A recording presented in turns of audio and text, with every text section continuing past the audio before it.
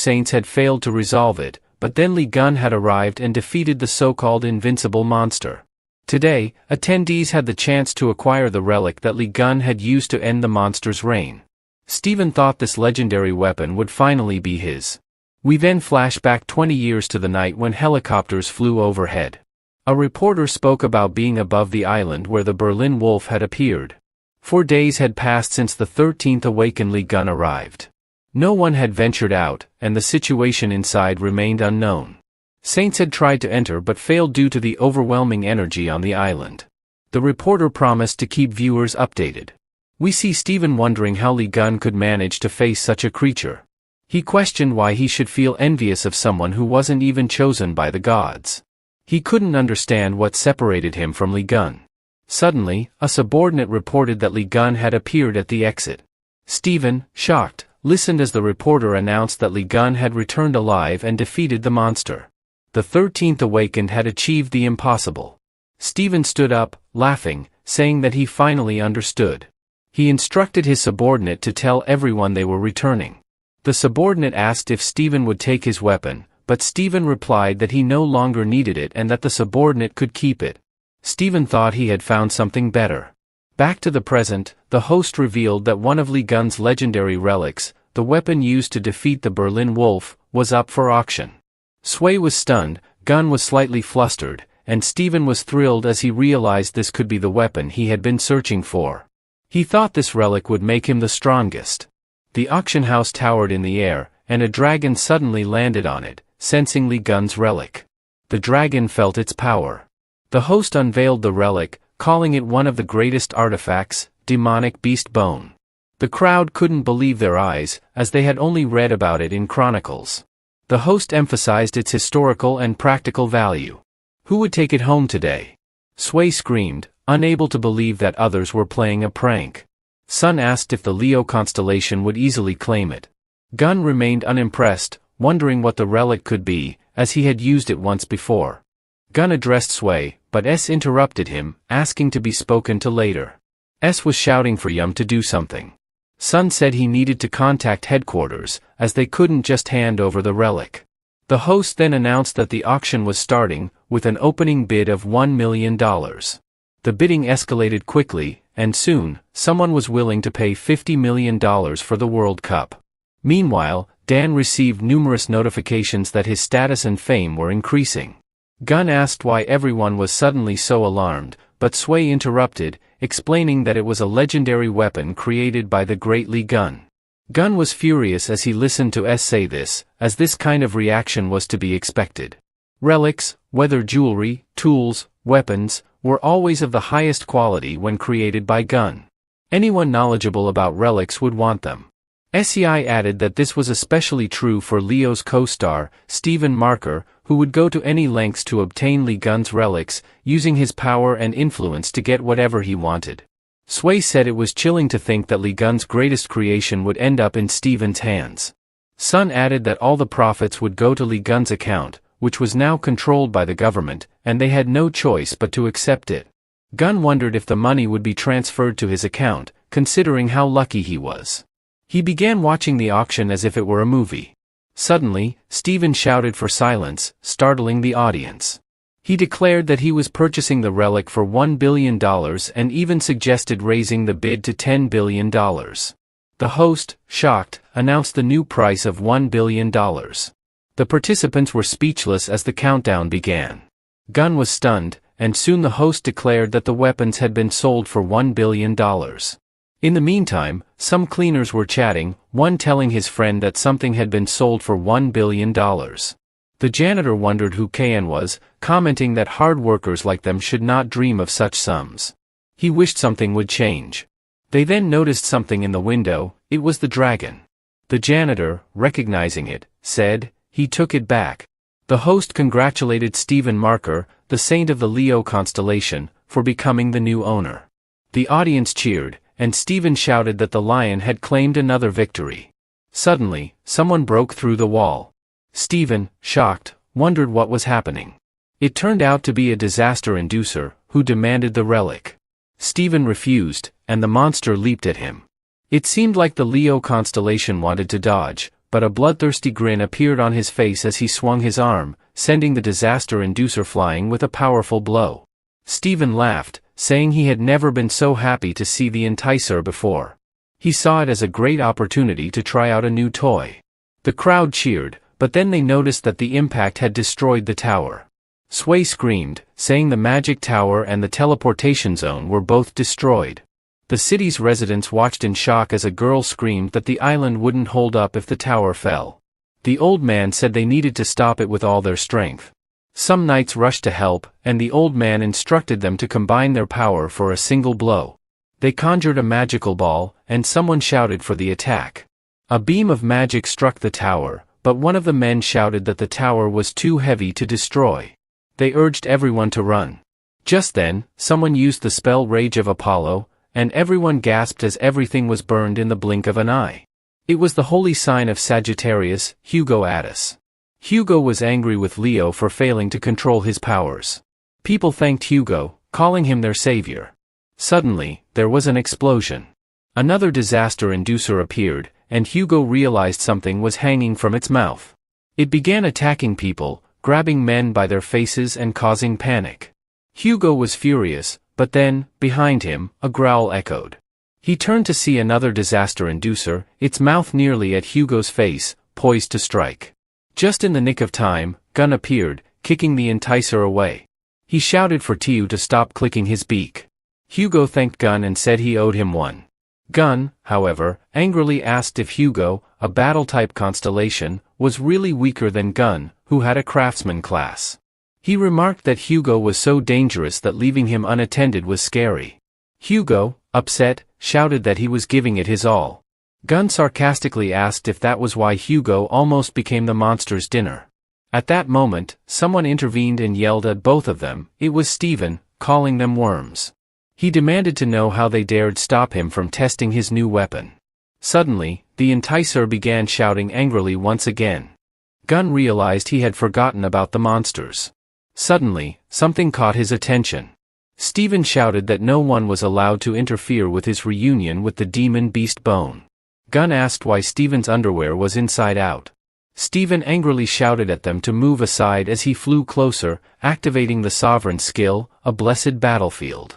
He grinned, telling them to stay quiet, as they were inside a devastating thunderstorm. With everything prepared, Stephen said that he had been at a disadvantage before, forcing him to counterattack with magic energy. But now, he wanted to test the true power of his new weapon. People were excited, with some shouting that Stephen was the strongest saint, surpassing even the hero Lee Gun. They cheered that Stephen would destroy the Enticer. The Enticer itself felt uneasy. Stephen announced that it was time for the Enticer to answer for all the destruction it had caused. He struck the monster right in the forehead, but there was no effect. The audience gasped in shock as Stephen hit the Enticer again, only for the creature to stand firm. Stephen, enraged, continued his attack, but his blows had no effect. The Enticer, growing angrier, struck back, landing direct hits on Stephen. He was confused and wondered why Lee Gun's weapon wasn't working. Hugo asked if they could leave, but Lee Gun explained that it wouldn't work because it was a sovereign skill, and even Gun would need time to dispel it. Lee Gun vowed that once they were free, Stephen would regret his actions. Hugo was angry as well, questioning who would carelessly discard a sovereign skill like that. The two turned to face the monsters. Gun asked if these creatures were part of the Enticer's army, and Hugo explained that these were people who had been affected by the monster. He noted that the creature had likely intended to use them as human shields, preventing heroes from attacking it directly. As the army of the infected began to attack, Gun concluded that they only had one choice left. Hugo asked if Lee Gun had a solution, and the hero simply stated that he would beat up the Enticer. But Hugo ran after Gun in a panic, shouting for him to wait. Gun, unfazed, grabbed the panicked man with one hand and took a closer look. He detached the Enticer's fabric from the man, and Hugo, shocked, asked how he managed to do it. Gun smiled and said it was simple, he used his power. Hugo marveled that he probably couldn't have done that, as he wasn't as terrifying as some others. Gun sneered, knowing from the beginning that everything would have to be done alone, since Hugo was of no use. A little annoyed, Hugo asked if Gun could at least cheer him up. Sighing in resignation, Hugo then turned his attention back to the fight and asked if Gun was going to rush in. Gun said he would cover his comrade, and Hugo agreed, noticing that Tiku still had a bit of its former power. They decided to team up once again after so long. Gun urged them to not delay and deal with the Enticer quickly. With that, Gun leapt forward, launching himself over the infected crowd. Upon landing, he created a shockwave that knocked the infected away, freeing the humans from the Enticer's curse. The Enticer, watching this, grew angry and began to lash out with its tentacles, trying to grab Gun. Gun confidently approached, taunting the monster. However, he soon almost at their destination. A light suddenly appeared. Hugo had fired his arrows, burning the tentacles and preventing the Enticer from taking over the humans. "Not on my shift," Hugo remarked, "well done." Gun, continuing his advance, approached the Enticer and told it to stop wasting time and just give up. He swung at the monster, landing a powerful blow to its stomach. The force sent the Enticer soaring into the air, screaming as it crashed into the barrier, shattering it. Hugo ran up happily, congratulating Gun for handling the Enticer so efficiently. Gun acknowledged it, then mentioned that the people under the monster's control should recover soon. However, as Gun's palm began to glow green, he noticed a snake symbol on his hand. He wondered what it meant and soon received a series of notifications. It seemed that by defeating such a powerful monster with his bare hands, his divinity had increased to 81%.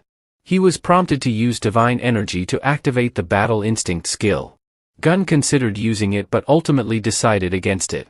Meanwhile, Steven, still battered from his own fight with the Enticer, stood dumbfounded before the defeated monster. He wondered why the artifact he was using wasn't working and if he was too weak to unlock its full power. The people watching were upset that Steven was losing, but one pointed out that something was happening to the barrier. Gun had made a hole in it with his bare hands. Steven was shocked, unable to understand how it was possible. His sovereign skill had been broken. Realizing the danger, the Enticer prepared to attack Gun, but at that moment, the monster seemed to be pinned to the ground. Everyone watched in shock as they were thrown back, and Gun stood calmly, facing the weakened Enticer.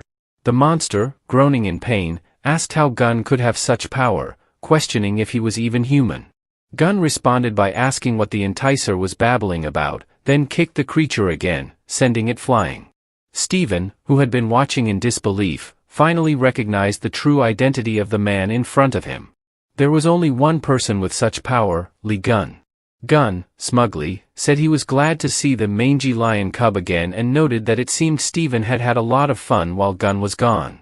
Trembling with fear, Steven denied the possibility that this man could be Lee Gun.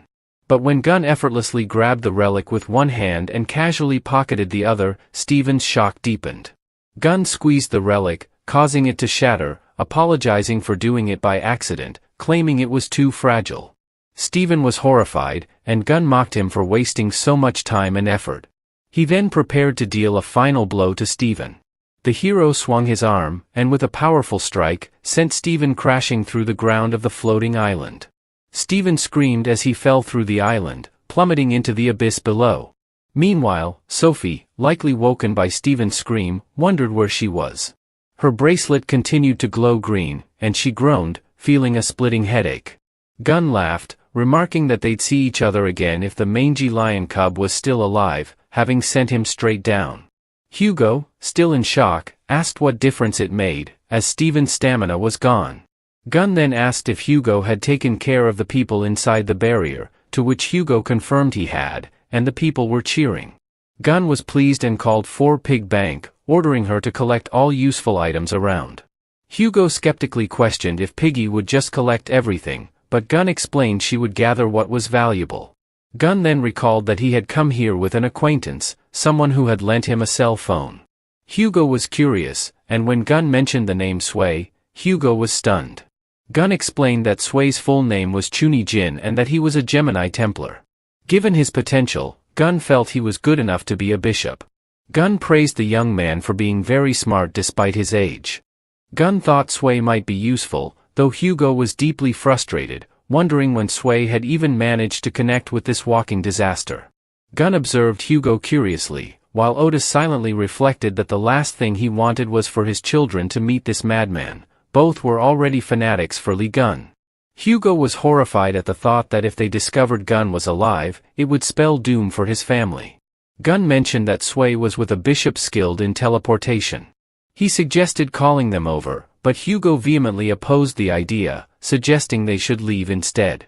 Gun was confused by Hugo's sudden insistence. Scrambling for an excuse, Hugo claimed the twins despised Gun, so there was no point in involving them. Gun thought back to how Sui always annoyed him with constant chatter and considered Hugo's claim. Hugo pressed that Sui truly hated Gun, leaving the hero visibly upset despite all the care he had shown. Gun lamented that he should have expected such hostility, while Hugo tried to reassure him not to stress over some kids. Suddenly, someone shouted, startling Hugo. Turning slowly, he recognized the voice. It was Sui. Gun realized their call had been active all along, leaving Hugo in utter shock. "Answer me already!" Sui yelled. Father and son began arguing, with Hugo at a loss for words. Meanwhile, the monster's tentacles whispered Li Gun's name before attacking. One tentacle almost struck Gun's face, but his relic intervened, absorbing the threat completely.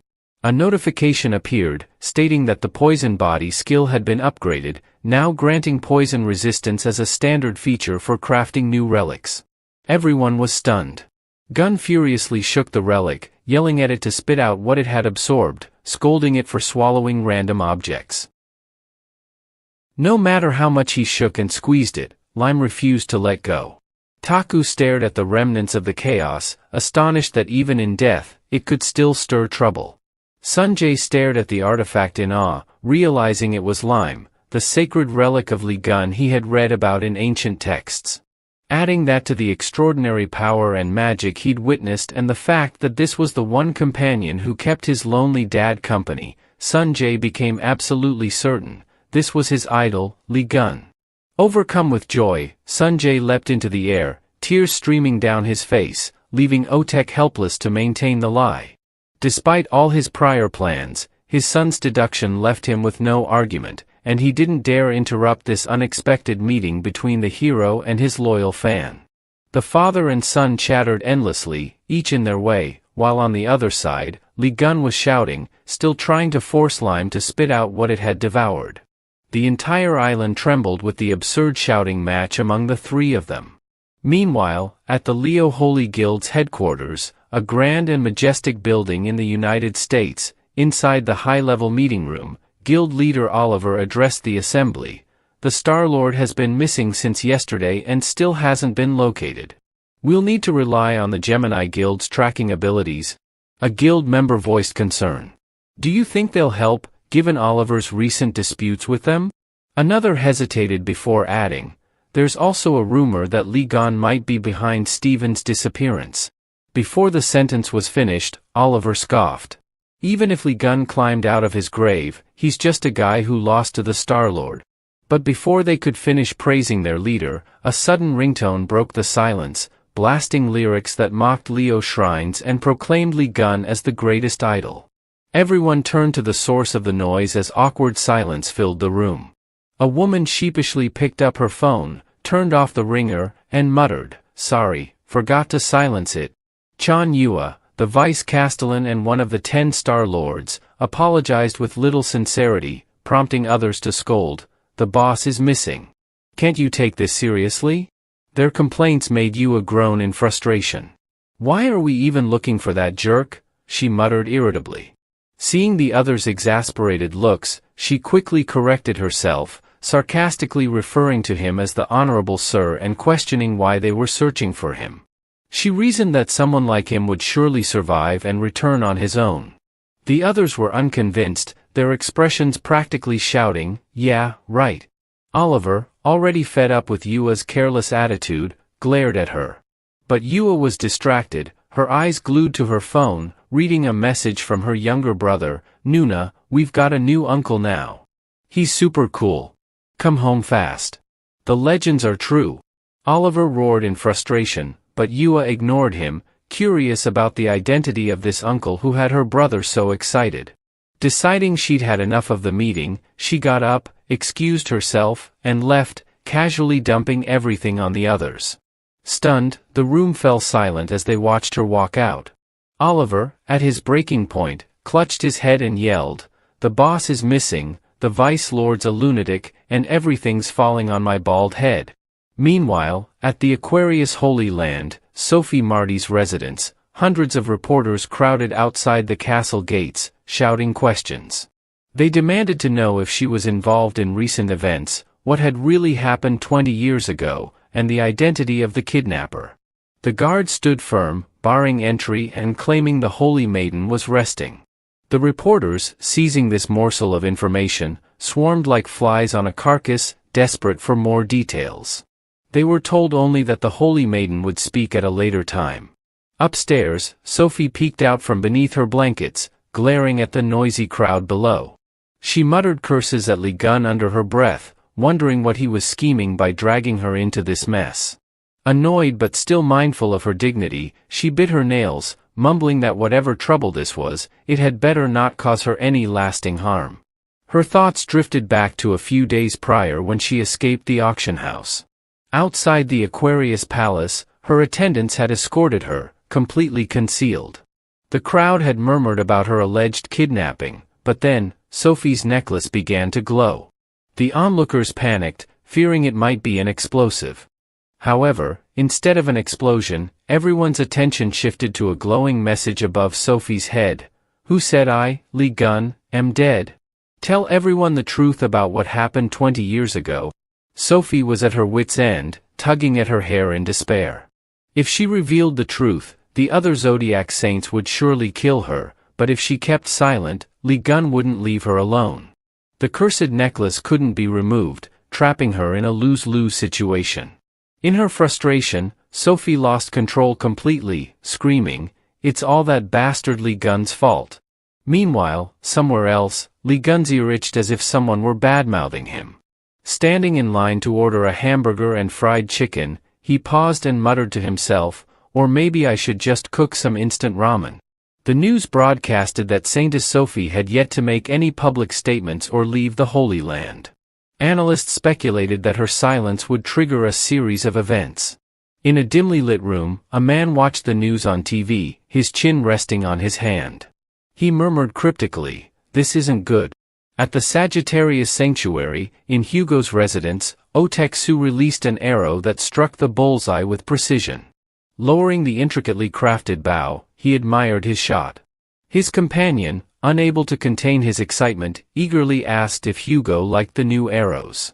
Hugo praised them, calling them far superior to the ones made by Capricorn's artisans. Suddenly, Hugo's companion turned annoyed, grumbling, "Of course, you can't even compare them." With a swift motion, Li Gun's arrow split Hugo's in half, embedding itself perfectly into the bullseye. 10 points. John declared, grinning as Hugo stared in bewilderment, grumbling, "You're overdoing it, man." Hugo remarked on John's audacity, especially since he was blindfolded and using a wooden bow. It was clear he was just showing off. Chastised, Li Gun only laughed mischievously. "Just messing with you a bit. Why so serious?" At that moment, a cool glass of ice water appeared in front of Li Gun, served on a tray by a kneeling Sunjae. Reverently presenting both the water and a towel, Sunjae beamed with admiration. John accepted them with a broad grin, laughing with the boy, oblivious to the vein throbbing on Hugo's forehead. Hugo was fuming, ready to scold his son for pampering his idol while ignoring his own father. But realizing brute force wouldn't work, he forced a smile and approached Sunjae. "Hey, I'm thirsty too. Can I have some water?"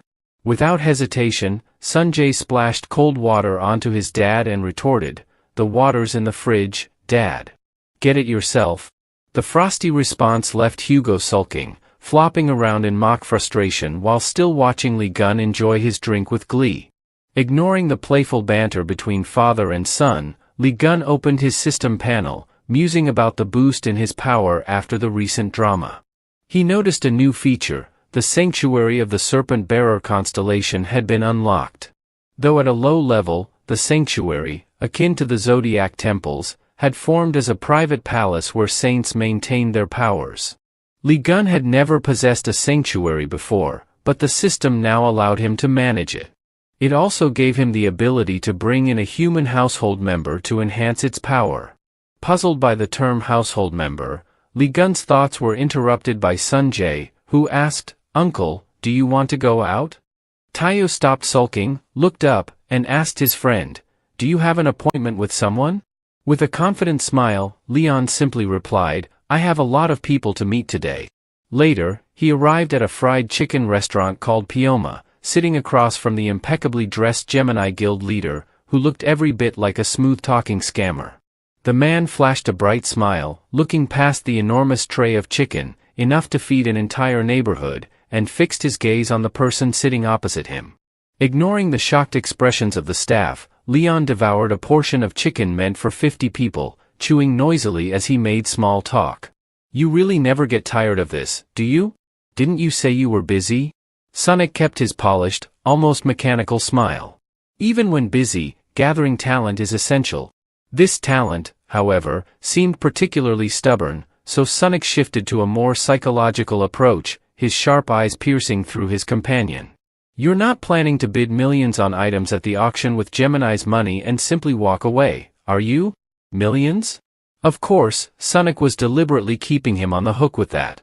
Watching Leon casually wipe his mouth after another bite, Sonic felt utterly defeated, considering the immense risk he was taking with this man. Though dealing with Leon was initially a hassle, he had to admit the guy had his uses. Today, Leon had come to meet Sonic because, after handling the asshair pest, his next target was that rotten little witch. With a serious expression, all while holding a chicken leg, Leon declared, "All right, I'll join the Gemini Guild." Seizing the moment, Sonic eagerly began setting a date for the initiation, but Leon cut him off, pointing the chicken leg at the golden badge on Sonic's jacket. Leon added a condition: he wanted the badge Sonic was wearing. Immediately, the two bodyguards beside Sonic reacted with outrage. "How dare you? This badge was personally gifted to the guild leader by Gemini himself." Unbothered, Leon kept eating and snapped, "Screw off. The adults are talking." Lowering his voice, he revealed to Sonic that he knew the badge granted access to all of Gemini's privileges. Before officially joining, he needed something valuable to feel secure. Echoing Sonic's earlier words about investing in talent, Leon held the chicken leg menacingly as he pushed for an answer. Sonic hesitated but finally said, "Give me some time to think." The bodyguards bristled, itching to intervene, but Leon replied casually, "Fine, but hurry up." He reminded Sonic to decide quickly, mentioning he had another appointment to attend. Despite his seemingly packed schedule, Leon pulled out his phone and texted his nephew, explaining that he'd be stuck a bit longer. Sanjay quickly responded, saying his sister would also be late. Smiling at the message, Sanjay waited for his uncle at an ice cream shop, imagining how shocked his sister would be to see her idol in person. The thought filled him with excitement. Sanjay glanced at the once rusty, outdated dagger in his hand, now beautifully restored and gifted to him by a legend. He resolved to ask his uncle to carve his name into it once he arrived. While lost in these happy thoughts, someone suddenly snatched the dagger from his hand with a mocking laugh. "Why are you messing around with a knife like a fool?" "I'm taking it," sneered a blonde punk. Sanjay stood up, glaring at the guy. "Hey! What are you doing with my dagger? Give it back." The blonde, Yunnan, led two lackeys, laughing arrogantly. Being an A-rank Gemini disciple, he didn't see Sanjay as worth his time. "Come on, is that really the tone you should be using with your senior?" he mocked, sneering at Sanjay's aggressive stance. Sanjay desperately wanted to punch him, but Yunnan was the son of the Libra saint, which made acting rashly impossible. The jerk knew this, which only made him more insufferable. Thinking about the sword, a priceless gift from Leon, Sanjay became furious and shouted for it back. In response, Yunnan's two lackeys pressed him down hard against the table, laughing at his struggle while the nosy patrons in the ice cream shop watched the scene unfold. The more agitated Sanjay became, the more delighted Sivan grew, throwing out even harsher taunts. "You sure like to talk big while pinned down. What's this thing to you, huh? Is it something he gave you, that Li Gun you admire so much? Or maybe, a memento from your sleeping mother?" Hearing that, Sanjay's restraint snapped. His face tensed, veins bulged, and his eyes turned blue as he unleashed his energy, ready to attack Sivan with everything he had. Unexpectedly, the sacred item in Sivan's hand sensed its owner's distress and activated a random skill. A blinding light erupted from the dagger, stunning everyone, and Sivan was nearly blinded. Suddenly, a pitch-black head shot out from the dagger, slamming squarely into Sivan's nose. The ice cream shop erupted into chaos as patrons gawked in terror. They couldn't believe their eyes. A man was emerging from the dagger itself, looking as creepy as a mummified corpse breaking free from its seal. By the time Lee Gun's entire body had appeared, Sivan was so frightened he fell backward, smacking his head against the floor. "Uncle Lee Gun." Sanjay's eyes sparkled with hope as he called out to him. Rubbing his head from the sudden appearance, Lee Gun turned to see his nephew behind him. "Sanjay? What are you doing here?" Overjoyed, Sanjay asked, "Uncle, how did you know I was here?" Scratching his head, Lee Gun looked puzzled. I was at a chicken shop, actually. I guess that summoning skill I added to the dagger activated." Shoving his hands into his pockets, Lee Gun surveyed the scene. If the dagger had summoned him, that could only mean someone was threatening Sanjay. He glanced at the blonde holding his nose and the two lackeys still pinning Sanjay to the table. His grin spread wide, sending a chill through anyone who saw it. "Messing with my nephew, huh?" Lee Gun said, his tone low and dangerous. What followed was a beatdown that made everyone in the shop shudder. Minutes earlier, Lee Gun had been sitting with the president of the Gemini Star Society, finalizing his agreement to join the guild in exchange for the prized badge. Overjoyed by Lee Gun's acceptance, Sonic couldn't contain his glee, though he secretly planned to use a contractual loophole to retrieve the badge later. Confident, he handed over the badge and waited for Lee Gun to sign the papers. But before the ink could hit the contract, Lee Gun disappeared, leaving behind nothing but a pile of fried chicken and a furious Gemini president stuck with an $800 bill. Back at the ice cream shop, chaos reigned. Broken furniture and dirt from shattered potted plants were strewn across the floor, and two boys lay unconscious nearby. Lee Gun had Sivan pinned down, punching him relentlessly. Gripping his neck, Lee Gun kneed him repeatedly in the stomach, ignoring Sivan's frantic attempts to plead his case. "I'm an A-rank Gemini disciple. My father's a company chairman. My mother is the Libra Saintess." Sivan stammered, but Lee Gun didn't care. The more Sivan talked, the harder Lee Gun hit him, leaving his face swollen and unrecognizable. Looking down at the crumpled figure, Lee Gun cracked his knuckles. "Get up, you little punk. I'm just getting started." Sivan panted heavily, fear overtaking him. All his defensive spells had failed, but he wasn't ready to give up. Clenching his fists, he let out a roar, and a surge of blue magic burst forth. Behind him, the image of a blue-armored bull materialized, radiating power. The locals nearby whispered nervously, "He's using magic in public. We better leave before we get caught in the crossfire." Grinning despite his swollen face, Sivan taunted, "This is what you get for underestimating me." But no matter how much power Sivan unleashed, Lee Gun remained unscathed. Annoyed, Lee Gun sneered, "You sure are loud." Effortlessly, Lee Gun gathered the flames Sivan had conjured, compressing them into a swirling sphere in his palm. "I thought you might have some real skill, but this wouldn't even light a briquette," he mocked. A system notification appeared before Lee Gun. "You have suppressed the opponent's magic. S-rank Ferris Bull data acquired." Sivan gawked in disbelief. "You're a magician?"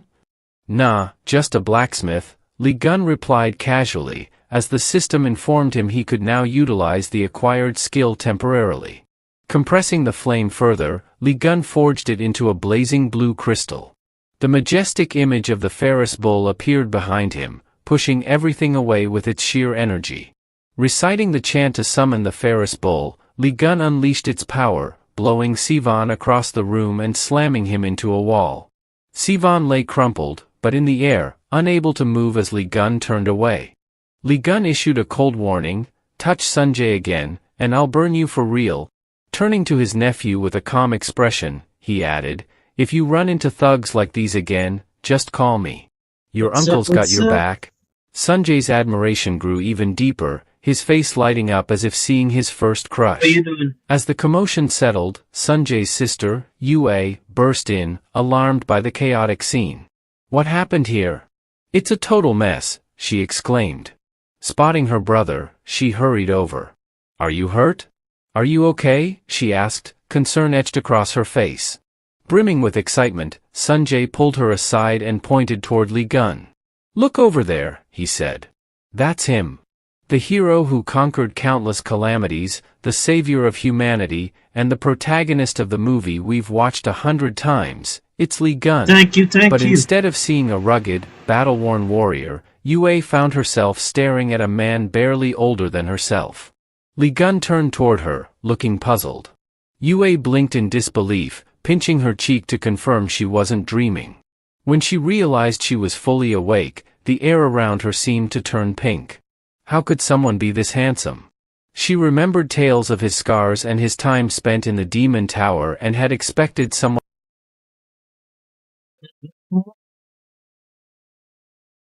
The Chinook of old work right there that started it. And I didn't finish it. I just started it, but I didn't finish it, so I decided to finish it. So basically, it's like a sub project. Like I want to put learning experience. Let's put it like that.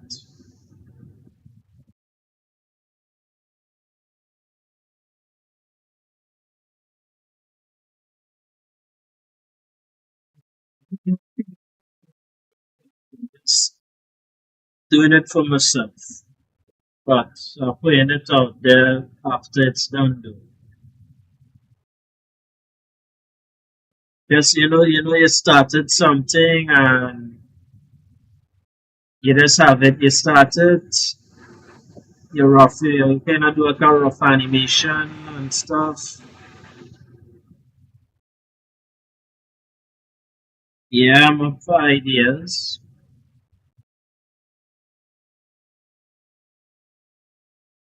I am up for ideas. Well, I am open for ideas. After this one, I'm planning on doing one for Animation Guild.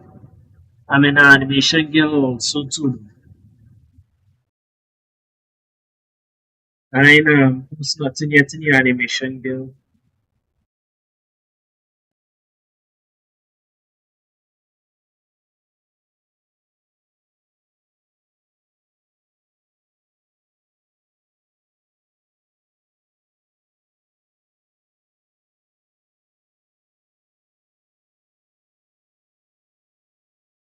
Yeah,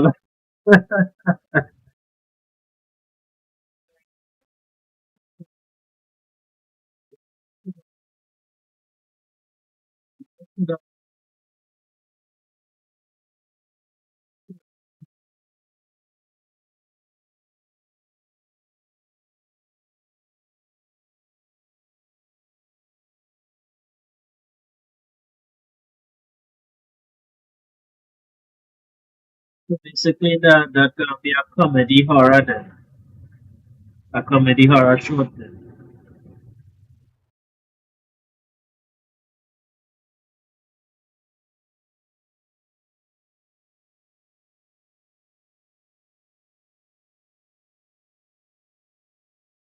Interesting.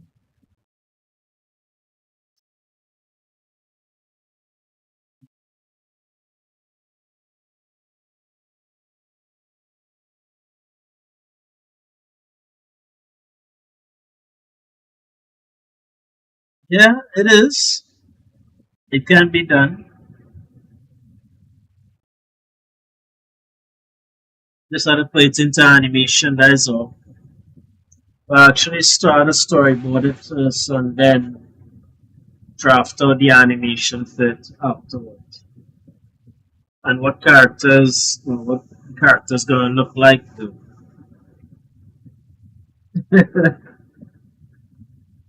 That's interesting.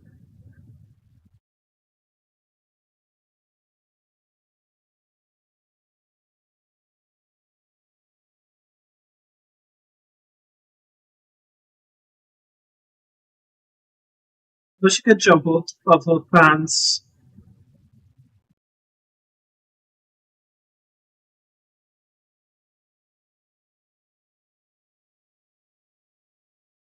Now I see how to draft that out.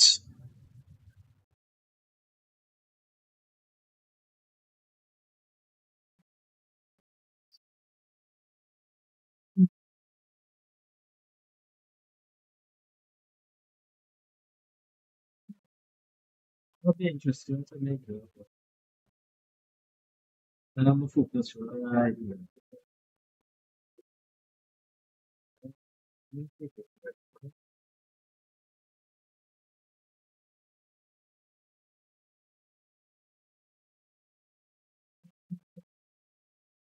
I think I should.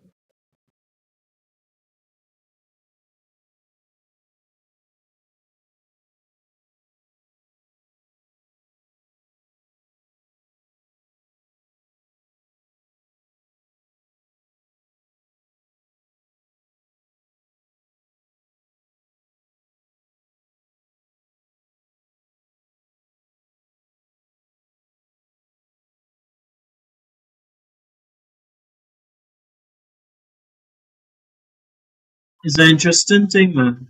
I'll get back to that.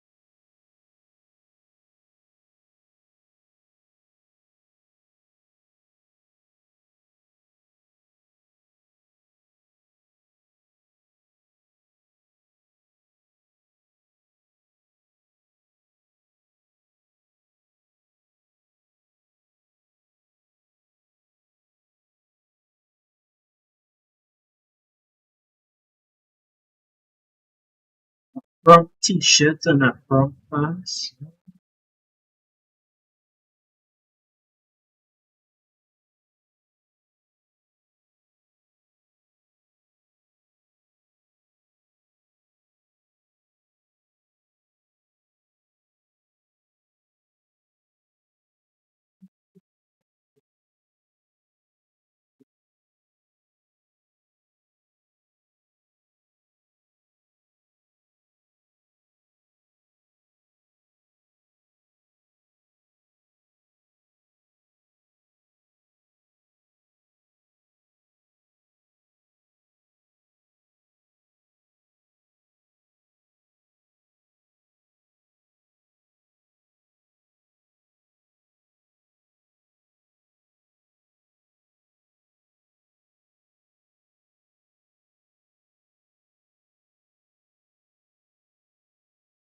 Likely she gonna be white. She gonna be white. She gonna have blonde hair or brown hair or a mix of the both.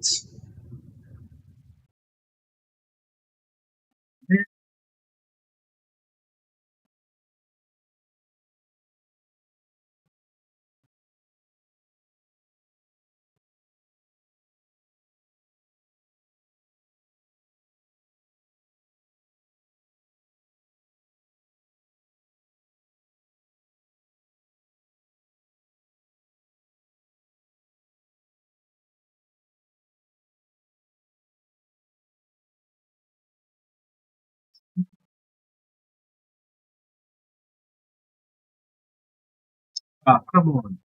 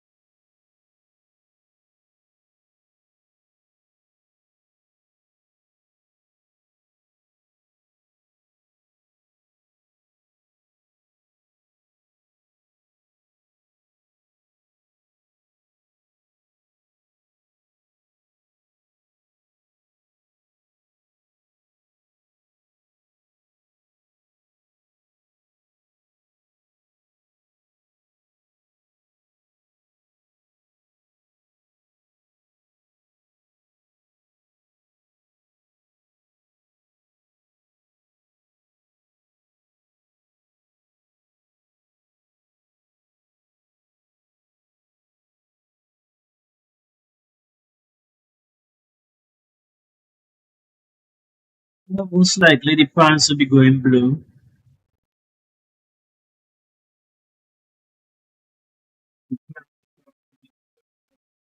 Shirt will be white or kind of tint blue, kind of toaster like a baby color blue. And you can put like a NASA, you can put like a NASA logo on it.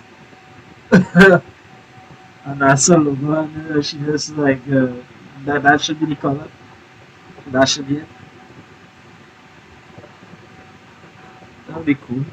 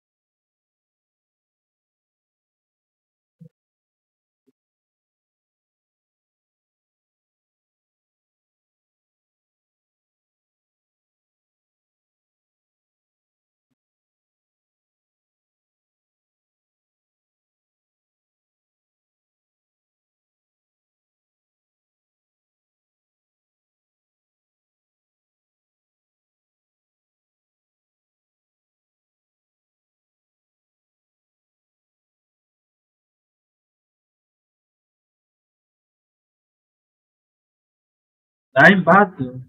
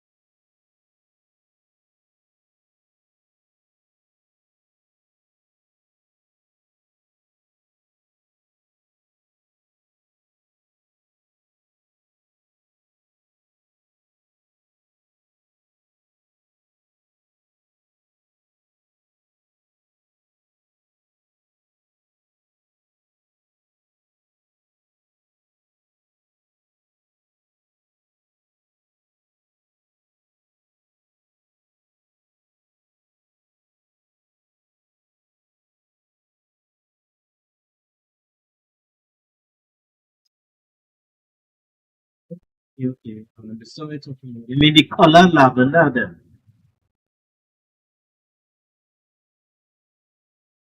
The color lavender?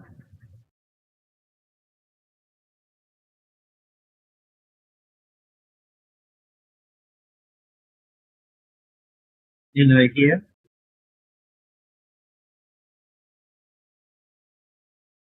I could be so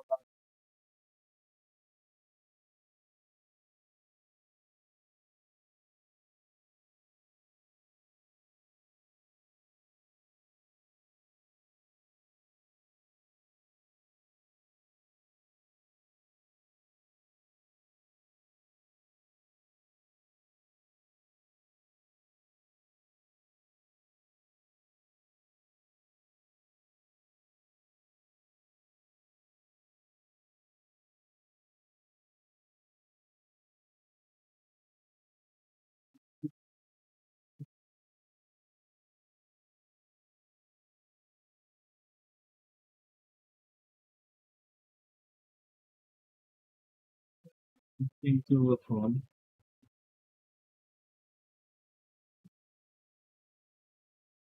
It's funny, but it's interesting. I shall work on something like that, but not now. Within the week to come, I shall start working on that thing what we just talked about. That'll be an interesting thing to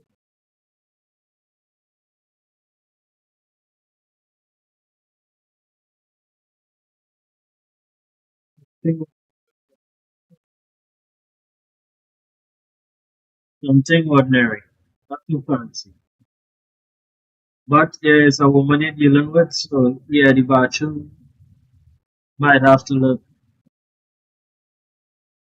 like, womanly.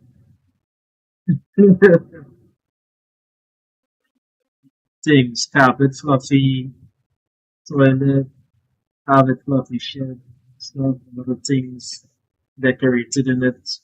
You don't already know how women just have their place if you haven't been in a woman's place before. Very fancy. Not all of them do, but I'll say, that she live a comfortable life. Basically the point. That's how I would design it.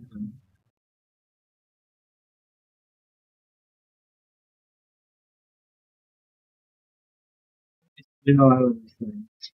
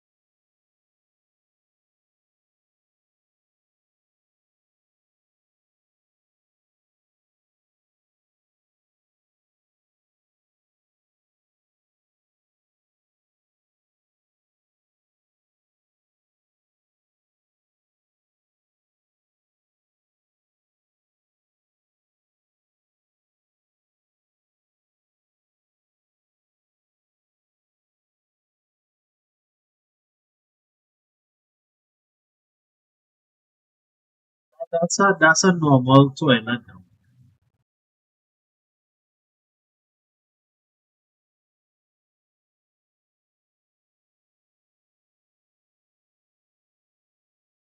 They're not really spectacular when it comes to something like that.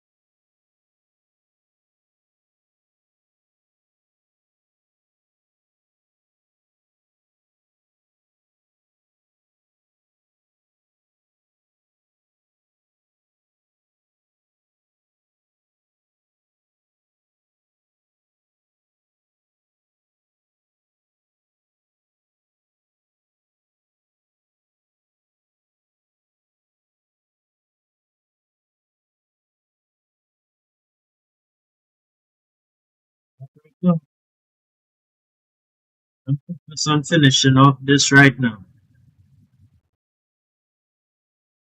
Right.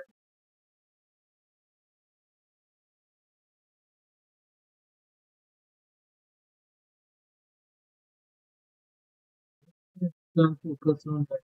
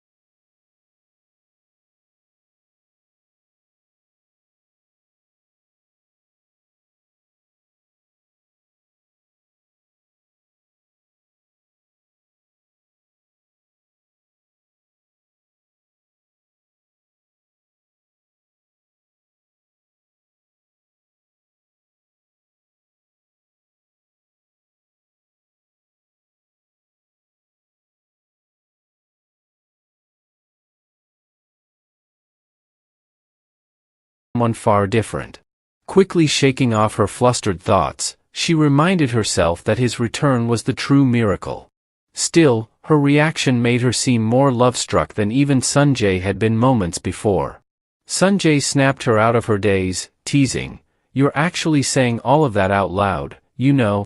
Her face turned crimson, and she began bowing repeatedly as Li Gun smiled warmly and greeted her.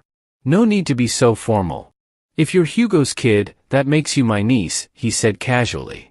Speechless, Yue's eyes welled with tears. Sanjay smirked. "Happy now, sis?" Ignoring him, Yue looked at Li Gun with trembling resolve. She stammered, struggling to voice her request. Li Gun assumed she wanted an autograph and readily agreed, but before she could finish, the ground began shaking violently. A calamity burst forth, cutting off her words. Despite the chaos, Li Gun managed to catch part of her sentence and asked, "Wait, what was that?" In an instant, Yue's spear cleaved the Calamity in two. Her demeanor shifted from sweet to fiercely determined. "One moment, uncle," she said, her voice steely. "I'll properly ask after I deal with this." With that, she charged into battle, leaving Li Gun momentarily frozen in shock. Turning to Sunjae, he asked, "Did I hear that right?" Sunjae sighed, patting his uncle's shoulder. "Yep, meeting you flipped her switch." Still in disbelief, Li Gun pressed on. "Pro? What does she mean?" Meanwhile, dark clouds blanketed the sky as monstrous calamities swarmed the streets, forcing people to flee in terror. Yue tore through them relentlessly, spinning her spear with ferocity. Facing an overwhelming horde, she stomped down with enough force to crack the earth beneath her, shouting, "Don't get in the way of my proposal." Her spear glowed with fierce energy as she hurled it skyward, unleashing a massive beam of light that obliterated the calamities in a hellish firestorm. Li Gun sighed in relief, realizing he had worried for nothing. Yue was even stronger than Hugo. Spotting Li Gun, Yue reverted to her sweet demeanor. "Uncle, I'm done here," she called out. But in her moment of distraction, a lurking calamity pounced, aiming for her head. Li Gun reacted instantly, pulling both Yue and Sunjae to safety. Amid the lingering flames, a mocking female voice echoed, "Oh? You dodged that? Not bad for a human. I like you." A strange woman perched atop a monster smirked, her thorny whip gleaming. "Next, I'll make you my new pet," she sneered. Li Gun stepped forward, his voice brimming with amusement. "Why is everyone playing with fire today?" "Well, this works, I need a furnace to craft divine artifacts." Grinning, he declared, "All right, you're hired as gas burner number 1. The monstrous woman wasn't offended, instead, her smirk widened. "You've got spirit, human. Training you will be fun." Earlier, Yue had frozen upon recognizing the creature as a calamity. She had been preparing to fight it, but Li Gun gently tapped her forehead. "You were planning to handle this alone, weren't you? No need. Leave this beast to me. You two focus on protecting everyone else. I trust you because I know you're strong, so trust me to handle this." Yue smiled softly. She and Sunjae nodded, ready to back him up. Together, they unleashed their powers, bracing themselves for a showdown against the calamity. Li Gun's gaze stayed fixed on the monstrous woman, determined to make her his personal furnace. As the beastly creature lashed her thorny whip wildly, screaming, "More! More! More!" With each strike, Li Gun remained unfazed, effortlessly dodging every blow with incredible speed, his hands casually tucked in his pockets. Her laughter grew louder and more manic as her strikes became harsher. "This is what I call training," she exclaimed, whipping him so hard that he was sent crashing into nearby buildings, debris scattering everywhere. The impact was massive, leaving smoke and destruction in its wake. Amid the chaos, Li Gun emerged from the rubble, still bound by the whip. Kneeling on one knee, his tattered clothes clung to him, but he rose, clearly annoyed. In a swift motion, he snapped the whip as if tearing apart a piece of soft fabric. "Is this all you've got?" he asked disdainfully. "You're just noisy, not impressive." The monstrous woman's face contorted in shock, struggling to comprehend what had just happened. Below her, the beast she commanded opened its enormous jaws, unleashing a torrent of flames at Li Gun. A deafening explosion followed, the fire spreading like a nuclear blast. Smoke and heat engulfed the area, creating an apocalyptic scene. Meanwhile, Sunjae's magic-formed figure worked tirelessly to shield civilians from the falling debris, urging them to evacuate to safety. As soon as the last person was out, he brushed off his hands and ran toward Yue, who was fixated on the battle in the distance. Yue couldn't shake off her growing unease. While Li Gun was undoubtedly powerful, calamities belonging to the fantasy races were among the most dangerous foes. The one before them had to be red grade or higher. Her mind raced with what-ifs, especially worrying about the effects of Li Gun's prolonged time in the Demon Tower. Without hesitation, she dashed toward him, ignoring Sunjae's protests. The battlefield surrounding Li Gun resembled a gateway to hell, fire and devastation everywhere. Yet, he laughed, invigorated by the destruction. "Now that's real fire," he exclaimed gleefully. That Gemini brat's flames were downright lukewarm. From within the smoke, his silhouette slowly emerged, his eyes faintly glowing green. He gathered the creature's fire into a blazing orb, grinning wildly. "I've decided, you'll be my forging flame," he declared. The system's notification appeared, confirming the flames could now be used in spatial creation. The monstrous woman, still reeling from his resilience, panicked. Her once confident demeanor faltered as she saw Li Gun alive amidst her inferno. Raising his hand, he summoned a crafting hammer, the system urging him to select a target for enhancement. Li Gun held the flame orb aloft, smashing it with the hammer to initiate the enhancement. The circle of magic that appeared beneath him glowed brightly, creating a whirlwind of energy. The woman, realizing his intent, screamed defiantly, gathering her flames for another attack. However, she failed to notice Yue sneaking behind her. With a magic spear in hand, Yue unleashed a thunderclap skill, electricity crackling as it struck the monster. The calamity roared in pain, but the situation turned against Yue when the creature grabbed her spear and crushed it into molten metal. Furious, it hurled Yue into a nearby building. The impact left her coughing up blood, much to the monster's delight. As the calamity lunged at Yue, jaws open wide like a gaping chasm, it suddenly stopped, yanked back by an unseen force. Yue's shock turned into relief when she saw Li Gun holding the beast's tail. Laughing heartily, he said, "Where do you think you're going? I'm the one you should be playing with." The bizarre fight turned comical as Li Gun effortlessly swung the enormous creature, slamming it into the ground with enough force to send shockwaves through the area. The beast lay motionless, leaving the calamity's master in utter disbelief. "How could a human toss a hell lizard like that?" she whispered, horrified. Li Gun's gaze darkened with killing intent as he addressed the demon woman. "If you touch Yue again, I'll kill you," he warned, his tone cold and venomous. The woman, feeling as though she was staring into the eyes of a deadly predator, broke into a nervous sweat. Refusing to admit defeat, she began radiating a blinding purple light, her body transforming into a more grotesque and powerful form with wings characteristic of a hellwing species. Li Gun remained unimpressed, his laid-back demeanor intact. "Another trick? Fine," he muttered. The calamity rushed forward with blinding speed, unleashing her hellbound attack that tore through the ground.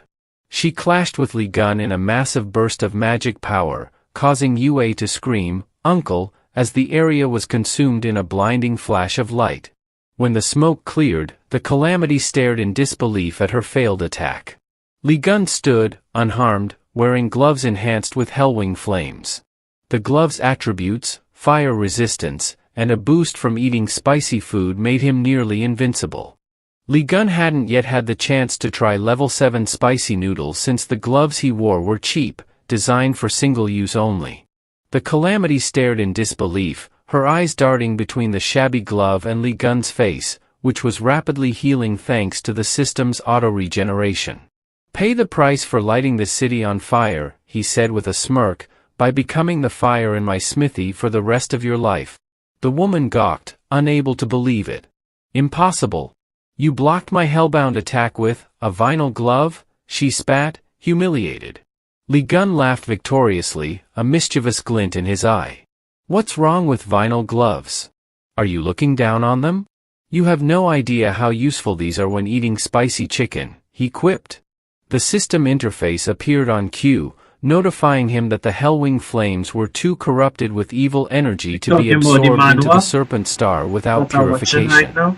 "Purification, huh? Sounds like a job for my purifying punch," he grinned, cracking his knuckles. Without hesitation, Li Gun launched himself at the calamity, delivering a series of relentless blows. The monstrous woman crumbled to the ground, but her essence didn't purify as intended. Instead, she was left lifeless. "Oops. Guess punching wasn't the way to purify her," he shrugged nonchalantly. Turning his attention to the hell lizard, he muttered, "Looks like you're up next. Gas burner number 1 is out of commission, so you'll have to take its place." The lizard, seeing its master defeated, quickly raised a white flag in surrender. From that moment, it became a captive of the Serpent Star. Li Gun rattled off a series of ridiculous names for the creature until it finally settled on Torch. Yue and Sunjae arrived just as Li Gun was wrapping up, battered but clearly still in good spirits. Yue didn't waste time, immediately bringing up something pressing. Her tone was sharp and direct, making Li Gun's stomach churn with unease. Recalling Yue's earlier mention of a proposal, he thought, "Oh no, I'm doomed." He stammered nervously, attempting to change the subject, only to realize she was referring to something else entirely. "What really happened in the Demon Tower 20 years ago?" she asked, her voice tinged with accusation. "I've always had doubts. The Zodiac Stars claimed you sacrificed yourself to protect humanity, but why were you the only one to die? It doesn't add up." Her fists clenched as she continued, her suspicions pouring out. "You didn't sacrifice yourself willingly, did you? Something always felt off. And after seeing your strength today, I'm certain of it. You were betrayed?" Li Gun sighed, recognizing there was no point in denying it. Sharp as ever. "Takes after her father," he muttered. Memories of that fateful day resurfaced, the pain of betrayal etched in his mind. He revealed the truth. 20 years ago, one of the 12 saints had stabbed him in the back, literally and figuratively, during the battle inside the Demon Tower. Yue and Sunjae were stunned. The Zodiac Stars and Legion were supposed to protect humanity. How could they do this to you? Sunjae demanded, his voice shaking with disbelief. Li Gun nodded grimly. "That's the problem. I was too strong, stronger than all 12 of them combined. I killed the Crimson-Eyed Beast by myself. That made me a threat. With the Calamity's leader gone, the Zodiac Stars had no more monsters to exploit for money and power. So, they conspired to eliminate me, the one obstacle in their path." The siblings trembled with rage, tears welling in their eyes as the truth sank in. Sunjae bowed his head, his voice barely above a whisper. "So they trapped you in that tower, took the glory that was rightfully yours, and left you to die, after everything you did to save humanity?" Li Gun placed a reassuring hand on their shoulders. "Thanks, but there's no need to cry. They'll pay for what they've done, 1,000,000-fold." Pulling out his phone, he checked the news. Headlines buzzed about Saintess Sophie Marty and rumors surrounding Li Gun's survival. In South Korea, journalists and reporters crowded a conference room, eagerly awaiting revelations about the events of 20 years ago. Speculation ran wild, tying the upcoming disclosure to the recent DRMA incident and whispers of Li Gun being alive. Cameras flashed, anticipation thick in the air. As Sophie finally stepped onto the stage, she smiled outwardly, but inside she was sweating bullets, wishing she could flee the press conference. However, running wasn't an option. Around her neck hung Li Gun's holy relic, suppressing her every move. She didn't know what it might do if she resisted, leaving her trapped like a puppet. Sophie had no choice but to say exactly what Li Gun wanted, though the mere thought filled her with dread. She feared the wrath of the Zodiac Stars if they discovered the truth, but more than that, she feared Li Gun might kill her if she failed. Sophie hesitated, then began her speech. "The reason I'm here today, as you've all suspected, is to reveal the truth about the events of 20 years ago." She paused, lowering her head. Back then, it was a significant event. 13 heroes fought against the Crimson-Eyed Beast and were celebrated ever since. Her voice faltered. But in reality, the one who defeated the Crimson-Eyed Beast that day was, she exhaled heavily, her reluctance plain. "At last," she uttered, "Li Gun." At first, the journalists didn't react, but a few moments later, the room fell into stunned silence before erupting into chaos. A flood of questions followed. Was it really Li Gun who defeated the Crimson-Eyed Beast and not Stephen Marker? Have the 12 Zodiac Saints been lying for 20 years? Is Li Gun still alive? Sophie's face darkened as the onslaught continued. Just as she was about to confirm that Li Gun was indeed alive, a wave of dark energy surged toward her, sending chills down her spine. A menacing figure appeared behind her, John Louis, the Capricorn Saint. Sophie spun around, her terror evident. Morin smirked at her, then sneered at the press. "You don't look well, Saintess. Seems like this press conference is too much for you, isn't it?" His pupils glowed red as his face twisted with malice. He moved closer, cutting the microphone off before Sophie could respond. Trembling, she asked, "Why are you here?" Leaning in, Morin hissed, "Shut up. What the hell do you think you're doing? Do you even know your place? All you had to do was parade around as the Saintess, just like always. What complaints could you possibly have to pull a stunt like this? Say another word into that mic, and I'll tear your mouth off for the world to see." Morin switched the microphone back on, his tone calm and collected as he addressed the room. "The Saintess has been threatened, which explains her reckless words just now. Rest assured, I'm here to protect her." His flawless delivery silenced the room. He then declared the press conference over.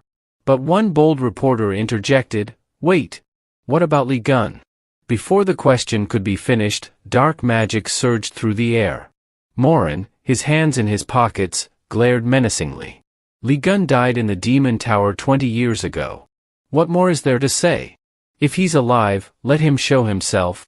His icy gaze sent chills through the room, silencing some but not all.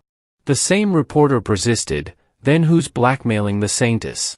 The question reignited the room's fervor, infuriating Morin. As veins bulged on his temple, the oppressive dark energy around him thickened. Cursing under his breath, he prepared to silence everyone with a blast of magic. But before he could unleash it, a kick came flying in. "Look at you! About to kill reporters? Have you no shame?" Lee Gun's voice boomed as Morin crashed into the wall, leaving a massive hole behind Sophie, who clutched her head in terror and screamed, "He's here!" Still dazed from the blow, Morin didn't see clearly before Lee Gun charged in, dragging the tail of the hell lizard behind him. Swinging it theatrically, Lee Gun greeted him with mocking flair. "Long time no see, you rotten crab. Your face is still as wrinkled as ever. Here, I brought you a gift." He slammed the lizard's tail into Morin, shattering the ground beneath them. Sophie, still trembling, was dumbfounded to realize the tail belonged to a hell lizard. Meanwhile, the creature curled up in the corner like a zoo exhibit, looking pitiful. Sunjay, arriving at the scene, couldn't resist commenting. "There's even a sign that says, 'Please don't feed the lizard,'" he quipped, earning curious glances from the growing crowd. Lee Gun stood over Morin's collapsed body, muttering in frustration.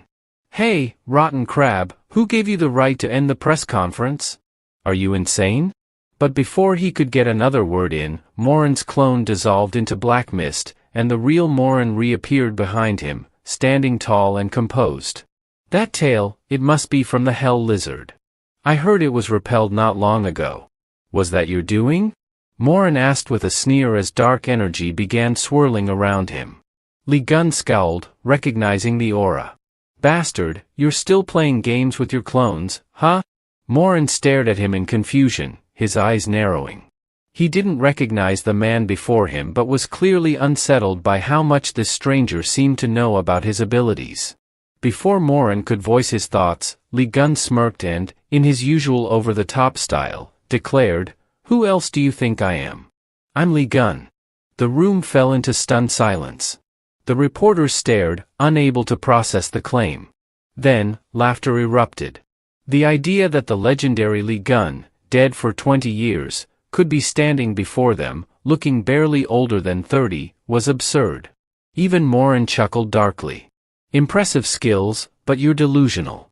If you're going to impersonate someone, at least pick someone believable."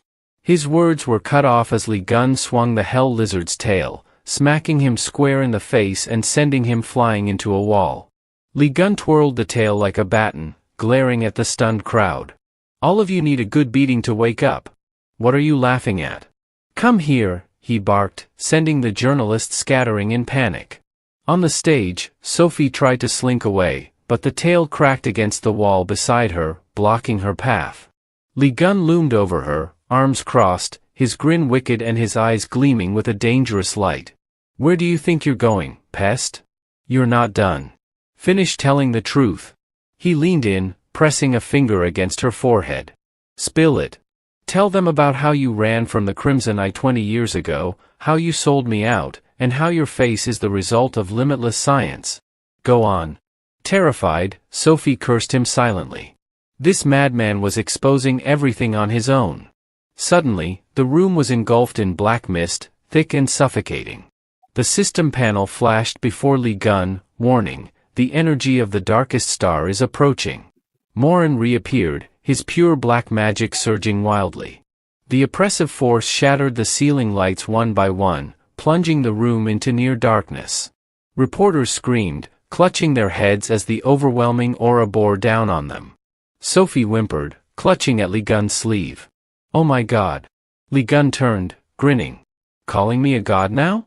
I knew you'd see the light eventually." "Not you." Sophie snapped. This insane chaos. Within the swirling black mist, Morin's shadowed figure stood tall, his power manifesting as a monstrous, tentacled humanoid figure with glowing, lashless eyes. His voice dripped with malice as he addressed Li Gun. "I'll admit, I didn't expect you to be the real deal. So, you survived the Demon Tower, huh? Then allow me to throw you a proper welcome party." Li Gun's grin faded, his posture tensing. The air was electric with tension. Behind him, Sophie looked like she was seconds away from passing out. Even Li Gun couldn't ignore the suffocating pressure from Morin's new form. Morin rose into the air, his body cloaked in dark energy that clashed against Li Gun's radiant blue aura. Their opposing forces filled the room, signaling an impending clash of titanic proportions. Meanwhile, back at Oteksu's home, far from the chaos, he stirred a steaming pot of noodles, sighing. "SJ, Yua, and Gon are all out. Guess it's ramen for dinner." He plopped down on the couch, flipping on the news. The live broadcast displayed the carnage at the press conference, with frantic reporters narrating every moment. As you can see, the man claiming to be Li Gun is engaged in a fierce battle with the Cancer Saint. Oteksu froze, the noodle hanging limply from his mouth. Speak of the devil. On screen, Morin unleashed a massive black magic orb, slamming it into the ground. The floor cracked and debris shot everywhere, sending the crowd scattering.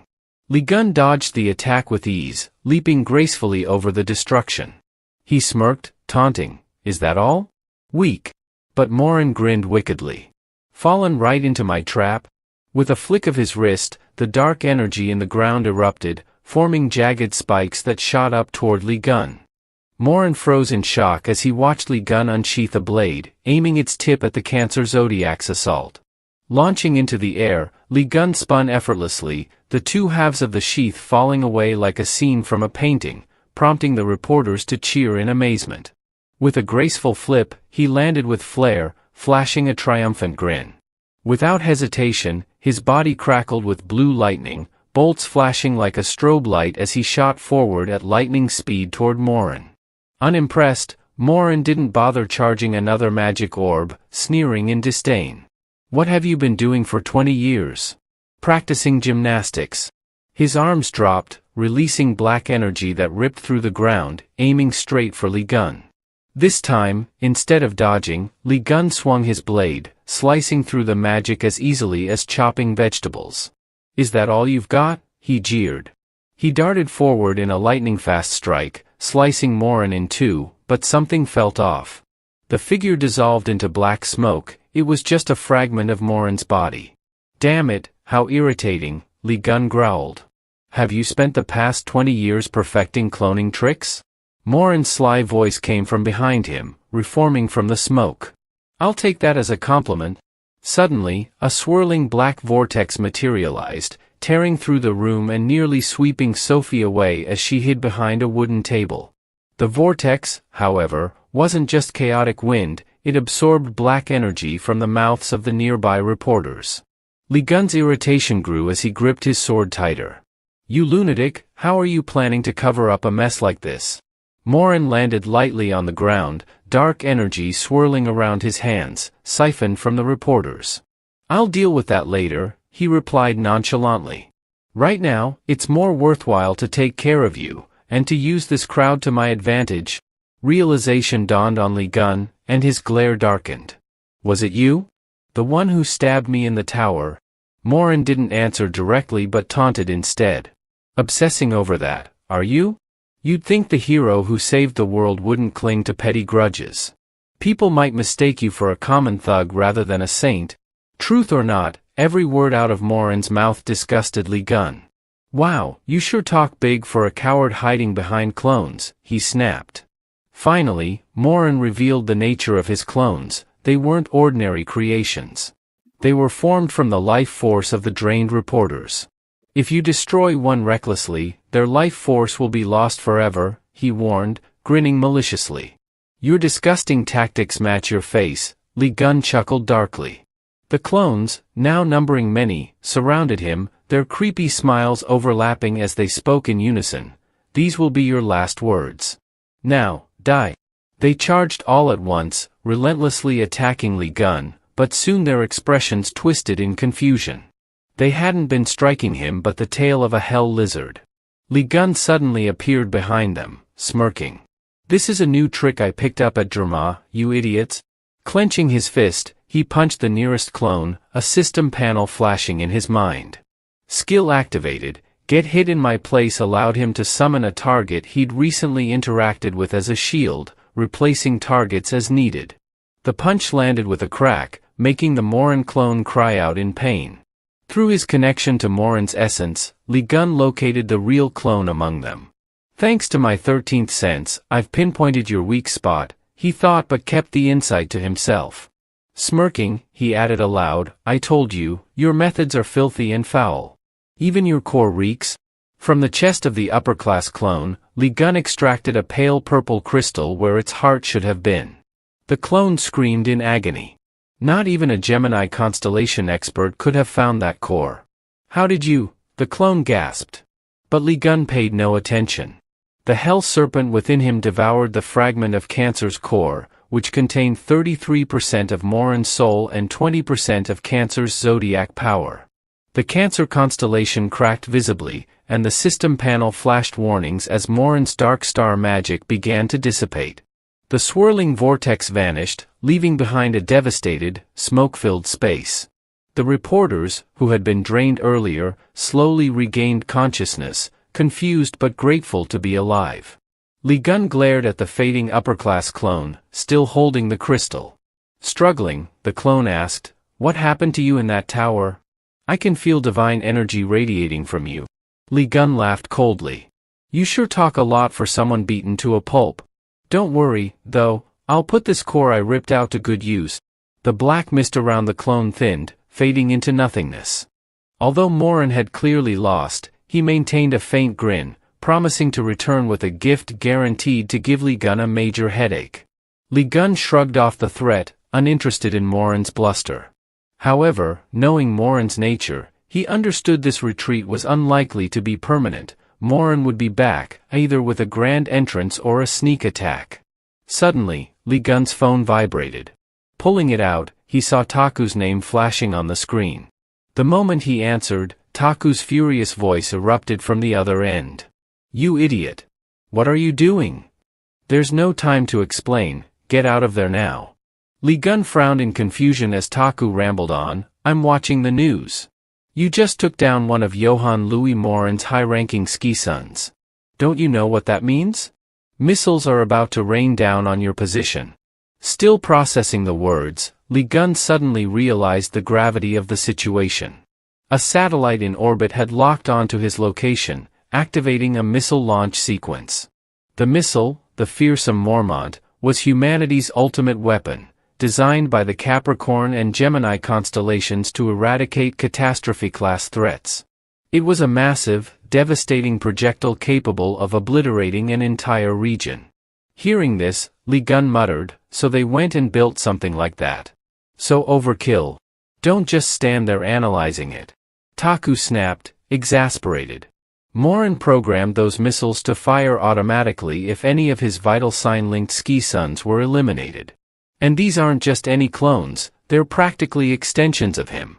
Stop dawdling. But Li Gun didn't move, instead countering, if I just run, it won't solve anything. It'll still wipe out this city, and probably others too. What's the plan? Taku groaned, rubbing his temples. You're impossible. Meanwhile, Li Gun glanced at Sophie, flashing a mischievous grin that made her shift uncomfortably. Don't look at me like that, Sophie muttered, but Li Gun's grin only widened. I have an idea. Above the Earth, the Mormont missile had already launched, streaking towards Seoul City at incredible speed. Emergency alerts blared, and chaos erupted as terrified citizens fled toward shelters. "Why is a catastrophe-class weapon targeting downtown?" people screamed. In the midst of the panic, Sunjae and Yua frantically searched for their uncle, unaware of his whereabouts. Suddenly, a brilliant blue streak shot across the sky, moving faster than their eyes could follow. Sunjae gasped. "It's Uncle gone." High above, Lee Gun carried Sophie over his shoulder, soaring toward the missile on waves of magical energy. Sophie, meanwhile, screamed in sheer terror.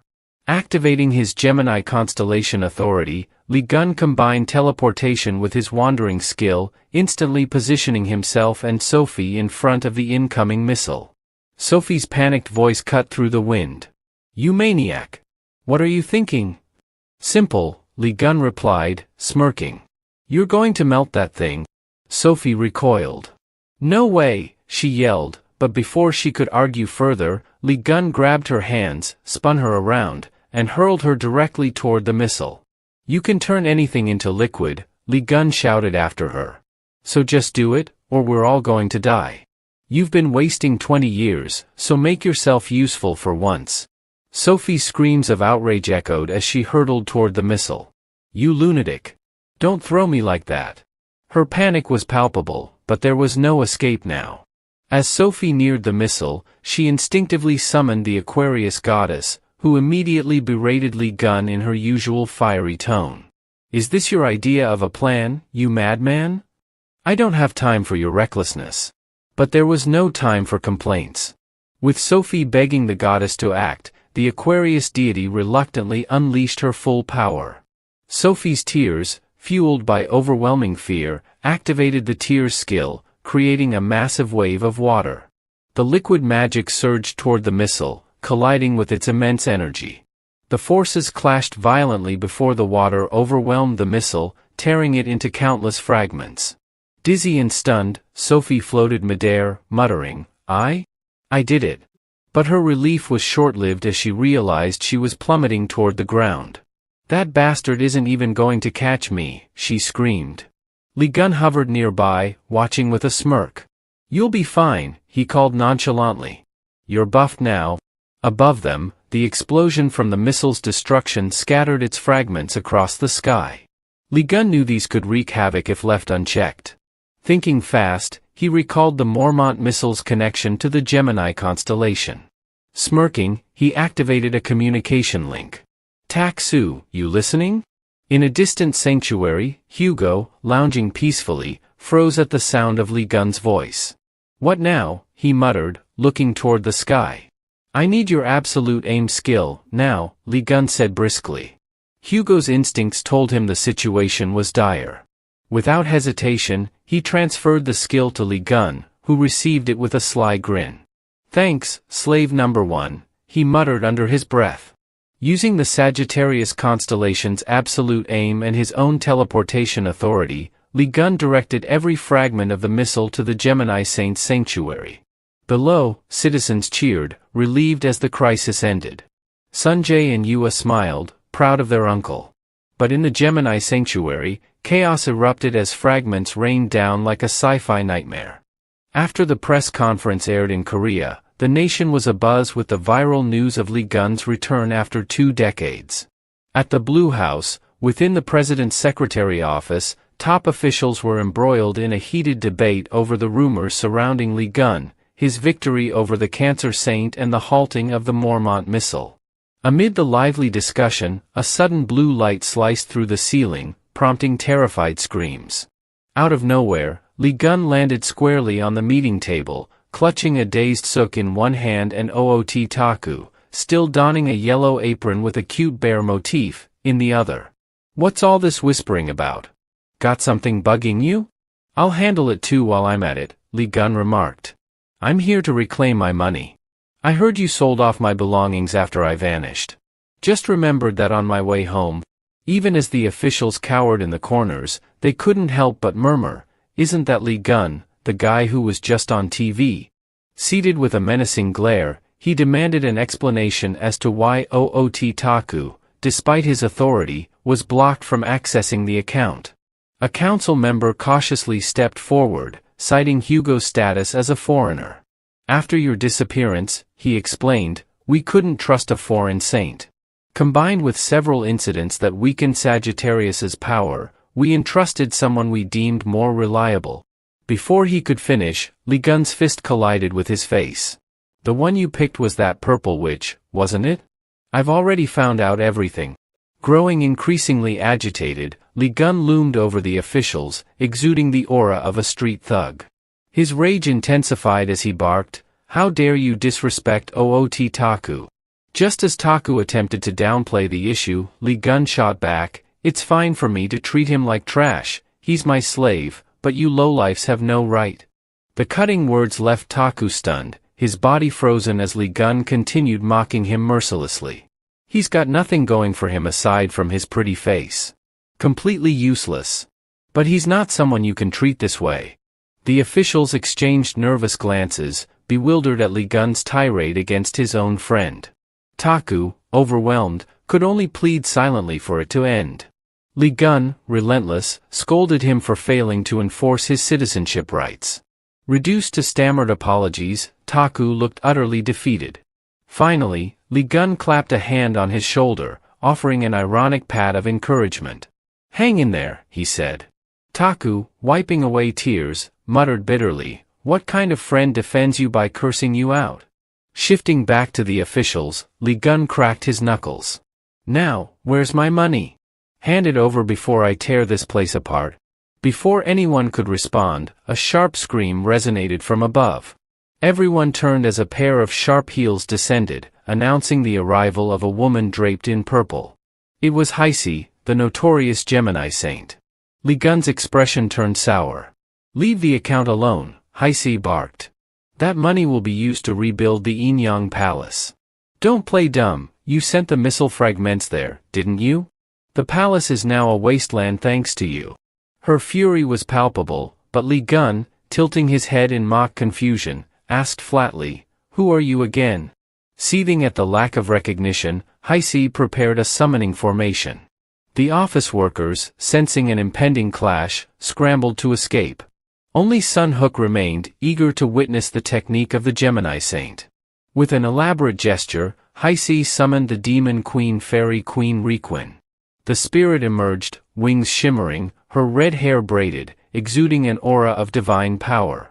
Confidently, Heisei declared, this spirit is as strong as a guardian god. You're finished. But before she could lower her arm, Li Gun dashed forward, grabbed her by the waist, and hurled her skyward through the ceiling. Her screams faded into the distance.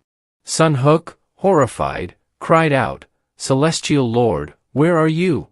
Meanwhile, Riquin, now masterless, tried to retreat. Before she could vanish, Li Gun yanked her by the hair. Catching a demon is easier than pulling onions, he quipped, ignoring her pleas for mercy. Just then, a loud crash signaled Heisei's unceremonious return, unconscious from her flight. Her transformation magic faded, revealing an unremarkable figure.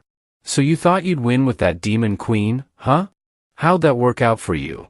Li Gun jeered at the officials, still clutching the demon queen like a rag doll. Realizing they'd been duped into following a nobody, the officials stammered, we'll hand over the money. Shortly after, Li Gun and Hugo emerged from the Blue House, carrying documents instead of cash. Li Gun, grinning, remarked, let's eat. Over hamburgers at Sun Jae's house, the group mulled over their next move.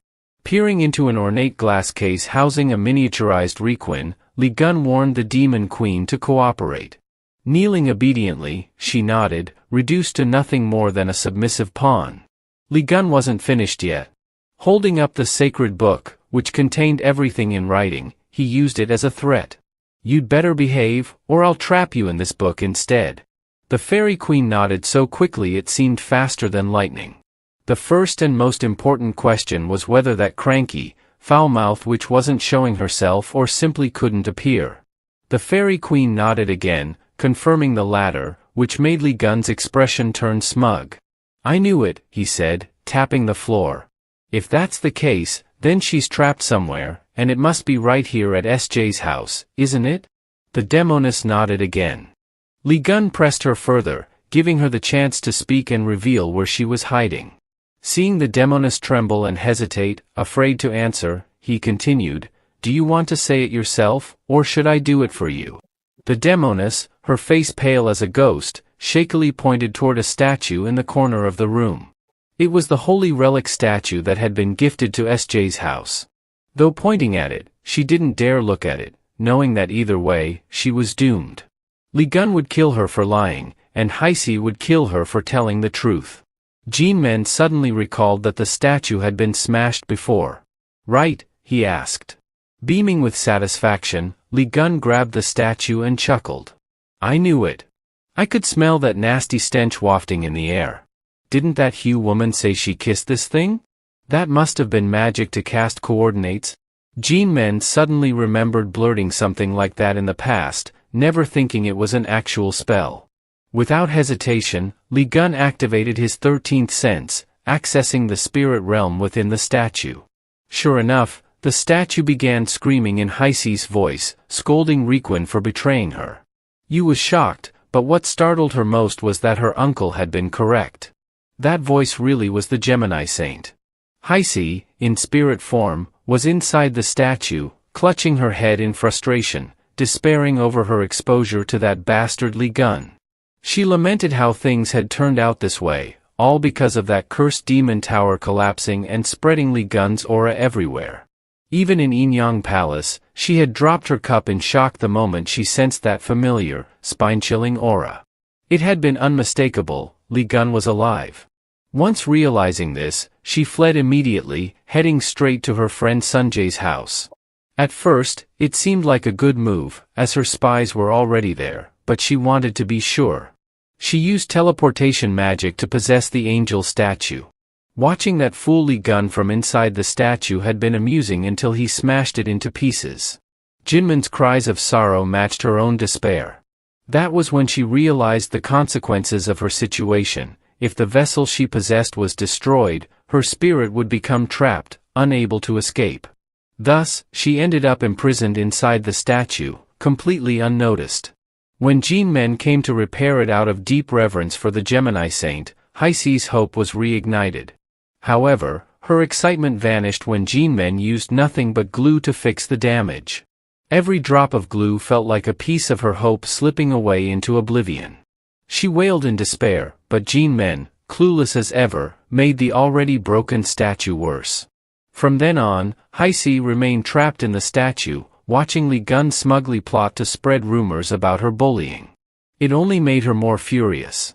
Heisi screamed at the Fairy Queen to break free from the exhibition box, but instead of obeying, the cowardly Demon Queen helplessly muttered that she didn't want to, couldn't, and wouldn't. Even if she escaped, Li Gun would just capture her again. She begged her master not to force her into something so futile. Who would have thought the little demon would be so reasonable compared to Heisi? Heisi's spirit burned with rage, wishing she could punish the traitor, but then her gaze fell on Sanjay. She commanded him, as the Gemini Saint, to attack Li Gun immediately. Huh? Why would I do that? Sanjay's confused response left her dumbfounded. She hadn't noticed the room full of mini Li Guns and couldn't understand why Sanjay wouldn't fight his uncle, who happened to be his idol. What are you saying? Li Gun is our enemy. If you're a disciple of Gemini, fighting Li Gun is a given, she yelled desperately. However, Sanjay simply scratched his head and said, then I'll just leave the Gemini star group, I guess. Heisi froze for 5 seconds, stunned. What did you just say? She asked. Sanjay responded calmly, I may be a disciple of Gemini, but Uncle Li Gun is a hero in my eyes. If being part of the Gemini star means making us enemies, then I'm out. Without hesitation, he pulled the sacred emblem from his pocket and dropped it to the floor. Heisi stared in disbelief as the emblem hit the ground, causing the entire building to shake violently, like an earthquake. Heisi shrieked. This is the divine god's punishment, she cried. Sanjay had turned toward the Yukas constellation and would now suffer punishment for his betrayal. Instantly, Sanjay was struck by the Guardian's magic. Blood streamed from his eyes, nose, and mouth as he collapsed. Yu and Jinmen panicked at the sight of their brother losing consciousness and hitting his head on the ground. Even Heisi grew anxious, urging Sunjae to beg for forgiveness. "You're a candidate to be my successor. You'll be forgiven, just attack Li Gun," she pleaded. Sunjae trembled, struggling to move as angry voices filled the room, blaming Li Gun as a treacherous, unworthy figure. "Shut up already," Sunjae roared, remembering how others had abandoned him in the past, including the time S-Hook urged him to flee from Jinmen and others. None of them cared about anyone but themselves. Only Uncle Li Gun truly cared for others, always risking his life to save people, even sacrificing himself if needed. That's why, in my eyes, Uncle Li Gun is the only hero. Don't you dare insult him, you bastards. Sunjae's fierce shout echoed as blue energy erupted from his body, blood still pouring from his wounds. His words triggered the appearance of Freya, the Gemini deity, ready to inflict severe punishment on Sunjae and take down Li Gun with him. But Li Gun wasn't fazed. Whispering a skill, severing the abyss, he slashed through space, sending terror into the deity's eyes. Meanwhile, at the Gemini sanctuary, apostles struggled as their powers vanished entirely. This was because Li Gun had delivered a blow that severed the deity's connection to their world. Smiling lightly, Li Gun approached Sunjae, thanking him gently for always believing in him, words that moved Sunjae to tears. Heisi, however, screamed in disbelief. "What did you do to me?" she cried, realizing she'd lost all connection to her deity, Fraga of Gemini. Li Gun's actions had severed the constellation's powers, leaving apostles powerless and the deity's influence erased. In essence, the gods function as power plants, the zodiac constellations as transformers and transmission towers, while the apostles are the numerous outlets. Therefore, the immediate loss of power only has one cause: the inability to connect with the deity. He slammed his hand down, startling her, then scoffed. He felt like an ordinary person now, having lost all his strength. Confidently, he explained that the skill he used, Powerless Shatter Abyss, was a favorite move of the fallen Cancer. Powerless was an SS-tier skill that Cancer used to sever anything, even things not visible to the naked eye. However, Li Gun had upgraded it further. Wiggling his fingers, he boasted that now he could sever the contract between a representative and their guardian deity. Heisi immediately yelled at him, saying that severing the link between a representative and the gods was absolutely forbidden. She feared the wrath of the celestial deity if it found out, but Li Gun didn't care. With a fierce look, he pointed to the sky with a wide, villainous grin, declaring that he wanted to do just that, to destroy those damned guardian deities. Her jaw dropped. She wondered if he had lost his mind and whether he even realized what he had just said. Before she could respond, a bolt of purple lightning struck between them. The sky turned completely purple as thunderbolts crashed down, shaking the earth. The Gemini Guardian, enraged over the severed connection with her sacred artifacts, unleashed her power upon the city. The fury caused blinding light flashes and loud booms that shook the heavens and earth. A massive vortex appeared, quickly pulling in wind and forming a whirlwind that blew everything in its path. The Gemini deity, Freya, emerged from the vortex, glaring angrily at Li Gun. But being the twisted protagonist he was, he stuffed his hands into his pockets and laughed heartily, commenting that it wasn't even dark yet, but things were lighting up like crazy. The swirling winds faded, leaving only a purple rune formation. Freya appeared, her hair flying like Medusa's, her face fierce. She barely had a moment to be present before angrily summoning a tremendous force, causing the system to issue an urgent warning. Li Gun, putting aside his mocking expression, began rummaging through his inventory. Freya had no idea what he was doing. She kept attacking the ground, only realizing something was off later. It looked like an eye, but it was actually a shard of Cancer's crystal core, which he used to absorb Freya's power. The sight of it made her scowl. Each zodiac sign had its own counter, and this one quickly absorbed Gemini's power, turning it into a refreshing breeze that made Li Gun grin with satisfaction. Unfortunately, without his heavenly punishment, he couldn't have slashed through any deity that came his way. He also summoned the Creative Workshop, using the Cancer Crystal Shard, the Thunder, and the Gemini Whirlwind now in his possession. It was a loss to use the limited edition Crystal Shard, but it was necessary to create something better. Li Gun struck the shard forcefully, extracting a brand new weapon, Tempest Scythe of the Abyss. It looked incredibly cool, but Li Gun's workshop was just a thatched roof hut with limited crafting skills, so this was a one-time use item, not reusable. Still, it was enough to make him smirk cunningly, activating his battle instincts. Li Gun resembled a bloodthirsty serpent as he stomped down with force, making a clean cut from top to bottom, causing Freya to shriek in pain. The attack was extremely effective, and with immense shame, she momentarily stopped to scream, unable to attack further. The kids and Heisei gaped in disbelief. Even a zodiac deity had been cut down like wood. Was he even human anymore? Whether he was human or not remained unclear, but the Tempest Scythe shattered into pieces right after the attack. Freya looked as though she were going berserk, her face full of veins showing her peak rage. Dozens of swirling black holes appeared in the sky, which the system explained as her power seeking revenge. From these, hundreds of thousands of soldiers and monsters awaited orders.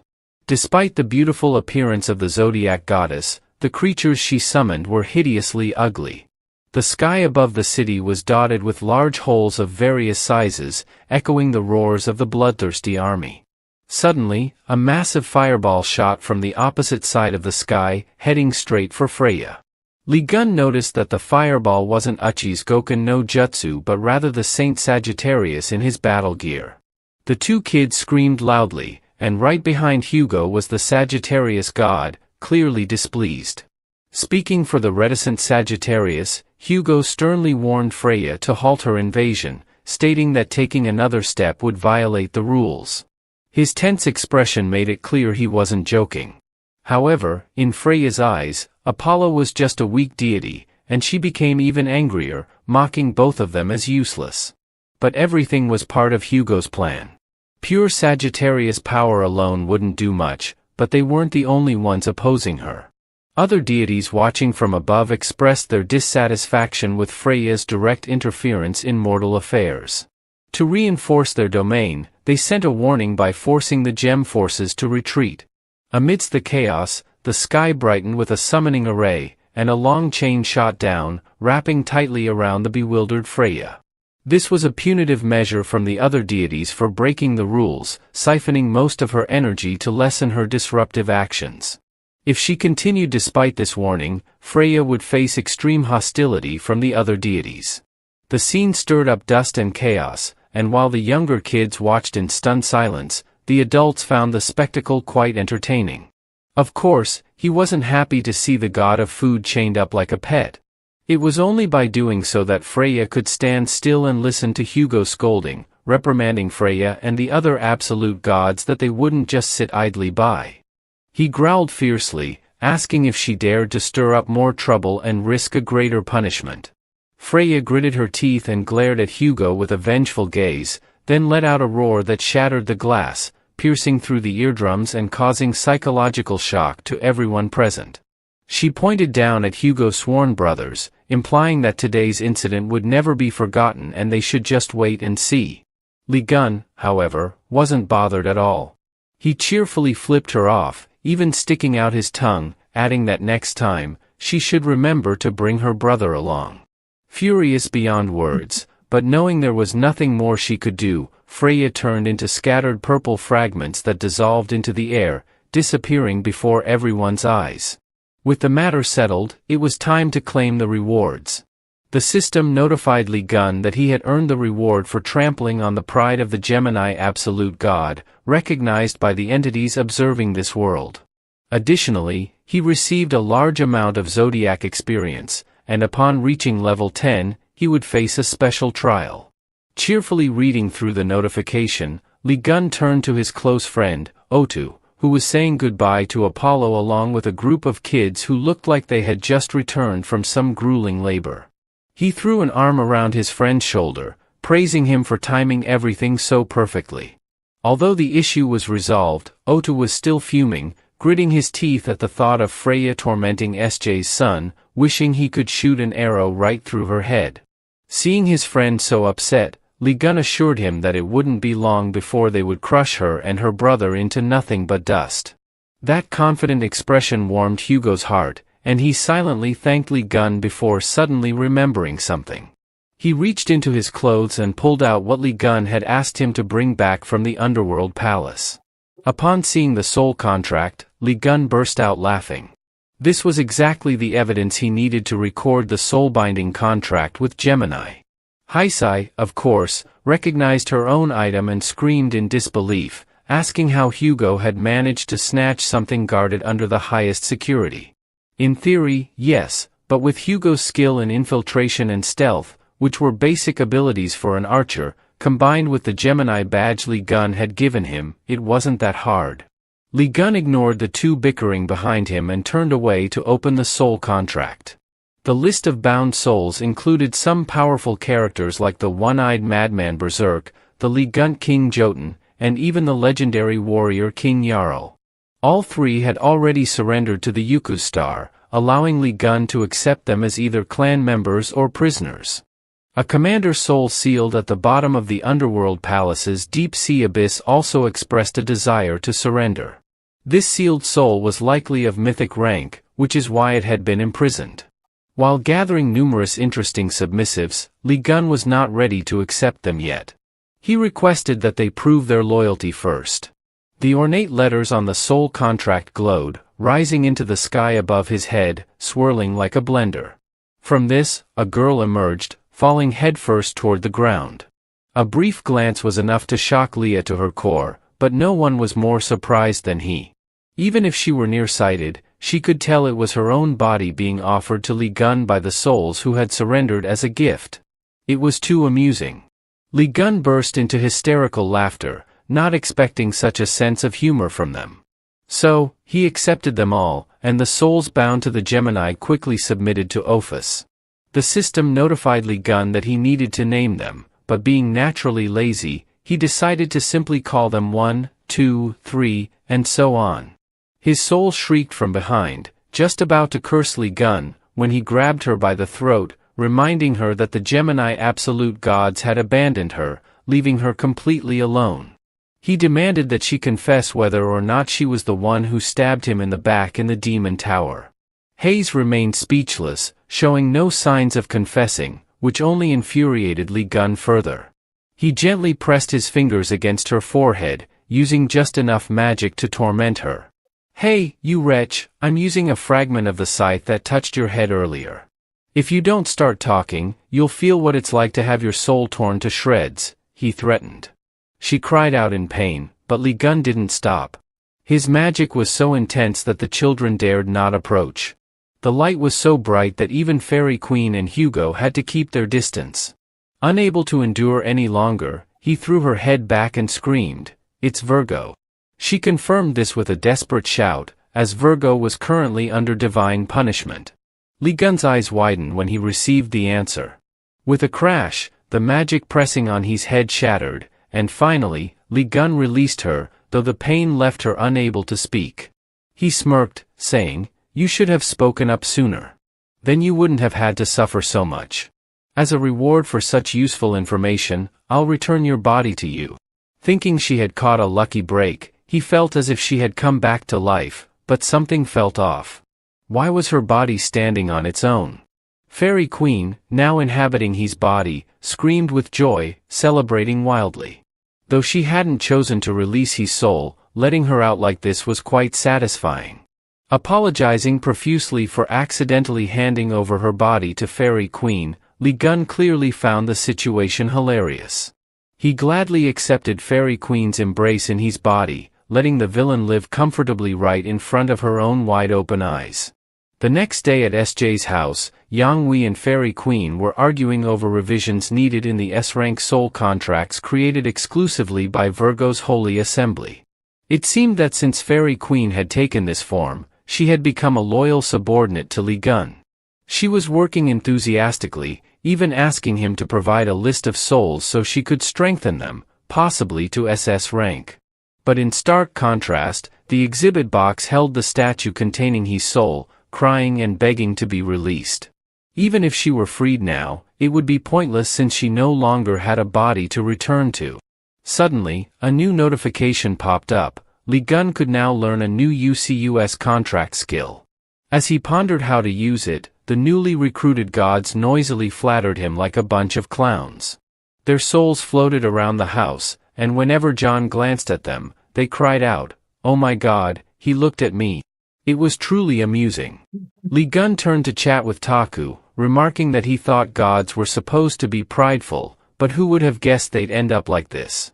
Taksu, delighted, was about to chime in when the ice god, cursing like a fishmonger, shouted, "Hey, you're serving Master Li Gun, and you dare to talk back? Damn it, who are you calling a servant?" Taku was petrified, hoping his friend would speak up in his defense, but to his dismay, that rascal just waved dismissively at Taku and corrected the ice god, "He's not a servant, he's my slave number one." At this, the ice god, followed by two others, pointed fingers and harshly rebuked the so-called slave for daring to stand before his master.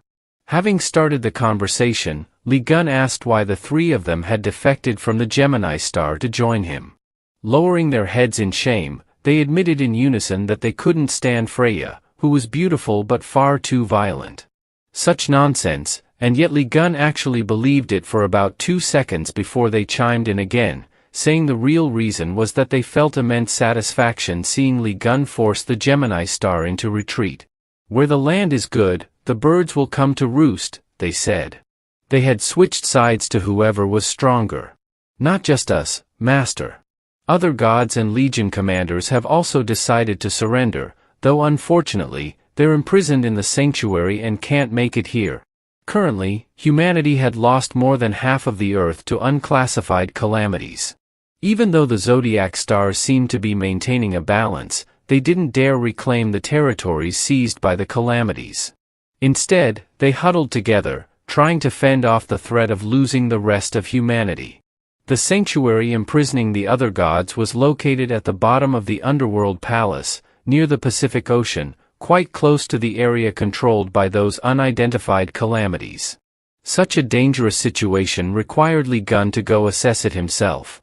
The voices of the three gods interrupted his thoughts. When he turned around, they were kneeling, swearing to devote their lives to Li Gun.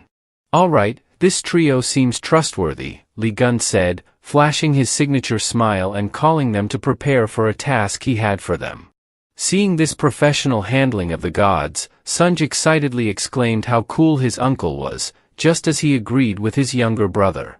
However, Yue suddenly lowered her head and gave a sinister smile, blurting out, "It's great that I proposed to Uncle." That simple statement echoed in the ears of everyone, uncle, father, and the trio of gods, leaving them in stunned silence. Still with her head down, Li Gun knew he was done for. His friend's cold gaze drilled into his back as he leaned in, demanding to know, "Yue, are you serious? Did you really propose?" Li Gun bit his lower lip, trembling under his friend's piercing stare as he repeated, "Propose as in propose or propose?" So, was Hugo about to become Li Gun's father-in-law? The golden rabbit, Yang Wei, apparently not satisfied with the chaos, cluelessly congratulated them on their happy family. His loose lips earned him a large fireball, burning fiercely. The chatterbox grabbed his scorched face and screamed in agony, quickly ducking out of sight. Putting on a comical expression, Li Gun gently urged his friend to lower his bow. His friend roared in frustration, eyes blazing, "I haven't even heard a word of love from her on Father's Day, you bastard." Taku lost control, firing arrows everywhere without caring who they hit. As Gon dodged and jumped around, he shouted to calm his friend down, but his mouth betrayed him, apologizing while saying, "Today, you're going to die right here." With that, Oda used a stealth technique, hiding himself as he aimed for a fatal shot at his friend. Only then did Li Gun realize that Taku wasn't joking around. His eyes flared with resolve, and Li Gun had to use his skill to sense the magic of the Sagittarius star. Swinging his hands left and right with his eyes shut tight, Gon grabbed the arrows aimed at him and charged forward. In his mind, flashes of light flashed as Taku also leaped in the same direction as his friend, trying to find a weak spot to shoot. Hundreds of flaming arrows came at once, targeting Gon, but he remained unfazed, catching the arrows with his bare hands and snapping them into pieces. He started to get really annoyed, mocking the arrows as if they were nothing more than flies swarming around. But little did he know, his comment insulted the Sagittarius star, igniting Taku's rage as he roared above him. Taku unleashed the Zodiac's royal skill, the Sun God's ring, drawing his bow to create a massive ring of fire. The wind fed the flames, causing Lee Gun's shirt to flap wildly, exposing his midriff. He muttered under his breath, "This guy is getting more and more reckless." Apollo chimed in, asking Taku if he was really sure about using the technique right here in the house. "I've already lent Sunj all my savings, you know," he added. Money meant nothing at this point, and Taku pulled the bowstring taut, shouting defiantly. This reckless display made Lee Gun fully understand that Sunjae was just like his father, unafraid to burn down the house when provoked. Truly, the apple didn't fall far from the tree. His two kids screamed, trying to stop their father. Taku thought Yuan and SJ were worried about him, but they both yelled in unison, "Dad, you can't beat Uncle Lee Gun." The image of the strong, admirable father figure crumbled in an instant. To dropped himself freely, even the mass of fiery chains dissipating without effort. Seizing the moment when his friend was frozen like a statue, Lee Gun struck a decisive blow, knocking to unconscious. When Tu regained consciousness, he felt a massive bump on his head, not even having the chance to confront Lee Gun before hearing his voice. "You're awake already? How could you, a grown man, believe the words of children so easily? Do I look like someone who would marry his best friend's daughter?" Lee Gun, speaking from his own experience as someone without a family, explained to the father of two that children often don't express their emotions to their fathers because they're too shy. But they think about them a lot and are even buying gifts for them. Just as he finished speaking, the two kids entered, carrying Tak's favorite coffee and strawberry cake. The gesture was enough to make Tak so emotional that he nearly cried, ready to rush over to Sunj and exclaim, "Ah, my beloved children." But his son had already run over to show off to Uncle Lee Gun. The kid obediently followed everything Lee Gun said, even sending fight clips to reporters as instructed by him. The moment of father-son bonding was interrupted before it could begin. Tak watched helplessly as his son cheered while his idol patted his head and handed him a slice of cake identical to his own. Suddenly, Tak noticed something missing from his cake and, asking why there were so many strawberries, realized that his cake had lost the sweet fruit on top. Desperately, he pointed and asked his daughter where it went. With a bright smile, Waya replied, "I gave it all to Uncle Lee Gun." Tak cried out in despair, tears streaming down his face as he rushed over to reclaim his strawberries. But with his speed, how could he ever hope to stop Gon? Tak erupted into another fit of rage, and once again, the house descended into chaos. If this kept up, they'd be living on the streets, unable to afford repairs. Yang Wei, with his face scorched from earlier, obediently sat in the corner, letting Fairy Queen stitch him up.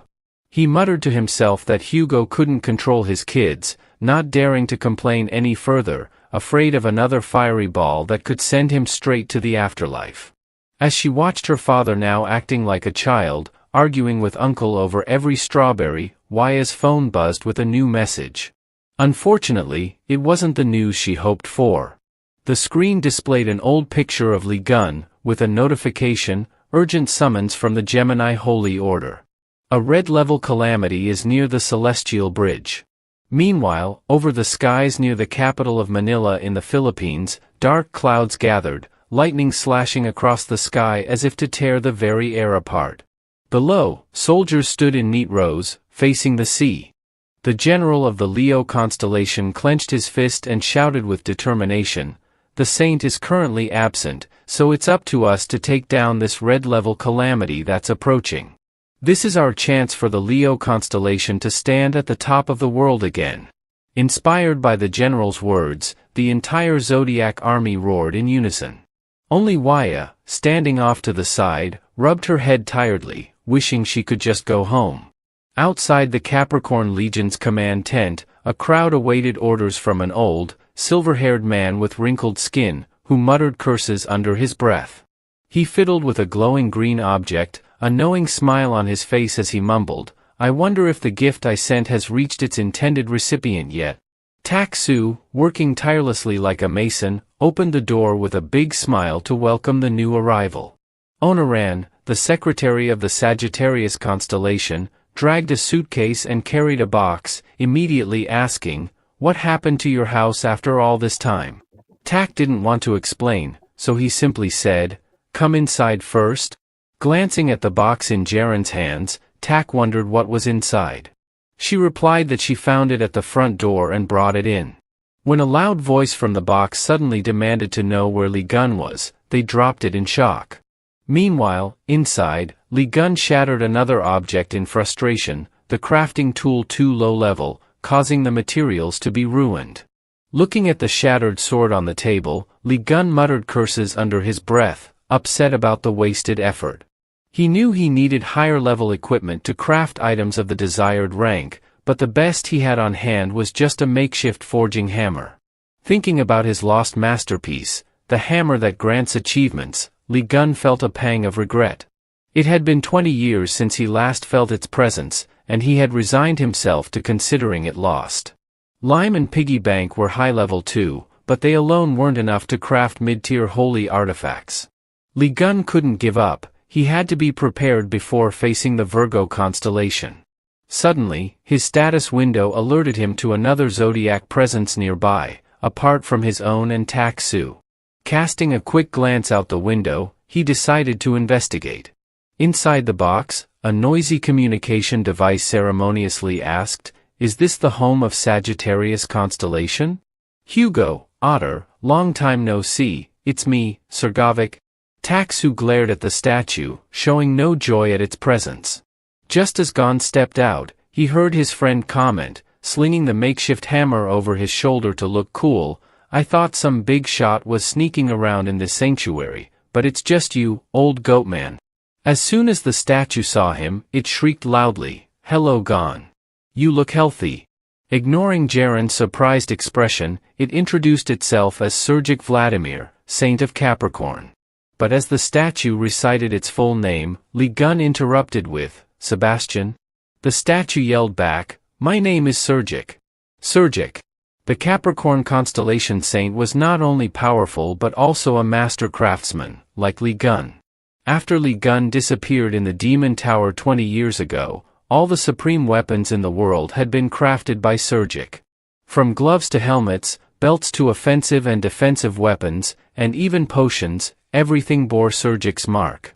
As he was about to explain why he came to Sagittarius House and apologize for something, Li Gun grabbed the statue's head, ignoring its desperate attempt to negotiate an alliance. Li Gun enthusiastically smashed the statue to pieces with his hammer, treating it like a toy. "Hey, you didn't even wait to hear what he had to say," Tak-Su exclaimed.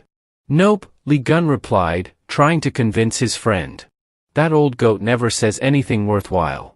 Besides, what kind of alliance can I have with a goat who never even gave me decent materials?" The connection to the other side was cut off as soon as the statue shattered. But Sergic, sitting in his lair, just chuckled to himself. Eventually, a subordinate came in to inform him that it was time. Sergic pulled back the curtain and stepped outside. The reappearance of the Thousand Arms calamity after 20 years wouldn't be complete without Sergic's smug face. Good day, viewers. I'm reporting live from Manila, Philippines, where the red-level Thousand Arms calamity is about to strike. This was once a calamity vanquished by the hero Li Gun 20 years ago. Now, another one of its kind is emerging on the shores of Manila. Many powerful saint leaders have gathered here to confront the calamity. Leading the Leo constellation are Vice Chief Chan Yua and Chief Oliver. The Pisces constellation has assembled a full magic circle to amplify their power. On the front lines, we have the Taurus constellation experts responsible for defense, while the Aquarian saints are ready to melt anything in their path. Even the Capricorn constellation in charge of crafting and enhancing weapons has joined the battle. Notably, the Capricorn zodiac saint is personally leading the charge. The reporter zoomed in on Sergic, causing Li Gun to scowl in irritation at the sight of the fake demon parading around like the real deal. Suddenly, Surgic raised his hand, and the wind carried a hammer with a green aura, emblazoned with the symbol of the Eucus constellation. The reporter mistakenly identified it as a holy artifact of the Capricorn zodiac saint. "Hey, isn't that your stuff, Li Gun?" Tak Su asked.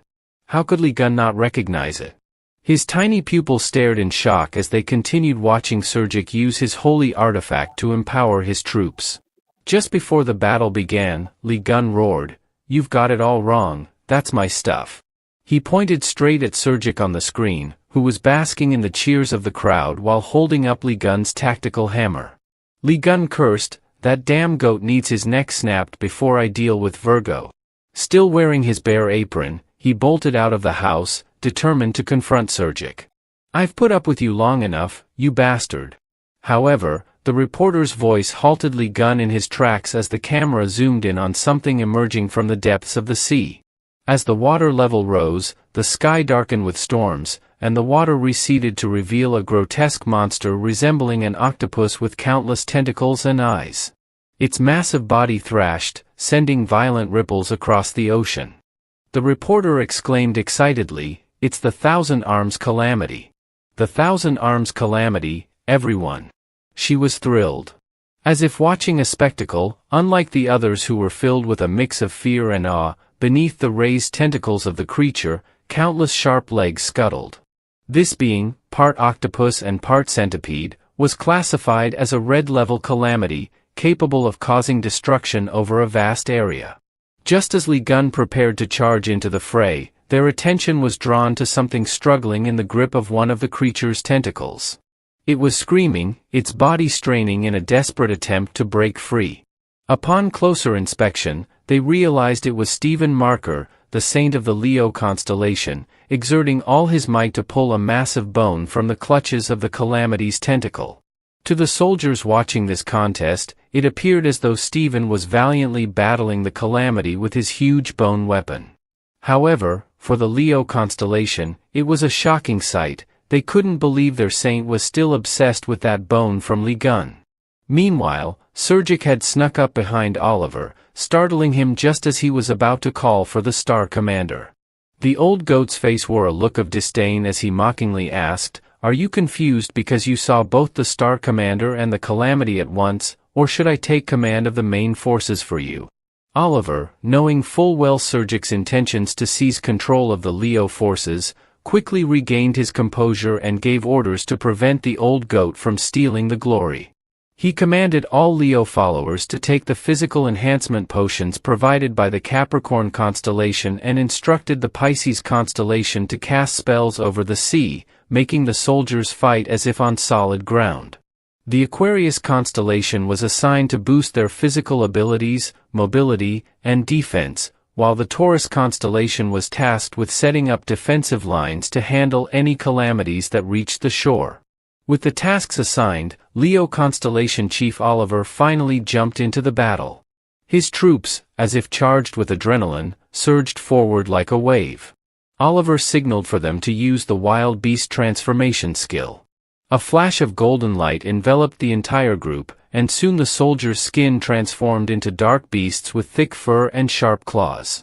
With the vanguard in motion, UA screamed, signaling the advance of the second wave. All the Aquarius followers unleashed their full magical power, rising into the sky to form a massive magical creature, the White Beast of the Night, which charged forward like a real beast, sinking its fangs into the Thousand Arms Calamity. The battle seemed like a stalemate. Neither the White Beast nor the creature was able to move. Oliver roared that it was time to strike, and all Leo soldiers in their beast forms surged forward, releasing their magic and swinging their weapons with fierce determination. Although the calamity matched them in size, the Leo forces made up for it in numbers and aggression. The soldiers leaped onto the creature, clinging to its head and tentacles, stabbing and slashing, making it thrash violently in pain. Stephen, holding onto his colossal bone weapon, was shaken so much that his brain rattled. He screamed, "You idiots, stay still until it lets go of my bone." Oliver, despite being the Star Commander, shouted back, "Stay put, will you?" The two continued bickering, completely ignoring the battle around them. The Aquarius disciples, watching in dismay, feared the Leo constellation looked like a headless snake, worried that few of their soldiers would survive. Her feet firmly planted on the ground, Yue muttered that the two men were idiots.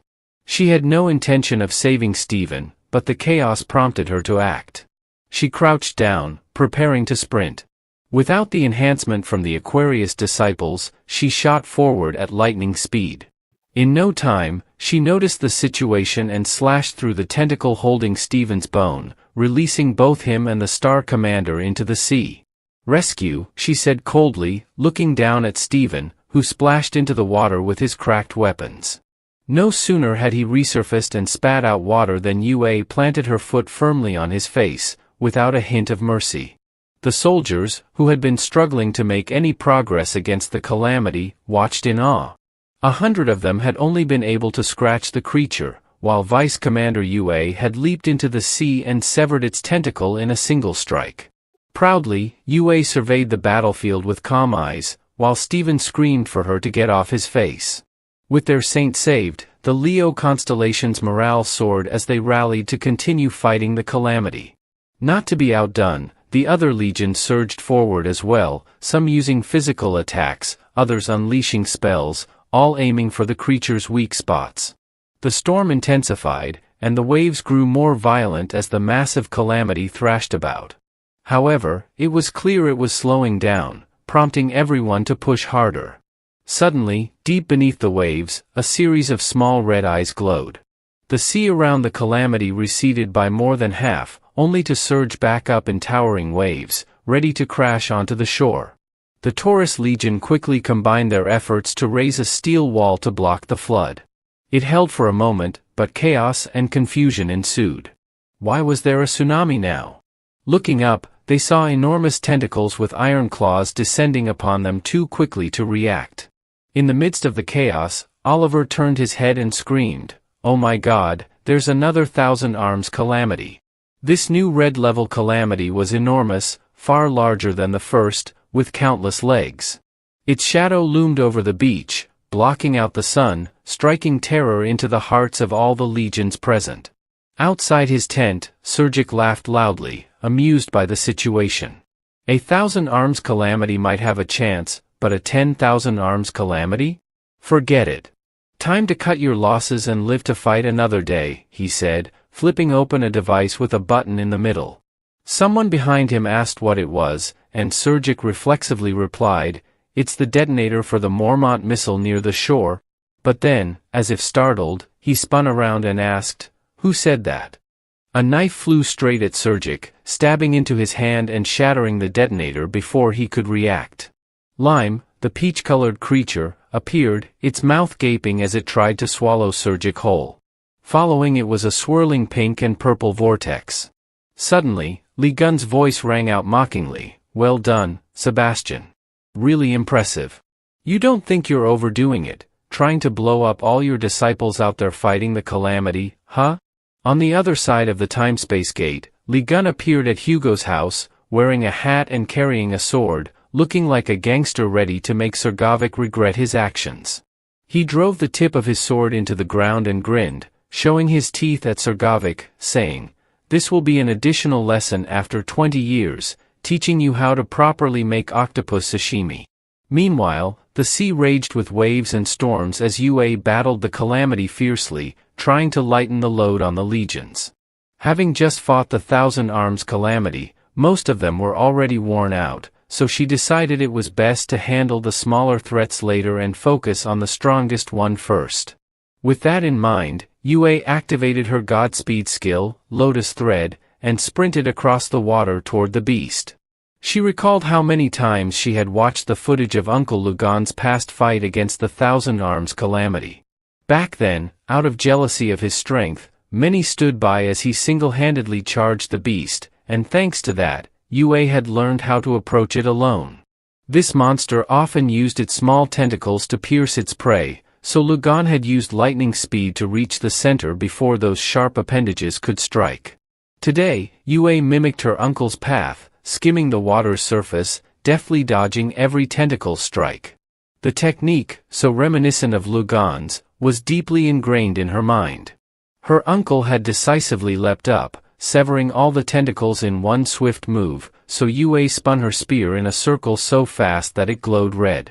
Channeling all her power into the weapon, she launched it at the Thousand Arms Calamity, using her fiery lotus burst technique to compensate for her uncle's superior speed. She succeeded in slicing the monster's tentacles into hundreds of pieces, which splashed into the sea, landing on a large tentacle near the creature's main body. To avoid the falling debris, Yue aimed for the core of the calamity, propelling herself toward its glaring eyes with laser focus. She gathered all her remaining strength into her spear while midair, confident she could perform the same maneuver her scarred uncle had years ago. The spear shot forward, glowing like a small sun, aiming for the top of the calamity's head. However, just as she noticed a smaller, faster tentacle coiling around the spear, it effortlessly captured it before it could even reach the monster's skin. The calamity's eyes flashed with anger as it swung a massive tentacle down to crush the small human who dared to attack it. Yue couldn't avoid the strike in time, but just as the tentacle descended, a muscular arm wrapped around her neck, pulling her back instantly. Stephen leapt up, using his body to shield her from the blow. The force of the strike sent them both flying, dozens of meters away. The impact was so powerful that both had to grit their teeth to endure it.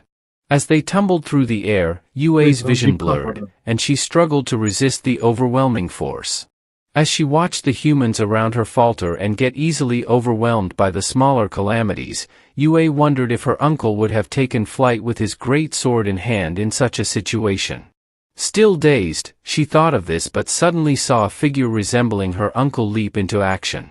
"Uncle, is that you? Is it really you?" she screamed.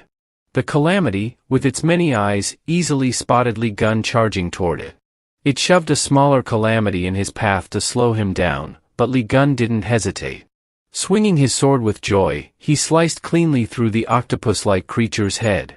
After landing on top of it, he grinned wickedly and unleashed his mountain pierce technique. Without hesitation, his arm hurled the sword, piercing the calamity's head and leaving a massive hole as the creature spun toward the shore, sending shockwaves of awe through both the monsters and humans. The sheer power of the strike was terrifying, and the sizzling smoke rising was just a small remnant of the sword's effect, still crackling as it remained embedded on the shore. Li Gan had just landed on a tentacle from the earlier killed monster when one of the soldiers asked, "Hey, why did you suddenly appear here?" He casually replied, "Why are you so surprised? It's just an octopus. You guys were making such a fuss, so I came to show you how it's done." His arrogant tone prompted one soldier to retort, "We have over 100 people here, more than enough to handle the 1,000 arms. Don't act so high and mighty." But before he could say anything more, his mouth snapped shut as a tentacle lifted him off the ground. Turning around, he saw that the 10,000 arms had grabbed him. There was something red and familiar on another tentacle. Recognizing the family's unique spear, both he and the spear were swallowed whole by the creature's jagged mouth. Yue screamed, "Oh my God, Uncle!" At that moment, the soldiers stopped daring to insult Li Gan. What had been playful teasing earlier now seemed irrelevant, as the only one who could take on the monster had just been swallowed whole. What could they do now? The 10,000 armed creature thought it had just consumed a tasty human snack, but suddenly, a familiar blue energy surged from its belly, shocking it. The blue light, like thunder, erupted as Jian unleashed his technique, the Lotus Disaster, striking the monster's head. It squealed like a pig being slaughtered, but the soldiers were even more stunned when they saw the normally red Lotus Disaster now glowing a strange blue. The spear pierced the monster's skin, absorbing more and more energy until it erupted out of the creature's body, with Li Gan holding it tightly, shouting. The monster convulsed violently, as if electrocuted, causing the surrounding calamity creatures to tremble. The entire sea of monsters shook with the rhythm of Li Gan's spear. After spinning it wildly, he drove it straight into the monster's head, releasing his engulfing wrath technique, turning the beast into a firework display with explosive bursts from head to tail. The spectacle, filled with dazzling lights and deafening noise, left onlookers wide-eyed and speechless as Lee Gun delivered the final blow, sending debris flying before it crashed down like rain. Lee Gun laughed, feeling immense satisfaction after such a thrilling fight. He grinned, admiring the massive hole he had made in the creature's body. To him, whether it had thousands or 10,000 arms, it was nothing more than an octopus. Standing in the rain, a mix of seawater and octopus flesh, he wondered arrogantly if the remaining monsters would retreat, or if he'd have to beat the stubborn ones into submission. Above, the body of the 10,000 armed monster was floating in pieces, lifeless on the waves. The atmosphere grew somber. It was unbelievable that one man had taken down such a beast, and the reputation of Lee Gun was well deserved, no longer just empty talk. The status window notified him that even people he had never met were now in awe of him. Even those who had cursed him before were silent, and the reporter holding the microphone trembled as they explained to everyone that this was the hero, Lee Gun, who had returned and immediately defeated the 10,000 armed calamity. Cheers erupted in crowded places as the news spread far and wide. The return of Lee Gun reignited a great flame of hope, soon to become a legend, forming the Bible of the Ucas constellation, a scripture to be revered by all. These texts recorded all his feats, enough to make other zodiac signs tremble with fear. This was all new to Lee Gun, who flipped through the pages of the book and realized that his power would continue to grow if he allowed his disciples to read the holy texts. Yue's joyful voice called out, "Uncle," from the shore. Seeing her happiness, he leaped effortlessly to stand in front of her, asking how she was. But then he noticed something familiar, white bones. Realizing it was Big Bone, Lee Gun still asked, but the girl avoided the question. Reluctantly, he showed her the broken spear. "All right, to make it up to you, let me craft a new weapon for you," he said. Yue's eyes lit up at the thought of a weapon made by her uncle, but the loudest cheer came from Stephen, as if it were being made for him. The atmosphere suddenly grew awkward, as no one had mentioned making a weapon for Stephen. With his boisterous nature, Stephen pointed at Yue and reminded everyone that she was his close subordinate. "That means the weapon you make for her is for me too, right?" he said confidently, before continuing with a ramble about compensating for the stolen bone. Lee Gun grew increasingly irritated as Stephen laughed heartily, saying he'd let Yue off for the bone theft. Lee Gun snapped and cursed him out, but before he could finish, a loud explosion rang out somewhere, and a column of smoke shaped like a goat appeared. Stephen gaped, asking, "Wait, can this guy make explosions just by yelling?"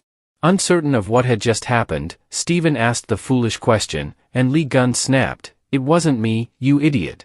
The smoke spread rapidly, blanketing the frontline soldiers, quickly dispersing with the wind into the ranks behind them. The situation grew more confusing as the Taurus Legion suddenly realized that the growling came from the beastmen of the Leo team, who had been fighting alongside them just moments ago. Now, they were no different than ferocious beasts, drooling at the sight of fresh prey. Anyone standing too close was bitten, pain seeping through their bodies as no one understood why the Leo army had gone berserk, turning on soldiers from other legions. From a distance, Yue saw the two sides fighting chaotically, adding to the confusion caused by the earlier explosions. A voice from behind explained that the explosion was caused by a Mormont bomb. Regret filled the air as they realized the explosion wasn't as big as expected. The three of them turned in surprise to see something crash to the ground. "Who's there? Who are you?" Stephen screamed. A massive figure in a giant suit of armor, looking like something from a robot war movie, marched toward them. It was Sergic, dragging the unconscious Lime by his left hand. Lee Gun, seeing the familiar and insolent figure, cursed loudly. "If it's Sergic," Stephen asked, "why the hell did you set off a Mormont bomb when my soldiers were still fighting, you bastard?" Sergic chuckled, looking down at them. "That was just the opening act, my friend." John waved his hand dismissively. "Those crazy Leo devotees are your doing, aren't they, old goat?" His accurate accusation only made the old man laugh with more delight. Sergic raised something like a small flute to his lips, but instead of producing a pleasant sound, it screeched like metal grinding against metal. The screech reached the smoke-covered Leo army, making them turn sharply as if hearing a call from their kind. Temporarily abandoning their prey, they rushed back toward the shore. Soldiers with shields and hammers braced for the beastmen, who swept past the zodiac signs like a gust of wind, ignoring their commanders entirely. Some trampled over Yue, knocking her to the ground, while others pounced on Li Gun, forcing him to the ground. It was clear that Li Gun was severely weakened after his battle with the 10,000 armed Calamity. Sergic laughed with glee as he watched the beastmen pin Li Gun down, shoving his face into the sand. With both Yue and John crushed under the weight of the beastmen, only Stephen remained standing, still bewildered as to why he hadn't been attacked. He shouted angrily, "Damn it, you bastard! What did you do to my subordinates that they won't listen to a damn thing I say?" "They drank the elixir I gave them," Sergic said nonchalantly. "It's just a chemical reaction between the smoke they inhaled and the potion. Now they won't listen to anyone except my flute." Hearing Sergic's plan, Stephen cursed angrily, but when Sergic threw the serpent bear sword into the ground, Stephen fell silent, staring at the weapon. Sergic, like everyone else, believed that Stephen wouldn't resist the allure of the 13th Saint's weapon. The old man's proposition was simple: take the sword and kill Li Gun, and it would be yours. But Stephen wasn't so easily manipulated. Folding his arms, he asked, "Why should I listen to you and kill that guy for no reason?" Sergic wiggled his giant robotic foot in front of Li Gun's body, taunting him. "Don't you want your subordinates to wake up? But even if you don't, it's fine." Sergic's grin widened as he said, "I understand the common ground between us." Stephen's eyes widened as if his darkest thoughts had been exposed. "I know we've both been made insecure by Li Gun's existence." Sergic's voice drowned out Stephen's protests as he continued. "Otherwise, why are you so interested in John's weapon? It's the clearest sign that you're trying to overcome your insecurity. In your eyes, Li Gun's power is a towering wall you'll never surpass. To me, that guy has superior crafting abilities, always producing something better." Sergic spoke bluntly, laying his cards on the table. "He's like an unbreakable wall you'll never get over, no matter how high you climb. So why not listen to me, Stephen? Together, we can kill Li Gun, and I won't make empty promises like he does. I'll craft you the ultimate weapon, one that has no equal in this world." Sergic didn't stop pushing Stephen to team up and surpass Li Gun. "Once you kill him, you'll become the most powerful Zodiac Saint. So take that sword and finish him off." Stephen swiftly drew the sword, the handle still warm. Just as Yue screamed, "Oh, leader, no. It's all just empty words. Don't believe him." Stephen didn't respond, only glancing at Li Gun, still face down in the dirt. Yue panicked, screaming louder, seeing that there was no stopping him. She resorted to pleading and threatening, "If you lay a finger on Uncle Li Gun, I won't let you get away with it." Stephen's large bare foot moved closer to Li Gun, holding the serpent-bearer's sword as if about to strike. Li Gun had to start viewing this guy differently now, after hearing that confident claim, "I'm stronger than Li Gun." He found it acceptable and didn't argue. Like a beast, Stephen charged toward Sergic, still talking non-stop. "You said you'd make me top-tier weapons, huh? How could you ever surpass Gon in the first place?" Sergic's face dropped, showing his age. This punk was too cocky, and needed to learn what a handful of guns could do. When words fail, violence takes over. Stephen landed a heavy punch on the robotic arm, packed with heavy artillery, causing it to spread out like a blooming flower. Before Sergic could process what had happened, Li Gun leapt from behind, ready to land another blow. Terrified and furious, the old man shouted, "Don't even dream of it." He activated all functions in his body to leap backward, slamming his foot into the ground for momentum. Sergic unleashed a barrage of missiles at the spot where Stephen had just been standing. A massive column of sand exploded, accompanied by a dazzling light show. The old goat laughed, convinced the famed Zodiac Li Gun had been obliterated by his attack. But to his shock, Stephen had transformed into a muscular beastman, holding a missile in his mouth, claws tearing through the thick smoke. His powerful jaws crushed the missile with a snap. Stephen recalled how, 20 years ago, he had indeed felt insecure, just as the old man had said. But years of persistence, rising from every setback, had given Stephen his own way to surpass Li Gun. Coiling his body, he summoned the power of a true Zodiac Li Gun, activating the Thunderclaw skill. The air lit up as the Thunderclaw shredded Sergic's robot. But even that wasn't enough for Stephen. He stomped on the robot's chest, admiring its durability. "Pretty tough, huh? But in my hands, it's just a leaf." He yanked the chest plate out and tossed it into the sky. After rummaging through the wreckage, Stephen roared angrily, "I was fighting without equipment, but this old man hides in armor. Get out here now. Sergic screamed in panic as Stephen shouted in fury.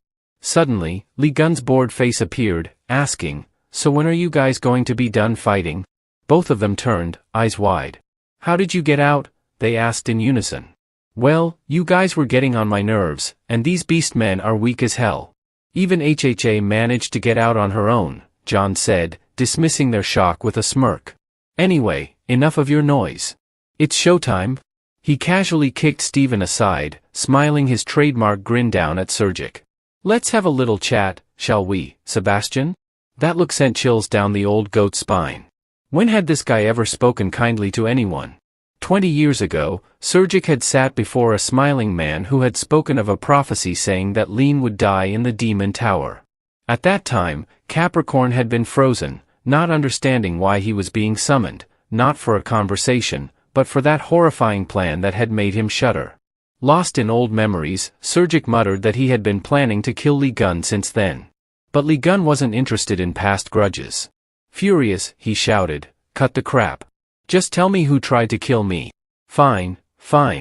I get it, but I need to explain first," Sergic stammered, trying to bargain for his life. He demanded protection from Lee Gun in exchange for revealing the name. But John didn't have the patience.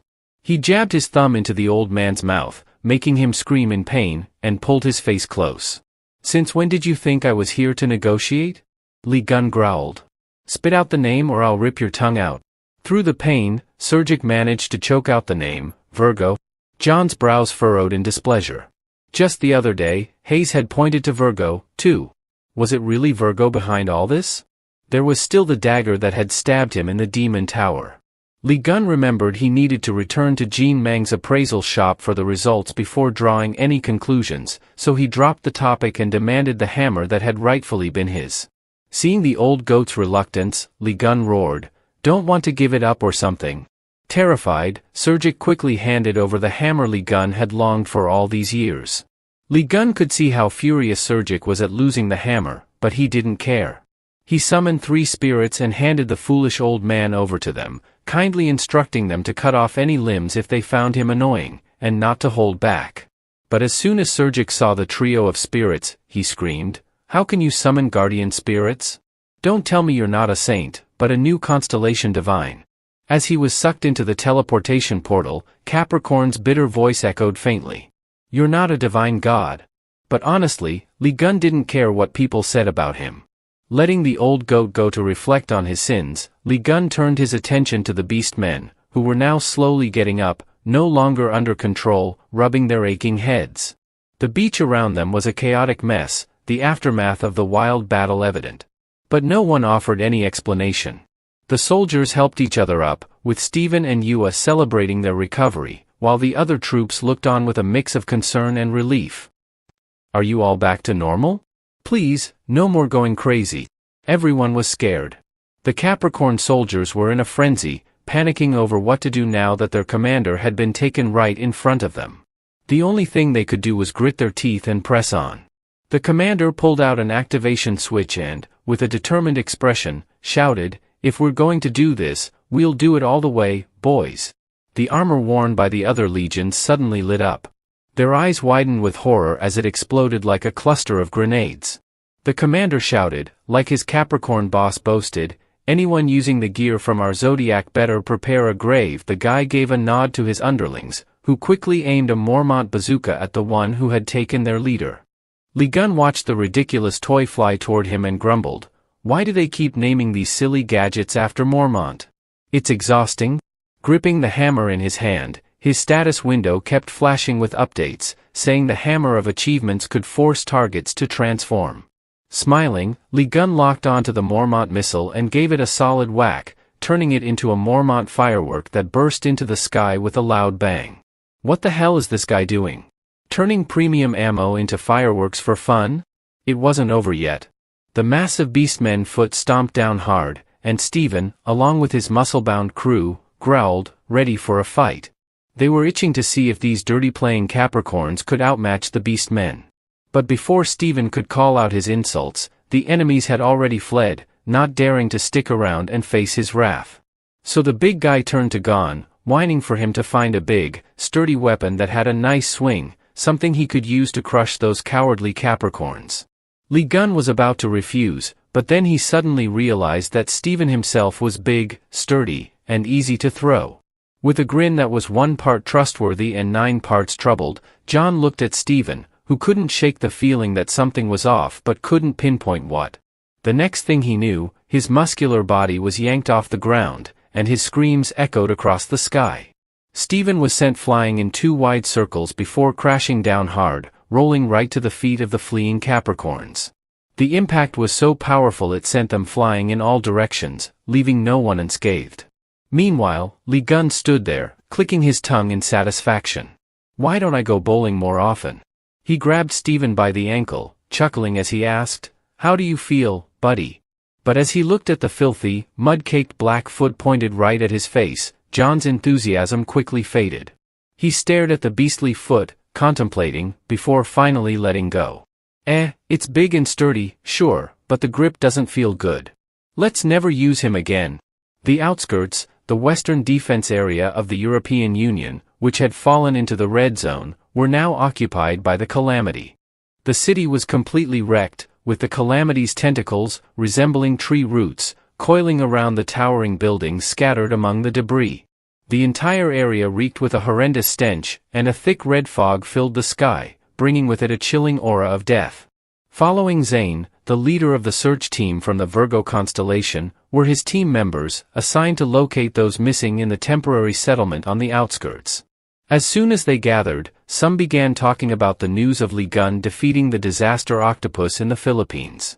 Most of the conversation focused on how remarkable Lee Gunn was, while those officially involved in the conquest had achieved little.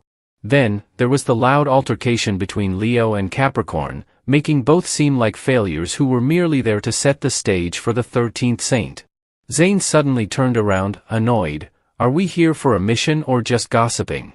The group immediately fell silent, standing rigidly behind him, ready to follow orders. They began searching for the missing people in the area. The red fog rolled in, and distant cries for help echoed back, unsettling everyone. Zane focused on the source of the sound, realizing it came from the dark area where the fog was spreading rapidly. He led his 6-member team straight ahead. The deeper they went, the more cries for help they heard, but after some distance, Zane sensed something was wrong. The screams seemed to be originating from the city's center, like a machine playing on loop, almost as if it were a recording. He stopped and turned back to order everyone to halt, but when he did, his team had vanished without a trace, leaving only the gloomy scene filled with tentacle-like roots. As Zane's frantic calls echoed, the tentacles began to move, creeping across buildings and along the main road, all converging on him. In his confusion, a cry for help came from behind, identical to the one that had drawn him in. Zane spun around, eyes wide with terror, realizing it wasn't a person in distress. The Calamities were mimicking human voices to lure the team in. The cries grew more eerie, accompanied by sinister laughter from terrifying faces. Zane's throat closed, and soon his body was consumed by the writhing tentacles. He and his entire team were swallowed by the disaster-level calamity that had been missing for so long. At the sanctuary of the Sagittarius constellation, a crack in the roof remained unsealed. Lee Gunn sat with his legs propped up on a table covered in newspapers reporting his recent accomplishments. When the TV mentioned his name, he glanced over, but it was just more news about the retrieval of the Calamity's corpse from the Philippine Sea. Tired of hearing endless praise about himself, he turned back to his Bible, bored with the constant chatter over killing just one octopus.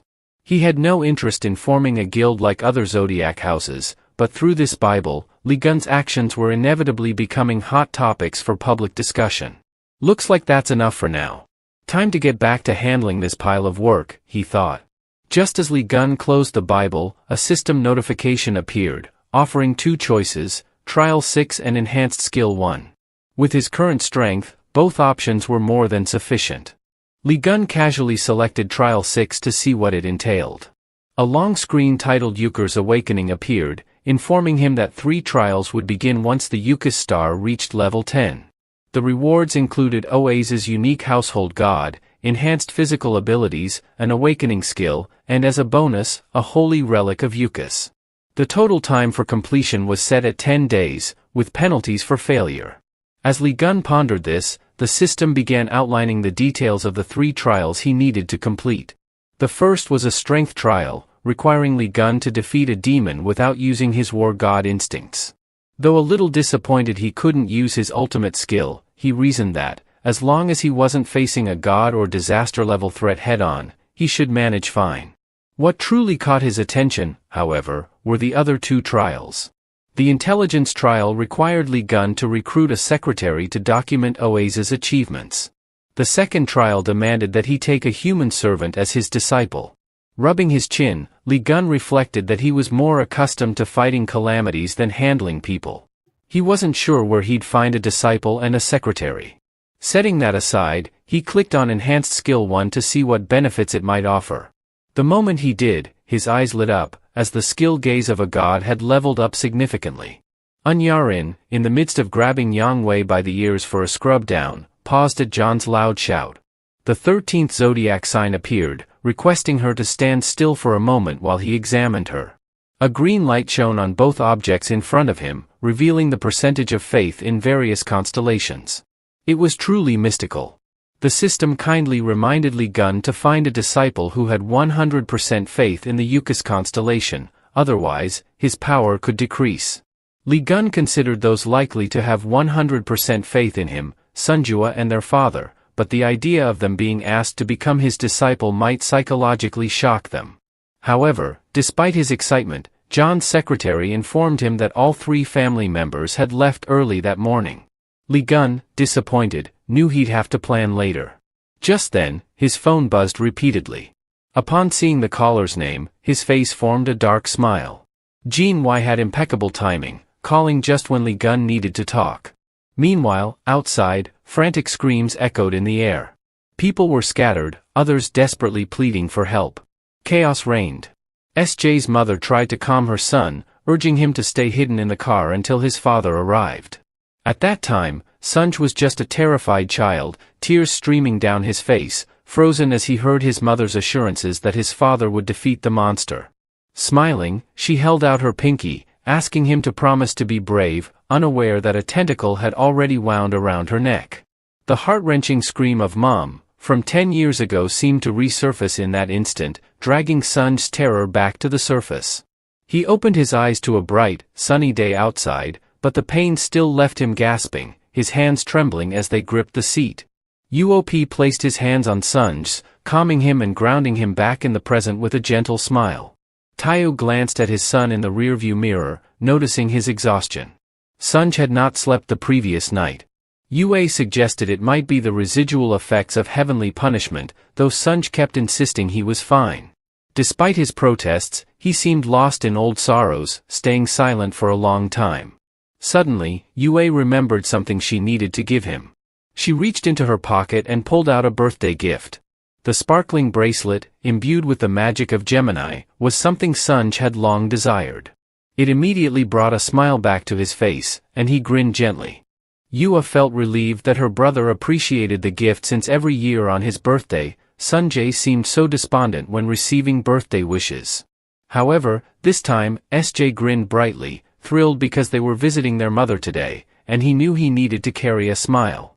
Taku drove quietly, his emotions in turmoil as his hands gripped the steering wheel tightly. Not long after, they reached the hospital and entered inpatient room 88, Chun Jio's room. They shared recent stories, knowing their mother, a devoted fan of Lee Gon, would enjoy hearing about her idol.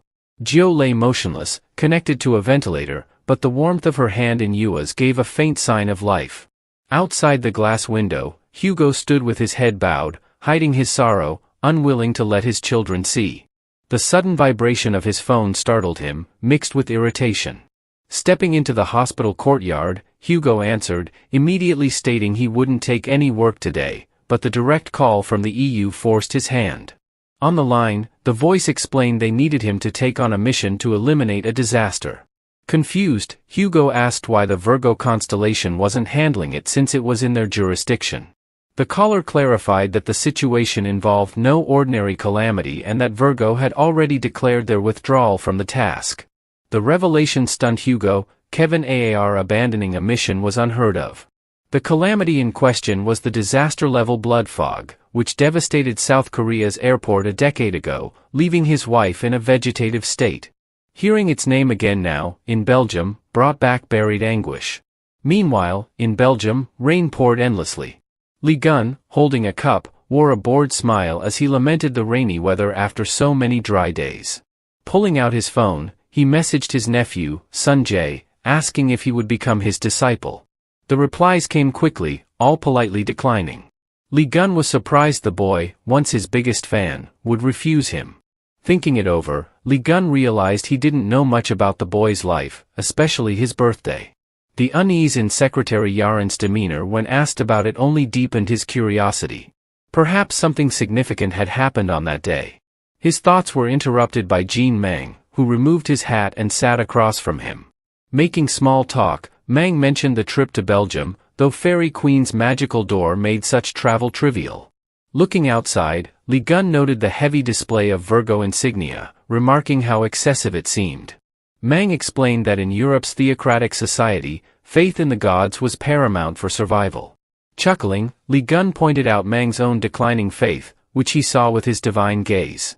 Mang's faith in Virgo had dropped to 87%, while his belief in Yucas had surged to 99.1%. The shift, born of betrayal, piqued Lee Gun's curiosity. Mang admitted the meeting concerned faith. Summoning a soundproof barrier borrowed from Pisces, he retrieved the dagger Lee Gun had given him, revealing what its residual memories showed.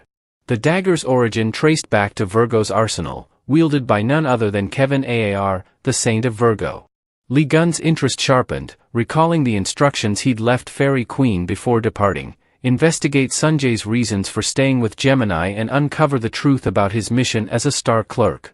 Back at the now-empty house, Fairy Queen lounged, playing games, while mulling over Lee Gun's orders. As if on cue, Sun Jae approached, asking for her help. Though elated, she feigned indifference, asking what he needed. He explained his desire to access the Gemini Library's secret section, reserved for high-ranking disciples, to find the spell Spirit Invocation. It was forbidden magic, capable of summoning souls from the other side. Understanding the weight of his request, she opened a spatial door to the library, masking her curiosity about why the boy sought such a dangerous spell. Elsewhere, Lee Gun sat on a bench in Belgium, his mind replaying Mang's findings. Records showed that daggers of similar dark energy were auctioned publicly, likely to erase their trail. Mang's predecessor, who investigated the weapon, was murdered with the very dagger. The lingering curse on the blade, though fading, had been potent enough to harm even saints or divine gods. Lee Gun's thoughts turned grim. Was such a weapon deliberately forged to target the divine? Lee Gun tiredly reflected on the situation, considering the insidious John Louis, a master of curses, but realizing that even someone so skilled couldn't craft curses capable of affecting the supreme gods. The dark energy in the dagger wasn't from any god, and Cancer's powers were nowhere near enough to compare. The source of the calamity remained a mystery, and Lee Gun wondered if the one who stabbed him had ties to the darker forces of the earth. Yet, he knew this was just speculation. He rubbed his forehead, frustrated, then refocused on the upcoming trial of strength, knowing there was a time limit, and afterward, he could confront Virgo, for which he had been preparing for some time. The announcement of the approaching train snapped Lee Gun back to reality. He eagerly watched the steam train come to a stop. The first to disembark were the disciples. They stood out with their hunter-like uniforms, their presence turning heads as they lined up, waiting for the last person to step off. Lee Gun's attention was fixed on that individual, and as soon as he saw him, he flashed his trademark smile. The elite Sagittarius squad had arrived, and Lee Gun was eager to have a private chat with their blonde-haired captain, under the blue veil of Virgo in a region long affected by the calamity. As fire arrows thundered through the air, engulfing the damned birds in flames, the squad swiftly dealt with the situation. The ground was littered with obstacles, including the roots of a strange plant that had entangled a soldier's leg. Lee Gun seized the moment to ask why the Sagittarius troops were operating in Virgo's territory. The commander frowned and explained that they had taken on a commission from Virgo. Sagittarius often accepted such tasks, acting like mercenaries to eliminate calamities. The leader had gone to meet with European Union representatives to understand the situation better. Li Gun raised an eyebrow, about to ask why they would take on such a task without knowing the full details, but the commander cut him off, explaining that Taku had accepted the mission right away because it was personal. He stared at Li Gun, then asked if Li Gun had ever heard of the monster known as Bloodfog, a creature that craves the power of the gods. Taku had gone to the EU headquarters to investigate, where he learned about Bloodfog, a monster that spreads a mist to consume nearby creatures and souls. It had been wreaking havoc for 10 days. Taku questioned why the holy orders hadn't been mobilized, but he was told the calamity had been officially declared eradicated by diplomatic agencies, so they couldn't publicly acknowledge its return. When Taku asked why Virgo's leader, Kevin Ajar, hadn't intervened, he was told Virgo had sent high-level forces multiple times, only to see them wiped out by the Crimson Mist, which left everyone unable to resist. As Virgo specialized in close combat, it was essentially suicide to face the monster. Moreover, Kevin was occupied with a red-level calamity in another region and couldn't return in time. After surveying many constellations, they chose Sagittarius, known for their mercenary forces, to avoid personal or political influences. Additionally, they knew Sagittarius had a close relationship with Li Gun, who had successfully dealt with the 10,000 Arms calamity in the Philippine Sea. Despite the friendly smiles, it was clear to Taku that this was all a trap. Kevin, the arrogant fool, would rather fight to the bitter end than ask for external help to solve the problems within his sacred territory. Considering the possibility that Virgo might be using Bloodfog to eliminate both him and Li Gun, Taku's discomfort was apparent, and his clenched hand on the chair revealed the internal conflict he was battling. Nearby, the man grew uneasy. When the concern was raised that Sagittarius and Li Gun might not participate, Kevin laughed and confidently said that merely mentioning Bloodfog would ensure Hugo Otter would take the mission, given how the calamity had wronged his wife. In distant Belgium, the Sagittarius commander repeated the same explanation, compelling Taku to accept the mission. Li Gun, arms crossed, asked who this wife was. The commander explained that she was Chuanju, the wife of the Sagittarius saint, and the mother of Taku's two best friends' children. The two had met after John was imprisoned in the Demon Tower. A young girl chimed in, revealing that in order to protect Chuanju and young Sunjae, the first disciple of Sagittarius had tragically met his end. Li Gun instantly recognized the name. It was Li Juan, the boy who had been trailing behind him and his friend 20 years ago. However, he never expected the reason his friend always kept secrets regarding his family. Li Gun had never seen Bloodfog, but he could guess that its presence had made Taku more irritable. Confident that he knew Taku's abilities best, since he had personally trained him in combat, Li Gun couldn't believe his friend would fall so easily. Back in the day, Taku was the only person Li Gun trusted enough to fight back-to-back with him. Whenever the 12 zodiac signs were mentioned, Li Gun was confident Taku was the strongest among them, so he urged the youngsters to elaborate on what Taku had endured. Fortunately, they agreed. The tragic memory from 10 years ago, which occurred on Sunjae's 7th birthday, still haunted them. Sunjae had fallen asleep while waiting for his mother to finish a call with his father, bragging about creating a weapon to destroy a great calamity. To a child, such matters were trivial, until Jio, patting his head, praised him for coming to the airport early. Sunjae rubbed his eyes, delighted. Jio had woken up early to meet her husband and, as she chuckled, Sunjae yawned and mentioned he was hungry. Jio sent Li Juan to buy food, leaving Sunjae to notice two strange men whispering behind them, blaming each other and discussing their escape plans. Before Sunjae could understand what was happening, the airport lights suddenly went out, and Jio grew anxious. As the large airport was thrown into chaos, Jio and her son were left unsure of what to do. The humming noise and darkness caused Li Juan, who was buying food, to rush outside. He caught sight of the terrifying calamity, which was glaring at Jio. Unaware of the danger, Jio asked if something big was happening. The food dropped from Li Juan's hands as he used all his strength to shield her and Sunjae, but in doing so, he was flung toward the calamity's gaping mouth. In a desperate attempt to protect them, Li Juan pushed Jio and Sunjae away but was caught in the calamity's jaws. Sunjae screamed as he watched his beloved uncle fall to his death, helpless in his mother's arms. His eyes focused on Li Juan's lips, the last image of his uncle's smile before being devoured, forever haunting Sunjae's childhood. Gio, in agony, covered her son's eyes, trying to shield him from the horrific scene, but it was too late. The calamity, satisfied with its meal, made terrifying sounds as it consumed its prey. The onlookers and passengers could only watch in horror as the blood fog devoured its victims, beginning an unending feast. The guards frantically called for the holy order. Gio and her son had just arrived when they saw dozens of people being dragged away by the tentacles. The entire area was filled with anguished screams, drowning out her frantic reminder to her son, "No matter what happens, don't let go of me." Gio held Sanjay tightly, gritting her teeth, using all her strength to escape the reach of the tentacles. The once spacious airport was quickly consumed by thick dust, its air filled with the tortured cries of those who had been taken, leaving behind lifeless bodies. The memory of that day, when Sanjay was 7, stayed with him even as he turned 17. He could never forget how his mother had spread her arms, telling him not to leave the car until his father arrived.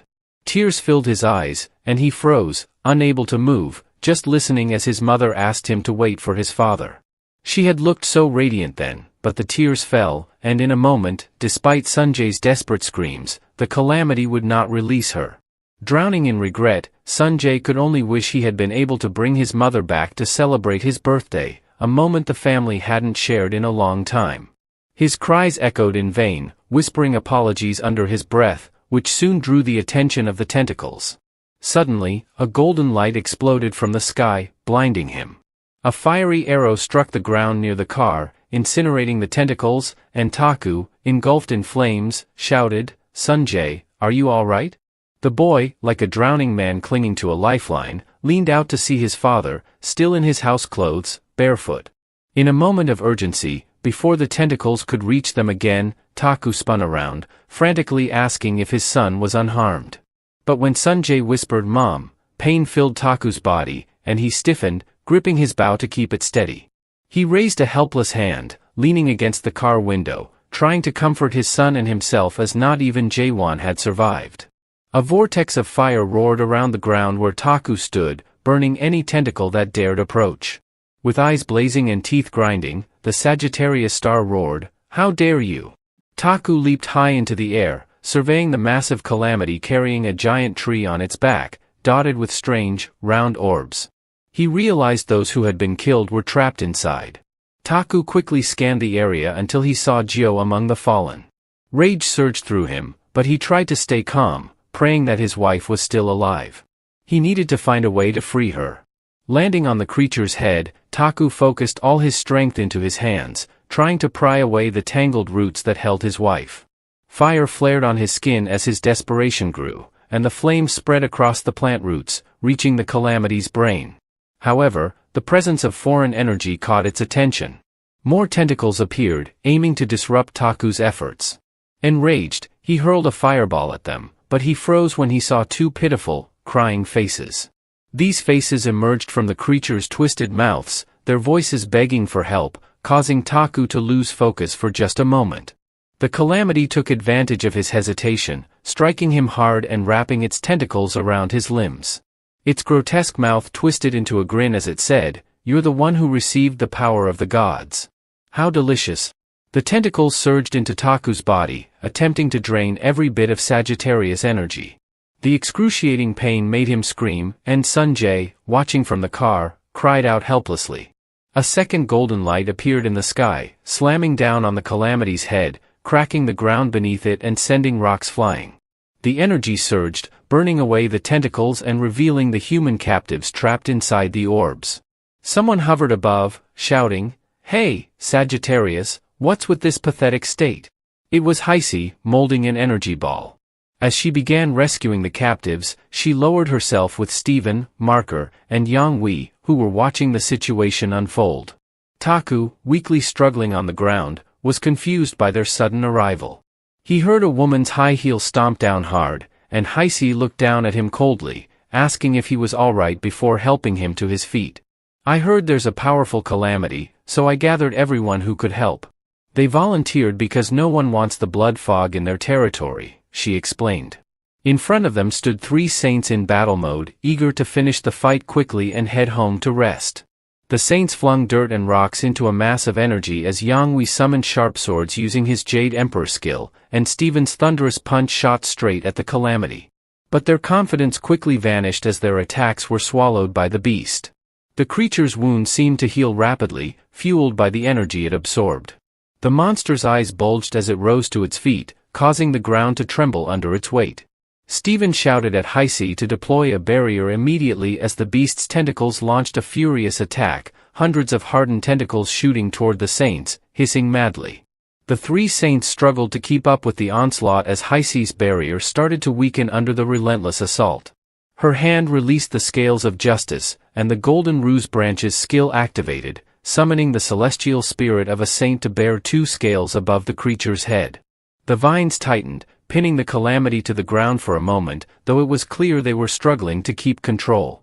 She turned to Heisei, urging her to use the teleportation spell on the creature. "Didn't you see how it swallowed our attacks? We can't win now, it'll just absorb our power like it did with Sagittarius earlier," she said. Libra, watching the creature tear through the vines, insisted on immediate action.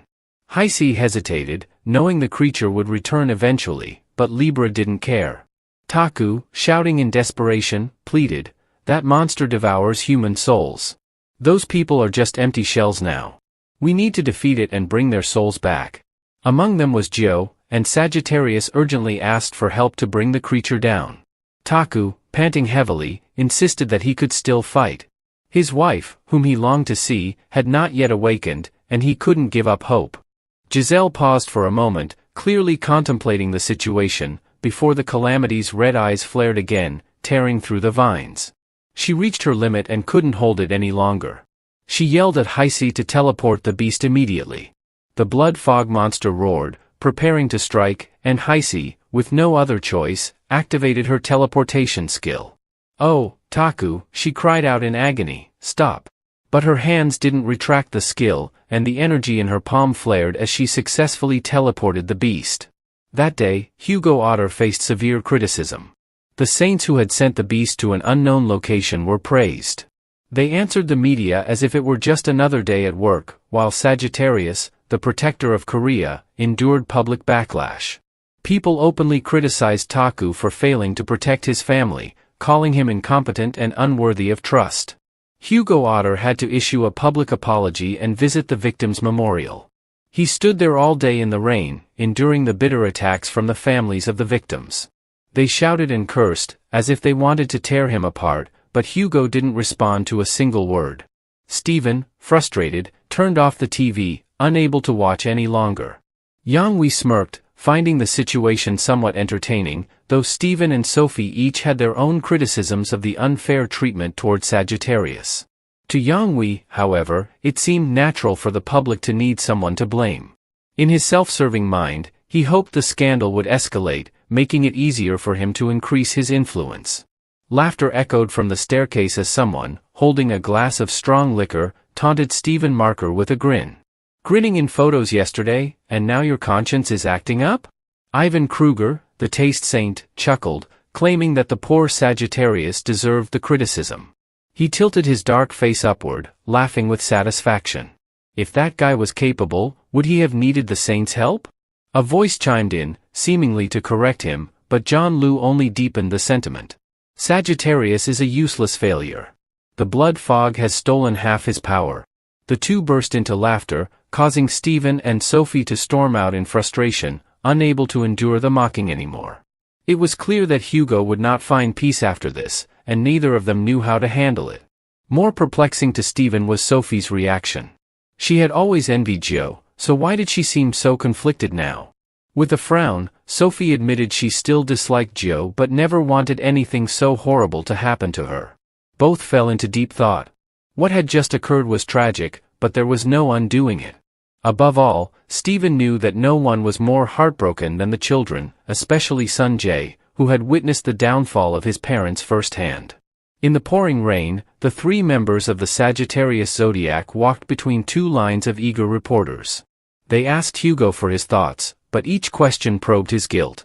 Hugo kept his head down, ignoring the microphones shoved into his face, not even responding to the rumors that all the victims had been sent to Scorpio Hospital to cover up the truth. The Sagittarius vice captain merely announced that Hugo would address everything in a press conference, and then the three disappeared behind the iron doors. Still not raising his head, Taku asked Yaren, "Where's Jaewon?" He had been transferred to the hospital but was among the last group of victims.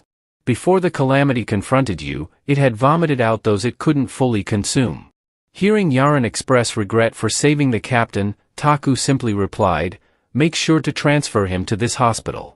Scorpio lent it to us." Unable to bear the indifference any longer, Yaren cried out, "You don't have to take all the blame on yourself. You lost your family and fought the calamity until the end. Why stay silent instead of telling the world what really happened?" Finally, Taku responded, "There is a way to save the victims trapped in the blood fog, but how would their families react to learning their loved ones aren't dead, only their souls have been stolen? Telling them that capturing the blood fog is the only solution would be nothing but a cruel empty promise." Hugo knew the public needed more than just an explanation, but he had nearly lost all his power to the blood fog and had no choice but to allow the saints to send it to an unknown place. He turned away, knowing no saint would risk their power or soul to reclaim the stolen souls of the victims. Yaren, still unsatisfied, tried to hold on to something. It broke her heart to see Sagittarius despised when he had done nothing wrong. Trembling, she sobbed as Taku gently spoke, "They have every right to hate me. It's because I was too weak to protect them. I couldn't keep my promise to Jeon to protect Korea." With a smile that resembled that of a dead man, Taku thanked Yaren for her concern, though there was no joy in his words.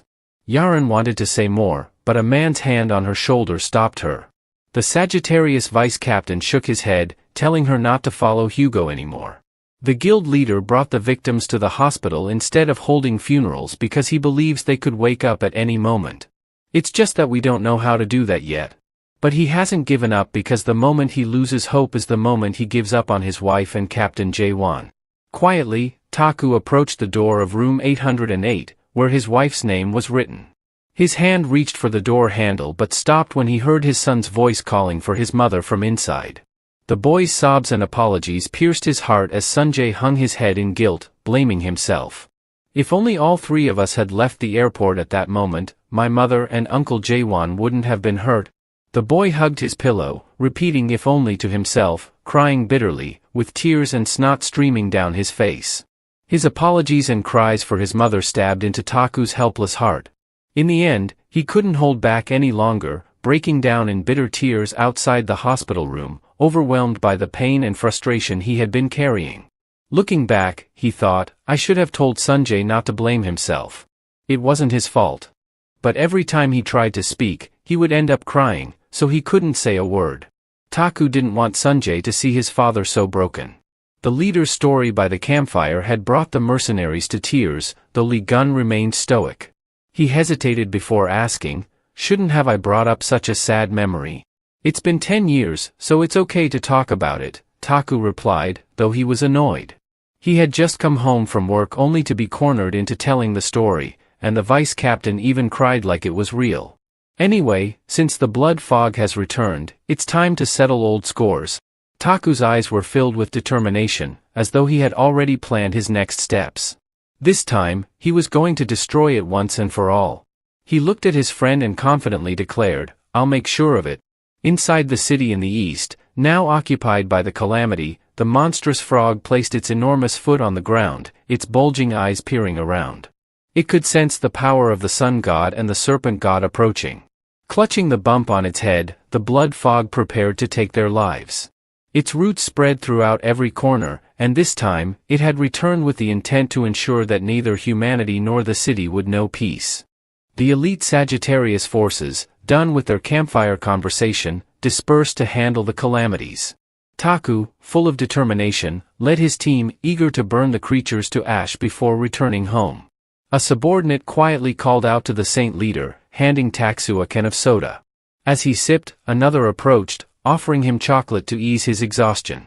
Just as he raised the candy to his mouth, someone else came with more snacks, as if offering gifts to a celebrity. Before long, Taku's hands were overloaded with treats. Perhaps the team felt pity for him because of past hardships, but no matter how much he asked, they all refused to admit it. In the end, he accepted everything, planning to let Lee Gun eat what he couldn't. He dumped a whole box of chocolates into his mouth when suddenly, the Fairy Queen's voice echoed in his mind.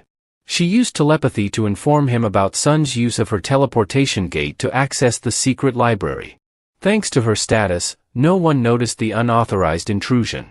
To convince the Fairy Queen, Sunj had revealed his goal, to learn a skill to summon beings from other worlds, specifically spirit invocation. Despite deciding against Gemini, this was the reason Sunjay remained within the Holy Order.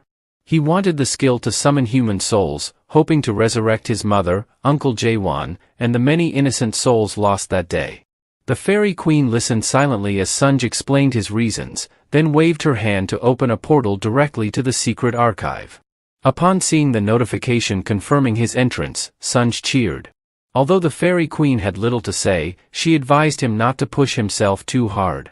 Sunj, however, was determined to seize this opportunity.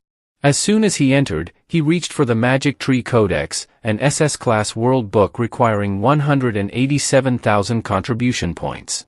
With only 157,000, he offered the bracelet his sister had given him as collateral for an additional 30,000 points, enough to borrow the book.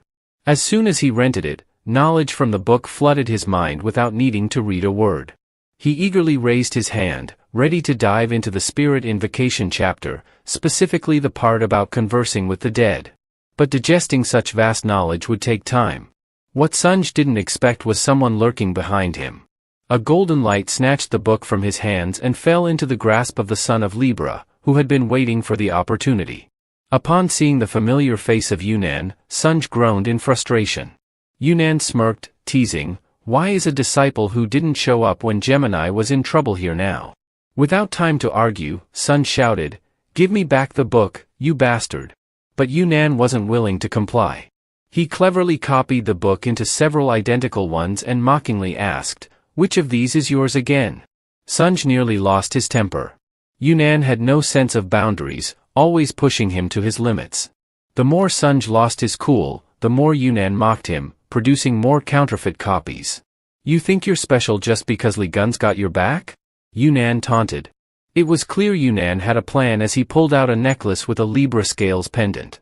"Your father and uncle are about to get torn to pieces," he declared.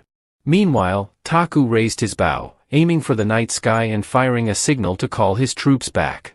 Eager to finish quickly, Team A reported in full, and Team B returned swiftly. However, Team C remained eerily silent, lost among the sprawling roots on the ground. Suddenly, a familiar voice, begging for help, echoed through the area. The entire abandoned zone was filled with desperate sobs, the air heavy with despair. John didn't seem too bothered, but when he glanced at his friend Taksu, he saw him gritting his teeth, his hands gripping the bow so tightly that his veins bulged. Li Gun noticed that Taku's body was engulfed in flames, like a torch. He calmly reminded him, "Easy, buddy. You're using too much power. Stay cool." Realizing he was losing control, Taku ran a hand through his hair to calm the flames. Li Gun stood up, stretched, and joined the elite Sagittarius forces, preparing for what was coming. Inside the city, where Virgo's medals and emblems decorated the walls, residents noticed a mist rolling in and the leaves turning a reddish hue, like autumn. But the calm was short-lived. The ground erupted with roots tearing through the earth, grabbing Taku and Gon's attention. Massive roots pierced the ground, churning everything up before a colossal calamity emerged from the earth, resembling a gigantic frog. Everyone scattered to avoid its reach, except for Gon, who lifted his foot and stomped it right into the monster's mouth. A rough greeting, but that's how Gon liked it. "Are you the disgusting thing that made my friend and nephew cry?" he asked. Of course, the frog didn't respond, so Gon kicked it hard enough to send it flying several meters. But something was off. The creature wasn't defenseless. It grinned, the kind of smile a predator gives when its trap is sprung. Tentacles wrapped tightly around Gon's right leg, squeezing until blood spilled onto the ground. He didn't feel the pain but muttered to himself, "So you're not just some cheap monster, huh?" Inside the secret archive, the blonde-haired Shan raised his mother's sacred relic, and it instantly flashed with blinding light. Sun's eyes rolled back as he clearly saw the image of the blood fog beast opening its mouth wide, ready to devour Gon. Memories from the past caused him to freeze, like a statue, hearing the sinister laughter of Sion. Today, your father and uncle will surely die. Back in the battle, Li Gun allowed his leg to be entangled, listening to the frog Babylon demanding his energy. Li Gun laughed, finding the request ridiculous. The tentacles wrapping around him incinerated in an instant. Glancing at Taku, who had just released an arrow, Li Gun chuckled, "Hey, come check this out. This monster thinks it can eat anything in front of it." Gon's leg, now twisted and deformed by the tentacles, was stomped hard on the ground. Instantly, Li Gun activated his super regeneration skill, healing everything from broken bones to charred skin. Though his pants were now tattered, he pulled out the hammer of achievements from his storage, saying, "Look at how many fierce people there are. This monster won't have an easy meal today." Pointing at the blood fog beast like it was a villain to be dealt with, Li Gun warned, "Better watch out, gluttonous belly. I'm going to gut you clean." He then propelled himself into the air, swinging the hammer, which grew several times its size with skill amplification, ready to strike the blood fog beast's head. The hammer only scraped the beast's skin, and it roared, throwing both Li Gun and the hammer far away. An arrow pierced the creature's eye, followed by a downpour of golden arrows raining down on it. It was Taku, supporting his friend effectively. He waved his hand to signal the troops to ready their bows again. This time, they didn't fire normal arrows but arrows formed from Sagittarius skills. Knowing that the blood fog beast absorbed the energy of constellations, the Sagittarius troops used sacred arrows taken from weapon storage. Each archer shot 3 arrows at once, and they flew straight into the beast's body. The monster had to endure the pain, using its tentacles to dig up the ground and rocks in front of it. Just as the group leaped to dodge its sharp tentacles, which aimed to skewer everyone in the air, Li Gun recognized that the roots were a major nuisance. With a quick glance, he dashed forward, this time not at the blood fog beast, but summoning Lime to play rock paper scissors. The creature's eyes turned into scissors, making it look silly.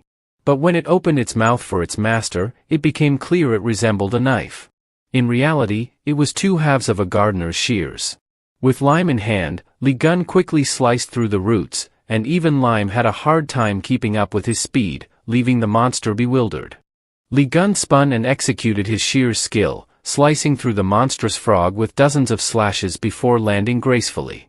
Lime, unable to match John's speed, became dizzy and gave up, but Li Gun relentlessly continued his dissection of the frog. Eventually, it collapsed before Gon and the surrounding Sagittarius troops. Everyone was shocked. Had they truly defeated it so quickly?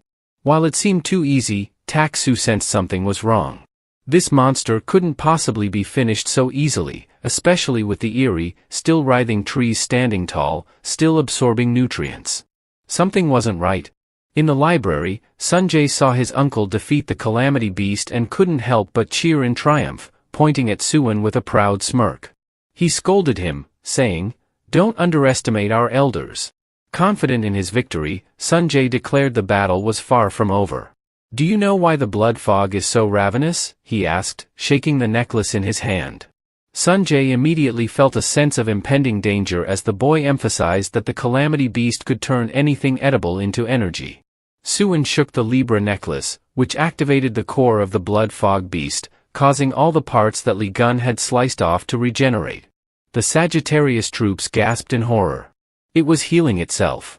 The beast roared again, and even Taksu was taken aback by the sheer magnitude of the creature. With Lime in hand and unyielding resolve, Li Gun swung his blade, scattering dirt and stone to reveal what lay beneath. As he predicted, numerous large roots twisted beneath the surface, used by the Calamity Beast to break through the barrier. Its horrifying roar echoed, much like a slaughtered pig, while the Sagittarius troops were forced to spring into action. The blood fog beast, mad with hunger, muttered to itself, "Food. I need more to eat." Its eyes gleamed as it fixed on the distant city, hungry for human flesh. Suin laughed maniacally.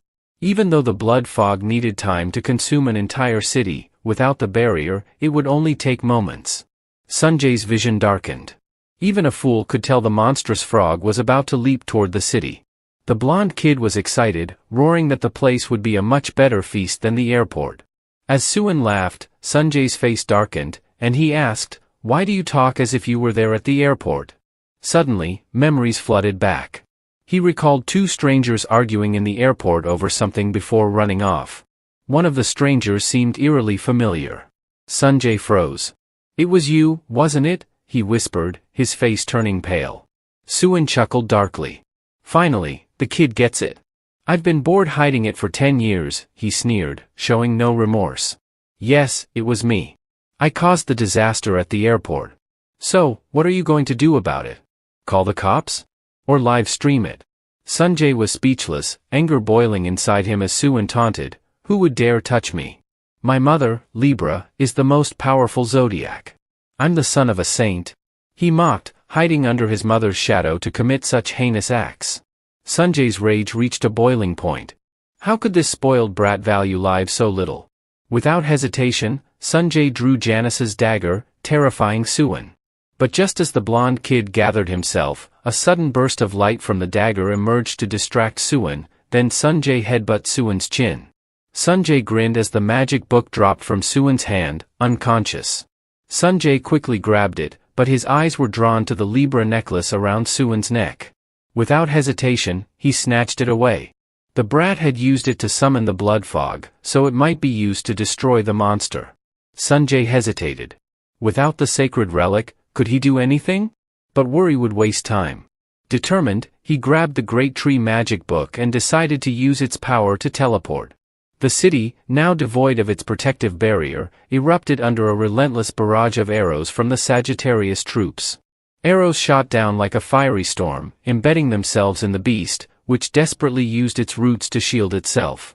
Li Gun, still priding himself on his attacks, continued to hack at the creature with powerful slashes, sending shockwaves through the area. But suddenly, the ground shifted beneath him as the monster's roots shot up, claiming his left arm in one swift motion. Frustration flared in Li Gun as he watched his shoulder exposed. He triggered his super regeneration, but the blood fog's mist counteracted his powers, leaving him with only half his regeneration strength. Li Gun stood, watching as the tentacles began to rise from the ground. He tensed as a golden flash appeared. Tak Su threw himself between his friend and the Calamity Beast, scattering the tentacles with a single strike. Just as Li Gun landed, his left arm was fully restored. Li Gun clenched his fist, and with a sweeping punch, Tak Su obliterated the roots, sending the beast reeling. They now had a moment to assess the situation. The two friends quickly realized the force holding the beast together felt similar to the power inside the Demon Tower, where the Crimson Eye army had been revived 20 years ago. The Demon Tower was infamous for its dangers, with monsters inside being nearly impossible to destroy. Using his heightened senses, Li Gun detected 3 glowing cores within the beast's body, one in the middle of its back, another in its abdomen, and the last one in its head, meant to imprison the souls of those it had devoured. Li Gun's eyes also detected the roots drawing souls from somewhere, likely the central city, which the blood fog had just ravaged. "Damn it," Gon muttered, realizing that the city needed to be saved from the monster's absorption. Tak Su gestured to the Sagittarius troops to target the roots in the city, but the blood fog was a cunning creature. It quickly understood their plan and wrapped its roots around the troops. While Taku used fire to burn away the roots and rescue his subordinates, Li Gun was equally busy, tearing the roots apart with his bare hands. The blood fog's earth-shattering scream sounded like a whistle, summoning red-purple orbs that scattered across the roots. From these orbs emerged countless faces, moaning and crying for help. The eerie cries caused chaos, terrorizing the Sagittarius troops and leaving them unable to resist. The fake souls clung to the soldiers, their desperate pleas terrifying everyone. Taku, seething with anger, recognized these were not real souls, but a deceptive trick by the Calamity.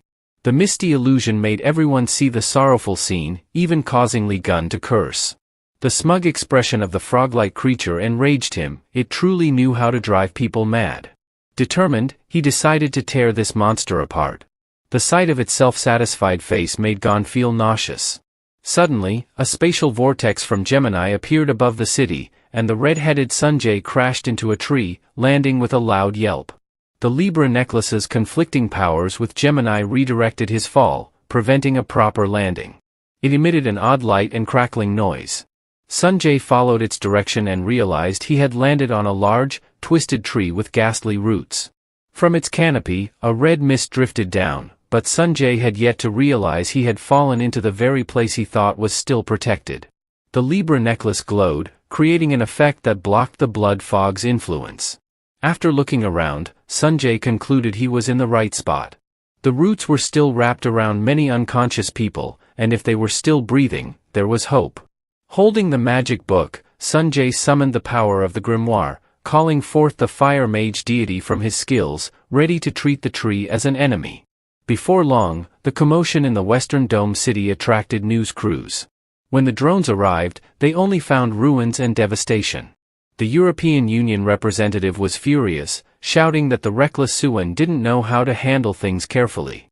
The issue Europe had wanted to keep hidden was now exposed. Reporters confirmed the blood fog, which had appeared before, was the main suspect in this attack. The news spread worldwide, stirring a range of emotions among viewers, from Libra scowling at the sight of the bastard she had encountered 10 years ago, to Morin happily sipping coffee with a satisfied smile, and to the fairy queen at home, shocked and anticipating. When reporters finally managed to get drones inside, they caught sight of a tattered leg clad in torn pants darting through the area wielding a massive weapon. It was Li Gun in his familiar ragged state, along with the Sagittarius troops who had spent hours cutting through the entangled roots. The roots followed him like a relentless predator, refusing to let go, while Taku shouted up at his friend from below. The noise was overwhelming as Taku suddenly had to brace himself with all his strength to fend off an incoming blow from a front leg. The S-rank sacred artifact spider silk web shattered in an instant, leaving Taku defenseless and crushed under the frog's leg, blood spewing from his mouth. Seeing his friend being repeatedly struck, John became furious. His anger only intensified as the relentless roots trapped him. He froze for a moment, then the tentacles ensnared him, pulling him close to the mimicry of the tormented souls.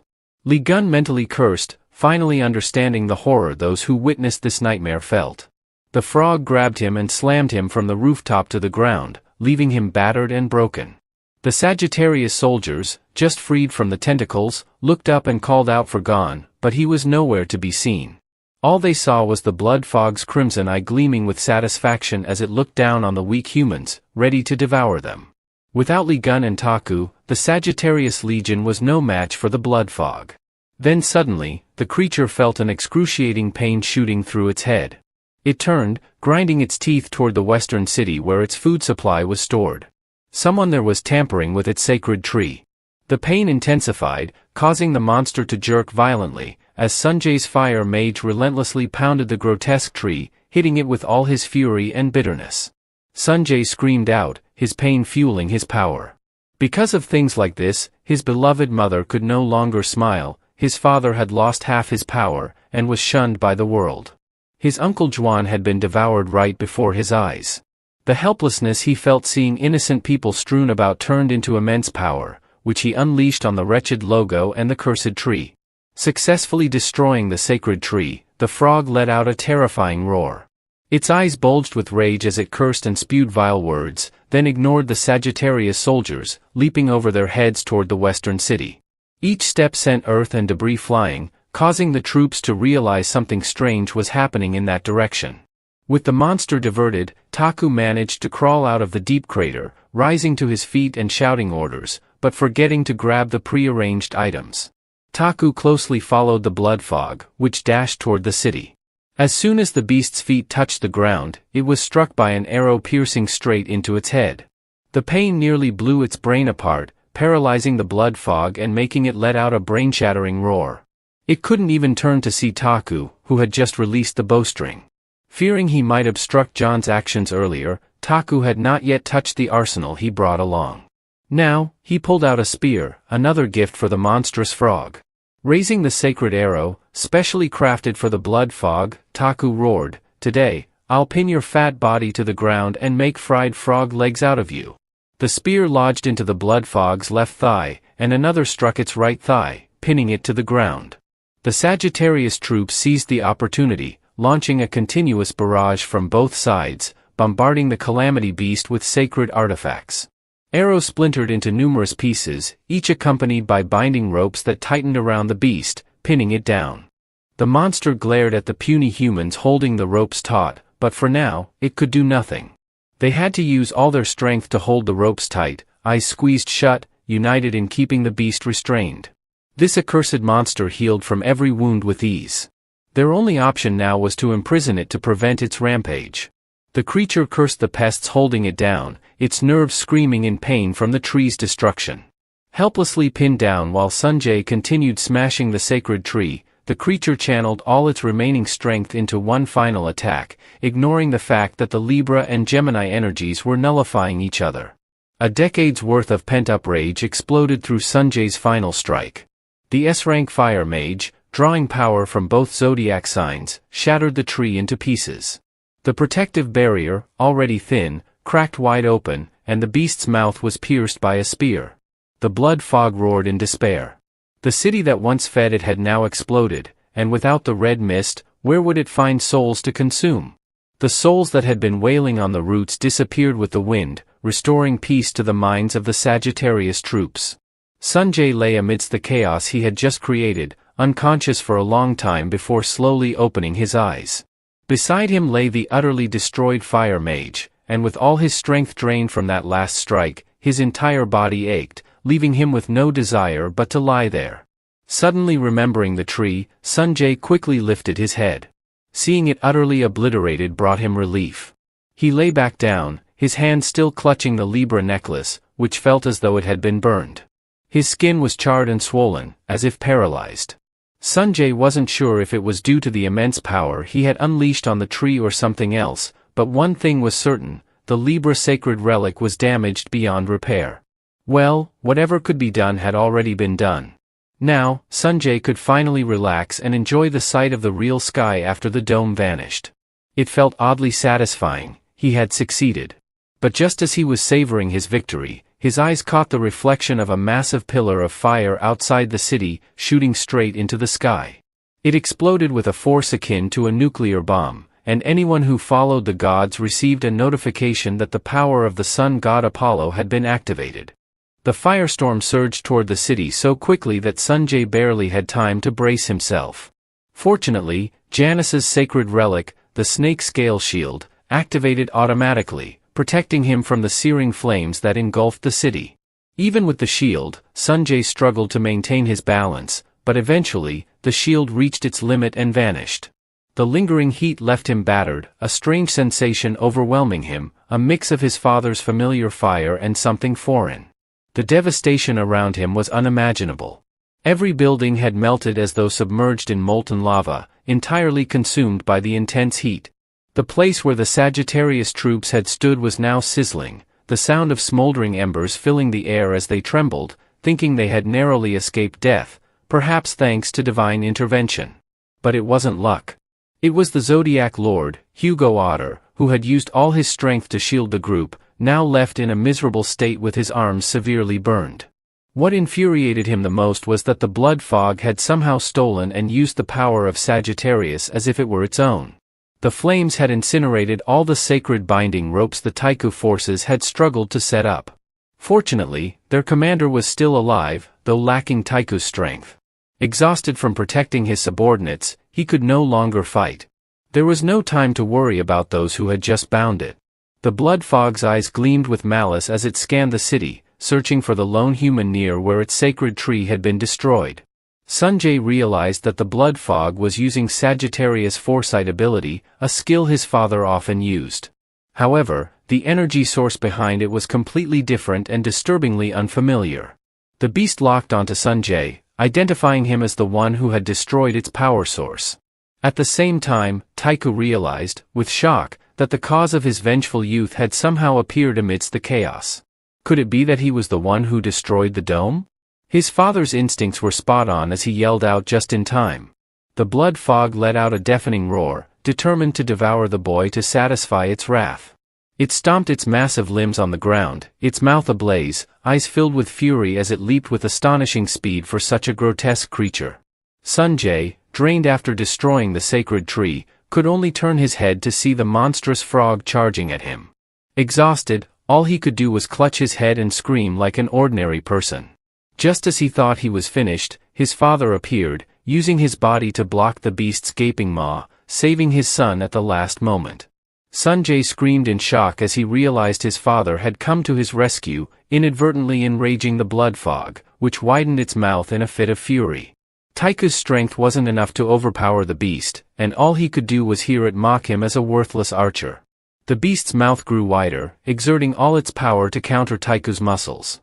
Sensing the dire situation, Taiku gritted his teeth, glanced at his son, and activated a flame shield around Sanjay, buying him a few more seconds of safety. But for himself, Taiku was swallowed whole by the beast, taking the earth and rubble beneath his feet into the monster's stomach. Once again, Sanjay watched helplessly as a loved one was taken by the blood fog, but the protective barrier kept him from doing anything. Inside the beast's belly, Taiku slid along with dirt and debris, the impact nearly knocking him unconscious. The monstrous frog, still furious, chomped down on the concrete below, taking 2 or 3 more bites just to be sure before finally stopping. Sanjay's eyes dimmed with despair as he called out for his father in vain, the flame shield preventing him from moving or retaliating. The beast let out a triumphant, maniacal laugh, boasting that it had absorbed all the power of the sun god Apollo. Just then, John's shears flew through the air like a boomerang, slicing across the grotesque frog's face and skidding along its rough skin. Li Gun crashed into the treetop above the calamity beast, frantically searching for his friend. But all he received in return was the beast's victorious laughter, craving more power from the Yucas constellation. The blood fog charged toward Li Gun, tearing through the earth. Furious, Gon activated his 13th sense and saw his friend fall into the monster's stomach, shouting out. But Taiku couldn't hear him. Inside the beast, Taiku's consciousness drifted as his body plummeted through its gut, filled with regret. He tormented himself for failing to save his wife and comrades while the blood fog still lived. Was this really how it would end? All he could do was display his pitiful state for Sanjay and Yue to witness. Would everything truly end this way? Suddenly, a blinding light pierced through his fading vision. Taiku opened his eyes to see the fragments of his stolen power imprisoned in this place, reaching out toward the energy source. He thought that if he could just retrieve it, he might have a chance to fight the blood fog once more. But his consciousness was fading, and his weary body seemed to pull him further away. In his mind, he questioned what he was truly fighting for. Was it for the fading memories of a family that had once meant everything to him?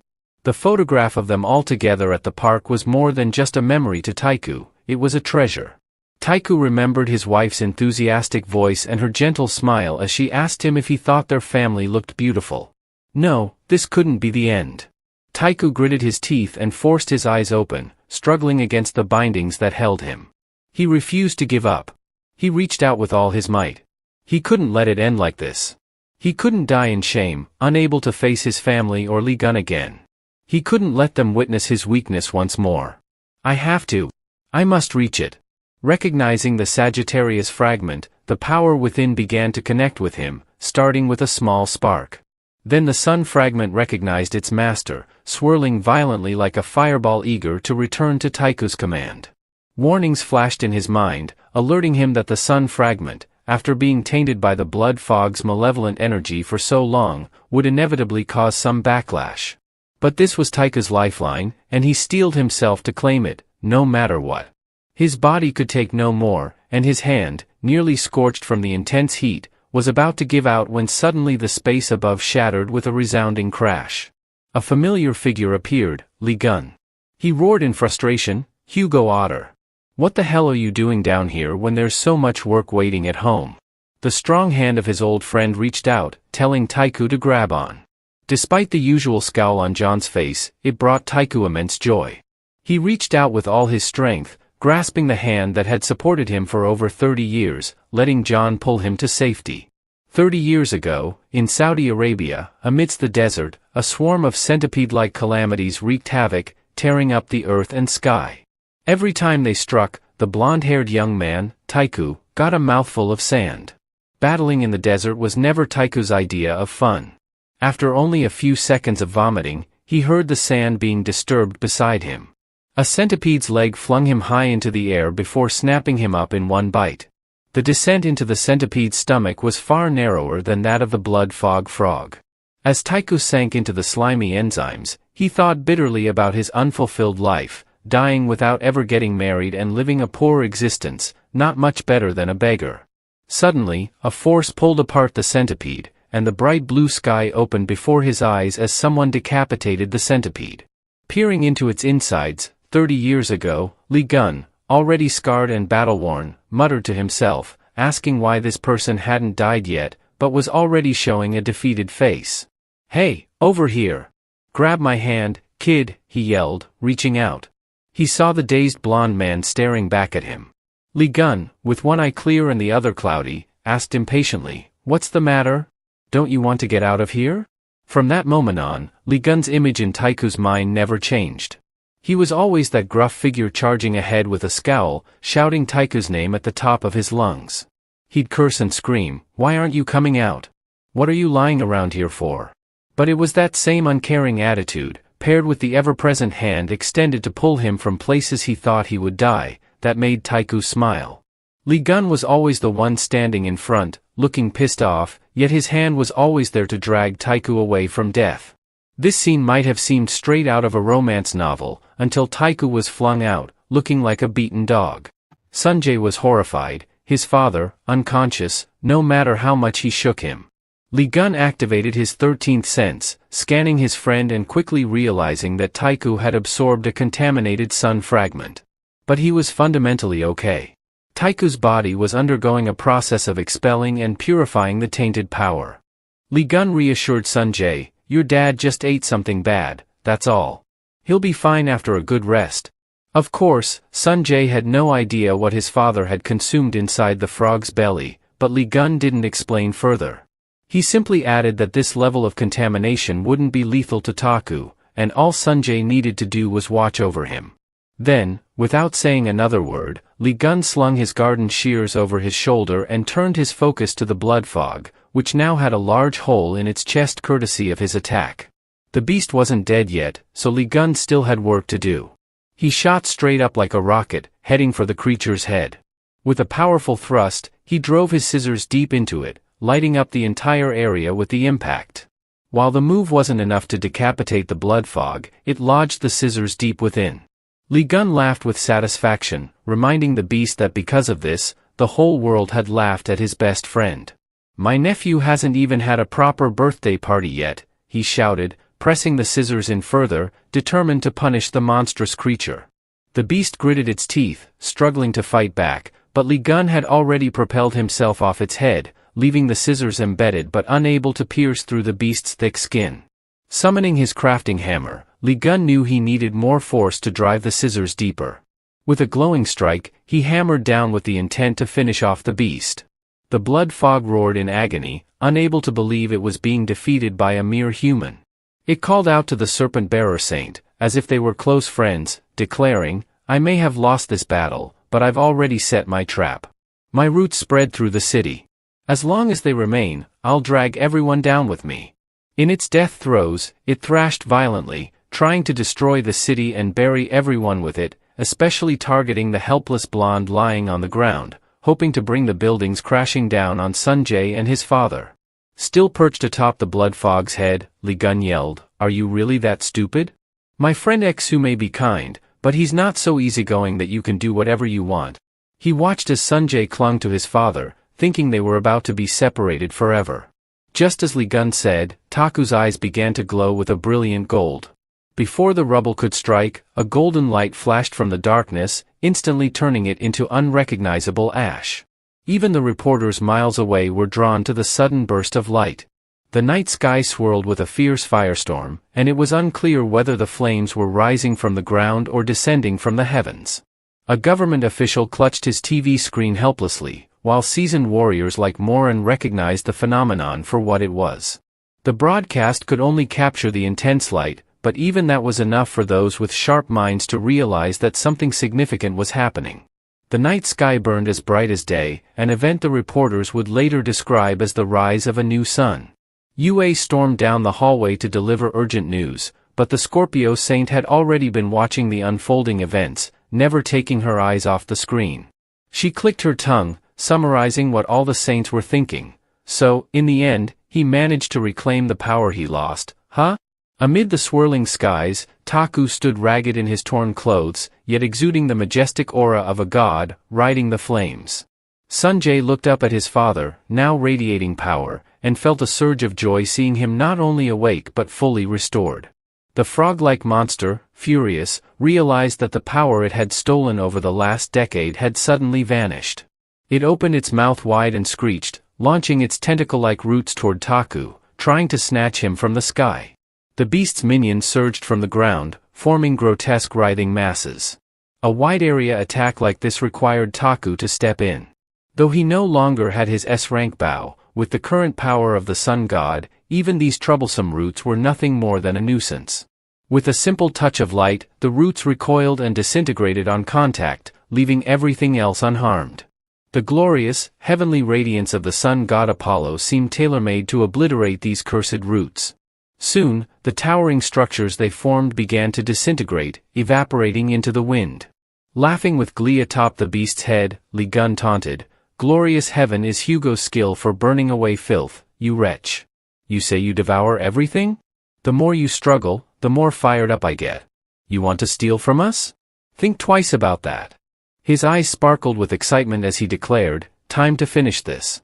Who has time to keep digging holes?" Activating his combat skill, Li Gun switched positions with the last person he touched. In an instant, the Sagittarius Saint stood on the monster's head, taking his place. Li Gun found himself hovering in the sky, shouting out the familiar, rustic name, "Hey, Taku. Finish it off, buddy." Taku nodded and lowered his hand to grasp the handle of the scissors Li Gun had left behind, driving them through the monster's skull. Despite its agonized screams, each strike brought back memories. Taku recalled how he couldn't bring himself to touch the door handle while his son cried, begging for forgiveness. The boy had blamed himself, saying, "If only I hadn't asked for food, if only we had left the airport sooner, Mom and Uncle Juan would still be alive, and you, Dad, would have been strong enough to stop the calamity, right?" 7-year-old Sanjay had taken all the blame upon himself, leaving a heavy stone lodged in Taku's heart. Drawing his bow, Taku aimed to shoot away the obstacles in his path and offer comfort to his son. "You're not to blame for anything, SJ," he said. The sacred arrow flew from his bow, enveloped in the brilliant light of glorious heaven, purifying all the filth and ensuring that the blood fog would not be enlightened but would certainly not survive. The land dimmed, leaving a large crater as if a bomb had been dropped. Taku sat, catching his breath, only for his farmer friend to stroll over, remarking, "Didn't expect this to end in such chaos, huh?" Taku wasn't sure what to do next. The core had been destroyed, the creature's body turned to ash, and there wasn't much left for him to do. Li Gun cursed the damned blood fog, and Taku joined in. With a deep sigh of relief, Taku knew that with his friend by his side, the calamity could only return in spirit form. He closed his eyes in peace and thanked his friend. In response, Li Gun playfully raised his fist. "Seriously, after all these years, just a verbal thank you? You've been through a lot, brother," he added. They bumped fists with a loud thud, and fortunately, Li Gun didn't ask for 50 kilograms of fried chicken this time. But wait, Li Gun rummaged around and found something interesting. During the battle with the blood fog, he had taken a core from the beast. Taku was surprised, unsure of what it was, but Li Gun didn't really know either. Using his 13th sense and the Eye of God, he realized it was a soul seal orb designed to imprison the souls absorbed by the calamity. As he channeled the power of the Eucus constellation into it, cracks began to appear on the orb. It couldn't withstand the force. Once it shattered, it lost its ability to contain the souls, and beams of light shot out, soaring into the night sky. Taku, already suspecting what it was, couldn't quite believe his eyes. "What is this?" he asked in astonishment. Gon smiled and said, "It's the release of the souls devoured by the blood fog. One by one, they'll awaken." Sanjay's voice rang out from behind, excitedly asking, "Really, uncle?" He ran over, out of breath, from the good news he had just heard. "Will they really wake up?" "Of course," Li Gun replied, as the orb slowly faded from his hand. "Your mother will wake up too." There was no need to describe how deeply moved Sanjay was. Gon then asked with a smile, "It's been a while since you had a proper birthday, hasn't it?" "Well, it might be a bit late, but under a sky filled with 1,000 souls finding their way home. Happy birthday, Sanjay." Next we see Stephen Marker roaring like a guerrilla leader, "I will never stand by and let you threaten humanity. He then unleashed his thunderstorm skill, raining down bolts that obliterated the remaining millipede-like calamities on the beach, leaving the disciples wide-eyed and slack-jawed as they watched the Leo Saint land on a pile of severed tentacles. Standing confidently against the backdrop of crashing waves, Stephen held the cherished big bone aloft, shouting triumphantly, "I finally got it back. You're mine, my precious big bone." To Stephen, the big bone was as precious as a child he had painstakingly cared for and nurtured. He fed it, watered it, and took it on walks during sunny days. Whenever troublemakers like Lion and Sergeich appeared, Stephen and the big bone swatted them away. Together, they excelled in fierce battles, dazzling the world with their adventures. But one night, as Stephen slept soundly next to his beloved big bone, it was abruptly stolen from his embrace. Tears filled his eyes as he realized the thief was none other than Chan Yua. Just as Stephen wailed in despair, Li Gan appeared, grabbed him by the legs, and swung him around in 2 dizzying circles before slamming him to the ground with a resounding thud. Jolted awake, Stephen cried out, "Oh no, my precious bone. Don't leave me." Yet, the big bone was nowhere to be found. Stephen regained consciousness in the special care unit, his head wrapped in bandages. Surrounding him, his subordinates exclaimed, "The Castellan's awake. Don't you remember, sir? You were taken down by Lian while hunting and ended up here." As the underlings whispered among themselves about what had happened, the bandaged saint focused on what he needed to say. The room grew silent, expecting their leader to rally them to confront Li Gan and seek revenge on Capricorn. Instead, Stephen simply said, "Go get the big bone from Chan Yua's room immediately." "Oh my God, can we stop talking about that bone already?" His subordinates groaned, practically pleading for him to go back to sleep and give them peace. Who cares about a bone at a time like this? The commotion spilled into the hallway, signaling to everyone nearby that the leader was back to his bull-like health. Someone suggested informing Vice Commander Yua, but another replied, "Didn't you see her bolt out the door after we dealt with the 8th relic of Li Gan?" They couldn't help recalling her reckless charge into the Scorpio sanctum without any regard for the danger. Suddenly, an out-of-breath subordinate burst in, urgently delivering shocking news. All those in comas for 10 years following the blood mist incident had awakened. Scorpio Hospital, which had housed 1,000 victims of that tragic event, was now bustling with excitement as every patient regained full consciousness. The story quickly made headlines, linking it to the European front lines, where the prolonged battle between hero Li Gan and the Sagittarius Saint had ended the blood mist. People across the globe were marveling at the apparent connection between the two events, calling it an unprecedented miracle. In a luxurious room, a man watched the worldwide broadcasts with irritation. Even when a blonde figure entered behind him, he didn't turn around, grumbling, "I can't believe it. I sent you to capture Li Gan and Hugo, and not only did you fail, but you let the blood mist spiral out of control." Sivan stood silently as the man ranted about losing the Libra Saint's mother's necklace and the chaos that ensued. Yunu, Sivan's older brother, turned with a glass of strong liquor, furiously berating him for letting the grimoire and other crucial items fall into Sunj Tayo's hands, mocking him for losing to someone who used to be bullied. Sivan endured the tirade in silence, even as his brother called him useless. Fueled by rage, Yunu smashed the liquor bottle over Sivan's head, shattering glass everywhere. "You've never done anything right. I've known it since that airport debacle." Yunu continued degrading him, pressing his shoe into Sivan's face and demanding, "How do you plan to fix this mess, you fool?" Despite the humiliation, Sivan didn't retaliate. He had come to ask for his brother's help, believing they needed to work together to recover. The involvement of Tayo meant even Yunu couldn't ignore the situation. Begrudgingly, Yunu clutched his head and muttered, "First, track Lian. Erase any traces of us and spy on them." With Yunu calmer, Sivan cautiously stood, his face still aching. "And you, brother? What will you do?" Yunu turned to the large window, deciding to visit Scorpio Hospital to address the aftermath of the Korean incident. While the brothers schemed, at the outskirts of the European defense line, dust and debris lingered from a collapsed building. Tasu and his group, battered and weary, still managed to receive news from afar. After a call ended, Tasu happily announced that everyone except Jaewon and Jio had woken up. Jan was unconcerned, knowing the longer a soul was trapped, the longer it took to return. Having infused his power to release them, all that remained was to wait. Smiling at his nephew, Jan said, "You should go back to see your mother and uncle now." Sanjay hesitated, nervously asking, "What about you, uncle? And dad?" His face flushed as he avoided eye contact. Overhearing, Taku was overwhelmed, wide-eyed with emotion. Determined to respond as a father, he cleared his throat, choosing words carefully. But before he could say, "Li Gan and I still have things to settle," Sanjay had already accepted and opened his Jameer, preparing to teleport to Korea. Li Gan chuckled at his friend's misplaced confidence, but his laugh froze, his smile stiffening like a statue in an autumn breeze. All he could do was awkwardly comfort the shy boy. What else could a father do? Sanjay's destination wasn't home but Scorpio Hospital.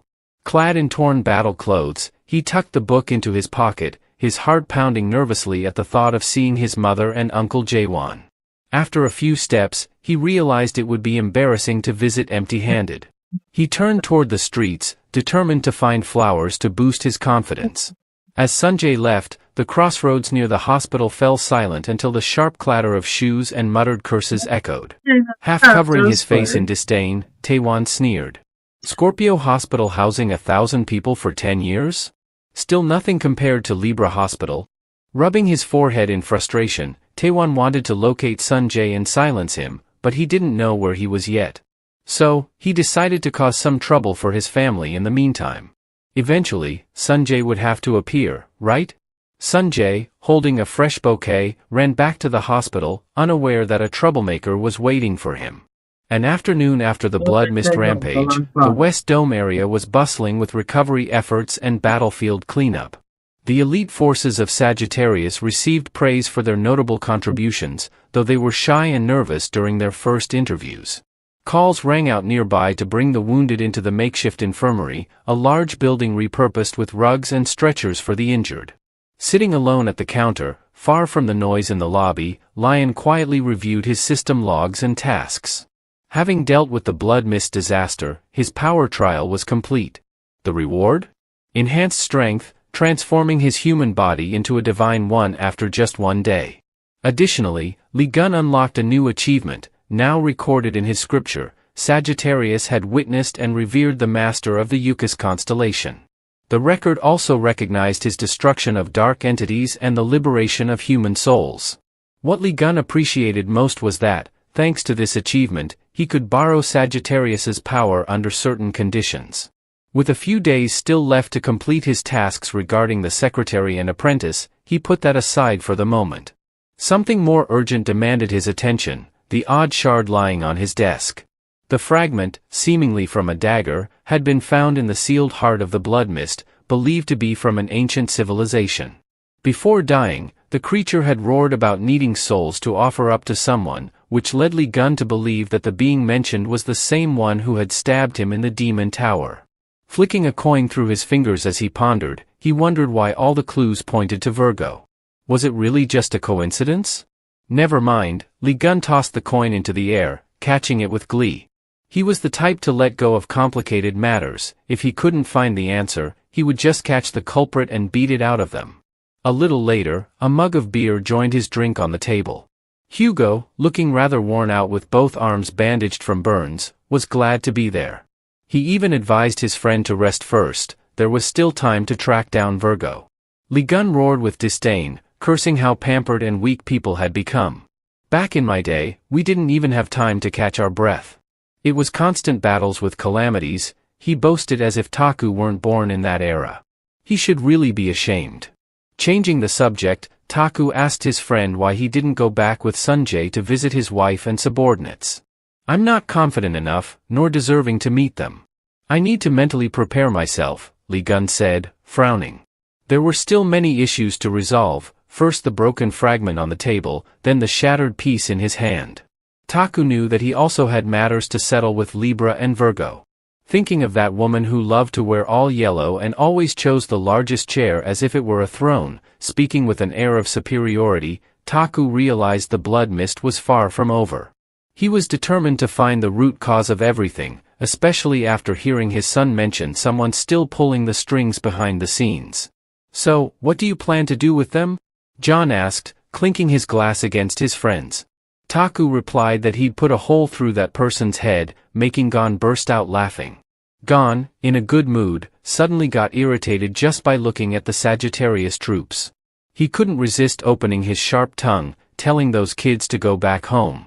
He only fought alongside them because of the bad blood with the blood mist, but now that it was over, they would just be in the way. When it came to capturing Virgo, the whole group looked dejected. They had no argument left, especially when being directly called useless. They had no choice but to accept it. Suddenly, Lee Gun pointed at God, telling the kid with the slick back hair to stay. The surrounding people murmured in envy. "Ah, the level of an SS rank really is something else," they said. But only these two friends understood each other so well. They needed a lackey to run errands like Jaewon did back in the day to move freely. Out of nowhere, Lee Gun asked, "Why did you let Sunjae return to Korea alone? Didn't you see how dangerous that was?" Taku jumped up, realizing the seriousness of the issue, but his friend's carefree face already hinted that he had prepared something. "Who was it?" Taku asked. Lee Gun raised a coin engraved with the Yukas constellation as his answer. He had wanted to show it off for a while but only now got the chance, holding it up with two fingers as if saying, "Look closely." Before Sunjae left, Lee Gun had tossed this to the kid, simply saying it was a gift from Uncle. Before Sunjae left, John handed the coin to the boy, simply saying it was a gift from his uncle. But his eyes gleamed with a hidden intention, assessing the kid's loyalty, which turned out to be a remarkable 300%. With this, the coin, engraved with his zodiac sign, fulfilled the conditions for indoctrination. That was when John quietly accepted the kid as his disciple, assigning him a special mission from the system that would yield rewards. Afterward, John turned away, offering no further explanation, only mentioning it would be used when necessary. Even after Sunjae arrived in Korea, he couldn't stop fiddling with the coin, wondering how it worked. Walking down the hospital corridor, he flipped the coin back and forth but couldn't find anything special about it. Just then, a voice nearby called out for their parents as a family reunion unfolded in the hallway, a touching scene that made Sunjae long to reunite with his mom and Uncle Juan.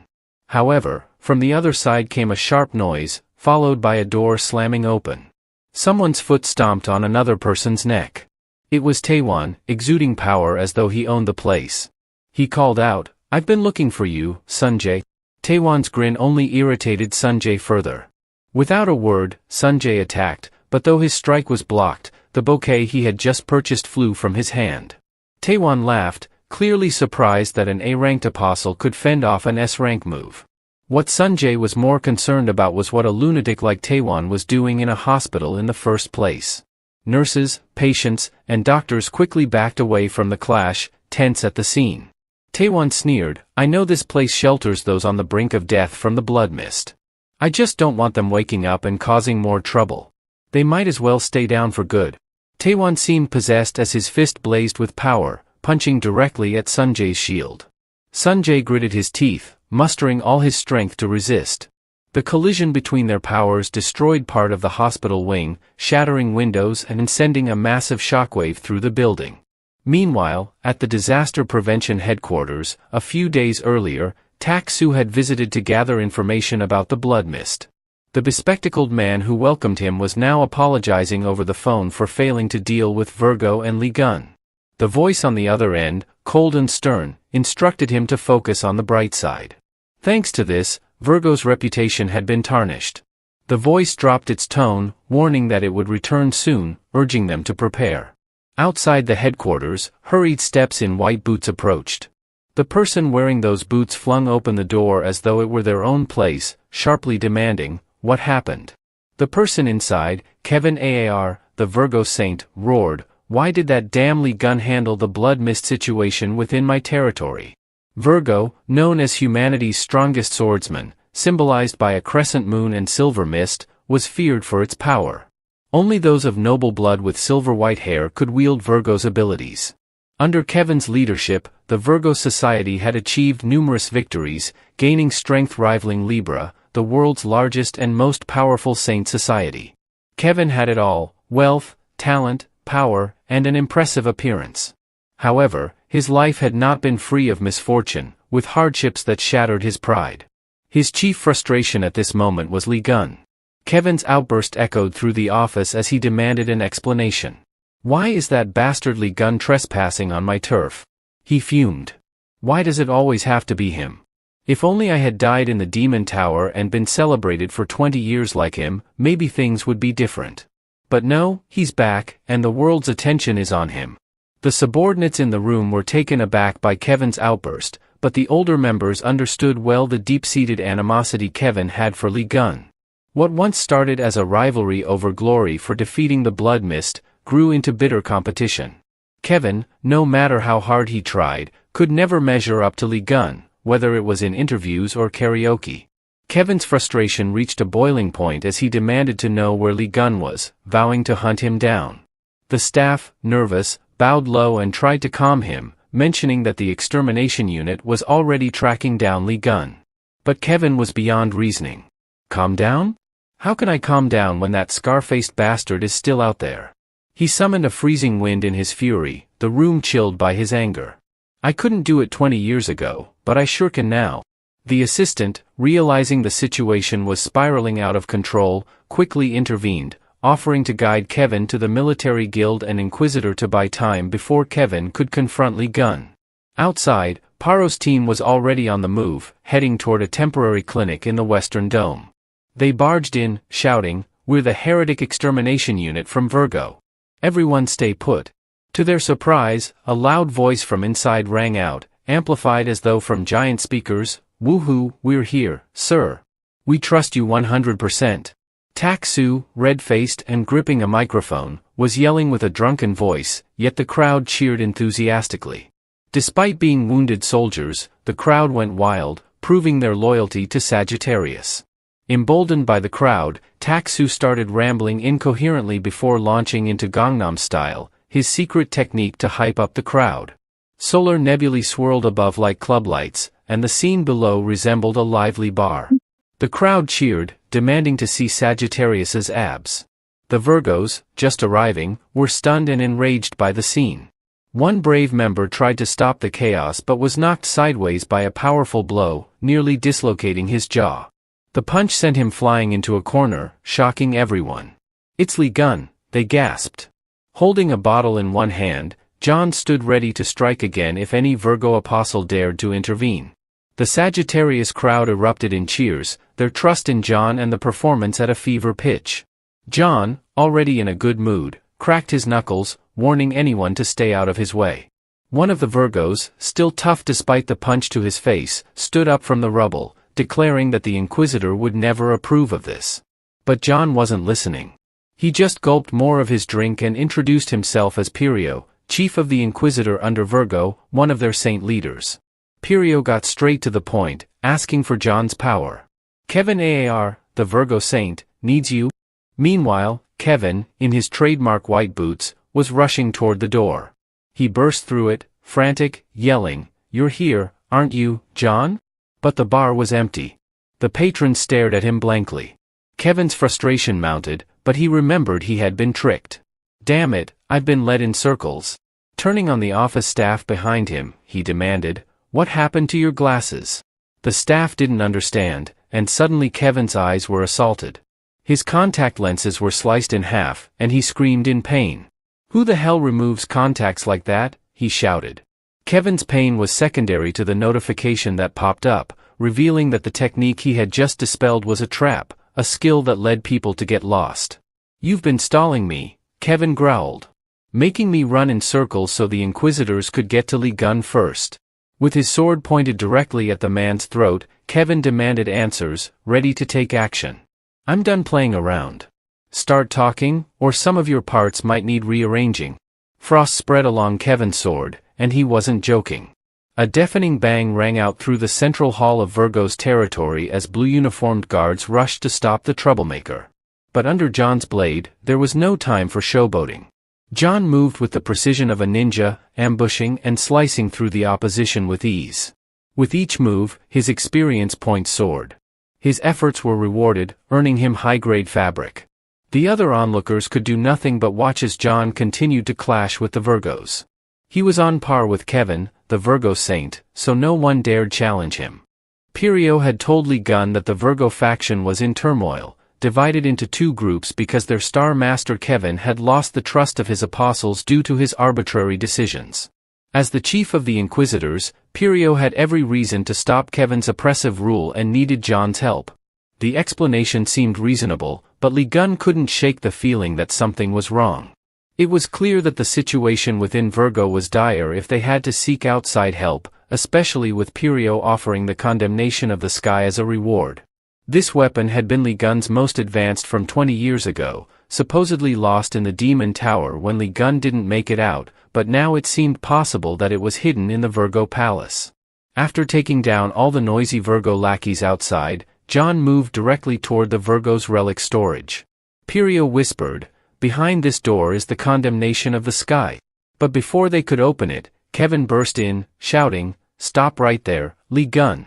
Kevin Aar was out of breath but grinning wildly as he had finally found Jon, his face filled with excitement. As soon as they saw each other, both men laughed heartily, no words needed. "Long time no see, huh? It's been 20 years, Kevin exclaimed, sprinting toward Jon, clearly unable to contain his excitement. His usual companion, Hugo Otter, stood beside him, though his face looked odd. Noticing Pirio standing next to them, Kevin immediately blurted out, "So it's a traitor bringing Lee Gunn here to take me down." Just as Kevin was about to threaten, "You're dead, I'm going to kill every one of you," his eyes caught sight of the guards on the left side, completely flattened. "What the hell is this?" he asked, his voice suddenly turning serious. Everyone else followed his gaze, and Kevin roared, "Who did this? Who's the bastard that turned my avatars into that?" His scream pierced the ears of Jon's crew, and even Taksu began to understand why Kevin was so angry. All three of them pointed at Lee Gunn in unison, as if to say, "There, the culprit's right here." "Traitors!" Kevin's rage intensified. "You've just given me one more reason to take you down," he shouted, then launched an ice attack, slashing through the air and sending a blast of ice toward Jon, destroying everything in its path, even blowing out the wall behind them. But strangely, in front of Kevin was a blazing fire that melted through his ice, leaving only a wet mess behind. Taiku's slurred voice rang out, Hey Kevin, you owe me. Before you fight Jon, fight me first." His whole body was engulfed in flames, yet his face looked drunk and dazed. The fact that he jumped in to demand a fight at such a crucial moment was quite the spectacle. The news that Hugo had regained his strength had reached Kevin's ears, but fear was out of the question. He was as aggressive as ever. "Oh please, you think I'm scared of you? See what's on my index finger here," Taiku said, drunkenly pulling out not one but 3 giant arrowheads from his stash of weapons, looking like a blacksmith preparing for a fight. Not just talk, Taiku grabbed one of the arrows in his left hand and hurled it straight at Kevin's face, aiming to pin him to the wall. "I'll greet you," Kevin smugly said as he raised his sword to deflect the attack, scoffing, "Is this all you've got?" With a single swing, Kevin knocked the first arrow off course, but Taiku had 3 of them. Before Kevin could react, the second arrow came inches from his face, exploding on impact. Yet Taiku remained unaffected, still determined to knock down the silver-haired man. Kevin felt deeply embarrassed, watching his master act like a drunken brawler in a bar, picking fights with everyone. But to Jon, this was all completely normal, so he stepped back and took a phone call. Whoever was on the other end seemed familiar, as Jon casually said, "I'm in front of Virgo's relic storage, get here quick." Kevin Aar was not one to back down easily. Bracing himself on his sword amidst the wreckage left by the arrows, he muttered, "Well, the warm-up's done," clearly irritated. Just then, Jon made his entrance, demanding some spotlight for himself. Wielding a weapon that could split into 2 or merge into 1 at will, Jon smirked and said, "Everyone out of the way.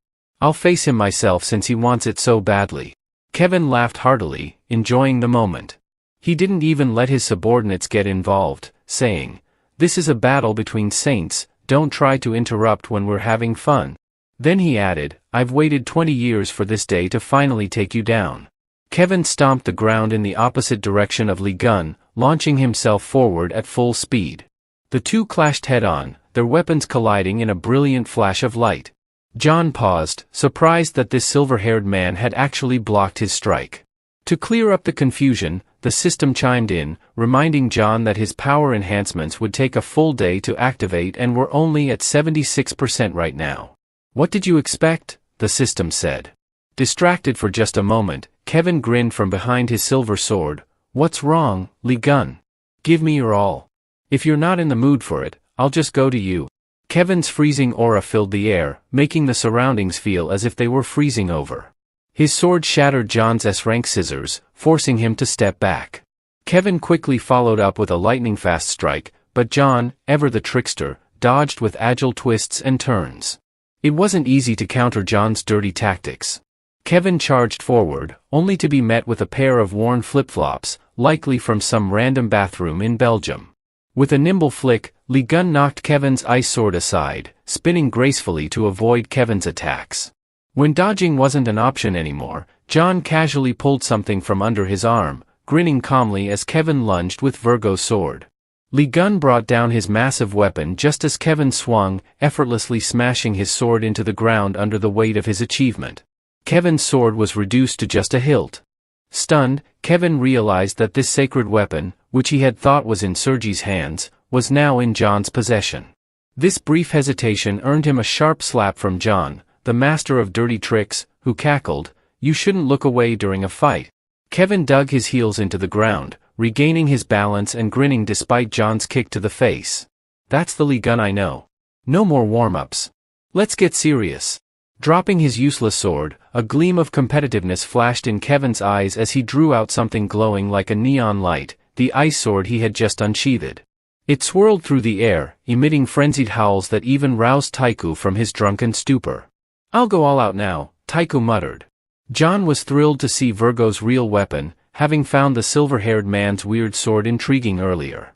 It turned out Kevin had been saving the best for this critical moment. Kevin didn't deny it. "This thing isn't something you can just casually bring out."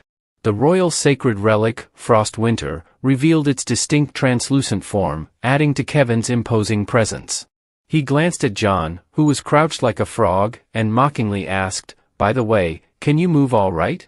Frost Winter didn't only freeze the surroundings, it also froze John's relic, locking his limbs exactly as Kevin intended. Kevin laughed heartily. 20 years of imprisonment turned you into a dumb kid, huh? Take my ice sword and snap out of it." The blade struck straight through the target, blood splattering everywhere. The victim gasped as the two Sagittarius lackeys screamed in panic, but they hadn't realized that John had already appeared behind them. Pirio figured it out just as Kevin had stabbed someone, definitely not John, who was coughing painfully from the brutal ice strike delivered by his own master. Taking advantage of their shock, John grabbed the charged hammer and roared, "I knew this guy was a fraud." It was then that Pirio realized John had somehow figured out that Virgo's faith was only at 3%, while his devotion to Libra was 97%. With a home run, both Virgo's master and servant were sent flying by John's hammer, crashing into the icy barrier Kevin had set up earlier. Eyes gleaming with delight, John noticed they had smashed through the door to Virgo's vault, revealing a heavily chained block of ice glowing under the light from outside. John immediately recognized it as the condemnation of the sky, his prized weapon. Kevin scrambled to his feet, barely lifting his head before spitting curses at Lee Gun. It was so ridiculous that even Tasu chimed in, "Ridiculous, betraying my friend in the Demon Tower only to get backstabbed by your own lackey." Kevin looked up in confusion. "What do you mean? When did I ever betray that scar-faced guy?" Taku snapped back, "You trapped Lee Gun and stabbed him in the Demon Tower, didn't you?" "Oh, you dare frame me?" Kevin shouted, ready to argue toe-to-toe with Sagittarius. Their heated bickering only escalated Virgo's fury. If there was one thing Kevin hated most, it was having his dignity insulted, and those words were enough to drive him mad. He swung his fist to punch Sagittarius, but his movement suddenly halted. The arm holding the ice sword was tightly bound by chains wielded by Pirio from behind. Grinning slightly, Pirio said, "This is why we should have finished everything back with the blood mist." Clearly, the chains restraining Kevin were none other than Libra's golden rule ability. Kevin's eyes widened in confusion. How could a Virgo disciple possess such a skill? As if answering his question, Pirio revealed Libra's sacred relic, the Scales of Justice, activating the equivalent exchange skill. One side of the scales appeared at Kevin's feet, raising 3 chains. Pirio's shout echoed, "I offer this to the Saint Virgo Kevin Aar." A crimson light slashed down from the sky, and no matter how much Virgo struggled, he couldn't break free from the vines intensifying their grip. Drenched in cold sweat, Kevin resolutely unleashed Frost Winter, striking his shackled right arm with his free left hand. In an instant, blood sprayed everywhere before the astonished eyes of the traitorous disciple. Pirio never expected Virgo's saint to decisively sever his own arm like that. The crowd below was shocked. Kevin's subordinates rushed to catch their lord, who nearly passed out from the pain. Though he escaped, the severed arm was enough to serve as a sacrifice on the scales, making Pirio's grin even wider. At least witnessing Virgo's distorted face as he cut off his own arm brought him some satisfaction.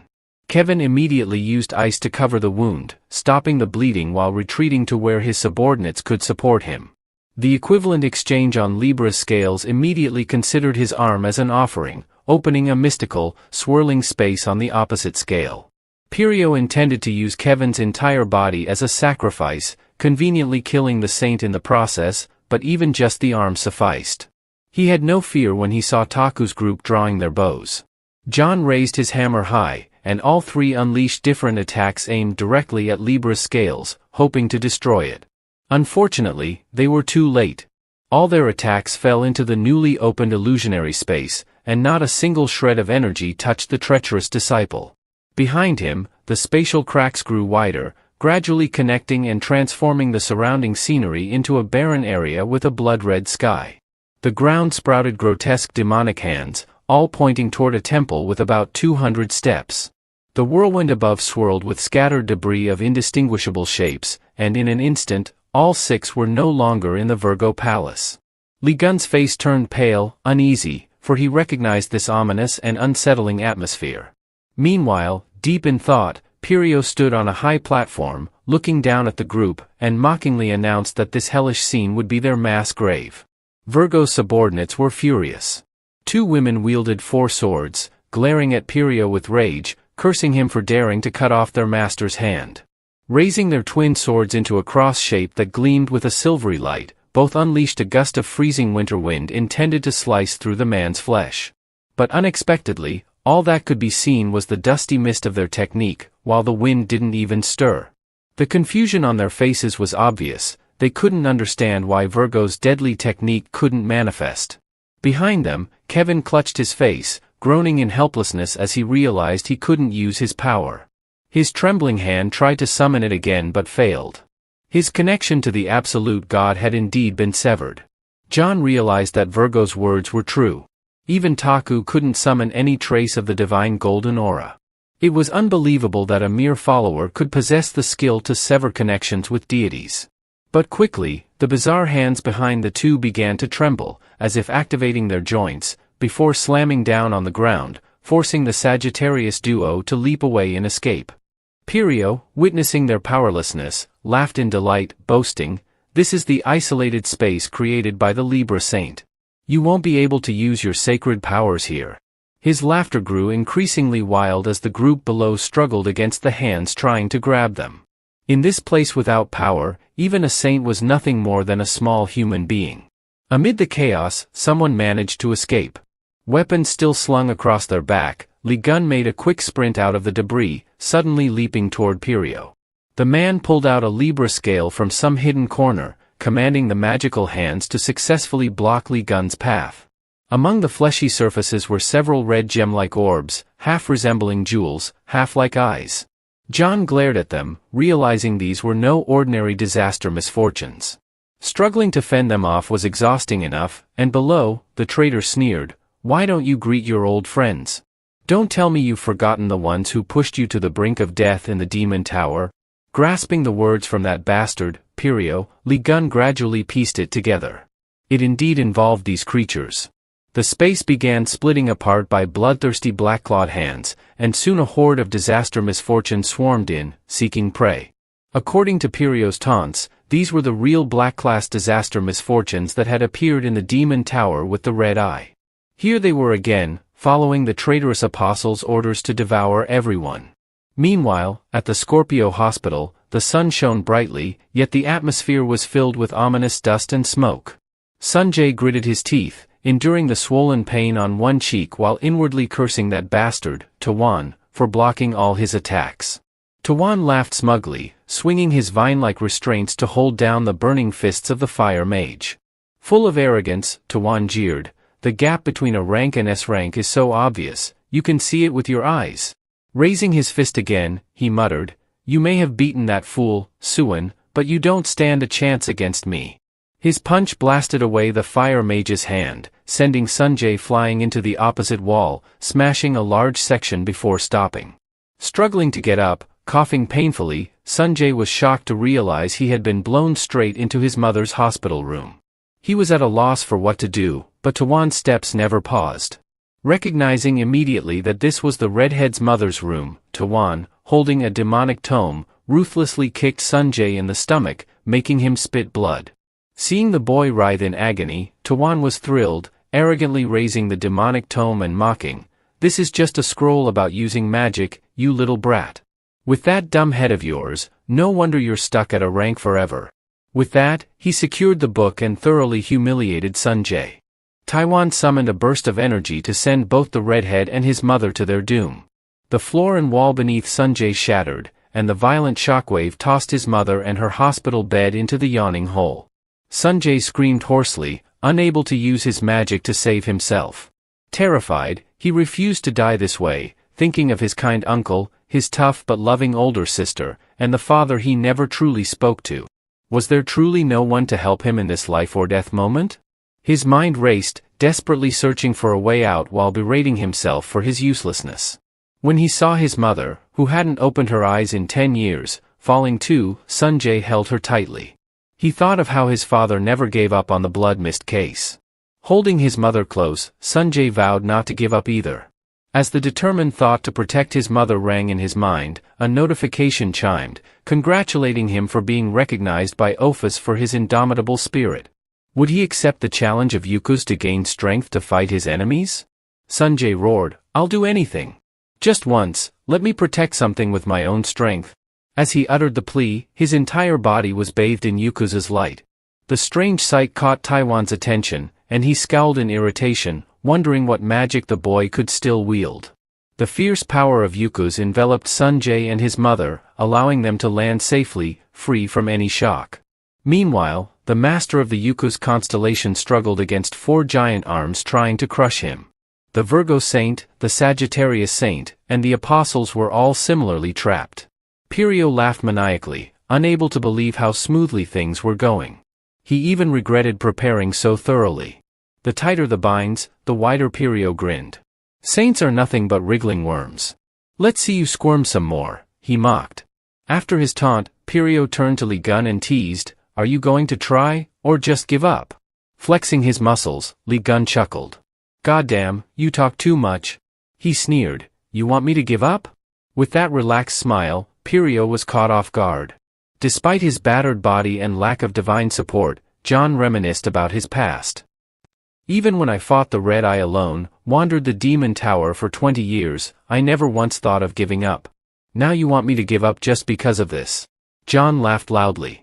You're too cute, brat. I told you to live in reality, but you're stuck in delusions.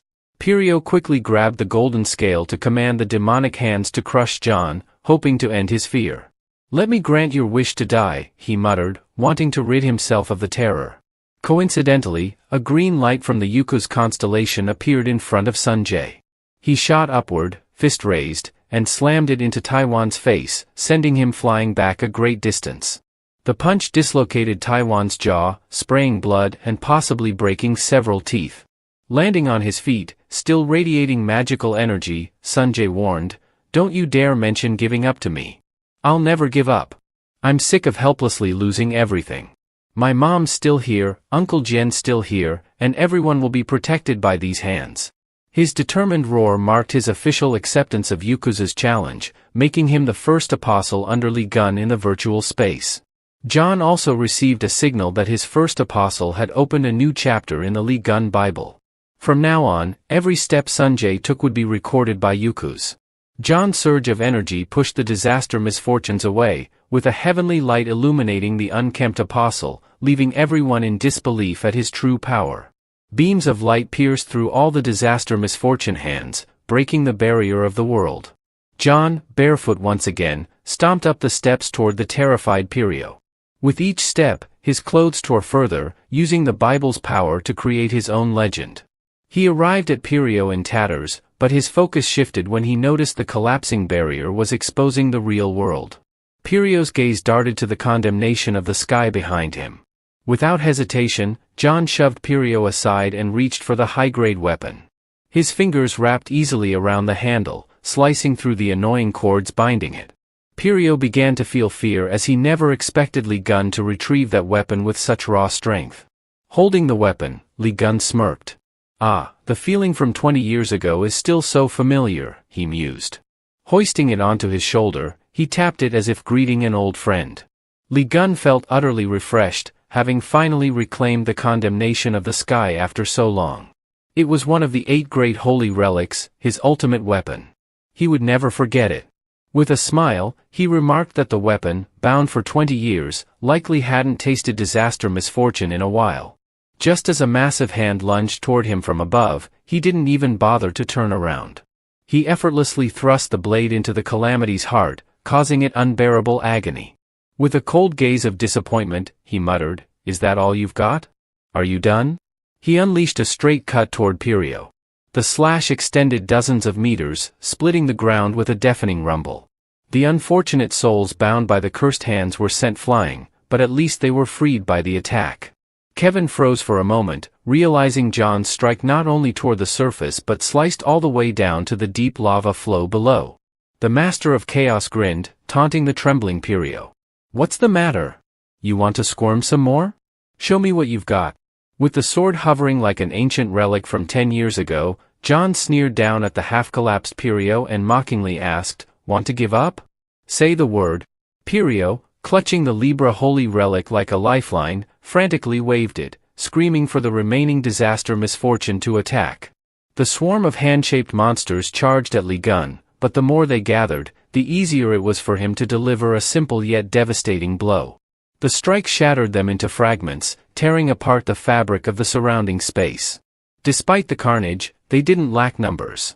No sooner did John leap into the air than one calamity from above and one from below struck simultaneously, trapping him inside. Pirio barely stood, ready to gloat, when a radiant light from Yukos shone through the gaps. The blinding light split the disaster misfortunes apart, revealing John, gleefully raising the condemnation of the sky. "This is exhilarating," he exclaimed. "After 20 years, my weapon finally gets to taste disaster misfortune again." His excitement made him resemble a final boss in a horror movie. To salvage the story's heroism, Kevin planted his ice sword into the ground and cast Summer's shooting star, standing shoulder to shoulder with Tak Su to summon sky radiance. Together, they conjured Radiant Storm, a force capable of freezing movement and purifying the impurities of the disaster misfortune. With the destruction of the virtual space, the connection to the absolute God was restored. Both Apollo and Virgo appeared above them, proudly chanting their constellations' names, claiming that Virgo and Sagittarius had been revived. "Your poses are gross," John sneered. "What is this, a superhero audition?" Despite the lack of divine support, John's overwhelming power left Pirio trembling in disbelief. He quietly began to retreat, unable to comprehend how Lee Gun could be this terrifying. But escaping wasn't so easy. A thunderous "hey" echoed as silver-clad feet pounded down the steps. Kevin leaped forward, swinging his sword with his remaining hand, determined to avenge his lost arm. Pirio couldn't dodge the crushing strike, only able to watch in horror as it sliced across his face. To Kevin's shock, the strike didn't kill him but revealed something strange beneath Pirio's cracked skin. Quickly jumping back to observe, Kevin saw it wasn't blood, but some kind of ability. The fragments gathered in the air, forming a talking head that sneered, "I really didn't want to meet you all like this. Despite the disguise?" Kevin recognized the presence. It was none other than John Luis. Morin greeted them with feigned politeness before leaning down to whisper to Pirio, "You aren't thinking of running, are you? We told you to get rid of them." Without waiting for a response, Morin laughed wildly, offering Pirio one last chance. He used his power to twist Pirio's flesh into a grotesque mass, sending it skyward to merge with the severed calamity limbs. Morin's deep voice echoed, offering Pirio as a sacrifice to the gods, turning him into a calamity to complete the mission. Harrow's mouth was sealed, leaving him unable to express agreement or refusal when Morin used Libra's equivalent exchange skill, placing Pirio on the scales. There was no turning back. John and his crew stood by, waiting for the spectacle to unfold. He whispered, "Hey, Silverhair, that guy really is named Pirio, right?" Kevin, knowing John's antics all too well, muttered to himself that this was likely leading to some ridiculous nickname. "You're quick to catch on," John grinned before asking, "Virgo disciple, how about we call him Giant Pirio? The name fits since he's gotten so huge." Kevin, unimpressed, wondered how Hugo Otter managed to put up with this lunatic. Both of them laughed out loud, and poor Teksu, even if he cursed, could only do so briefly before accepting that there was nothing else he could do. Meanwhile, above, Giant Pirio groaned, making belching noises as the massive hands clawed at his throat. John patiently waited for the bizarre transformation to complete. His body had been enhanced to 85%, allowing him to use it beyond the 80% threshold. Reflecting on how effortlessly his earlier strikes unleashed tremendous power, John was eager to test the difference his new strength would make once Pirio's calamity form fully manifested. Raising the condemnation of the sky effortlessly, he used more force this time, bringing it crashing down on the monster's head. His pupils narrowed as he stared intently, surprised by the sheer magnitude of the cut he had delivered. Outside, under the clear blue sky, Jean Meng, who had been called by Gon, stood in shock, staring at the crisscrossing icy spikes now covering Virgo's palace. He had no idea why Li Gun summoned him there to witness a battle with the Virgo Saint. Just as he was finishing his thoughts, the ground cracked violently, causing him to stumble back in alarm. "Good heavens, I never thought I'd see Virgo's palace completed," he said, blown away. A young woman's voice emerged nearby, asking if the explosion was indeed Virgo's domain. Mang was taken aback, surprised to see her there. The two paused their conversation and turned their attention to the traitor foaming at the mouth amidst the rubble. Bare feet stomped out from the debris, accompanied by muttered curses. "This enhancement is too wild. I can't even control the power." John wagged his finger in annoyance, complaining that if 85% was already overwhelming, how intense would it be at 100%?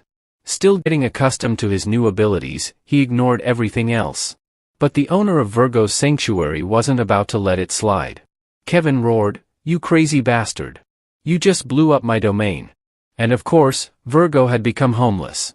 The news of Pirio's defeat only intensified the criticism toward Morin. Hanging his head in guilt, Morin admitted his mistake, adding that he hadn't expected Li Gun to bring those people with him. Hearing the reprimand from above, demanding why he dared reveal himself, Morin shrugged as if it were natural in his pursuit of capturing Legion. His response, laced with 70% mockery and 30% irresponsibility, earned him a flick, causing golden chains to tighten around his body, forcing him to his knees. Bowing his head in a show of regret only earned him a cold retort from Libra. "I hope that sarcasm comes from your confidence in succeeding next time." Her haughty demeanor intensified as she questioned Morin, "So where do you think they'll go now?" The tightening chains made Morin gasp for breath as he answered, "Kevin will surely try to prove his innocence, so the next destination would be the Scorpio constellation, right?" His two companions looked at Kevin with curiosity, asking, "Did you really say the one who hurt Gon was Scorpio?" He nodded firmly. "It was definitely that saint." Taku grabbed Kevin by the shoulders, shaking him as if trying to rattle his head loose. "No way. Haley would never do that. The crazy blonde." Kevin reminded Taku not to be foolish. "Just because she helped with the blood mist case doesn't mean she's innocent. If I wanted to kill John, why would I secretly stab him in the tower? If I were to beat him, I'd do it somewhere people can see." Glancing at his subordinates, Kevin ordered them to lead the way to the underground section of the relic storage. Turning back to the others, he added, "I'm so familiar with the mysterious civilization's dagger that you guys gave as evidence." The secret storage path was cleared, revealing an intact door leading down. Guiding the other two, Kevin explained that he had been investigating for a long time, determined to root out the enemy hiding among the gods. As they opened the door, Tiku immediately noticed a glowing purple object. "This is everything I found while investigating the Scorpio 5 years ago," Kevin stated, pointing to the scattered relics. All of it is connected to the mysterious civilization. Just looking at this stuff, you can see I had good reason to say Scorpio is dangerous. They'll be the first to threaten human civilization. I don't think that's the case, though, a voice interrupted. Footsteps echoed on the stone stairs as someone new descended, catching the trio's attention. Kevin realized it was the eldest daughter of the Sagittarius saint and asked, "Didn't you just say something different? You mentioned that the Scorpio constellation is dangerous, but I just came back from Scorpio City with the help of Lady Haley. I know for sure that she's a good person, so it feels like your judgment is a bit hasty." Hearing that the young girl had been to Scorpio City, Kevin eagerly asked where it was located. Somewhere else, the belly of the wild-looking man suddenly rumbled loudly, like a village drum, making everyone lose interest in further questioning and focus on finding food instead. Outside the coffee shop, the sound of shattering dishes echoed, drawing the attention of both staff and customers as another glass was crushed to pieces in Lee Gunn's hand. He had already broken several like that, still mumbling to himself, "How come I can't control my strength?" The Virgo Saint roared, telling him to quit fooling around with his ridiculous strength tests, shouting, "Are you nuts? Why the heck are you smashing dishes in someone else's restaurant?" But Ula found her uncle incredibly cool, thinking, "Uncle can do whatever he wants, keep going." Her blushing face and gentle tone clearly showed she was smitten with the handsome guy. Kevin yelled, "Sagittarius, is this how you teach your kid?" But the man didn't dare respond. Suddenly, the madman, Lee John, stopped breaking things and instead stared directly at Kevin. Just as Kevin began to feel uneasy, Lion's hand shot out, grabbed his head, and effortlessly lifted him up. Since Lion's body had undergone complete enhancement, transforming his weak human flesh into a divine body in the first phase, he was just testing his grip strength. Taya was feeling pretty pleased with himself and quickly mocked the white-haired guy, telling him to sit still and stop causing trouble. But karma hit back instantly. John grabbed both of their heads with his hands, testing his strength, making them look ridiculous in Kevin's eyes. Who was it just now saying to sit still? Why talk big if you can't follow through? Yue found her uncle's effortless spinning of two saints' heads like toys just as exciting as watching a pop idol flaunt their abs. She covered her mouth, giggling sweetly, thinking how cool it was. After casually tossing the two noisy men aside, Yue stepped forward, announcing Haley had a message for Lee Gun. She presented a pen crafted from sacred golden wood, delicately placed inside a cushioned box. Myung the appraiser jumped out, shouting in awe, "Oh my god, this is one of the 8 holy relics." John, holding it, immediately received a task to procure a recorder to record the achievements of Yuku's. John recalled how Haley had always avoided him, so why would she send this? He thought she disliked him. Shifting topics, he turned to the glowing purple items in Kevin's basement, learning they were indeed linked to Scorpio. Kevin tossed them aside and shouted, "See, I told you. That Scorpio woman is connected to some unknown civilization." Agitated, he continued, 20 years ago, I saw her pull a trick on you. She secretly poured something weird into your food right in front of me. She was the one who set you up. No one else." John retorted, observing Kevin adding purple substance to his food with a straight face. Kevin calmly explained, "It's just a supplement. You're always fighting disasters with just your human body, no divine support. That's why you can't beat me. You're lacking strength. As a gentleman, I'm just giving you a boost. No need to thank me." Tak Su, suspicious, questioned, "What's the difference between that supplement and the poison she used?" Mang interjected, offering his appraising help, but Kevin dismissed him with, "No need for your meddling." The two bickered over the supplement, completely ignoring the seasoned appraiser who stood off to the side, feeling neglected. Meanwhile, Virgo's Heretic Commission leader sighed, apologizing for Virgo's involvement with another constellation. He'd suspected something was wrong from the start. How could someone so powerful fail to mediate, needing to split forces and seek outside help? John nodded in agreement, reflecting that Pirio must have orchestrated it all for John's factions to fight each other. Frustrated, John thought back to all his investigations pointing to Virgo. The clues led directly there, Sergeyevich, Hyan, all the evidence seemed to connect Virgo. At one point, John had believed it completely. But looking back at the Demon Tower 20 years ago, He couldn't remember if the person who stabbed him had silver hair, which made him reconsider. Besides Virgo, it could have been Libra or any saint with light-colored hair. Recalling Kevin's words about wanting to punch Gon openly, John doubted Virgo was the culprit. Still, he decided to pursue Scorpio. The clues were vague, but Haley's involvement, especially since she sent the sacred pen, deepened his suspicions. Suddenly, John changed direction, saying he needed to meet his disciple, S.J., leaving both Yue and Taksu confused. Taksu stammered, "Wait, what did you say?" Li Gun grinned, replying, "My dear friend Chan S.J., your son is my believer now." Taksu screamed, and even Yue turned into a ghostly figure, asking, "Uncle, why him and not me? I'll ask Sanjay myself." The girl frantically texted her brother with a fierce look, making John uneasy. He hadn't meant to cause a rift between them just to gain a believer. However, Sanjay wasn't responding. His phone buzzed nearby while he lay back, drained after dealing with the lunatic Yunnan. He hadn't noticed his sister's desperate calls until she nearly wore out her phone. A gray-suited figure appeared outside, clicking their tongue in praise of Sanjay for defeating an S-rank Libra disciple. Sanjay turned, startled to see a nurse holding a grimoire. The nurse revealed their true identity as Gemini Bishop Choi Sak, who was disguising himself. "Is cross-dressing your hobby?" Sanjay blurted. "I'm here for this grimoire," the bishop said, confusing Sanjay, who scratched his head, unsure about the situation. Even after receiving the book, Sunhuk didn't leave. Smiling mysteriously, he said he had questions, starting with what happened to Saint Lord Hyan. Using the book's magic, he summoned a teleportation ring to interrogate the Gemini traitor. Soon, legs emerged from the portals, encircling Sanjay, demanding he come with them for questioning. Across the room, Uncle Jae-won, on life support, stirred, sensing danger to his beloved nephew. His eyes twitched open, and he stared at the hospital ceiling.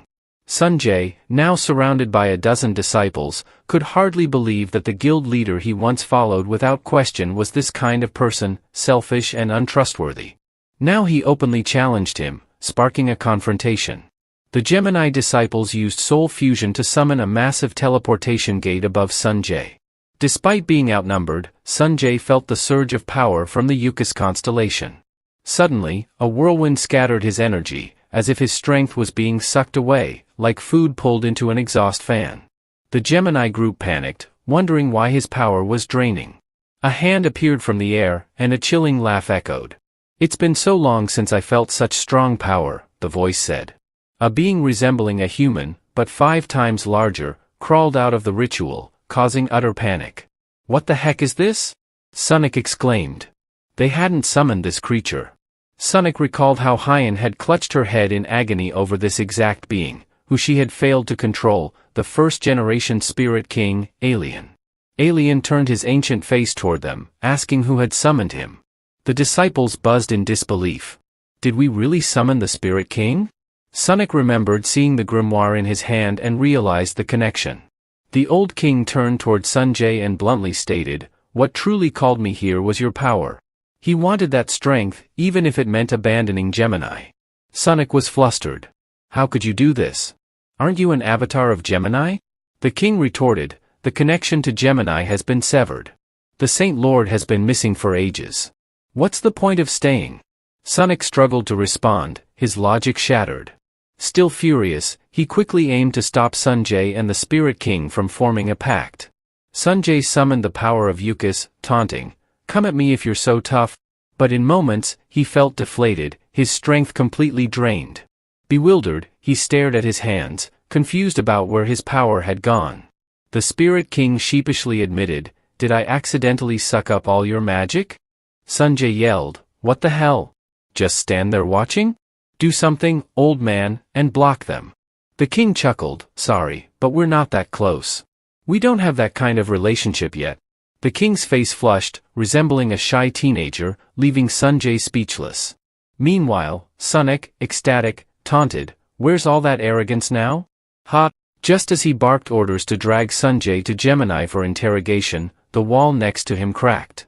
Suddenly, a black-haired man charged in like a bull, targeting the redhead and headbutting the bespectacled bishop through the shattered rubble and swirling dust. Sanjay recognized the familiar figure in a patient gown, buttons flying open, but impressively muscular. The man growled, "Who dares to threaten my young master?" As soon as Jae-won's face appeared, Sun Jae couldn't contain his excitement and shouted, "Could it really be Uncle Juan?" He just woke up and dug a massive tunnel from over there to stomp on the Gemini bishop's face. How could a man bedridden for 10 years suddenly have such strength?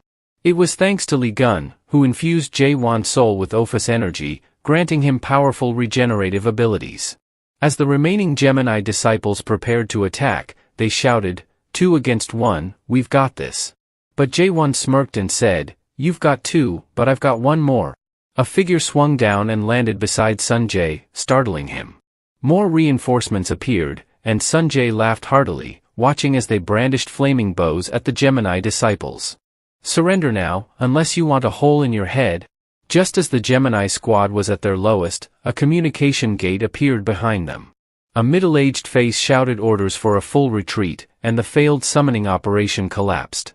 Before the bewildered disciples could react, the gate sucked them all in, including the barely conscious Sunnik, leaving no trace behind. Only after they vanished did Sun Jae finally breathe a sigh of relief. "Is it really over?" A familiar voice greeted him, pulling him back to his childhood when he barely reached Jae-won's waist. Now, he was nearly as tall as his beloved uncle. Sun Jae's joy was shared tenfold by the Sagittarius squad, who couldn't contain their excitement at their commander's return. Jae-won even joined the fun, striking trendy poses with a big smile, earning double thumbs up. Meanwhile, Alien hadn't joined the celebration. His eyes were fixed on the Gemini gear left behind by the cowardly Gemini disciples. Sun Jae, still riding the wave of joy, froze when his full name echoed behind him, sending a chill down his spine. It was none other than an enraged Yue. Though she tried to maintain composure, her words dripped with suspicion. "You look awfully surprised. Got something to hide from your sister?" Before Sun Jae could deny it, Yue snapped, "Don't you dare lie to me about becoming Uncle John's disciple." Unaware of the situation, Jae-won stepped in to rescue his young master, cheerfully greeting Yue and bragging about his recovery, successfully diverting her attention. Alien watched all this with curiosity, thinking, this redhead is something else. He wasn't scared during the fight, but now he's terrified. The king whispered to Sun Jae, "If you want to escape, make a pact with me. I'll transfer you to the sanctuary and get you out of here. It's a win-win." Thus, a pact was formed between the first-generation Spirit King and Sun Jae. The king immediately moved from Gemini to Yuku's, even returning some of Sun Jae's strength so he could flee before his sister caught up with him. Yue spun around, calling for Sun Jae, but it was too late. He had already jumped down, teasing, "You may be older than me, but Uncle John's first believer is me." Sun Jae landed with a cheerful smile, ready to stretch his legs and run, but suddenly froze. Yue, who had just landed, was also surprised. Her eyes turned to the 2 people at the corner of the wall, both wearing the same expression as her younger brother. Jaren, happily watching the lady's recovery, recognized the 2 kids and was pleased. Jo gently tilted her head and asked, "SJ, Yue, are you 2 still doing well? Even though the hospital is noisy, it's quite calm here." Meanwhile, in Virgo, Kevin and his group arrived at an old-looking teleportation station and waited for their turn. It required a full quota of people to activate, and Kevin explained that this station was less effective and not as popular as the teleportation gates of Gemini. Lion waved his hand, uninterested in more details, as he eagerly listened to his friend on the phone, boasting that his mother had woken up and was healthy with no strange symptoms. Tears of joy streamed down Taku's face. It had been a long time since he cried so freely. Meanwhile, Yue mentioned that the Gemini constellation had been driven away by Sun Jae and the Sagittarius group, and that the troublesome Taewon had temporarily disappeared. John, who didn't recognize the name, was reminded by Got that Taewon was Libra's eldest son. Hearing that name made Taku angry. 10 years ago, after the blood mist appeared, he had identified the culprits as the 2 sons of Libra. Despite losing his wife and subordinates, Taku had endured the pain to confront Giselle.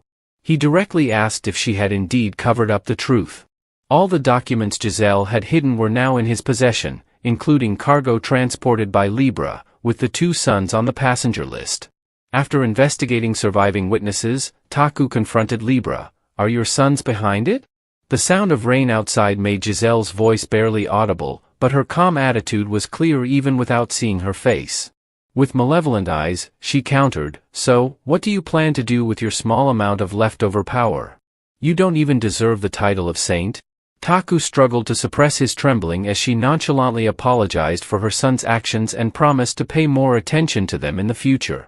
Taku was infuriated by this typical response, and Giselle harshly asked, "Isn't it true that you couldn't prevent it?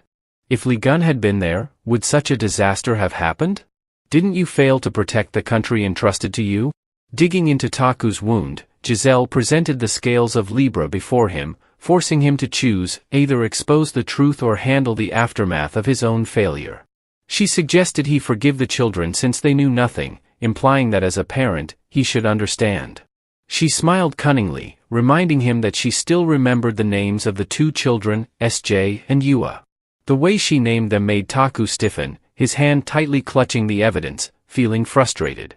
Though Giselle was blatantly threatening him, he couldn't resist the choice between gain and loss.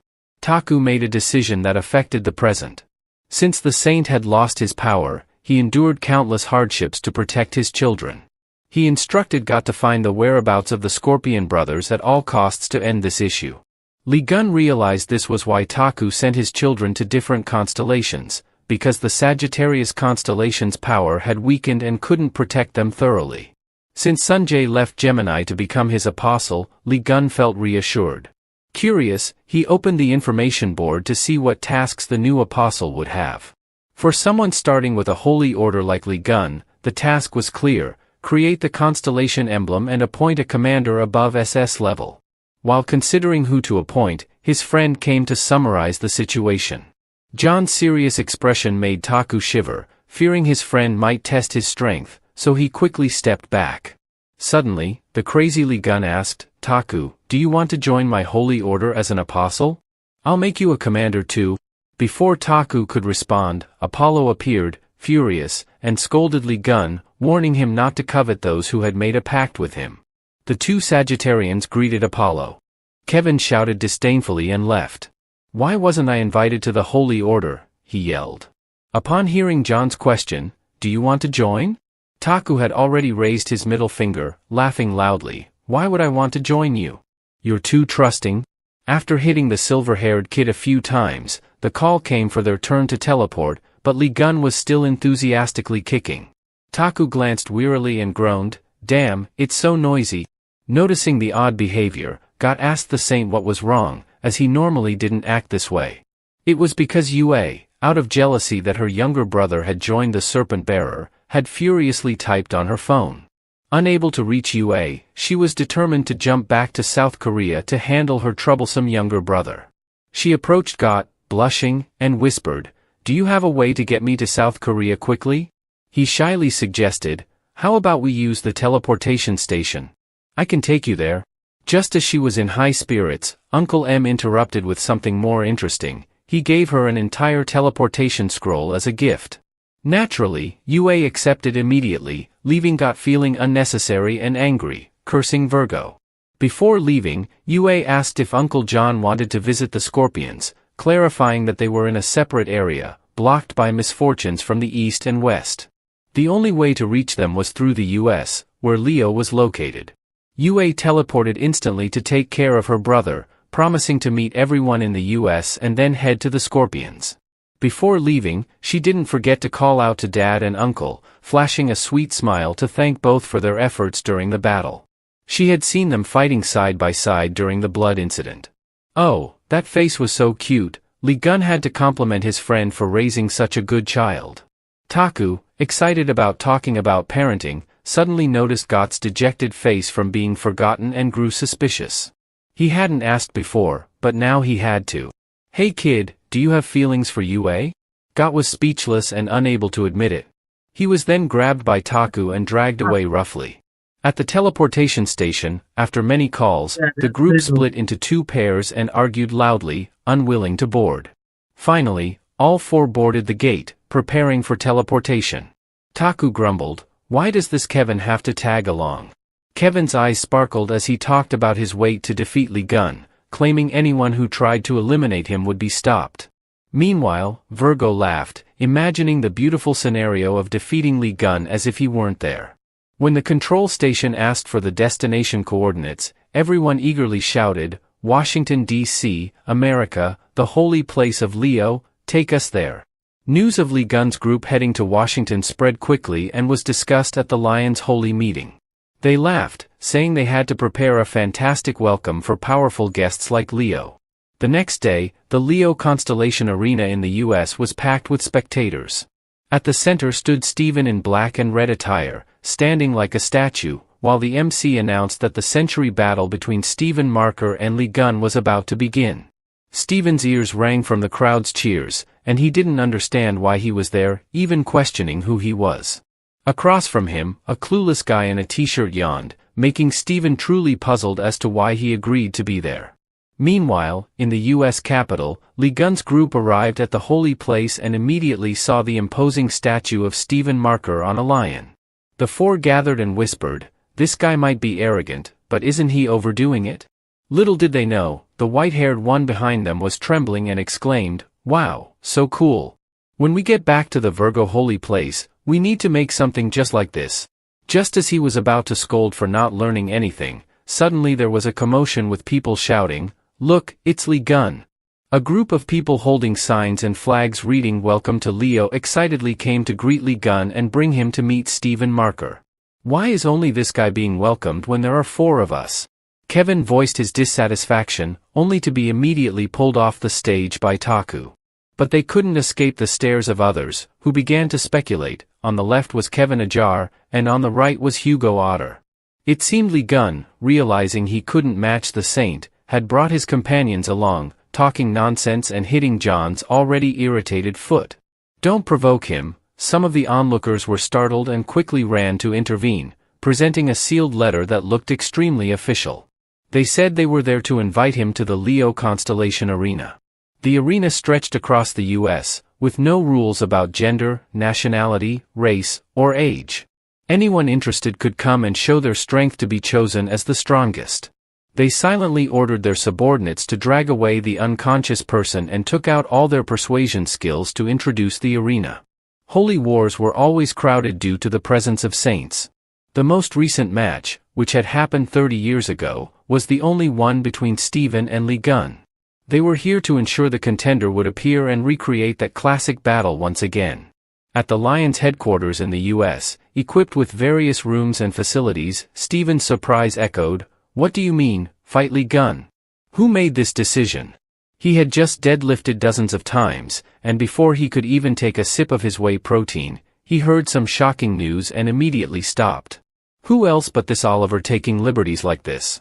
Now he's shamelessly telling the boss to stay calm and leave the rest to him. He even tried to convince him further, saying everyone knew about Stephen being thrown around in the Philippines by Legion, and that Legion lost face badly. This is the chance to turn things around, right? Hearing Oliver drone on about making history like 30 years ago was something Stephen was too bored to address. Yes, Stephen was declared the winner at that time, but he didn't want to bring it up.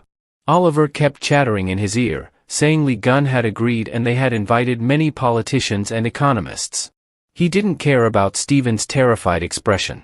The more he talked, the more Stephen panicked, until he screamed, "Ah," like a girl who saw a cockroach in the bathroom. And so, the historic match was about to take place. Stephen, in his gloomy mood, sat in a corner like he was repenting. He didn't say a word, letting Oliver shake his head in awe, calling it a top-notch match.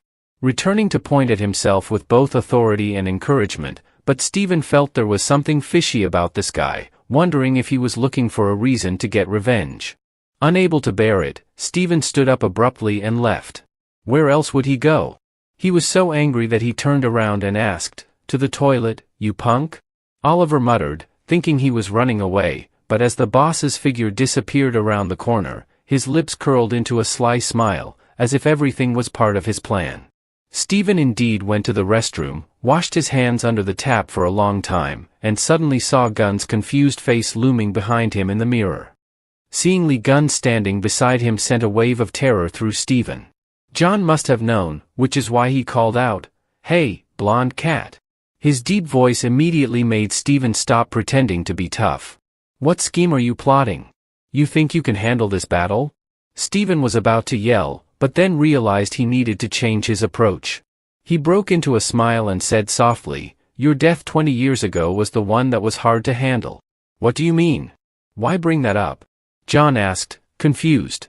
"Back then, you were a symbol, a spiritual pillar for humanity, making them believe they could defeat the calamity. So, the news of your death in the Demon Tower shocked everyone.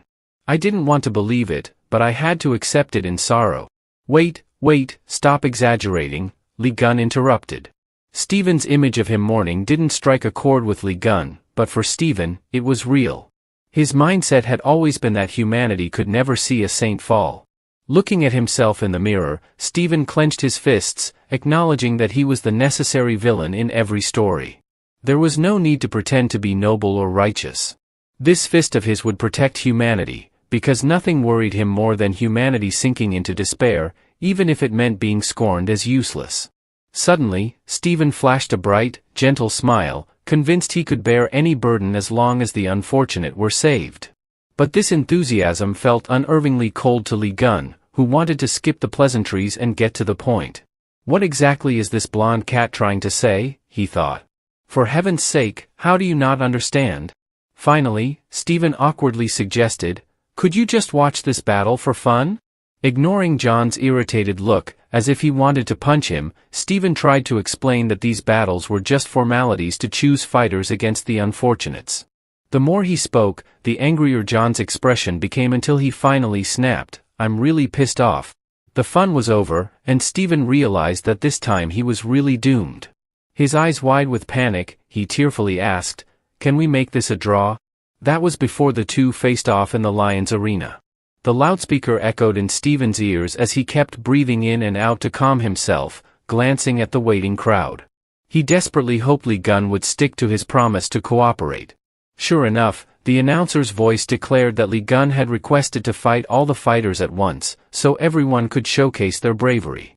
Stephen felt a sense of relief, knowing Li Gun had agreed under the simple condition that they bring forth worthy fighters for the unfortunates.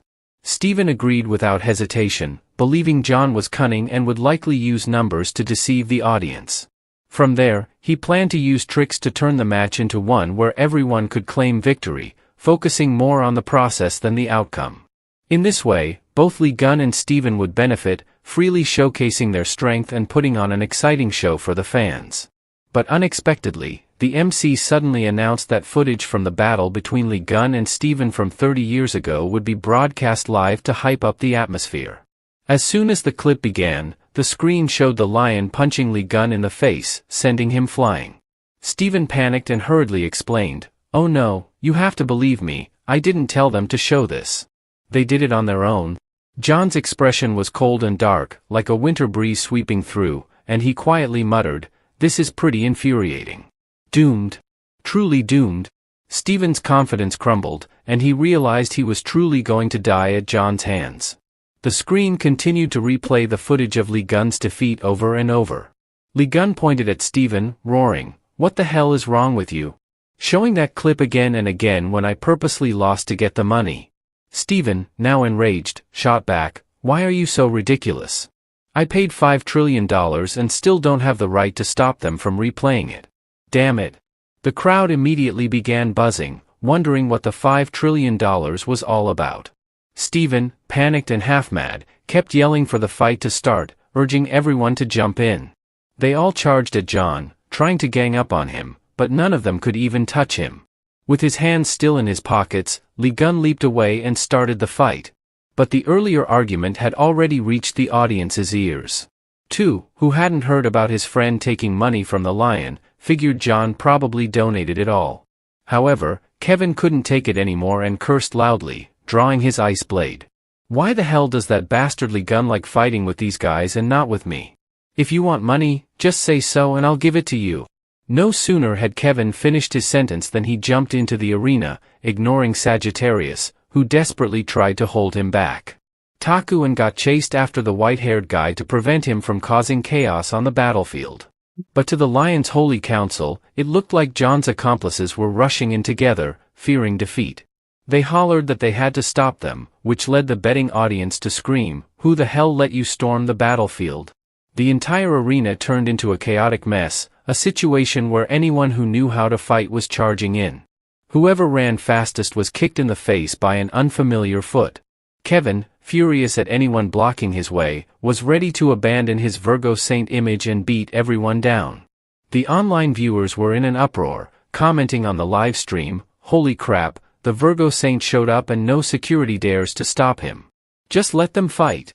In an instant, the arena descended into chaos, with everyone fighting everyone, and no one willing to back down.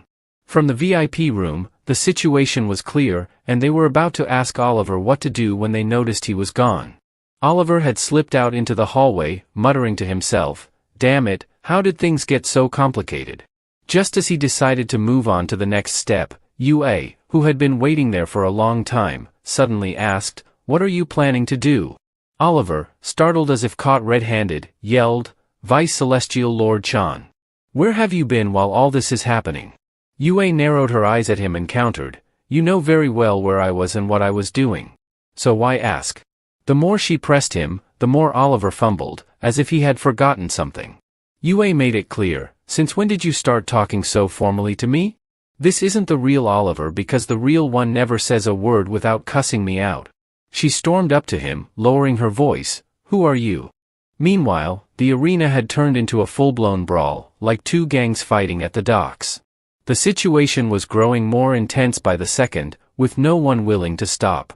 Stephen, gaping, called out Oliver's name. "That damn bastard. What kind of choreography turned this battle into a stew of chaos?" Suddenly, the spot where over a dozen people were fighting exploded with a loud bang, scattering everyone around. With each punch John threw, he gathered information on his opponent's strongest skills. The more he fought, the fiercer he became. In just a few seconds, he kicked a dozen people flying toward the lion. He fought so fiercely that smoke rose from his hands, grinning as he glared at Stephen and sarcastically thanked the sponsor for helping him gather such useful data. Stephen's disheveled hair was drenched in sweat. Now that John had no one left to fight, he would surely turn to him next, blaming it all on the old video being played. Stephen gritted his teeth and snapped back, "So you fought just to collect data, huh? What else?" John replied, tossing aside the guy he had just grabbed and grinning as he admitted, "The footage was just an excuse. I've been playing around with you from the start." Rage surged through Stephen's body. His muscles bulged as he summoned lightning and charged at John, his massive frame like a raging bull, determined to settle this once and for all. But before he knew it, his nose took a direct hit from John's punch, distorting his face. The punch sent Stephen flying backward into the arena wall, where he rolled several times before finally coming to a stop. As soon as he opened his eyes, Stephen saw John's fist rushing toward him at breakneck speed. He couldn't do anything, only hoping for a quick end, as there was no way to block something that fast.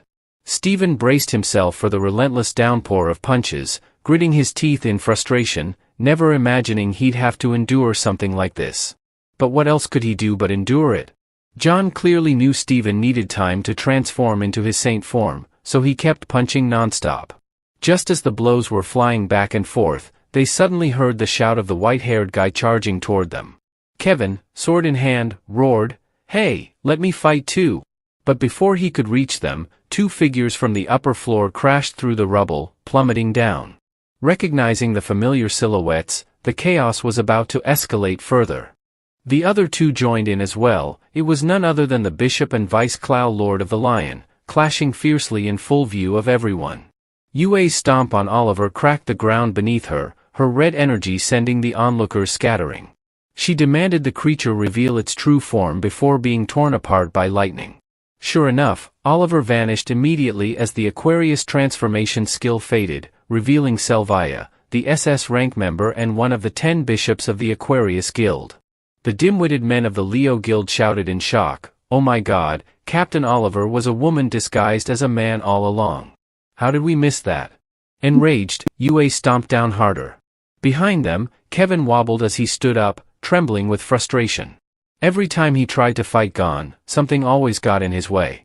Not this time, he thought, drawing his sword and preparing to charge at Lion, only to notice something odd about the ground beneath him. To his horror, Kevin realized his ice blade had impaled a young man's chest.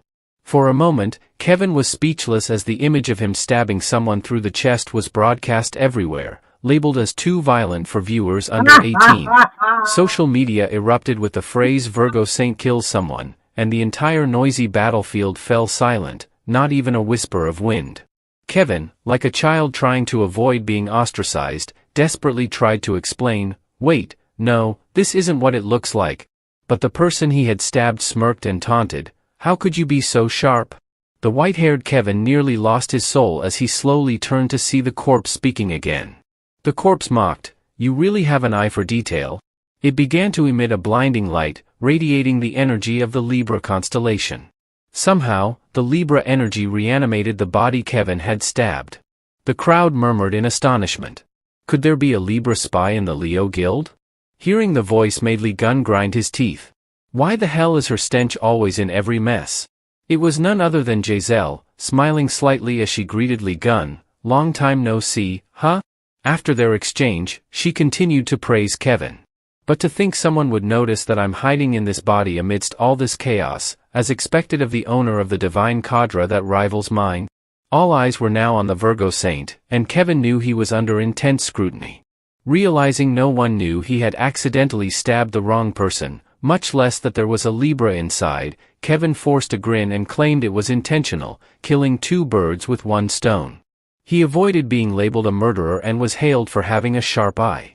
Giselle then turned her attention to Gon, curiously asking, "How the hell did you survive the Demon Tower?" Gon, not enjoying the back and forth, growled, "Shut your mouth already. You're always playing dirty tricks no one else does." Giselle wasn't bothered by the insult. She had no intention of seeing John's face, but she had to admit he was incredibly strong. Looking over at Kevin, she asked, "So what now? I thought you were going to stab Lee Gun in the heart." His face turned pale, completely baffled by why she had dragged him into this. But then he quickly realized that the rumors about him had started from here. He roared, "Shut up. What on earth are you up to, dragging me into this? I won't stand for any more insults." The puppet in Giselle's hand let out a savage laugh. "Clearly, you were very boastful when you eliminated Lion. Everyone knew about it, so why deny it now?" A terrifying pillar of fire suddenly rained down on Libra's puppet, the swirling flames so fierce that Kevin panicked and turned around. "Don't get swept into that. You know full well what kind of person Libra is, and you're still listening to her." Unscathed by Sagittarius's attack, Giselle turned to laugh in his face. "Your power is frightening, but that fire isn't enough to burn this body." She had already prepared, and Kevin's sword struck the shield with the scale emblem. Giselle continued to laugh. "For someone who stabbed Lion in the back 20 years ago, I can't believe you're sticking with him now. You're spineless." Kevin tried to push the blade forward, but his strength failed him. He couldn't understand why this puppet, merely a saint's tool, possessed such immense power. As if to answer Sagittarius's thoughts, the puppet turned its forehead, revealing the shining Libra emblem and proudly displaying the zodiac stigma. The zodiac stigma was a sacred mark bestowed by the gods upon those they cherished, granting apostles the power to connect with the saint and use their strength. This meant Giselle's puppet had power equivalent to hers, as if the real Libra saint was here using her skills right behind Kevin. John's displeased voice rang out, telling him to step back. Grabbing the condemnation of the sky, he leaped up, ready to strike the puppet. But before he could touch it, a Libra shield formed above, blocking his attack. The puppet looked up at him and laughed mockingly. "With the zodiac stigma, it's as if I'm directly protected by the gods. How can those who aren't saints break through?" But as soon as she finished speaking, the shield's threads were cut before their eyes. Lee Gun let out a triumphant laugh. "Scared now, huh? What's with that strange expression?" His sword sliced powerfully through the puppet, cleaving the magical shield and splitting the figure in two, forcing Giselle to log out of the body. Disconnected, she sat on her throne in Libra's sanctuary, muttering, "The zodiac stigma shattered just like that. So many unexpected things, but this is interesting." Giselle was laughing gleefully when a dark male foot stomped down in front of her, questioning her. It seems bringing Gon into Leo's arena wasn't a good idea. Giselle wasn't surprised by the newcomer's appearance and casually explained, it was just because Kevin ARR discovered it. Otherwise, it would have succeeded. Casting a satisfied glance at the buzz couple on, Giselle asked, How do you feel? shouldn't you start calling yourself the future Leo Saint now? The noise in Leo's constellation arena briefly ceased, with only the smoke gradually dissipating in the wind. Looking at the system panel, which showed he had acquired the Libra Zodiac Stigma skill, Gun put on a disappointed face. What kind of saint can't even catch a puppet at his feet? One side was the charred remains of the puppet, and the other was Selvia, bound and kneeling on the ground. Besides praising UA for uncovering the fake Oliver, none of the saints here of any use. Kevin asked, could he be a god? How could he destroy another saint's Zodiac Stigma? But he was immediately rebutted when Tasu, shocked and disbelieving, remarked, the Zodiac Stigma is directly granted by the gods. Not even saints can destroy it. Feigning indifference, Lee Gun wanted to drop the matter entirely. There's something more important here, he said, pointing to Stephen, who was lying lifeless on the ground. Do you acknowledge my victory in this match? Objection. A voice from Leo's side protested, blaming Libra's interference and the chaos of the audience, claiming the winner was still undecided. Damn it. I've given you face, and you still don't know your place, Lee Gun said, switching to threats. Try saying it again, and I'll cut that mouth of yours off.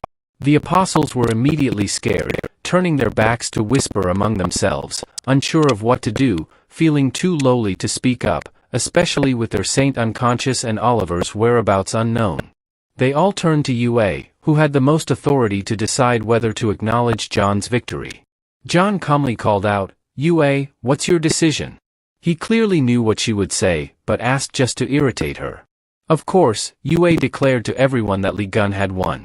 Those who had bet everything on Gon were elated, while the loyal followers of Leo felt sorry for their saint, watching from afar as people cheered for Gon. Kevin whispered to Tasu, am I remembering wrong, or didn't he also lack divine protection 20 years ago? Isn't that strange?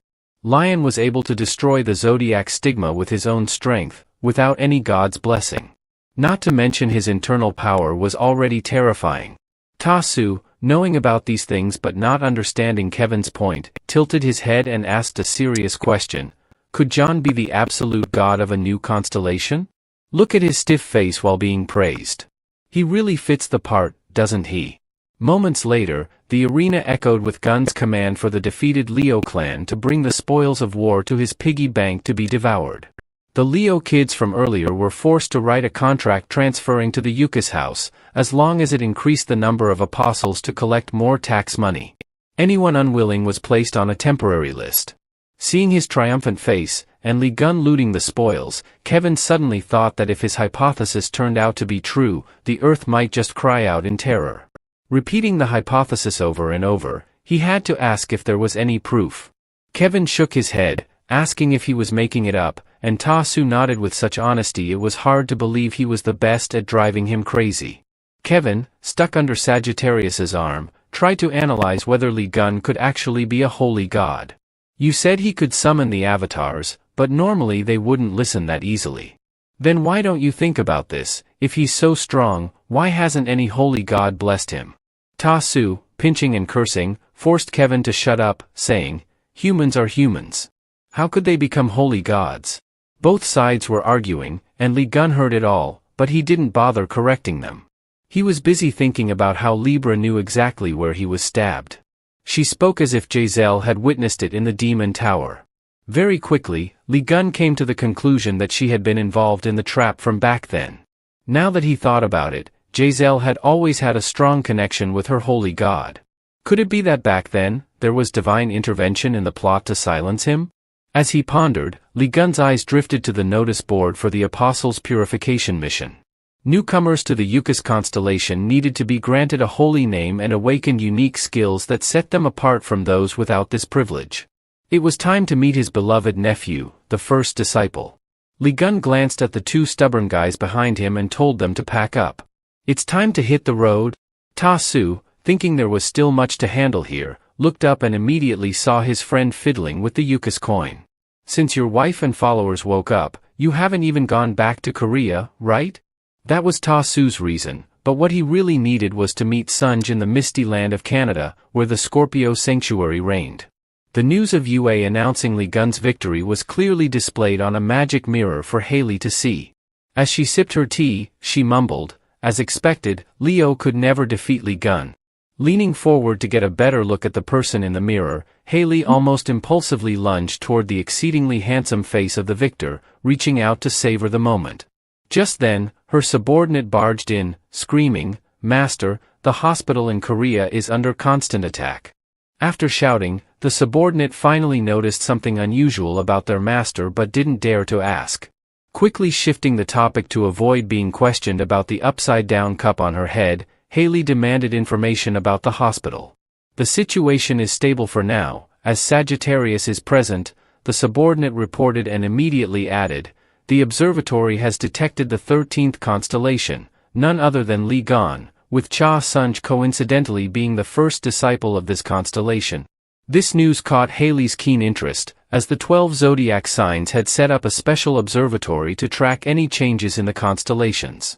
The power had to be shared among the 12 zodiac signs, and no one would be pleased to learn that a 13th constellation had appeared.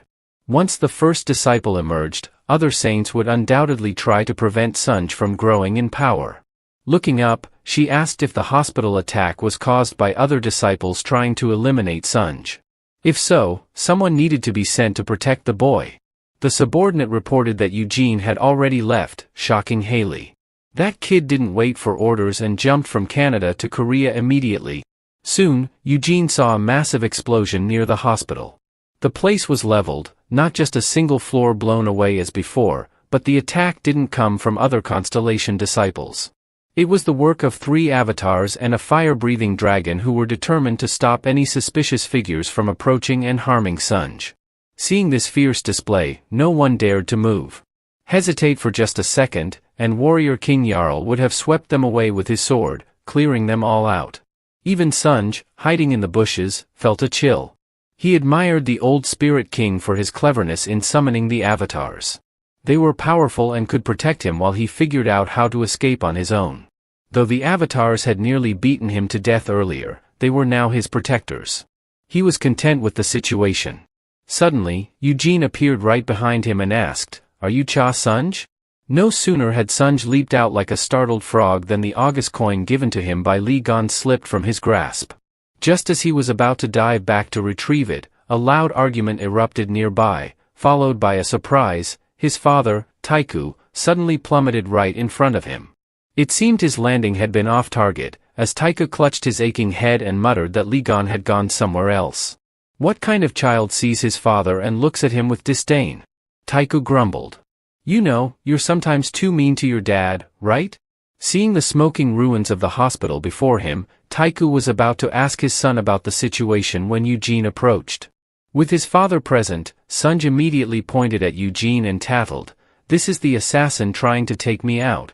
Taiku cursed immediately, forcing Eugene to defend himself.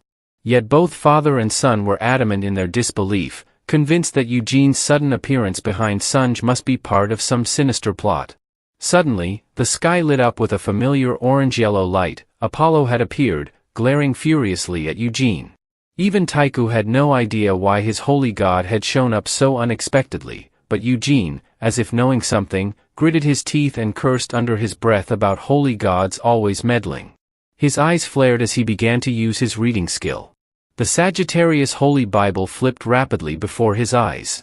From the space before him, Eugene conjured something resembling a pen and selected a rather lengthy passage, rewriting it to say that the light would vanish into the dark and humanity would no longer be blessed. As soon as the sentence was written, Taiku felt a strange sensation surge within his body. Looking up, he saw Apollo vanish just as suddenly as he had appeared, exactly as Eugene had altered it. "The sun can't rise in the dark of night," Eugene said smugly, pointing to himself. "I just got rid of an annoying holy god. The absolute god of Sagittarius can't interfere anymore." But it wasn't over yet. Eugene still wanted to see how far Taiku dared to challenge him. Opening the Sagittarius Holy Bible again, Eugene randomly selected another passage and dipped his hand in once more. This time, it directly affected Taiku, who collapsed to his knees with a pained grunt as the ground cracked beneath him. Sunj was terrified but didn't know what to do, only understanding that Eugene had just read from the Sagittarius Bible. But how could he open the Bible when only the absolute God was supposed to be able to read it? The words Eugene spoke were so different, and despite his throbbing headache, Taiku had a wild thought: could Eugene actually have edited it? The Bible recorded the achievements and events of each constellation's absolute god, their birth, their feats, all documented, becoming legends. These Bibles were revered, forming the foundation of faith that empowered the absolute gods of the constellations. Besides the absolute gods, only one other entity had the ability to view and alter the Bible: the recorders. But Taiku had thought such entities no longer existed in the world. In the past, the saints, with help from their holy gods, exterminated everyone with the power of a recorder. It made sense that those arrogant holy gods would go mad, knowing even a mere human with the power of a recorder could push them back. Now, Taiku understood why Apollo had intervened so suddenly. Eugene laughed heartily as he watched the once arrogant Sagittarius saint now drenched in sweat. Still intending to boast under the bright moonlight, Li Gun suddenly appeared, landing spectacularly right on Eugene's green-capped head. Exhaling, Gun immediately scolded his friend. "I supposedly sent you to check on the people who woke up in the hospital, but you're already getting beaten up again. You should have handled it quickly and come back to me. What are you squirming around for?"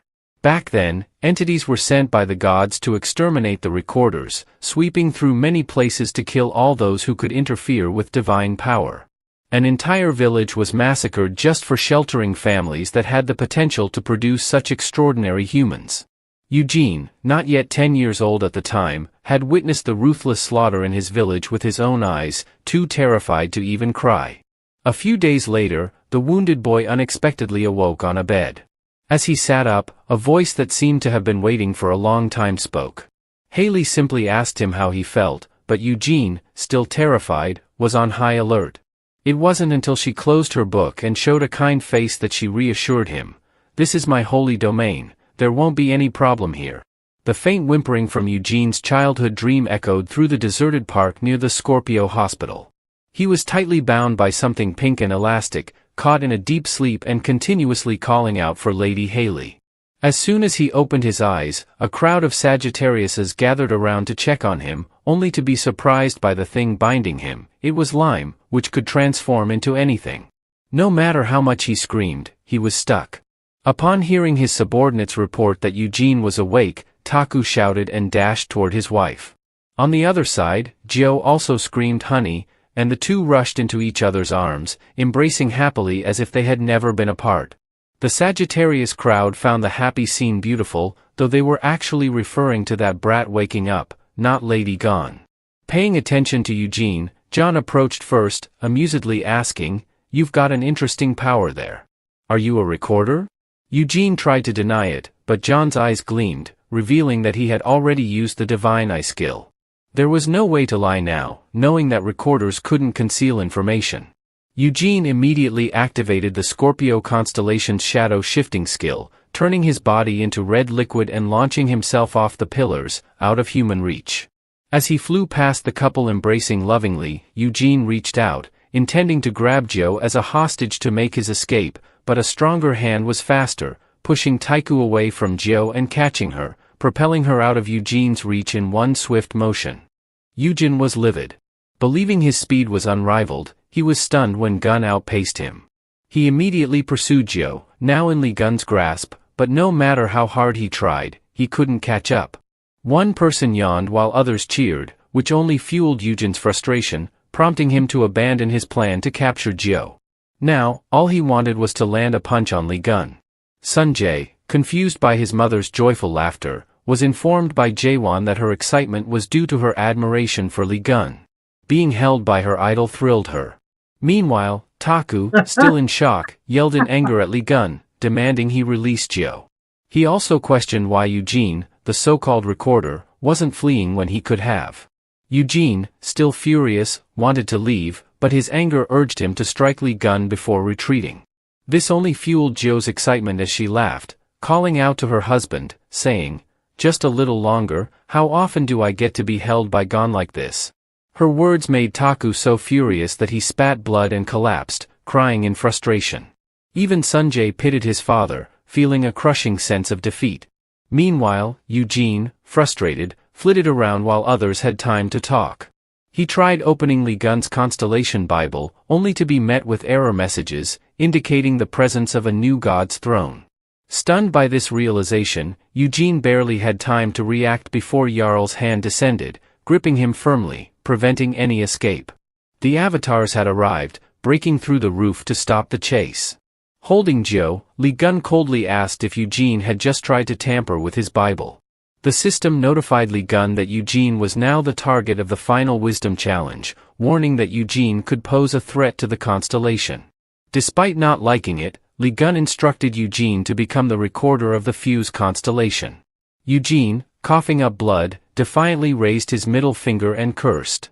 Li Gun, irritated by Eugene's insolence, tilted his head slightly and snapped his fingers. Jarl's massive sword aimed directly at Eugene's head, but before it could strike, a red scorpion tail wrapped around it, halting the blow.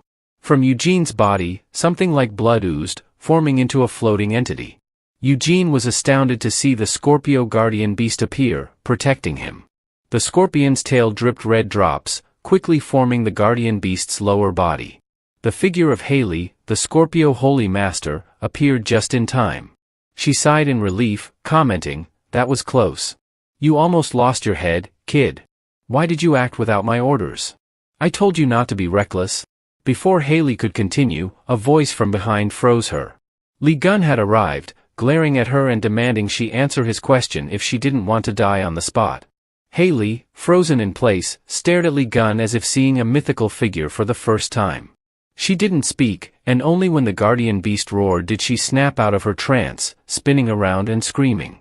Everyone stared in disbelief as her head rotated 360 degrees. Eugene looked up at his trembling holy master, now on the ground. The avatars held their breath as the guardian beast rushed to check on her. Haley shakily replied, "It's nothing, I just felt like walking on all fours for a bit." No one could understand why she was acting like this. Eugene realized she must have heard rumors about Li Gun being in Leo's territory, but now he was in Korea. Trying to compose herself, Haley took deep breaths before facing Li Gun, still overwhelmed by his divine presence. Li Gun, amused, asked, "What are you up to?" Haley, her heart pounding, blushed uncontrollably and muttered, "Can't take it anymore." Eugene whispered, "Why is everyone acting so weird today? No one is answering and their behavior is bizarre." Li Gun struggled to contain his temper. He grabbed Haley's shoulder and shouted, "Snap out of it." This only made her blush more as she screamed, "Li Gun just touched me." Her composure shattered, even the guardian beast had to step in, asking Li Gun to withdraw his hand as it was too much for Haley. Li Gun sighed. "Damn it, she probably just hates my guts," he muttered. Haley's body heated up, like she had a fever, and she fainted right there. Li Gun, now holding Haley, called out to Sunjae. "I don't think I can talk to her right now. How about we talk first?" Sunjae, excited, asked, "What do I need to do?" Li Gun grabbed a handful of his red hair and pulled him close. "Time for your baptism?" Sunjae, filled with excitement, asked, "You mean the ceremony to officially recognize me as a disciple?" Li Gun nodded, and Sunjae nearly jumped out of his skin. "How can we do something so important here?" Li Gun didn't care for formalities. A green light began to emanate from him as he initiated the ceremony, giving Sunjae no chance to resist. When Sunjae opened his eyes, he found himself in total darkness. As he wondered where the absolute God was, words appeared above him. "Do you want to become the first disciple of the Fuse constellation?" After a moment of confusion, Sunjae confidently accepted, saying, "I trust in Yukus and am prepared to be faithful." He was instructed to look behind him, where a brilliant light illuminated his back, making him turn around. From the darkness, a figure resembling a human emerged, blinding him with its light. The serpent's mouth opened, emitting fierce light in the shape of arrows, one aimed directly at Sunjae. The arrows pierced him, causing immense pain as the power and skills overwhelmed him. After what seemed like an eternity, Sunjae regained his composure. Gon smiled and asked, "So, how do you feel?" Sunjae, now free of pain and filled with excitement, realized the baptism was complete, and he had gained new skills. Overwhelmed by the experience, he couldn't help but exclaim, "Amazing." Eugene thought to himself, "This kid's smarter than those two idiots combined." Sunjae, still elated, shouted, "This is..." "How do you feel?" Sanjay, now free of pain and filled with excitement, realized the baptism was complete, and he had gained new skills. Overwhelmed by the experience, he couldn't help but exclaim, "Amazing." Eugene thought to himself, "This kid's smarter than those two idiots combined." Sanjay, still elated, shouted, "This is insane. I need to brag about this to my sister." At that moment, Haley staggered over to congratulate him. Li Gun received a notification that his disciple's rank had increased, granting him the power of the 13th sense. A surge of power flared within him, and he decided to test it. Li Gun's hand shot toward Haley's neck. The Avatar noticed and quickly acted, but the Titan King's mighty arm was even faster than Jarl's, intercepting the scorpion's tail with his axe. Li Gun's hand stopped just before reaching Haley's neck. Amused, Li Gun asked, "You're not going to dodge?" She responded calmly. "Because I know you won't hurt me then." Getting to the point, she asked, "So, what was it you wanted to ask earlier, Li Gun?" Li Gun's 13th sense was functioning perfectly, so his first question was, "Explain to me why you have traces of the ancient civilization on your body." More specifically, it was in Haley's hidden eye and the part of her neck Li Gun was about to grab. Sanjay overheard clearly and asked, "Did Uncle Li Gun just suggest that Haley is a calamity?" Li Gun smiled, as if he were the only one who knew the truth, realizing that even the absolute gods had been easily tricked by her. The guardian beast behind them roared in anger, cursing Gon for daring to touch their princess and threatening to kill him. But Li Gun had already deduced that these so-called guardians were actually unfortunates masquerading as household gods. Real avatars wouldn't be this obedient to a holy master, let alone call her princess. How adorable. To everyone's surprise, Haley confessed without hesitation that she indeed came from the ancient civilization. Looking up, she told Gon that despite her origins, she considered herself human and her gaze remained steady as she added, "I'm on your side." That's a good line, Li Gun thought, but she would have to prove it for it to be believable. He already had a way to test her. With a glance, Lime produced a piece of paper with two simple questions for Haley to answer. What do you think of Li Gun? What kind of relationship do you want to have with Li Gun? Without hesitation, Haley scribbled her answers and handed the paper back to him. For some reason, Li Gun couldn't help but grin like a merchant who had just swindled an unsuspecting customer. Her responses were brief. Haley thought of Li Gun as an ally and wanted a strategic partnership with him. She believed she had already shown her sincerity in words, so writing it down was just a formality. Li Gun nodded in agreement but then pulled out a wooden fountain pen, a familiar object to Haley, making her break out in a cold sweat. He was about to force her to write her true feelings to confirm her honesty. But starting with the first question, "What do you think of Li Gun?" would surely expose her, right? The real answer was, "He's so freaking cool, so freaking charismatic. That's why I betrayed the unknown civilization to come over to this side." How could Haley ever write that down? Seeing Haley's strange behavior, Li Gun looked back at the questionnaire, wondering if something was wrong with it. If not, maybe she could start with the second question, "What kind of relationship do you want to have with Li Gun?" Haley made up her mind. If she had to die today, she would rather snatch that pen back before everything was revealed. When Li Gun read Haley's written response, he could only sigh, thinking the pen must be broken to produce such strange words. But the others didn't see it that way, especially Su Jie, who freaked out and rushed off to find his sister. "This is an emergency, sis. Uncle Li Gun's chastity is at risk." Li Gun stared at the paper, utterly confused, while Haley didn't dare face him, leaving her guardian beast to explain. "See? Understand now, you idiot? Our princess chose humanity and turned her back on her civilization. It's all to be with you, Li Gun." "Shut up," Haley yelled, her face as red as a ripe tomato, fearing she might faint if he said another word. Just as she was about to run, Li Gun stopped her, insisting on one more question. Pointing to the floating dagger above him, he demanded information about the ancient civilization's weapon, revealing that it was the same one that had stabbed him in the Devil's Tower. Blushing with embarrassment, Haley explained that it was a weapon imbued with the power of the monarch. She mentioned that the monarch was the highest rank within the ancient civilization. These weapons contained the monarch's power, so terrifying that they could even threaten the gods. Leaning on her guardian beast for support, Haley continued. "Even you can't resist that weapon. That's why I retrieved and sealed it, as you can see." Piecing together what Kevin had said about a private stash of human civilization's items, Lee Gun realized that this was why the white-haired one had found these weapons in Scorpio's domain. Gon screamed in disbelief. The ancient civilization had its own leader despite dealing with Red Eyes 20 years ago? But as Haley revealed, Red Eyes wasn't the highest boss. There were at least 3 others like it. This truth left everyone shocked and sweating, even dragging out of his pretending to be dead act in his wife's arms. Who would have thought that Red Eyes, into which humanity had poured all its strength, wasn't the strongest? And on top of that, there were 3 more like it? Just hearing this was enough to make anyone despair. Lee Gun stood in silence, processing the information he had just learned. He wasn't pleased, but everything started to make sense. Back in the Devil's Tower, the manager had said something like, "I'm surprised you caught one of humanity's famous pets. It's pretty impressive to play with Taku." Panicking, Lime yanked Lee Gun out of his thoughts, shouting, "Did you hear what she said? There are 3 more monsters as strong as Red Eyes." Lee Gun, flashing a confident smile at Lime, replied, "I'm the type who loves a challenge. If they dare to provoke, I'm ready to fight. What's there to be afraid of?" He was just trying to reassure his friend, though deep inside, he knew he needed to become even stronger to do that. Lee Gun approached Haley and pointed at someone in the distance. "I want you to prove you're on my side by giving me that one," he said.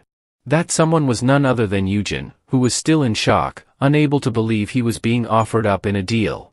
He tried to protest. "Stop joking, this isn't funny." But before he could say more, Haley agreed without hesitation. Lee Gun's grin widened. He loved quick and efficient deals. Haley, mesmerized by his dazzling smile, didn't even think about poor Eugen, who felt like he was sinking into despair. The betrayal stung deeply as he watched his holy master sell him off right in front of him without a hint of remorse. The next day was bright and sunny, a rare day off for Lee Gun, who enjoyed a morning coffee with Lime perched on his shoulder, sipping his drink. He told Lime, "You have to savor these peaceful moments to realize how much you need them." Little did he know, that peaceful moment was about to end abruptly. Eugene's ear-piercing scream, loud enough to wake the whole neighborhood, echoed.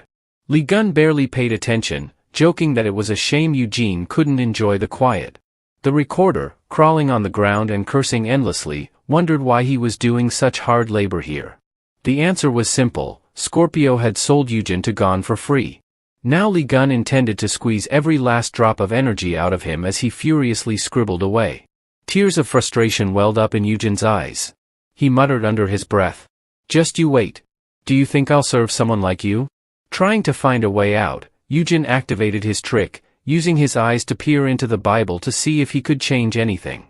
To his surprise, he was indeed synced with the Bible, but to his horror, the 5th achievement read, "The recorder who refused to become a disciple has now become a servant of the Eucus constellation."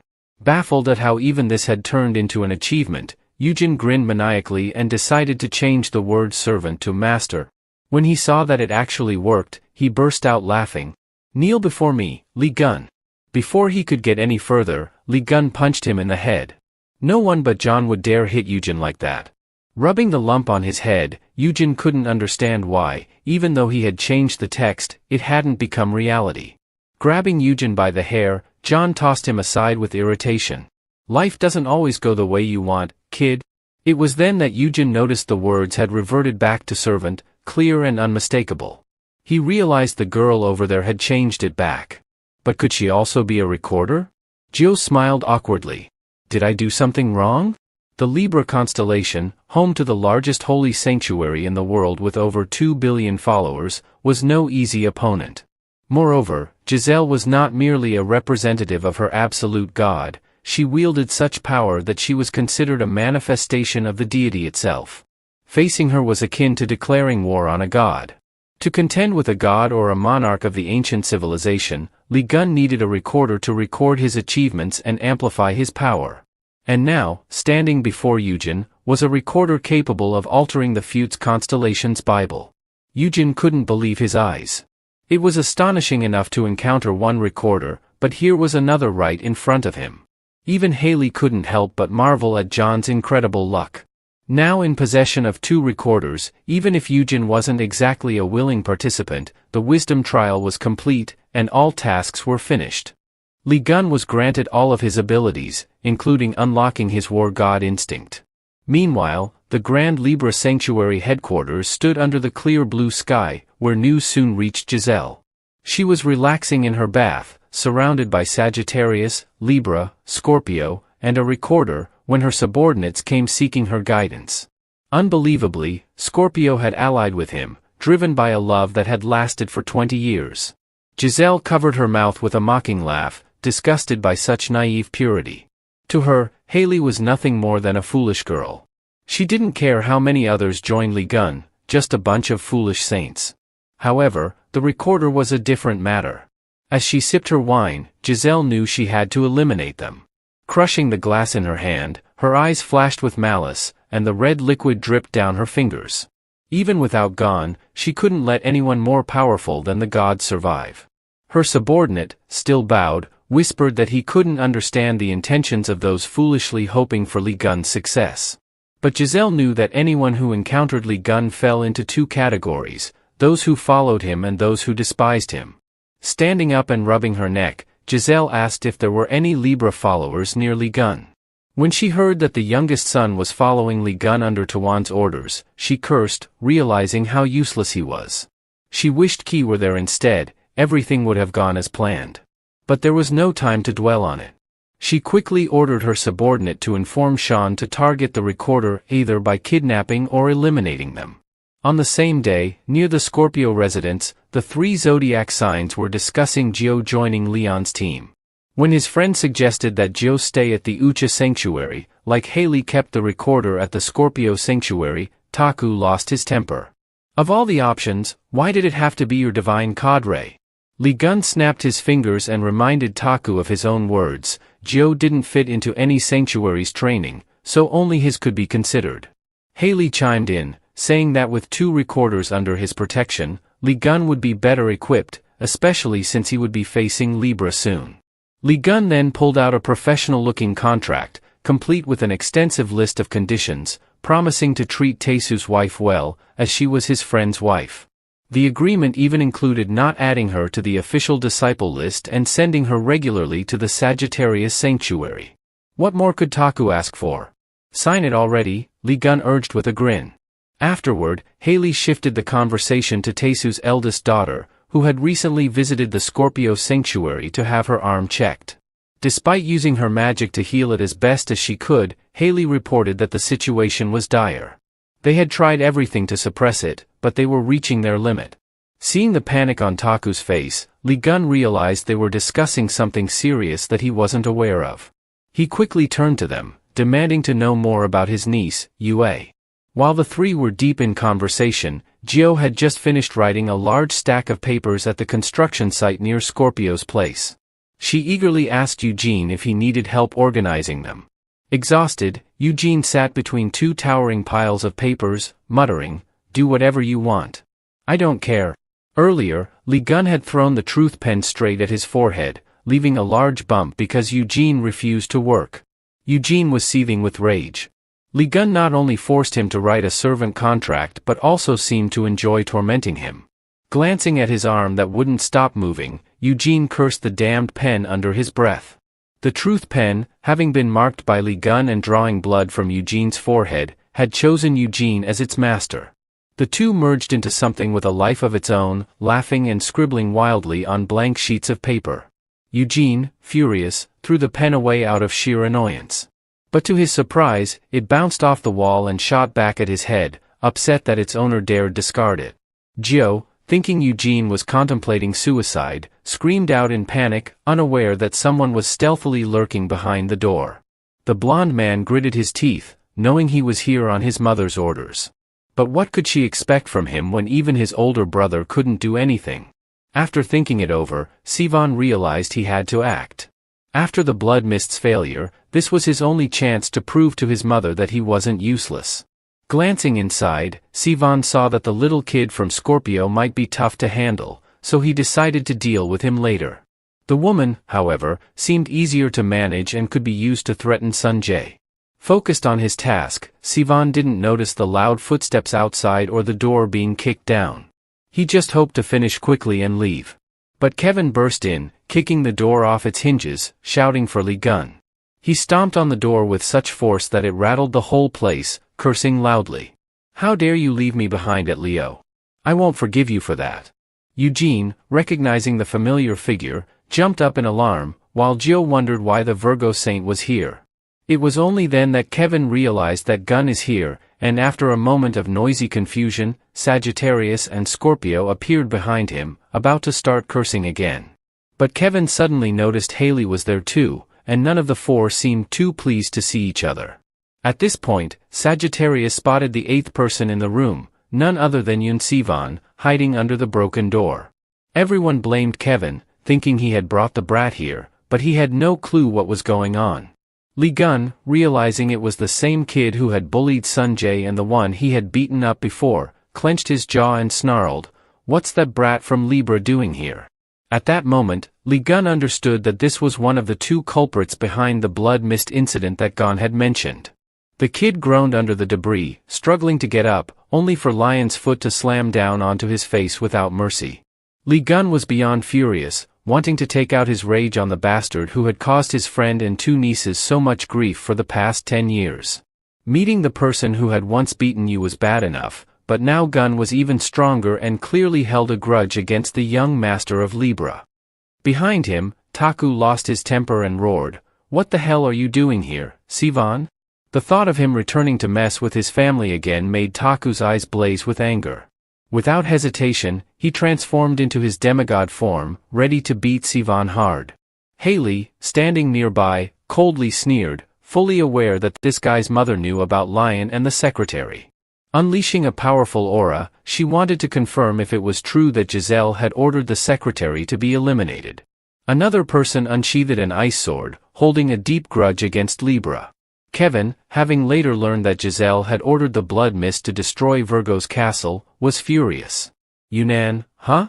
Let's see how much you've grown," he muttered, a villainous grin spreading across his face.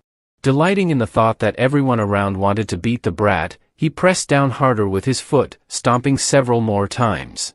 "I feel so bad for you," he mocked.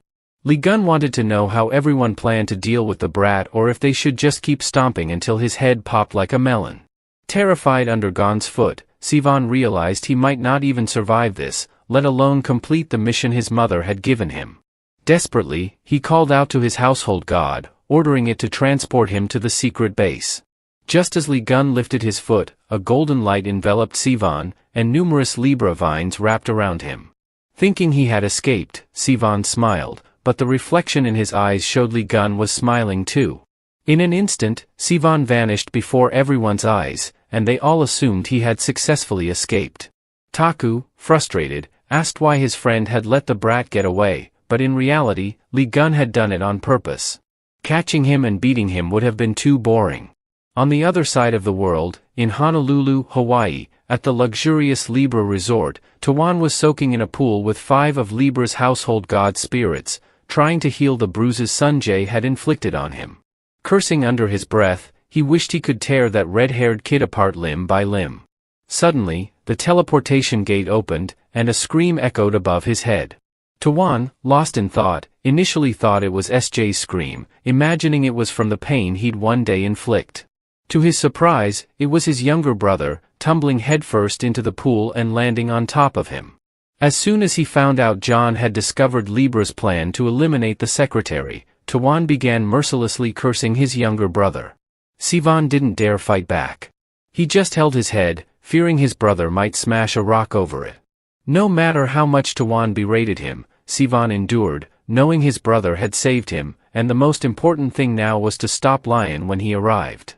Tawan led his brother into a room with a cabinet full of neatly arranged stones on the shelves.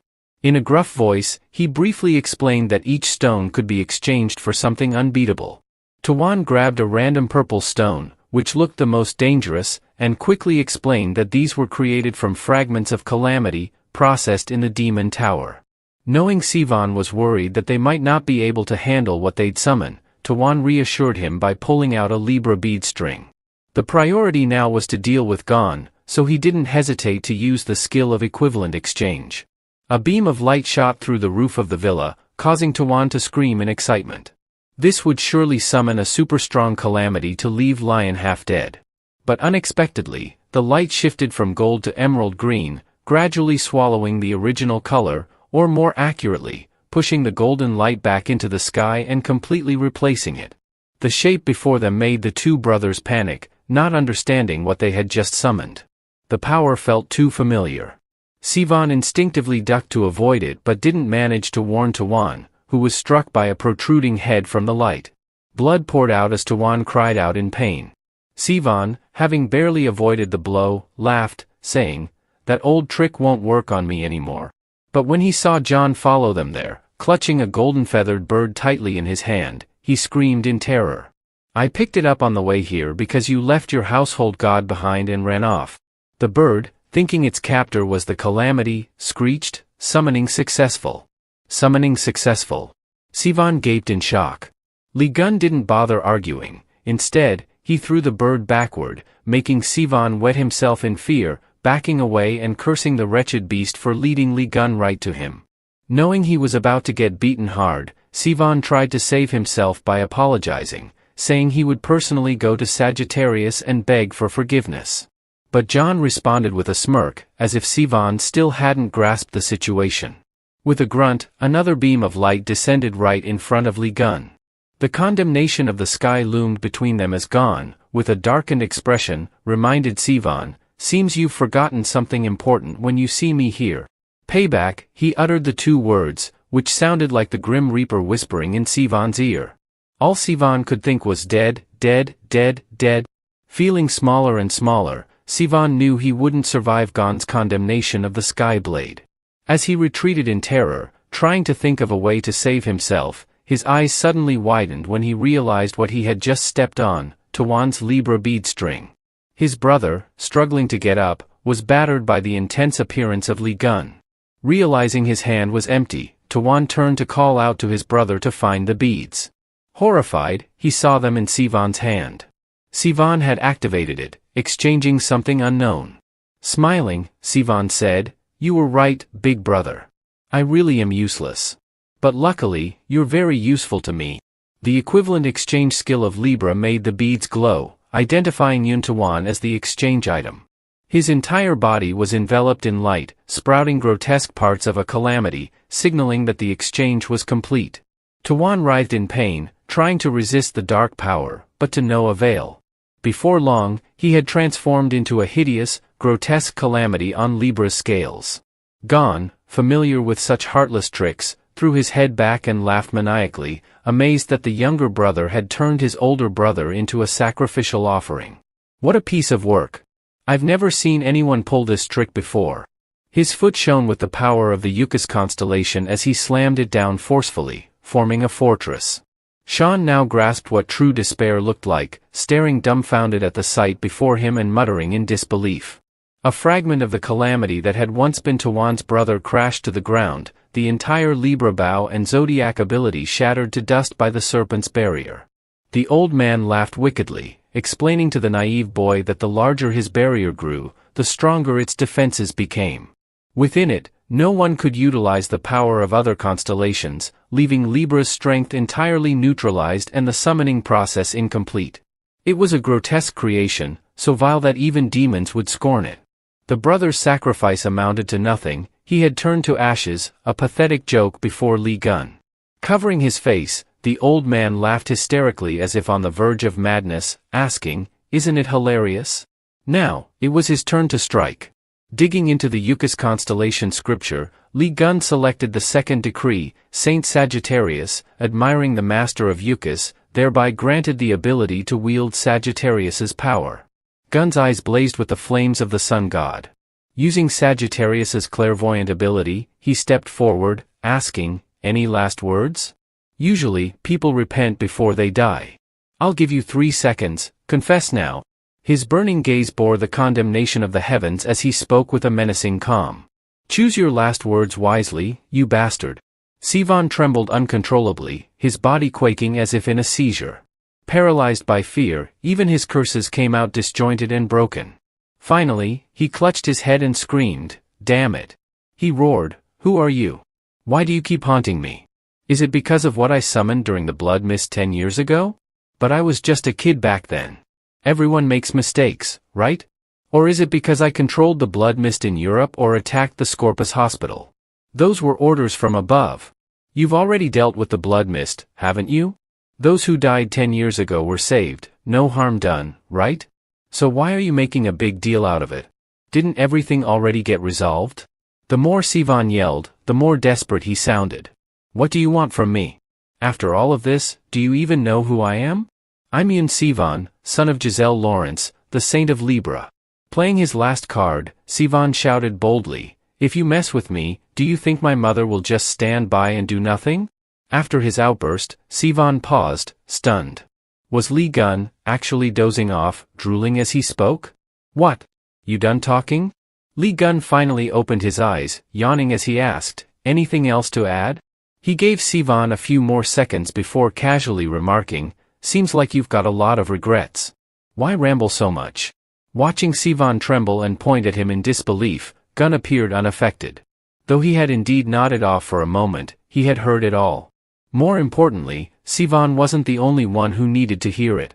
Sagittarius's skill had broadcast Sivan's entire tirade live for the entire world to witness.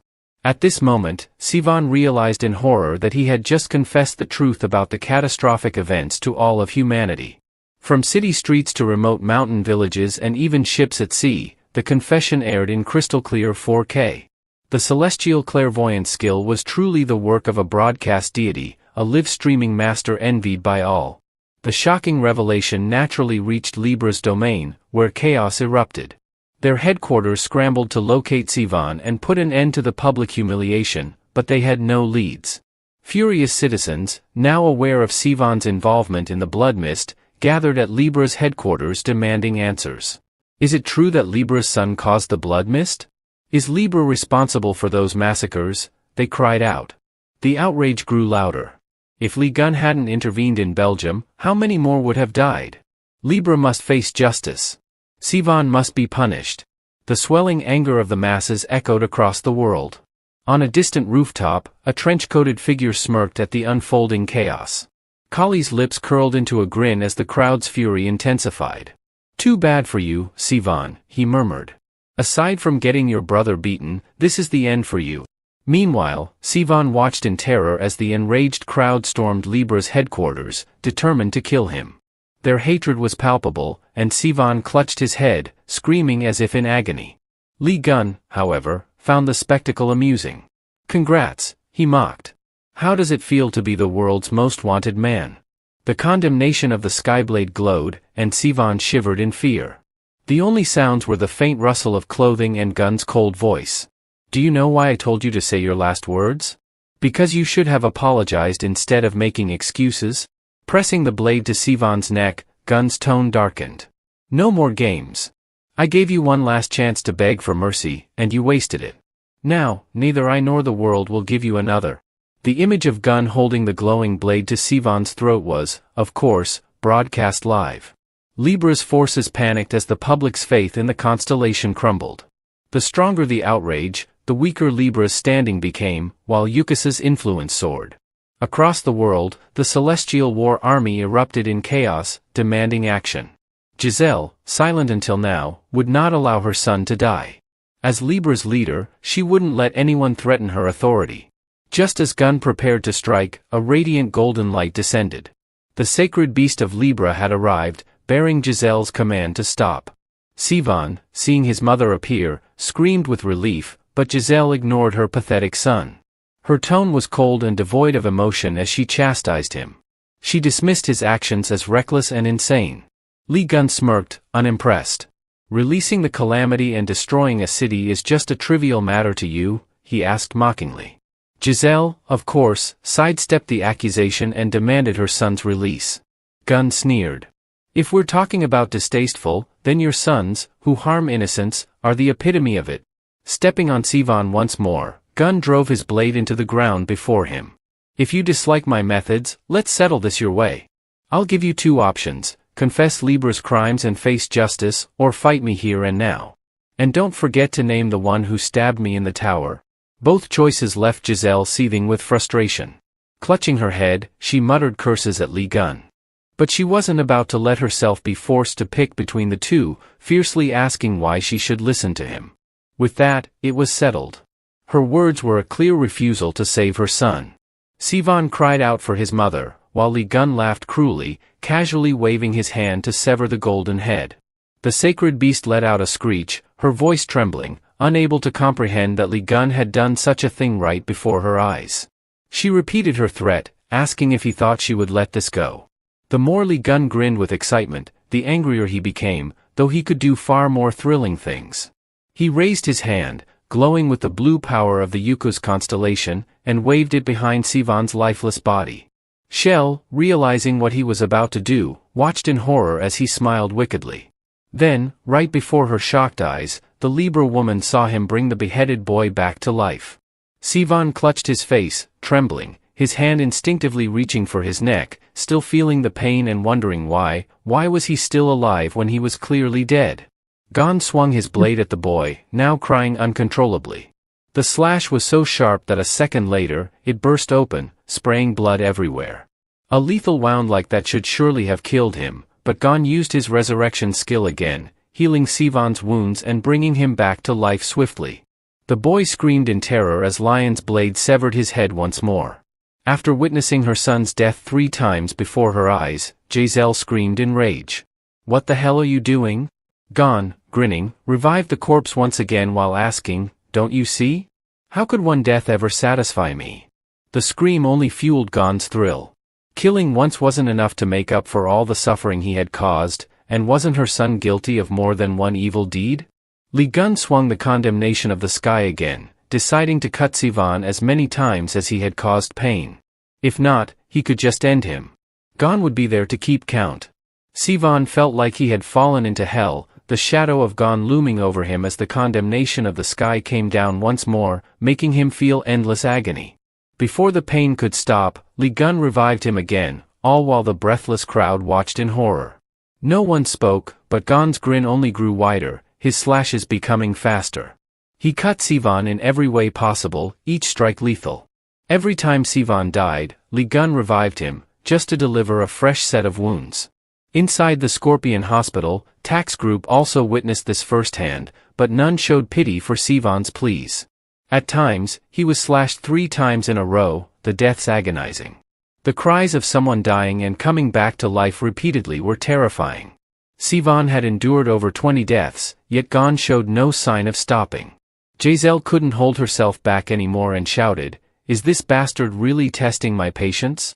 In response to her thoughtless question, the Queen's teleportation skill and Sagittarius's absolute coordinate skill activated simultaneously. A massive barrier appeared on the ceiling of the Libra Palace, dropping something so huge that it hit the ground with a deafening bang. Blood splattered from the thing onto Giselle's face, cold and unfeeling. As she stepped closer, she realized it was the remains of a massive beast. But Giselle's eyes caught sight of a severed head rolling in the left corner, recognizing the distinct blonde hair and the horrified expression of her eldest son. She immediately realized what had happened, her entire body trembling with rage. Biting her lip in seething hatred, the sight only pleased Gon more. He asked, "Why are you just standing there gawking? Your favorite eldest son is back. Why don't you tell him you love him and give him a hug?" Her left eye darkened, veins popping on her face with each surge of fury as she clenched her fists. Giselle simply stated, "You will pay for provoking me," but no one had ever threatened him and walked away unscathed. Li Gun grabbed Libra's divine bird, pressing his face close to it with a wicked grin, provoking. "This isn't provoking, this is just my response to all the choices you've made until now, trash. I'll make anyone who stands in my way look like this." He momentarily ignored the boy, left scarred and behind, and whispered to Libra that he didn't care if they were chosen by the absolute god or from some mysterious civilization, even gods meant nothing to him. He wanted Giselle to hear that. When her eyes flared with anger, Li Gun threw the divine bird high into the air, saying goodbye. He smiled victoriously, telling her to prepare her neck for him to chop it off. "Just wait and see, Giselle Lawrence." With that, Li Gun slashed the divine bird into ashes, completely severing his connection with Libra and wiping out his intercontinental livestream. The remaining Libra forces hesitated and called out, "Holy Lord," only to be met with a massive surge of power from where Jezeel stood. Her roar, calling out Lee Gun's name in extreme fury, echoed far and wide, causing the city to tremble, as if an earthquake was imminent. Jezeel no longer cared about the people. She screamed, "How dare you humiliate me? I'll tear you to pieces. I will definitely kill you all." With each of her screams, the city shook violently, nearly tipping over. Jezeel called out his name in rage for what seemed like a very long time. After a while, Sivan suddenly opened his eyes in terror, as though just escaping a nightmare, only to realize the nightmare had just begun.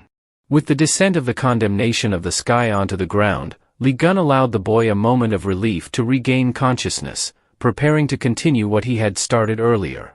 Suddenly, he forgot how far he had counted, so he decided to start over to be sure. His mind roughly calculated the number of injured people to be about 5,000. Added to that were the people in the Scorpion Hospital and the suffering of Odu's family. How much was that in total? Sivan fell to his knees, begging for another chance to explain, but Gon didn't listen. Instead, he resolutely raised the condemnation of the sky again, ready to strike another 10,000 times to cover Sivan's crimes. No amount of Sivan's tears could suffice. Hell had only just begun. As Gon's voice called out, "1." A few days later, at the Leo Coliseum, something heavy was slammed onto the ground, and Yue's hand was raised by the referee, declaring the vice-castellan victorious. The cheers from the crowd didn't bring a smile to her face. Yue's gloomy expression didn't escape the notice of the apostles, who wondered why she seemed so different. Everyone noticed that, contrary to her usual cold demeanor, the deputy commander appeared strangely dazed. It all started after watching Lion's globally broadcasted performance. Everyone was shocked, and so was Yue, but now her expression had turned into one of complete despondency, almost as if she were heartbroken. Perhaps the sight of Sivan going through life and death repeatedly was too sensitive for her, but that scene brought satisfaction to many, as the Libra forces had always been arrogant troublemakers. Karma spares no one on the battlefield. The overly enthusiastic MC didn't notice Yue's face and shoved the microphone into her mouth, asking for her thoughts on the Unbroken's winning streak. "I've made up my mind," Yue suddenly declared, still maintaining her blank expression. She continued, "I'm leaving the Leo sect." Before the crowd could react, she added, "And then I'll join Uncle John's sect."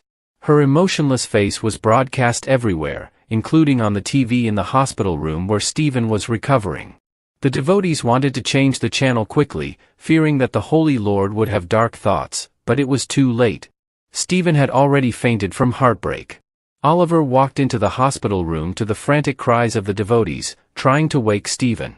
Feeling annoyed, both the Castellan and the Vice-Castellan were nothing but a disgrace to the sanctuary. The loyal subordinates kept trying to wake Stephen, but after being publicly humiliated by both Lion's uncle and the Vice-Castellan, he had no desire to regain consciousness. The TV switched to another news story, a high-level meeting of the human side. Right from the start, someone stood up and criticized Libra for deceiving the world. She had hidden the truth behind the Blood Mist and Sagittarius's mistake.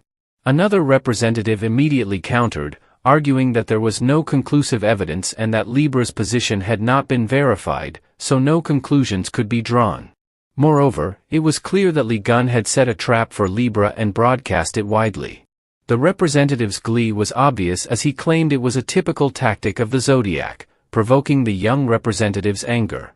The two sons of Libra are dead, and it's clear the situation is dire, yet Libra's continued silence without any response seems oddly suspicious. Meanwhile, on the other side, they responded with mockery, as if Libra was simply trying to come up with a slow excuse. After watching the news for a while, Haley had to commend Kevin for his impressive media manipulation. "Besides poisoning food, do you also know how to do this, Virgo?" He laughed proudly. "Those things were easy, not like someone living in the Canadian wilderness, who wouldn't understand.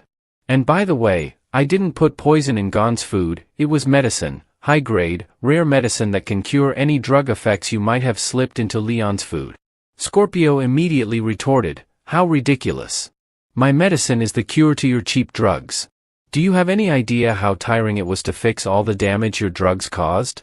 The two bickered for a long time in front of Sagittarius like children. Did they really think no one knew they cared about Gon, which was why they did such foolish things.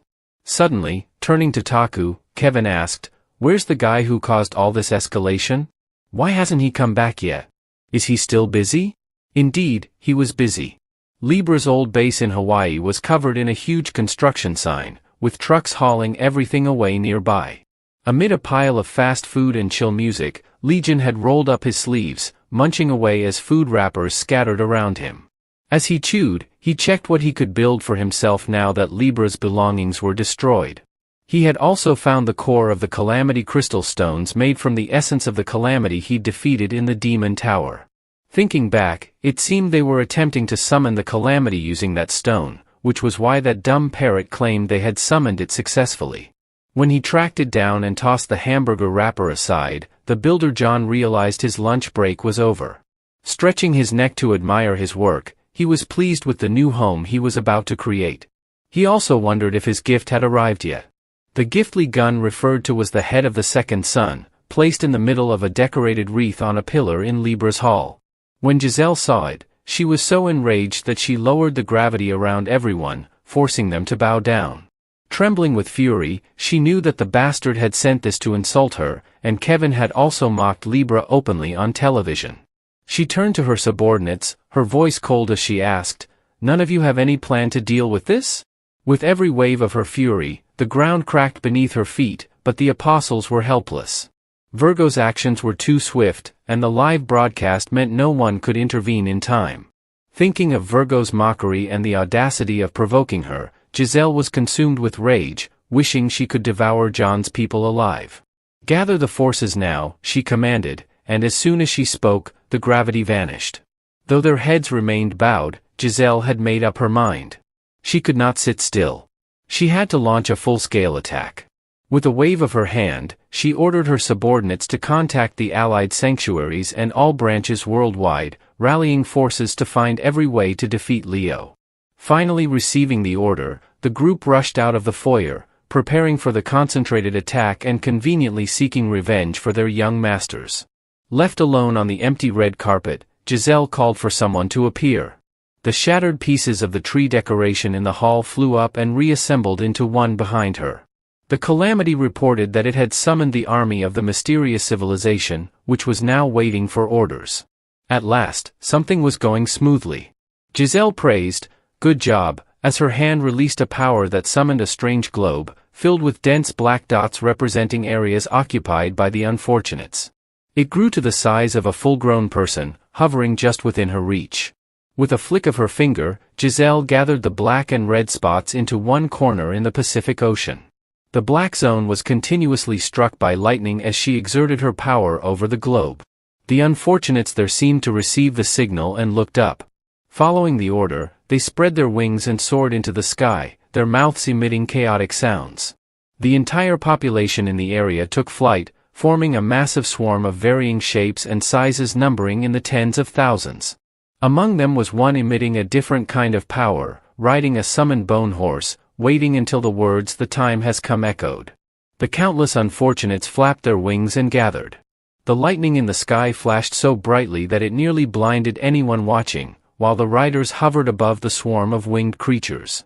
Counting the number of unfortunates marching on foot, they quickly assembled into a formidable army, silently awaiting orders. Giselle thrust her finger into the ocean on the globe, causing the image of her hand to reach the place and stir up the seas. The black and red masses representing the unfortunates surged violently like vines grasped by her hand. They soon gathered into a blood-red mass in Giselle's palm, and she opened a bloodshot eye filled with the determination to eliminate John's people. That eye mirrored the one on her face when she screamed, "I'm going to let you know what overwhelming despair feels like." The black territory lit up with a bloodthirsty eye, and only 65 hours remained before the black zone invaded humanity. On the island of Hawaii, where Libra's headquarters had once stood, flames roared from the Yukis workshop and sanctuary. The appearance of the island had completely changed. At the entrance stood a massive gate, with the body of a silver snake coiling around it. Not far from there, a flash of purple light signaled the teleportation of Sagittarius.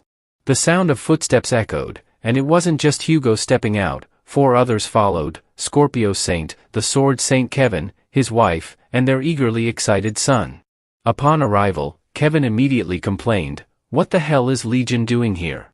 Why the sudden call to Hawaii at this early hour?" Hugo didn't have an answer, only knowing that Legion was up to something. Since stepping foot here, Haley paid no attention to her surroundings. The thought of seeing Leon made her face flush. Hugo was the first to notice the gigantic white snake engraved above the gate. "What's this about?" he shouted. "When was this built?" From the side of the gate, a blonde girl dressed in a nun's outfit stepped out to greet them. "You must be the guests Lord Legion mentioned, right?" She introduced herself as Yeso, a former household god of both Aquarius and Libra. "I'm currently being called Disinfectant," she said with a laugh. But in truth, Yeso was a prisoner of Eucus, kidnapped by Legion from Libra. She quickly added her name to the list of captives. What seemed like brute force to others sounded to Haley like Legion personally bringing her into his domain. The group noticed her holding a green egg and asked about it. "It's the god egg of Eucus," she explained. "A reward for passing the trials of strength, intelligence, and fame." Yeso casually mentioned, "This is something Lord Legion entrusted to me. He said that since I'm the goddess of health and care, I could nurture it." It was clear that her role was to take care of things Legion didn't want to handle himself. Kevin, as clueless as ever, sighed beside Haley. "Is that bastardly Gon planning to start a family or something?" he muttered. Haley's face darkened, and she called to the god behind her, her body trembling as she struggled to speak clearly.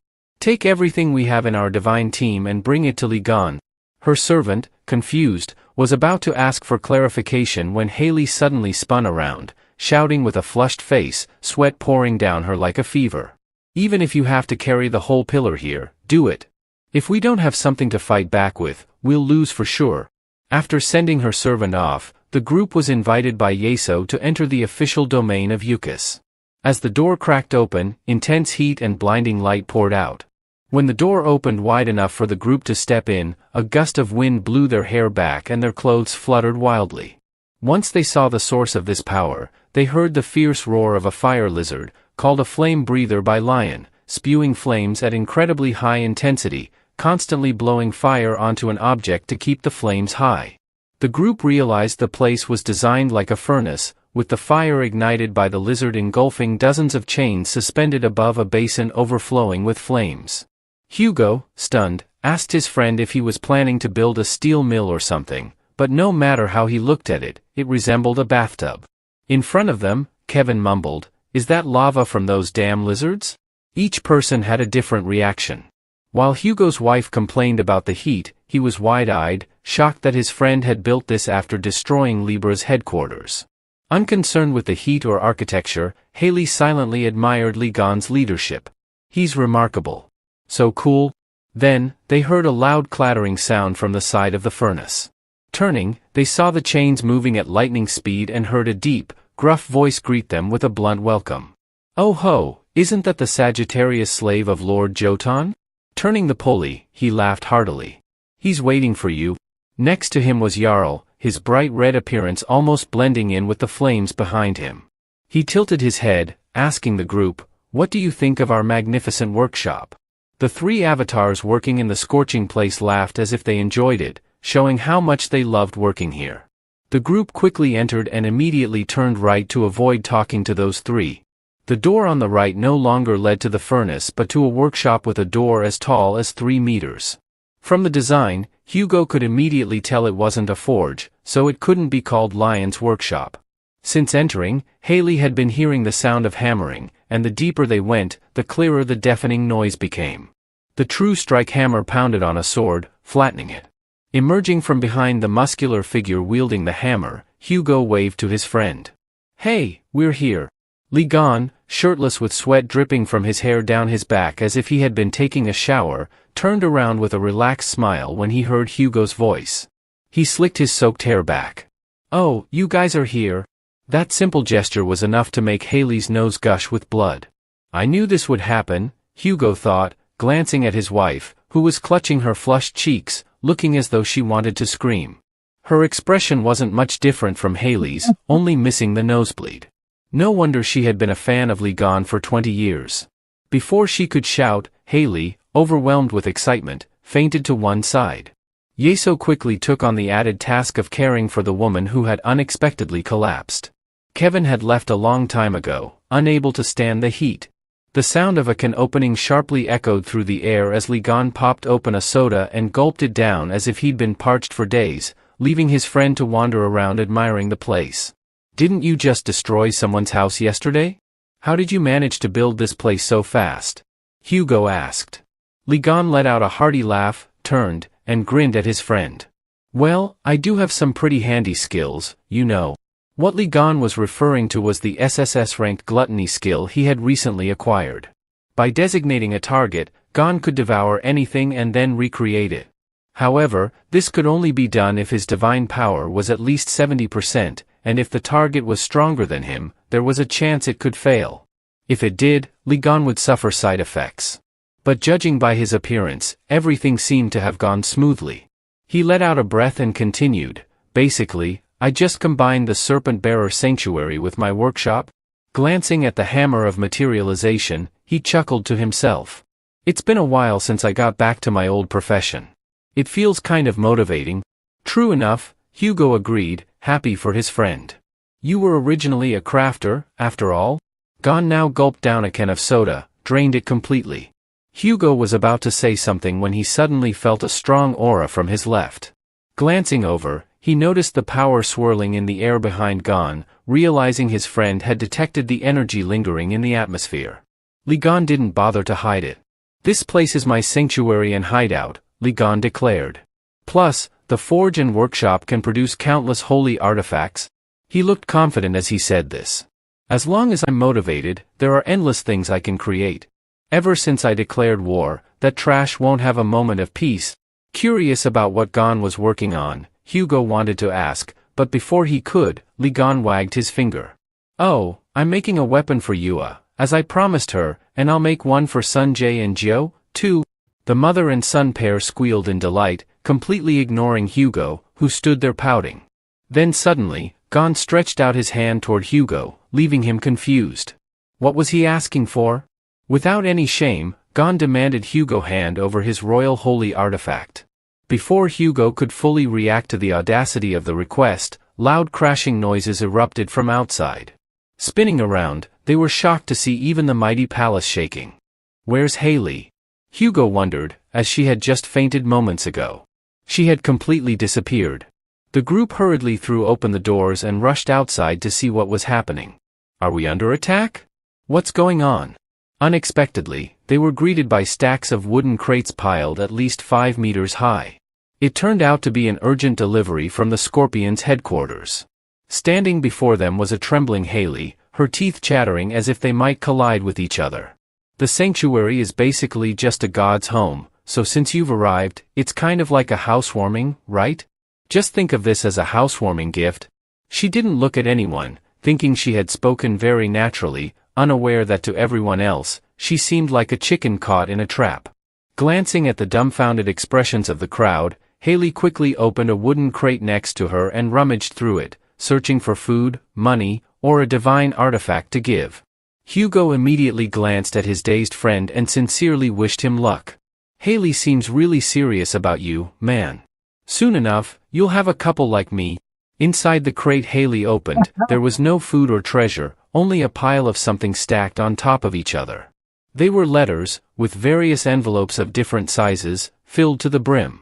As she picked one up, she saw it was clearly addressed to Li Gan, sealed with wax, indicating no one had opened it. Li Gan frowned with distaste. "Who would send me letters?" In his ear, the annoying voice of his friend teased, "What if it's a fan letter? You might open it and see, I love you, Li Gan." Pulling out a few envelopes, Haley skimmed through them, noticing that all had names written on them and wax seals clearly from the Lion Guild, leaving Li Gan completely puzzled. But before investigating the truth, he had to shut his friend's mouth to stop the nonsense. Suddenly, Sunjae chimed in. "That's right. There's been a big problem within the Lion Guild since my sister announced she would leave the sanctuary. Maybe that's why they're sending you these letters." At that moment, at the headquarters of the Lion Guild in the U.S., a towering 40-floor building stood on Main Street. Steven's broad hand slammed down hard on the table, furious. "Why in the world would you make such an announcement? Stephen smashed another table, his anger uncontainable. His words blended with the thunderous sounds surrounding him. This won't end just with you leaving the divine cadre. Do you have any idea how many people are abandoning their posts to follow you, Chua? Facing Stephen's fury, the young girl stood tall, her hands behind her back, replying casually, "Yes, I know." Her calmness in claiming to know only intensified Stephen's frustration. With no more objects to break, he took a deep breath and asked, "What's the issue? I've given you everything you asked for, haven't I? Just tell me." Surprised by his reasonable tone, Yue hesitated, but ultimately said the words that drove Stephen mad, "Please let me leave and join another divine cadre." Exasperated, Stephen held his face in his hands. "What about the contract, the salary, or any other concerns? Just say it, and I'll adjust everything right away." But Yue responded, "I don't need any of that." Stephen sighed deeply. "So what's going on then?" He switched the subject abruptly, asking, "How's it going lately? I mean, your arm?" Stephen's question pulled both of them back to a memory from 10 years ago, on a rainy day shortly after the Blood Mist disaster. Inside the quiet Scorpio Guild hospital late that night, the only sound was the hum of a ventilator as Sun Jae's and Yue's mother lay in bed. The two sisters slept beside each other, while heavy rain poured outside. Suddenly, Yue heard something and saw light coming from somewhere. Still half asleep, she went outside and opened the door, thinking her father had returned. But there was no one in the hall, only the elevator doors wide open, glowing with warm golden light. She rubbed her eyes and walked over to see what it was. As the doors began to close, no one was inside. Still drowsy, Yue heard a voice from above. "Hello, you're Yue, right?" The voice came from beneath a cloak. Just then, thunder cracked, shaking her awake. Yue spun around to find the woman standing very close, Giselle, the Saint of Libra. She smiled, but it wasn't a friendly smile as she lowered her hood. "Oh dear, did I startle you?" Her blonde hair and foreign features were unforgettable. Yue recognized her from a TV interview. The girl took a step back in shock. This was the Saint of Libra. Giselle's manner remained casual. "I'd like to speak with you for a bit. Shall we go somewhere else?" The rain outside continued to pour as they sat down in the empty cafeteria. Giselle spoke with a concerned tone, "I've been worried about you all since the Blood Mist incident. I came to visit and I'm sorry about your mother." Yue gave a polite smile. "It's okay. The Saints must have done everything they could. I believe this was the best outcome." Giselle nodded with appreciation, as if she were an older aunt, her head bowing in gratitude. "After seeing you in person, I now understand why Hugo is always boasting about his children. You're so calm, even after experiencing something so immense." Yue looked up, surprised at the Libra Saint's compliment. Giselle sighed, "I worry a lot because my children always cause me so much trouble. If only they could be half as mature as you." Yue chuckled awkwardly, unsure of how to respond. But Giselle continued, "They've caused trouble again, so I had to put them in the punishment room before I came here. Raising children is difficult, wanting them to be smart, competent, and well-behaved is not easy." She reached for a can of soap on the table, moved her beautiful hair, and added, "Just like you." Yue looked up, her golden eyes flashing dangerously. "Wouldn't it be wonderful if you were my daughter?" The creepy smile that followed sent a chill down Yue's spine. Her face went pale, stammering, What are you talking about?" The sound of thunder outside echoed as Giselle fell silent. The atmosphere grew eerie. After a long pause, she suddenly burst into laughter. "Haha, I was just joking. Look at your confused face." Her voice was laced with amusement. "After all, you're still just a child?" Unable to grasp Giselle's strange mentality, Yue stared blankly. After Giselle laughed to her heart's content, she waved her hand, creating a beautiful golden light above her head. "Sorry, Yue. I've been a bit mean, haven't I?" When Giselle opened her left hand again, two exquisitely crafted earrings fell into her palm. They were shaped like hearts trapped in golden cages, gleaming brightly and captivating Yue's gaze. Giselle dangled them in front of her, urging, "Take them as a keepsake of our meeting." Despite the earrings' beauty, the calculated smile on Giselle's face was impossible to ignore. Yue didn't understand the meaning behind the expression, but she knew better than to accept them. She firmly refused, "I can't. We've only just met. I shouldn't accept these." Giselle's voice was sweet as she coaxed, "Take them. I brought them just for you. The empty hospital hallway echoed with footsteps, but Giselle was too absorbed in her persuasion to notice. Go on, take it. Or should I keep my hand out like this? Just then, Hugo, hearing the voice, immediately recognized it as Libra's. He stared in disbelief as the Libra saint, whom he had always been wary of, spoke to his daughter and placed something in her outstretched hand. Thank you, I'll accept them, Yue said, as the light from the earrings reflected in Hugo's stunned face. He called softly, Yue, but the girl, excited, turned around and called, Dad, unaware of the strange light coming from the earrings. Just as the earrings were about to touch her hand, the saint's sinister smile spread. She let the dazzling earrings fall into Yue's hand with a thud, directly in front of Hugo, who was frozen in horror. He didn't care what the earrings were, but fear gripped him immediately. He knew that whatever came from Libra's hand, he couldn't accept, let alone let his daughter take it. The moment the earrings touched Yue's palm, a dark, ominous energy surged out. It enveloped her arms, tearing through the sleeves of her shirt. Hugo panicked, screaming, no, but it was too late. The malevolent force shot upwards, blasting through the hospital ceiling and into the night sky. From a distance, the explosion was visible, thick smoke billowing upward, resembling the aftermath of a gas explosion. People huddled under umbrellas in the pouring rain, noticing that the fire couldn't be extinguished and quickly calling for help. Among them stood Stephen Marker, looking up, frowning deeply at the scene. Hugo's voice rang out in agony as he saw his daughter clutching her arms, crying out in pain. The dark energy wrapped around her arms, leaving burning marks, as tears streamed down her innocent face. Unable to bear it, Yue collapsed to the floor, calling out, Dad, help me. Hugo, desperate, rushed to her side. His shirt tore slightly as he moved, the power of Sagittarius summoned too hastily. He reached out for his daughter, but as his fingers brushed her head, the dark energy sent him flying backward into the wall. The flames surrounding Hugo flickered out, his body smoking and the skin on his arms burned away by deep gashes. Hugo coughed painfully, realizing that this was far beyond his strength. Seeing the helplessness on Sagittarius's face, Giselle threw her golden hair back and laughed hysterically, as though she had never laughed so freely before. Don't tell me you still think of yourself as a saint. Unable to approach his daughter, watching the dark energy continuously emanating from her, Sagittarius could only shout in despair, Libra, what have you done to my Yue? She laughed joyfully, you're too late. Hugo, coming so late and leaving your child alone, doesn't that make you unworthy of being a father? The dark energy thickened, engulfing Yue as she writhed in agony on the floor. The ground cracked and began to float, pieces falling with a terrifying crash, intensifying the horror before Hugo. The dark energy seeped into Hugo's skin from nearby. He shouted, Libra, revert Yue back to how she was. But of course, she wouldn't. She remembered the night Hugo came to confront her, accusing her of orchestrating the blood mist from behind the scenes.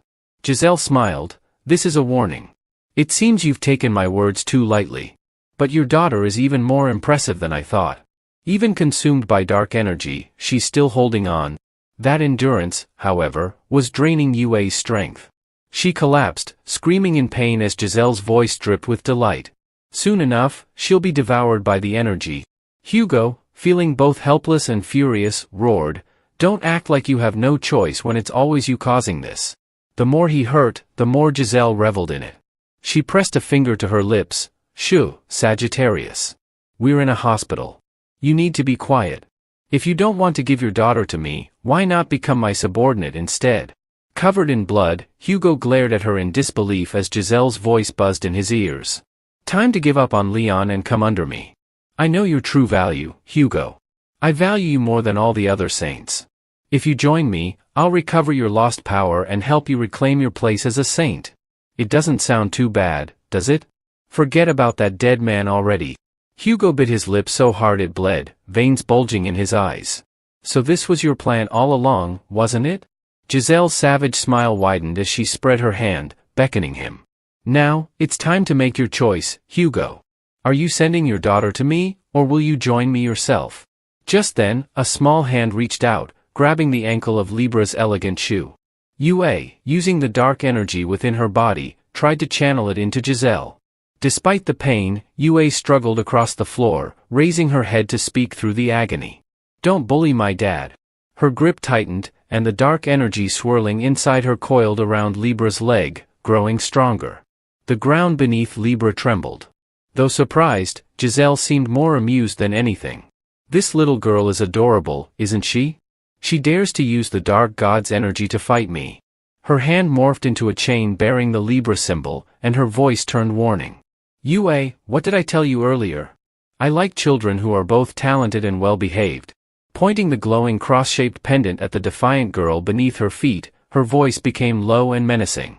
"Looks like I need to tame you a little before I bring you back with me." Hugo couldn't let her do that. His body erupted with flames, burning fiercely. Even if it meant being scorched, he had to stop Libra from harming his daughter. But as he prepared to move, a deep voice rang out, familiar to both of them. "What are you guys doing?" A loud crash shook the hospital walls from outside, forcing Libra to retreat from the child. With an overwhelming force of thunder amidst pouring rain, a bolt of yellow lightning struck down, hitting the hospital directly. The blinding light left Hugo momentarily speechless. Isn't this the battlefield skill of the Leo Saint? When he looked again, he saw his precious daughter at the center of a lightning sphere, with the dark energy surrounding her now contained. The electricity crackled loudly, but Yue seemed unharmed. Libra, confused, looked up. The skill is here, but where is the man? He must be nearby for it to activate. And sure enough, Stephen appeared, speaking nonchalantly. "Hey, Sagittarius and his daughter have been my recruitment targets for a long time." Both Libra and Hugo turned toward the voice and saw Stephen Marker, surrounded by dozens of lightning bolts swirling around him. 10 years ago, he had looked younger, but his powerful presence remained unchanged. Pointing forward, Stephen ordered sharply, "If you understand, then get in line." Libra, knowing he held the upper hand, saw Stephen casually slip his hands into his pockets, standing confidently against her. Glancing at Yue, who was drifting toward unconsciousness, Stephen noticed the dark entity trapped within the lightning sphere. "Libra, you've really been ruthless with this child, haven't you? A dark god this powerful could become a high-ranking force, maybe even on par with a saint." Despite the creature's strength, Stephen wasn't worried. His Leo bloodline thrived when facing strong opponents, drawing out his power even more. A satisfied grin spread across his face. "The Leo Guild governs all fierce beasts. I'll just take this as the cost of trying to recruit a high-ranking member," he said, amused. "What are you talking about?" Libra screeched, enraged by his blatant attempt to steal her prize. Stephen's grin widened, driving her further into a frenzy. "Stephen Marker, stop messing around." But Stephen didn't care, smirking challengingly. "Come on, Libra. Let's be honest here. Isn't it basic for every saint to strengthen the divine cadre, just like how you used an evil god to steal Qian Yue? I'm simply stopping you." Stephen's hostility was clear as day. Grinding her teeth, Libra spat, "You filthy beast. How dare you get in my way? What are you unhappy about?" Stephen replied calmly, his foot stomping on the floor, causing more lightning to surge out with a threatening aura. "What's the matter? Not happy? Let me make it even clearer. If you want the girl back, try breaking through my royal skill." Without hesitation, Giselle unleashed her own power, her hands glowing with that familiar golden energy, preparing to strike the towering man before her. Below the hospital, amidst the rain, people were calling the police and running chaotically as authorities warned that the area had been sealed off and the building could collapse at any moment, making it extremely dangerous. Meanwhile, a subordinate of the Leo shouted under the downpour, "Stephen, where are you?" But they couldn't find the Leo Saint, who had already separated from his group and ascended without a word behind. Hands in his pockets, Stephen looked down at the growing crowd below and chuckled. "Looks like I've drawn quite an audience." He continued with a confident tone, "I'm made for battle arenas, so if we go all out here, I'll be fine. But what about you, Libra?" Sensing the power surging in her hands, Stephen's voice grew sharper. "Do you really want to escalate this further?" Of course, Libra, mindful of her reputation, swung her hand violently, sending her energy into a nearby wall, causing a loud explosion. The blast hit a section adjacent to the one already shattered, sending debris falling and scaring the residents below, who quickly called to each other to get away. The hospital now had two large gaping holes, and the wind howled through them. Finally, she had to concede. I don't want this to escalate further, so I'll leave for now. But Leo, you owe me. I'll find a way to collect on that debt one day. The angry scowl on her face didn't faze Stephen at all. With a wave of his large hand, he challenged her. Do you think you can really do that? Soon, he added, I'll be stronger than Evenly Gone. Libra bit her lip in rage but ultimately vanished, leaving a streak of light in the sky along with a curse. You stupid monster, you don't even know your place. With her departure, a sudden calm settled over the area. Stephen let out a sigh, muttering, boring, then snapped his fingers toward Sagittarius behind him. No need to thank me, he said, cutting off any potential gratitude. However, driving off Libra didn't ease Hugo's frustration. Furrowing his brow, he asked, What are you doing here? Stephen replied with a mix of sincerity and sarcasm, I came to see the mess you're in before I leave. You've got a court hearing, and you owe the public an apology. You look pathetic, like a beaten dog dragged through the streets all day. He waved dismissively. Or maybe you should just join my divine cadre to avoid more trouble. If I had just one supporter of Lee John, I might surpass him. Hugo, having heard this many times before, nodded but didn't agree. Everyone says that. Thanks for the help, but I can't think about that right now. Let Yue go. To Hugo's shock, Stephen refused. I can't do that. Worried, Hugo snapped. What are you planning to do with my daughter? Stephen remained serious. Your daughter is possessed by an evil god. If I release her, she'll either become Libra's target again or die because she won't be able to control the energy. Glancing at Yue, who was peacefully sleeping inside the lightning sphere, Stephen asked, Are you capable of protecting her in her current state? Though Hugo didn't answer, his defeated expression and trembling body spoke volumes. Every saint knew that Hugo had lost half his powers, making the answer clear, he couldn't protect her. Stephen bluntly spoke, When you're powerless, you don't get to choose. The devil god possesses your daughter. It seems like a monster. I've told you about my divine cadre's strength. While I can't eliminate or tame it, I can suppress it, so it won't rampage. Raising his hand, Stephen dissolved the lightning sphere. Yue floated midair as the pieces of the sphere faded in the wind. Stephen had made his decision. I'll take the girl with me. Encased in Leo's golden light, the dark energy seemed to stop tormenting Yue. Though still unconscious, she gently descended, and Stephen's power bound the evil god above her, restraining it like a wild beast to prevent further damage to her body. Stephen stretched his large arms and caught the small girl as she fell. I've suppressed it for now, he murmured to Hugo. Hugo asked from behind Leo, Why make yourself Libra's enemy? Stephen replied casually, Since I failed to recruit you, I recruited your daughter, who has great potential. This reason was something Stephen had just come up with, but the real reason stemmed from the end of the battle at the Demon Tower.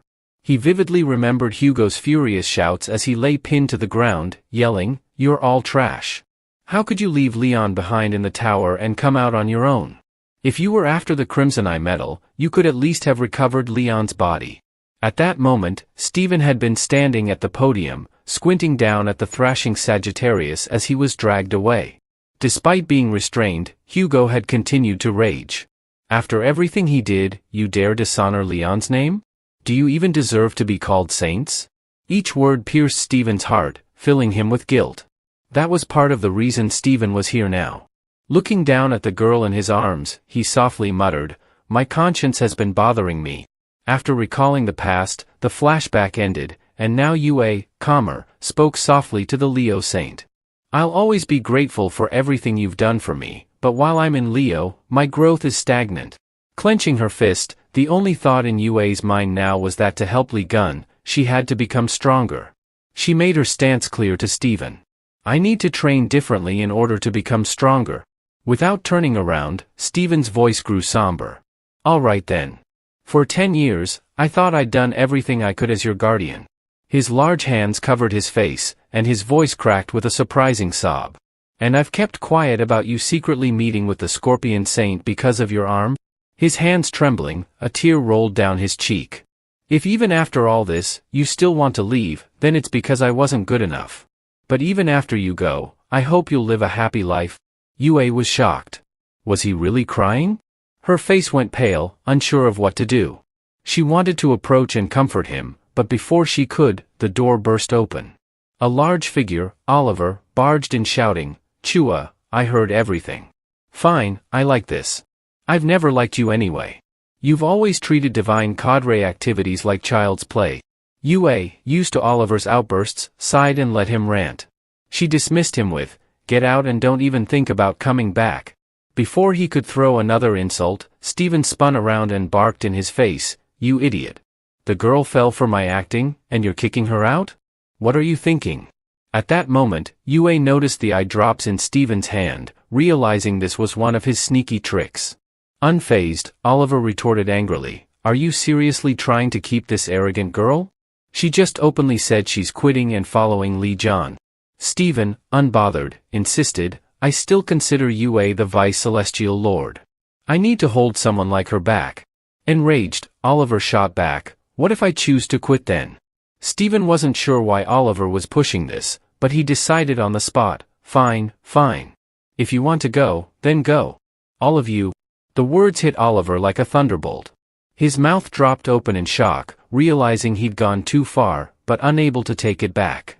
Stephen yelled louder, "Why the hell are you in shock? I just said that in a fit." Seeing Oliver trembling with indignation, the younger man stammered, "I get it. You don't care if an SS rank like me leaves, but you want to keep CH on UA, an S rank." Stephen hadn't meant it that way, but Oliver's frustration had reached its peak. He roared, "Both the Lord and the Vice Lord treat the Divine Cadre like a joke. Who could have imagined that a saint, the symbol of strength, would discard the principle of survival of the fittest?" Suddenly, Oliver was engulfed in powerful light, his body radiating energy with the unmistakable aura of Libra. Stephen's brows knitted in disbelief. "Is that Libra power? Oliver, what have you done?" Strange changes began occurring in Oliver's body, the symbol of Libra spinning rapidly behind him. His voice now sounded deeper and more sinister. "This feels amazing. It's been so long since I felt this powerful. I'll teach all of you how the Leo should work with this true strength." Sensing the impending danger, Stephen called out firmly, "Oliver, stop this. Do you even know what you're doing?" But Oliver no longer cared. A gust of wind swept past Stephen, who instinctively went on guard. But before he could react, his right arm was severed from his body in one swift strike. Clutching his severed arm, Stephen collapsed beside the shattered path Oliver had left behind. The pain from the wound at his shoulder was nothing compared to the seething rage building inside him. How could this have happened? His arm had been cut off. With a single strike, "Oliver, have you betrayed us and joined Libra?" he roared. The dark-skinned man let out a bitter laugh. "Betrayed you? Don't make me laugh. If you, the saint, had done your job, none of this would have happened. I'm simply trying to restore the value of our Divine Cadre. Survival of the fittest, that's what power means for Leo. Stephen Marker, you've lost sight of that." Oliver's voice was filled with years of pent-up resentment. "That's why you chose Chan Yue, an S rank, as the vice leader, while I, an SS rank, was right here, ignored despite my loyalty to Leo, my knowledge of the Divine Cadre, my rank, my accomplishments, and my skills. Everything I've done surpasses Chua in every way. So why didn't you choose me?" Fueled by his long-held grudge, Oliver shouted directly in Stephen's face. "This was never the will of the Leo Saint, who respects strength. This was your own decision, Stephen Marker, who always favored Qian Yue. You were so easily defeated by Li Jian, the Vice Celestial Lord, and neglected the Divine Cadre because she's infatuated with Li Gan. Do you really think that's how you should run the Divine Cadre? Do you even know what I did to the previous Vice Celestial Lord to become one?" Without waiting for Stephen to ask, Yue demanded sharply, "Oliver, what did you just say? Don't tell me it's connected to my teacher's death." At this, he had nothing left to hide. "Do you really think that person died because he was isolated and didn't get help? I was the captain in charge of our forces back then." The air around Yue seemed to freeze. In her mind, Stephen couldn't stop her in time.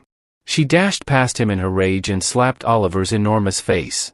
The moment her hand struck, Yue's fury unleashed the stone wall crush technique, pounding the ground beneath her foot, executing a divine speed move that combined her flames with her agility, sending the bastard flying back. Seizing the opportunity, she pummeled his face further. The rocks behind Oliver shattered as he was sent tumbling, but despite everything, he laughed heartily. Haha, how thrilling. Grabbing her small wrist, skewering the figures of the two combatants. With a single strike, he demolished the entire office floor, breaking through the gym floor below with explosive booms, almost 10 in a row, leaving a pile of rubble. No one could see where Yue had landed. The blow not only destroyed 10 floors of the building but also left Yue in agony, coughing up blood. She lay amidst the debris, wheezing in pain, but somehow managed to stand, much to the astonishment of the group from Leo, who gasped, "Vice Celestial Lord, are you okay?" Before she could even fully rise, Oliver's furious roar echoed from behind as he descended from above, determined to finish her off. "What a pathetic sight!" Oliver shouted gleefully. "Get up and fight back." His speed increased with every step, slamming Yue through 20 more buildings as he attacked her. Roaring with joy, he taunted, "Even your precious lightning chain can't compare to my newfound strength. You're no longer worthy to be my opponent. If you don't want to die, unleash the beast that sleeps in your arms and fight me." Oliver pummeled her relentlessly, while Yue could only use her hands and feet to block his attacks. The towering building of Leo reverberated with deafening crashes, eventually exploding in the middle with a loud bang, sending people below into a frantic scramble. But it didn't stop there. The trail of Oliver's power ended at the ground floor of the Leo building, just as the weapon Leon had made for his niece began to hum, emitting a strange aura, as if the wind was blowing through. He crushed the second can in his hand, smiling at the sign on the weapon.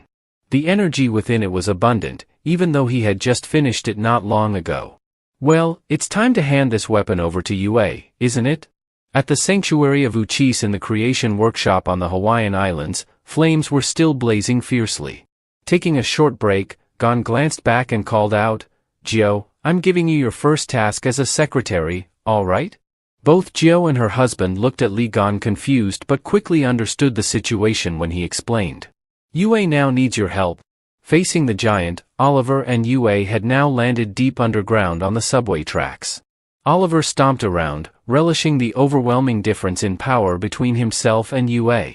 Every time his rage surged, the image of the scales on his back glowed brighter, always looking down on others, as if he were superior. He sneered. "You and Stephen Marker enjoyed this, didn't you?" Yue, still holding her ground, glared at the arrogant man and retorted, "You're causing all this trouble just because you want my position. You're this excited just because you've gotten a bit stronger." Oliver scoffed at her. "Are you blind? I cut off Stephen Marker's arm, the one who was as tough as iron, with just a single strike. My powers work even on saints. I've just become the strongest." Oliver's declaration only made Yue laugh. "Strongest, you say? What have you even done besides pushing my teacher into a trap and secretly cutting off Stephen Marker's arm? You haven't taken anything from me, who's just an S-class. You're nothing like the strongest." He glared at her, who despite her battered body, had now taken off her jacket and tied up her hair, preparing for combat. With calamity staring him down, she spoke sternly. "You're just Oliver, a fool who was once the captain of Leo, someone who doesn't even know his place. I will punish you, the traitor of Leo, right here." Oliver's challenge sent him into a furious rage. His massive body trembled, and within seconds, half his face began to transform into a beast as the lion transformation skill activated. His voice, now no longer human, roared, "You don't even know how to use the beast transformation, the true source of Leo's power." With that, Oliver, now fully transformed into a beast, charged toward Yue, who immediately shifted into a defensive stance. Her agile legs lifted quickly, leaving only a flash of light in her wake. Yue dropped low and drove straight into the beast, Oliver, landing a blow to his abdomen that caused him to double over in pain. But she didn't stop there. Twisting her body, she delivered a powerful kick that sent him flying about 10 meters away. As Oliver was still airborne, Yue shot forward in a sprinting pose, lightning and fire bursting around her as she cracked the ground beneath her feet. In one swift motion, she lunged forward with divine speed, her fist full of power, driving it deep into Oliver's midsection. The impact made him bellow in agony, but Yue switched hands immediately, her lightning-infused fist striking his broad chest, hooking him upwards and slamming him into the wall, his massive body sticking there. Knowing he wouldn't fall that easily, Yue leaped up, aiming a knee at his stomach. But Oliver bent down, baring his teeth to block the blow, and her knee struck his hard surface, halting her attack. Oliver's large hand wrapped around her tightly as he shifted position, grabbing her like a toy and slamming her hard into the ground. The impact sent her crashing through the front of the subway car and into the wall on the other side, tumbling a few more meters before coming to a stop. Despite all of this, Oliver remained unharmed. Roaring, he tried to crush her fighting spirit. "No matter how hard you try, it's useless. This is for you, UHA," his voice echoed through the subway tunnel. UA, still reeling from the impact, lay not far from the subway car, the area now a battlefield from their skirmish. As she stood, she heard Oliver's ridiculous boast about how Libra Saint had ordered him to defeat her, taunting her about her inability to control the evil god in her arm. Exhaustion and anger crept in as UA thought to herself, "I'm so angry at myself for not being able to defeat someone like Oliver. If I keep this up, I'll never catch up to him or the strong people I've always admired." Her current goal was to surpass her uncle, Li Gun. That thought made UA's eyes blaze with determination. But in that moment, Oliver noticed her brief lapse of focus. Seizing the opportunity, he grabbed the door of the subway train and his eyes glinted with danger. "Chan Yua, what are you thinking about in the middle of a fight? We're in a train station. If you don't pay attention, the train's going to hit you." With a powerful throw, Oliver sent the entire subway train skidding toward UA, who stood several dozen meters away. The force was terrifying, and the screeching sound of the wheels against the rails was deafening. The area wasn't large, and UA knew she couldn't just jump aside.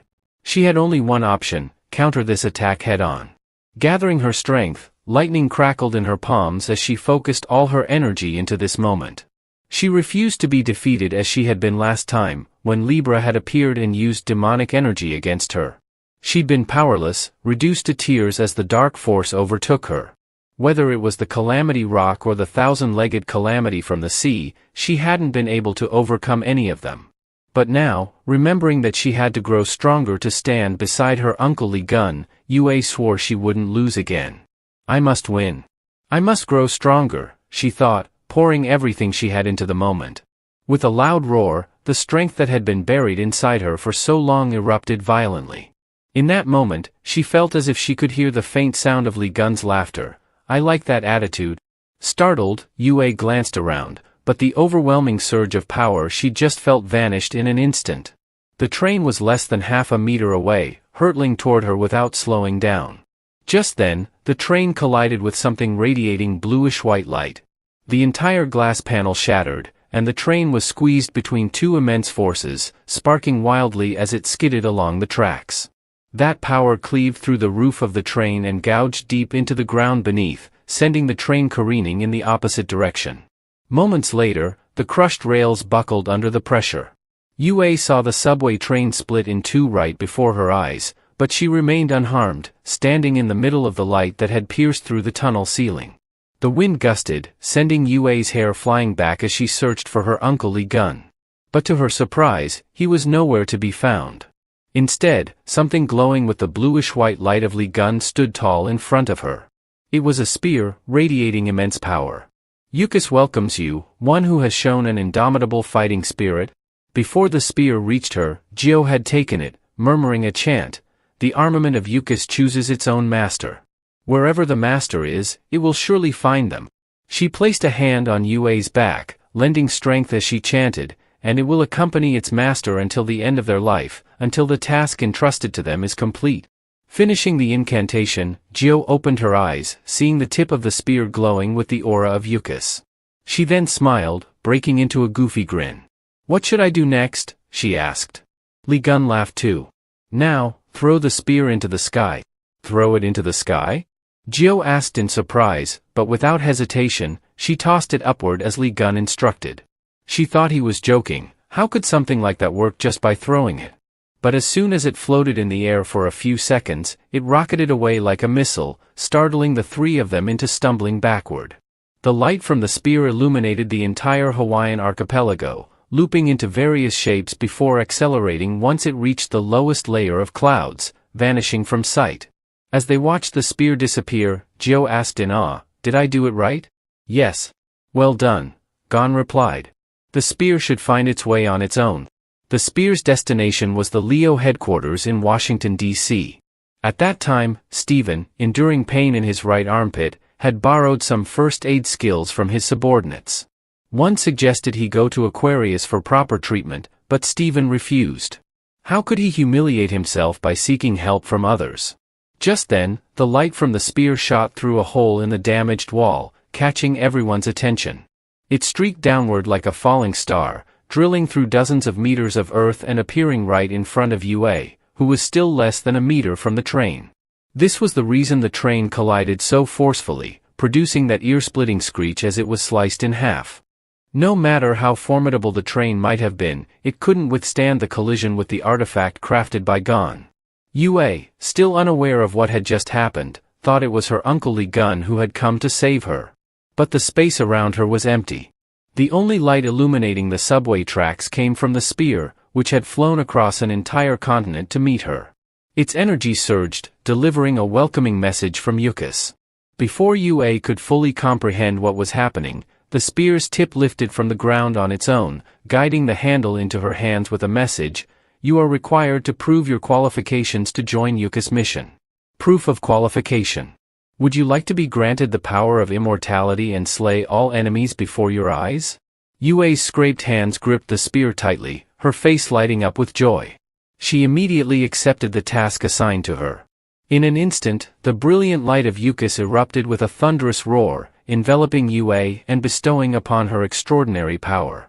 From where Oliver stood, he could only see UA's silhouette flickering in the blazing light. He didn't know what was happening, but he sensed a looming threat. Charging forward with heavy footsteps, he pounded the ground. "It seems you've been lucky enough to destroy the train, but that won't change what's about to happen." With his formidable form, Oliver roared like a raging beast, charging at UA with a thunderous cry. "This ends here, once and for all." But UA stood her ground, no longer intimidated. Her spear, now glowing with a fusion of lightning and fire, had taken on a new hue. Planting her bare feet firmly, she unleashed her skill, Lotus Flash, summoning 1,000 blooming lotuses that converged into a single strike aimed at the beast's abdomen. Oliver's thick hide absorbed the blow, and he let out a derisive laugh. "Didn't I tell you? Your attacks are useless now." Refusing to yield, UA gritted her teeth and poured her remaining strength into the spear. A sudden notification flashed before her eyes, revealing that Oase's energy had infused the red lightning. At the same moment, the full power of the Yucus constellation surged into her hand, and she clearly heard the spear's voice urging her, "Thrust your iron into that bastard." Summoning every ounce of her will, UA launched another attack, this time unleashing Lotus Katie, radiating a violent, dazzling blue light. The ground beneath the Leo headquarters trembled violently as the shockwaves rippled throughout the structure. Above, Stephen, nursing a gaping wound where his arm had been severed, steadied himself and peered below, puzzled by the chaos. Suddenly, the earth cracked open with a deafening roar, followed by a series of violent explosions that stretched across several kilometers. A blue light shot upward, creating a vortex that rattled Stephen and his companions, leaving them breathless with anticipation. "What kind of terrifying power is this?" Stephen muttered. When the dust cleared, the destruction was evident. The ground had split apart as if an earthquake had ravaged the city. Unable to wait, Stephen's impulsive nature drove him to leap from the building to witness the events firsthand. Landing below, the Leo Saint was shocked by the sight before him. Half of Oliver's mutilated body lay in the debris. Despite being reduced to a torso, Oliver's lips twitched into a bitter smirk. "Ridiculous, isn't it? I aim to be Castellan, but here I am, defeated by Chan Yua, not even you." Stephen responded bluntly, "You lost because you were obsessed with titles. For Chan Yua, strength isn't a tool, it's her purpose. That's why she surpassed you and became Vice Castellan. Her alignment with Leo's principles is far stronger than someone like you, fixated on rank."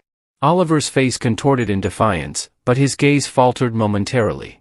Abruptly, he muttered, "You still say that after I tore off your arm?" Stephen dismissed him with a glance, his focus shifting to the fractured ground. "Has Yua always been this powerful?" he wondered. As her name crossed his mind, Yua leaped up and landed before him, unharmed and as composed as ever. Seeing the Leo Saint, Yua tilted her head inquisitively. Oliver, still seething with anger, grumbled, Perfect timing. Listen to me. Stephen, uninterested, cut him off with a commanding voice. Yua, what's going on? Oliver tried again, you both need to, but Stephen silenced him with another question, his voice booming over Oliver's. Why is your energy not Leo's but Lee Gunn's? Yua, unfazed, replied, I already told you. I'm transferring to Uncle John's sect. Stephen's expression hardened. No. I won't allow it. You haven't even sought permission from the absolute God. Confused, Yua asked, why would I need permission? Meanwhile, Oliver, trembling in frustration, muttered, please, listen. But Stephen was focused entirely on Yua. If you're serious, you'll have to defeat me here and now. He expected hesitation, but instead, a notification appeared before Yua, Leo St. Stephen marker is blocking your path. Defeat him to proceed. Oliver, at his limit, roared in fury, drawing their attention. Will you two listen to me already? Stephen and Yua, glancing at him in disdain, retorted in unison, are you just Ash trying to talk, or the traitor Oliver? Seizing their attention, Oliver rasped, don't think this is over. This is only the beginning. You have no idea what the existence of Libra truly means. His voice carried a malicious undertone as he added, do you realize what we've done? Our fight has destroyed the headquarters and weakened the barrier protecting Leo's territory. This place is doomed. As he finished speaking, Oliver's body erupted in a blinding explosion of light. Both Stephen and Yua set aside their argument, sensing something ominous. The explosion gave way to a summoning ritual, with energy gathering ominously in the air. Stephen's face darkened. That bastard, Oliver. Is he summoning a calamity? A massive claw emerging from the ground confirmed Stephen's fears. His heart sank as a colossal figure began to materialize. There was no mistaking it, the horned head, the blood-red eye in its forehead, and the towering body, it was the calamity they thought defeated in the Demon Tower.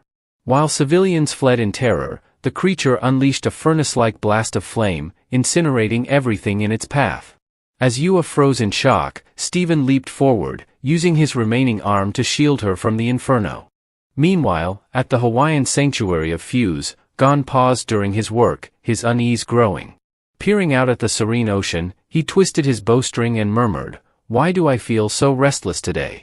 Elsewhere, breaking news spread like wildfire. Calamities had simultaneously appeared across the globe, with confirmed sightings in the US, the EU, and South Korea. Among them was the red-eyed calamity from the Demon Tower, now wreaking havoc once more. In a press conference, Libra declared their intention to lead the fight against these calamities, pledging to work with allied divine cadres to protect civilians.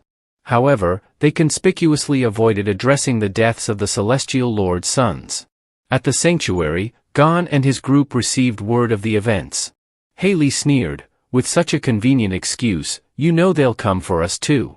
It wouldn't surprise me if Libra orchestrated these calamities. Hugo frowned. The red-eyed calamity? Didn't Lee Gun kill it during the Demon Tower raid? And afterward, didn't the other saints take its head out? Gon turned to Haley, asking pointedly, what happened to the head of the red eye after that? Haley closed her eyes, recalling the past. There was a dispute over who would claim it. The Sagittarius Order cut contact after the raid, so Hugo doesn't know. We decided to seal the head and bury it in the deep sea. That was Libra's suggestion. Her eyes widened in realization. It's insane, but could that Libra witch have retrieved it? Lee Gun looked on, muttering, looks like we've got another mess to clean up. We have a rough idea of what's going on. His gaze was fixed on the fierce image of Reedy looming over the American city. Annoyed, he grumbled about wanting to beat that bastard, just to confirm if it was the same head he had killed before, or something else. Suddenly, he called out, hey, Scorpion. Haley's face flushed red as she leaned in close to him. Lee Gun continued, our enemies may invade here. I need you to prepare the security systems for our sanctuary. After all, barriers and traps are your specialty. John's grin sharpened as he added, you're the only one I can rely on for this. Haley didn't notice the edge in his smile. Her heart raced, and she felt overwhelmed by his proximity, making her tremble. She felt a strange mix of emotions, her thoughts clouded as she applied a filter, smiling back at Lee Gun, who wore a pleading expression. You will help me, won't you? That smile made Haley feel as though she was surrounded by love, the air around her filled with 1,000 arrows of infatuation. Her face went crimson, and she chuckled foolishly. Without hesitation, she dashed off toward a pile of wooden crates she had just moved, rummaging through them as though frantic. "Just leave it to me, Lee Gun. Even if I have to pull out the sacred pillars of my sanctuary, I'll make sure everything is perfect." The household god quickly spoke, "Princess, please reconsider your decision. If you keep going like this, our sanctuary will collapse." Haley shot back, "Who cares about that now? Lee Gun asked for my help, and he said I'm the only one he can count on." In Haley's mind, Lee Gun had asked her to enhance the sanctuary's security, meaning she needed to bring over many Scorpion artifacts. Delivering them to the Yucca sanctuary would mean they would live together.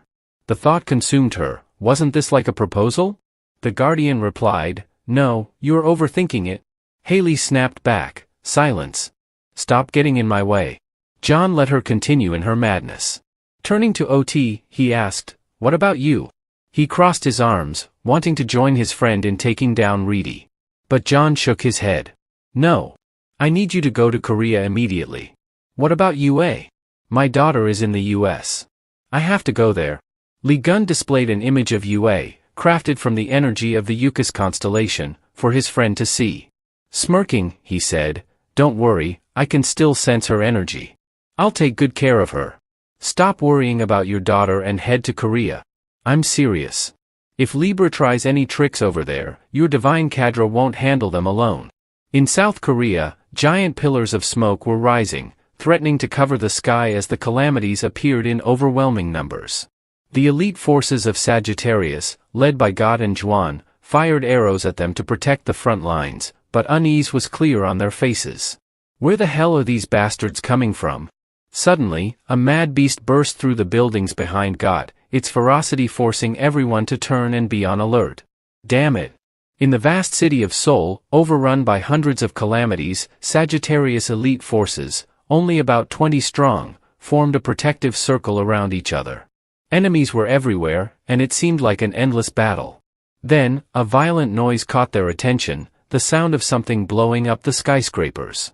The light beam got closer, blasting away more calamities, their painful screeches unable to stop the beam from tearing through the buildings. The Sagittarius elites turned around in shock, seeing the calamity that had threatened them moments before now with a hole punched through its stomach, its lower jaw twisted to the side, clearly dead. A deep male voice, mixed with laughter, echoed, "I can't believe you guys were struggling with such a weakling. This is an embarrassing sight." The voice belonged to Ivan Kruger, the Saint of Taurus, mocking them all. "I should have known better than to expect anything from the witless Sagittarians." After berating them, Ivan stood proudly like a superhero and asked, "Hey, archers, where's that idiot Hugo?" Gott responded on behalf of the team, "Thank you, Sir Ivan, for your assistance. Our saint is currently away. If you have any messages for him, I'll pass them along." Ivan rushed over and grabbed Juan by the shoulder, chuckling as if they were old friends. "No worries, I'll wait for him. But you know what? I really hate anyone standing in my way." Before he finished speaking, Ivan had already thrown Juan into a nearby building like a rag doll. Gott yelled at him, "What are you doing?" But Ivan just grinned smugly. "I went easy on him. He'll survive if he's lucky. Don't worry." Unexpectedly, Ivan heard a strong voice, the very person he had just thrown.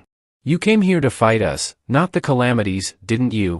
Thanks to the blessing of the Yucca constellation hidden in his soul, Lejwin stood up unharmed from the rubble. "I knew it. There's no way you'd show up here without some bad blood with our saint." Ivan turned to face him, sneering. "Oh, you're pretty sturdy, huh? Working under Sagittarius is a waste for someone like you." Juan interrupted, "You've been insulting our saint all this time. Please restrain yourself and don't speak of him that way." Ivan shook his head with a displeased look. That half-wit Sagittarian clearly doesn't know how to manage his subordinates. "I really can't believe you lot are talking back to me like this. Look at the elite forces." Ivan no longer hid his intentions. "Anyway, Libra told me I could crush all of you." Stomping his foot on the ground, Ivan unleashed the defensive power of Taurus. "It's slaughter time," he said, eyes gleaming with excitement. Before the chaos in Seoul erupted any further, John's group stood outside the Yucca's workshop, saying their farewells. Hugo gave his wife a few parting words. Make sure to contact me if you need any help. Understand? Jill beamed. Yes, don't worry. With Li Gun here, everything will be fine. The Saint of Sagittarius gave a helpless shrug but said nothing more, knowing Gio was right despite his annoyance. He used his saintly authority to return to the sanctuary, floating above as he waved goodbye to his wife.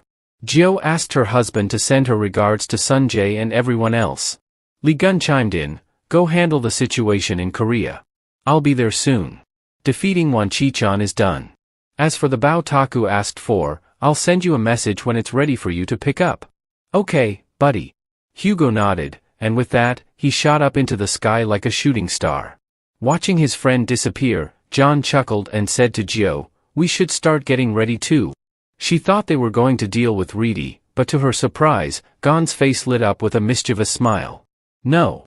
Before we handle Reedy, I'm going to catch a few rats in my sanctuary first. As the bright streak of the Centaur Saint faded into the sky, murmurs echoed from the beach outside the Hawaiian Islands. The servant of the sun god has left. Should we deal with him now? The soul controlling the skeleton horse replied, no, leave him alone. Our target is Leon, not a mere servant. Understood, the spirit knight answered, gradually revealing his full form as he mounted a warhorse, exuding death. He called to the other knights, prepare to attack. The sky above Hawaii darkened, filled with booming thunder as the spirit knight, a threat level classified as Black 1 and deemed undefeatable, set up camp just outside the Oasis sanctuary, preparing for an all-out assault under Libra's orders. The Black Knight was none other than Lady Haley. After slapping the sandy ground of Hawaii, she proudly surveyed the statue she had just erected. All right, that's done. I've placed them all on this side. Now what? What she had built was the Scorpio relic, also known as the sturdy Scorpio statue, a guardian figure that maintained the protective barrier of Scorpio. Once finished, Haley eagerly looked around to see if anything had been missed, though Eugen's expression seemed odd. How could we have missed anything, he wondered. All around them, every meter stood one sturdy Scorpio statue after another, forming a forest of statues in front of the Ophua sanctuary. Eugen shook his head, thinking, if they look at this and say it's not enough, they're just being unreasonable. But to Haley, this still wasn't enough to make her crush feel secure. The Scorpio Saint gave an approving sound. We need to cover the entire island with relics to ensure complete safety. Poor Eugen and the servant were caught in this plan, though Eugen feared the Scorpio sanctuary might go bankrupt. Not that Haley minded, bankrupting the sanctuary for Lion was more than worth it. This is going to be a major issue, Eugen whispered to the servant. Even at Scorpio Sanctuary, we've never spread so many relics. The servant, understanding his master's temperament, silenced him. The princess has already made her decision. Though Eugen knew this, it frustrated him. Just as he was about to sigh and return to work, he noticed the Scorpio relic behind him beginning to blur. The ground trembled, causing the statue to wobble. Then a crack sounded, and a large section of the Scorpio's tail began to break off. What's going on? Eugen's eyes widened in shock. Before he could comprehend the situation, the Scorpio statue exploded, scattering pieces in every direction. More explosions followed, all around them. The Scorpio statues Haley had placed around the Yukis Gate were now exploding like fireworks. What happened? Eugen rushed to his saint with a wary expression. He already had an idea, but hearing it from Haley was necessary for confirmation. It meant someone had arrived whom the statues couldn't withstand. A low, dangerous voice echoed from the sky. Is this the holy domain of Yukis? Looking over the vast ocean outside Hawaii, both of them saw the sky darken, flickering with light at the hooves of horses, signaling their arrival. Though the voice came from one individual, what appeared before them was a whole cavalry of skeletal figures riding war horses. Leading them were infantry carrying various weapons, their shimmering light dazzling the sea. The figure in the center, wearing a horned helmet, sneered in contempt. How shabby, he muttered, looking at the three figures before him. The skeleton king raised his chin. You there, human. Where is Yukis? Eugen, furious on behalf of his master, was the first to speak. Who are you? How dare you barge in here? A flash sliced through the air as one of the cavalrymen swung his bone sword with a deafening boom. Afterward, the figure sheathed his blade and sternly warned, Who do you think you are? How dare you interrupt him? The Scorpion King's servant clenched his fist, shaking violently. The blow had been deflected by the servant, saving both Eugen and Haley, but it left a huge dent in his forearm. His arm trembled as he strained to speak. Princess, be careful. These bastards aren't ordinary opponents. Haley didn't need the warning, she already knew. The armor of a guardian deity shouldn't have been damaged like that. Don't tell me this is the headquarters of that mysterious civilization's main force. She muttered. The skeletal soldiers squinted, recognizing something similar to what Haley had noticed. These bastards, they give off an aura like ours, though they're hiding it. The Skeleton King tilted his head. Could they be the traitors of our kind that Libra mentioned? His voice was filled with disdain. They are a disgrace to our race. Eliminate them? The cavalryman acknowledged the order clearly and charged forward, intending to strike at Haley's group. Naturally, the servant would not allow this. He swung his scorpion tail toward the insolent soldier, shouting, "You think I'll let you do that?" The cavalryman didn't respond but swiftly dodged, slashing repeatedly at the servant with his weapon. This was the first time Eugen had seen such a battle, and he screamed in terror, "Is the Avatar going to be cut down with a single strike like that?" Haley crouched to face the incoming blade of the massive spirit knight, using her bare hand wrapped in red aura. She glared fiercely at her opponent, who intended to kill her. "Die, you traitor to our kind?" The clash between the enormous sword and Haley's bare hand created a flash of sparks, but she remained unmoved. Her right arm, now encased in iron armor, sparked violently as it collided with the knight's blade. Without flinching, she sneered, "What a dull attack." As the cavalryman hadn't yet withdrawn his sword, Haley lowered herself and whipped the scorpion tail from her left wrist, striking the exposed bone of the skeleton soldier's neck. With a burst of energy from the Eucus constellation, a powerful green glow enveloped her. Haley's demeanor shifted to her usual star-like poise. The Skeleton King, enraged, snapped the arrow in his hand. "You must be the Snake King Libra mentioned, huh? What are you? A lapdog of Libra?" Before John could respond, the Skeleton King cut him off. "Your mouth? I've heard from Libra about an upstart baby snake, but you seem too amateur to be a holy god." "How disappointing." John's eyes flashed. "What kind of bullshit is this?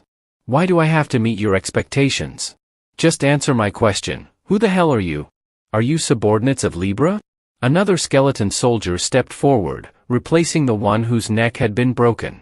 He grabbed his sword and shouted at John, "Shut up. How dare you mock us?" Before the soldier could finish, Li Gun shot an arrow straight into his forehead, piercing his skull. After the knight died, Li Gun wore an annoyed expression. "Sidekick, how dare you interrupt when I'm speaking?" Watching his subordinate fall, the Skeleton King thought to himself, "I initially thought the Snake King was just some reckless fool, but now I see why Libra had to be cautious about him. Even though the arrow attack was unexpected, being able to pierce through my elite knights with one shot means this guy is no weakling." A dark weapon appeared in the Skeleton King's hand, and his eyes flashed. "Hey, bastard, what's your name?" Li Gun confidently replied, "Li Gun." The Skeleton King's venomous eyes gleamed. "All right then, Lujan, Snake Master, I apologize for underestimating you. We are the Phantom Knights under the command of the Great Spearhead from the army of a mysterious civilization known as the Baron Helmet. We're here to exterminate all the foolish humans who worship the deceitful holy gods. We will eliminate you, Li Gun, the one who dares stand in our way." The Skeleton King pointed his sword forward, signaling his army to launch a full assault on Hawaii. John, unfazed, casually stood there, waiting for the attack. "You guys must be used to delivering these grand speeches while bringing calamities like this. I guess I've been underestimated, huh?" Between his furrowed brows, Li Gun's expression showed utter contempt. "Exterminate and eliminate? You've got to be kidding me. I'll show you where you really belong." With those words, a declaration of war rang through the air as Li Gun prepared to face the entire Soul Cavalry. They charged forward like a storm, full of energy, as if an elite army. Their slogan echoed to the heavens, "For our great Lord." The louder they shouted, the more Gon wanted to settle things. He yelled, "Condemnation of the sky." Instantly, the gate to the domain behind him flew open like a flash of lightning. The legendary giant sword of Gon shot out with seemingly sentient precision. It cut through the skeletal soldiers charging in, turning them into shattered bones. A stubborn knight surged forward, having broken through the crowd, aiming to deal with Li Gun. Confident in his assault, he thought, "I'll pierce you for sure." But between the hollow eye sockets of his skull, an astonished look emerged as he realized what had happened. Jon had used his mortal body to embrace the attacking spearhead so easily. "You have no energy," Jon mocked. His muscles bulged, veins running across his body as he held onto the knight's weapon. With one swift motion, he spun both the knight and his horse through the air, shouting mockingly, "Why is your attack so weak?" The skeleton knight crashed to the ground, breaking his spine. A horde of skeletons rushed into attack, but Jon dodged right, slipped left, and ducked low, moving with blinding speed. "You slowpokes," he mocked. Suddenly, the entire skeleton horde stopped. Their eyes widened as they stared in one direction, right above Jon's head. With just his two hands, he had locked all the weapons aimed at him in place.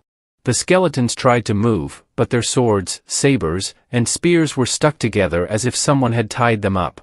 "What's going on here?" the skeletons asked in confusion. "All our weapons are stuck." While the skeletons were distracted, Jon summoned the achievement hammer with his left hand, smashing it into the core of the stuck weapons. The skeletal soldiers flew through the air like useless birds, their weapons scattered in a heap as the skeletons crashed aside with broken bones. "You have weapons, yet you can't do a thing, huh?" Jon eagerly grasped the hammer, now enlarged 10 times its original size, and charged at them. "If you can't hit me, then you're just wasting your effort." In the heart of the enemy center, Jon whirled the achievement hammer in wide circles. "You're all weak, aren't you?" he mocked, as the heads and bones of the soul knights clattered to the ground. Alone, Li Gun had slain countless soldiers. The general knight standing outside watched in horror as Li Gun began to play with fire, able to believe that he had taken down all of them in a blink of an eye. Before he grew tired, a massive fireball suddenly shot out, engulfing the entire cavalry unit in a single strike. The intense heat incinerated them down to the bone, leaving nothing behind. The blast came from the mouth of the fire-breathing beast, the Flamespitter. Below it, Gio waved excitedly. "Gone, I've brought everyone here as you asked. All the household gods of Ophuchas are present." Behind the Flamespitter stood the Earth Pig, now transformed into the guardian beast of prosperity, and the 3 familiar forge workers were also present. They hadn't fought in a long time, and as soon as they arrived, their deep voices echoed a warning. "How dare you invade our Lord's sanctuary? We'll kill you all." Perfect timing. Jon gave his friend's wife a thumbs up, conveniently ordering the guardians to handle the Skeleton King's underlings. He slammed the condemnation of the sky into the ground, smiling confidently at the enemy leader. "Let's have some fun, shall we?" The Skeleton King, enraged, hissed and charged at Jon. "I'll take you down with one slash." His weapon struck the ground with a flash of eerie light, and with a flick of his wrist, it roared toward Jon. From the blazing flames, the shapes of dozens of screaming skulls emerged, as if infused with captive souls. As the attack neared, Jon split it in half with a single strike from the condemnation of the sky. Too weak, Jon thought. Still, with time to spare, he raised his sword to block the king's downward strike. The Skeleton King's hollow eyes widened in shock. "You actually blocked this?" Not only did Jon block the attack, but with a joyful grin, he swung his legs straight and kicked the neck of the horse the Skeleton King was riding. The horse sputtered blood, staggering. But the Skeleton King, seasoned in combat, cursed and gritted his teeth, thinking Jon had reached his limit. Little did he know, Jon was just getting started. With a diagonal slash from bottom to top, Jon cleaved the horse in half, forcing the Skeleton King to leap into the air to avoid being cut. "Not bad, August. Let's see how you handle this," Jon sneered, before diving down with his sword tip swirling into a blue vortex in the sky. Flames erupted from the king's eyes and mouth as his sword spun like a propeller. "I'll cut you and your subordinates down with one slash." But before he could strike, Jon, standing on the shore, turned the condemnation of the sky upward. Instead of slashing, he threw it like a spear with the power of Ophuchas. The sword accelerated with astonishing speed, reaching the Skeleton King in no time. Rather than aiming for his face, it brushed past and collided with the wildly spinning sword, creating a horizontal vortex. The weapon landed among the skeleton soldiers charging toward Jon's guardians, crashing onto the ground with a deafening impact. An entire squad of skeletons was instantly blown away. The Skeleton King was stunned. He diverted my attack with that throw, he thought, trying to figure out his next move. At that moment, a familiar red scorpion tail wrapped around his right ankle. Thinking it was just another cheap trick, the Skeleton King grew annoyed, preparing to counterattack. But it wasn't just Haley. Gio and the retainers were also pulling him down, like reeling in a kite. Believing they were only creating a distraction, the Skeleton King scoffed, "Fools, you're closing the distance, just like I want. You're seeking your own death." He raised his sword, ready to slash at Haley and her so-called suicide squad. But Haley's eyes gleamed with arrogance. "Got you," she taunted. It turned out that Lee Gun had been waiting for this moment. He appeared behind the Skeleton King in a flash, striking with the condemnation of the sky. More precisely, he drove his massive blade through the Skeleton King's back, piercing through to his chest. Blood poured out, and the Skeleton King screamed in pain. "Why are you yelling so loud? Isn't it exhausting?" John twisted the sword and pressed the king's body into the sand, causing waves to rise around them. The blow didn't kill the Skeleton King, but it rendered him immobile. Standing on the king's dry, bony back, Lee Gun mocked, "How pathetic." Looking around, the Soul Knights were all suffering under the onslaught of the Oasis Guardians. Haley was happy to point it out. "All your subordinates have been defeated." Groaning under the Scorpion's grip, the Knight Captain still couldn't believe it. "How could my knights be defeated so easily? What nonsense are you spouting?" John snarled, pressing the sword harder into the knight's back. "Let's get this straight, you're the one who took them all down. You might have killed more knights than I did." John added more force, causing the Knight Captain to tremble. "Maybe you should rename your squad to the Self-Slaying Knights. Has a better ring to it, don't you think?" The humiliation was unbearable for the Knight Captain. Finally, he twisted his skull around and roared in fury. A glowing sphere appeared behind John, emitting a blinding white light. Amidst the howling winds, the king's spiteful voice cursed Ophiuchus. In a brief moment of distraction, the Knight Captain grabbed Lee Gun and pulled him into the glowing zone. "If I have to die, I'll drag you down with me." Before Haley could react, and with no way to pull him back, the Knight Captain opened a portal and pulled Lee Gun through. "Let's go to hell together, Ophiuchus." As they crossed through the circle, they found themselves high in the clouds. The Knight Captain laughed heartily, "Bahaha. If you fall from the stratosphere, not even you will survive. And if you do, a life of even greater despair awaits you."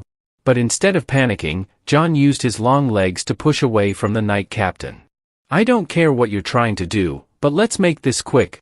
His right hand grabbed the knight's bony neck and flipped onto his spine. "I don't like this position, so let's change it." He stomped on the Knight Captain's back, stabilizing himself with the condemnation of the sky, mocking, "Yeah, this is more like it." Below them, the helpless screams of the Knight Captain filled the air as he twisted and turned, unable to reverse the situation. "Ophiuchus, how dare you put me in such a humiliating state?" Lee Gun didn't care. "I've always wanted to try sky surfing at least once, so let's keep falling until we hit the ground." The Knight Captain, humiliated and enraged, wanted nothing more than to kill Lee Gun right there and then. His knightly honor had been completely destroyed. But what use was honor at this point? Lee Gun began to notice a change in the air around him. They had truly reached the stratosphere. The Knight Captain beneath him was burning up from the friction with the atmosphere, like a meteor about to crash to Earth. Looking at the layer of white clouds below, Lee Gun wondered aloud, "Where are we traveling to now?" Meanwhile, in Washington, D.C., the headquarters of the Lion's Divine Coder had been mostly reduced to rubble. High temperatures and fire had scorched the buildings, leaving only their steel frames exposed.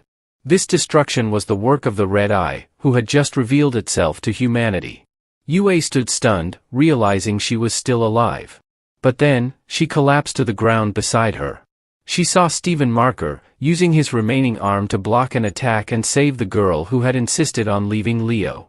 Stephen's face was weary, but he turned back to ask, "Are you all right?" As soon as he spoke, he collapsed to the ground, looking at his arm, which was smoking like burnt meat.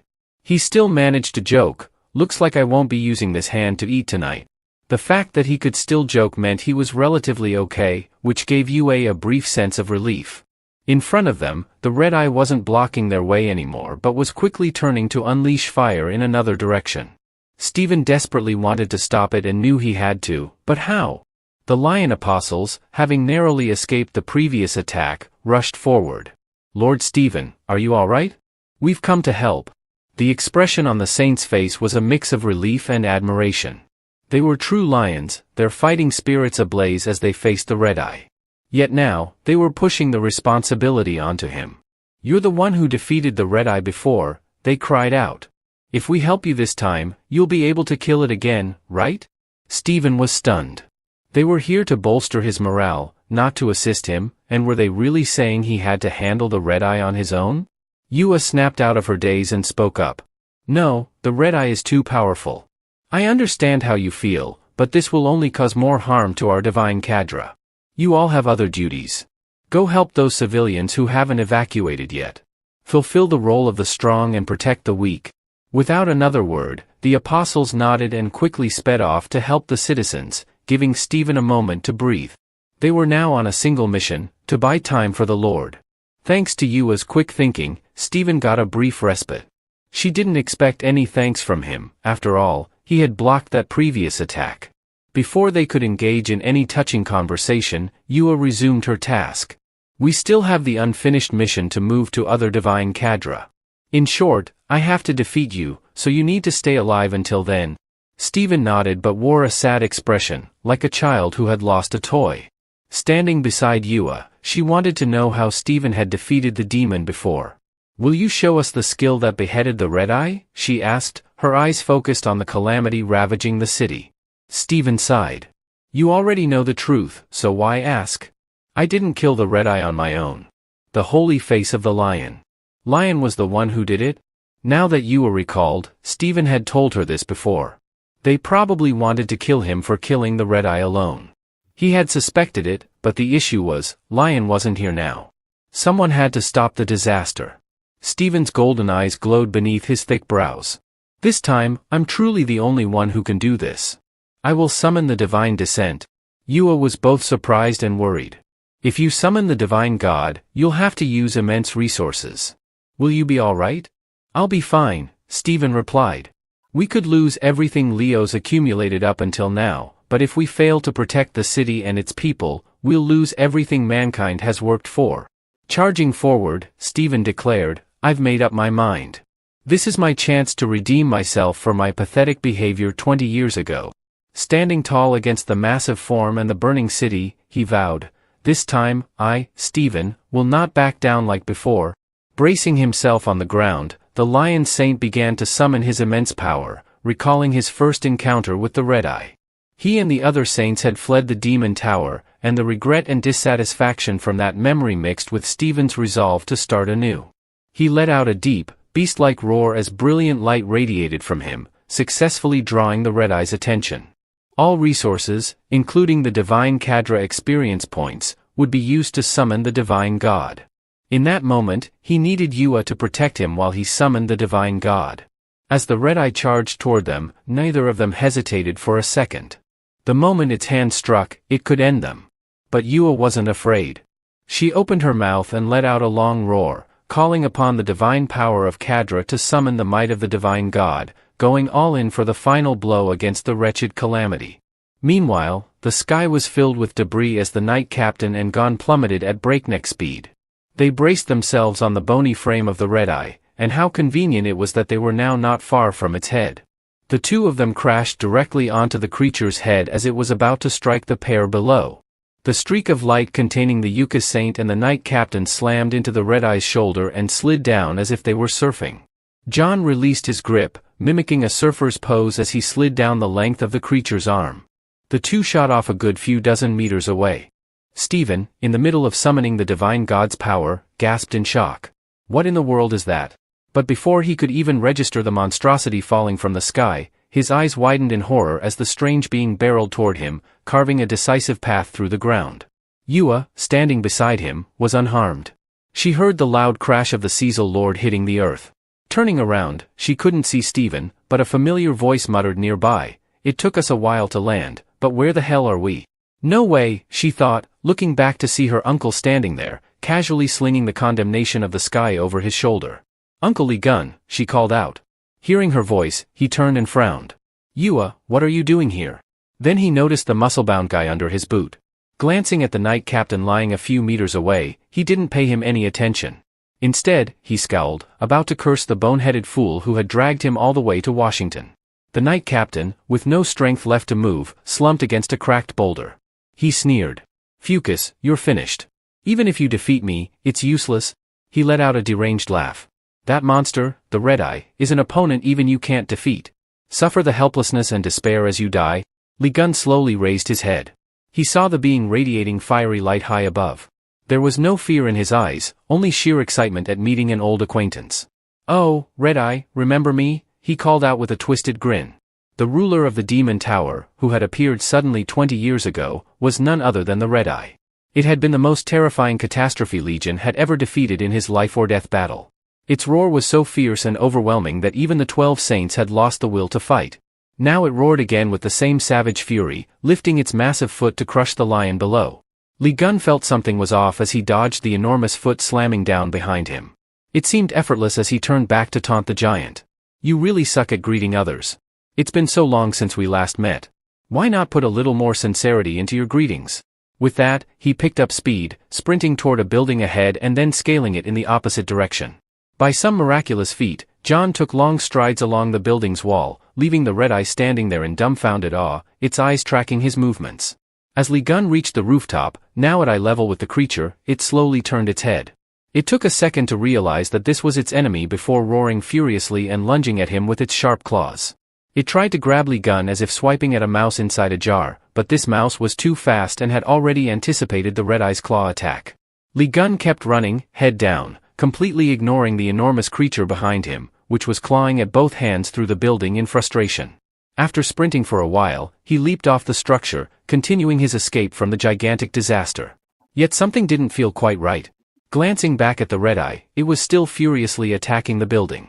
He had already fallen far behind. No matter how he looked at it, this creature's face reminded him of one he'd encountered before.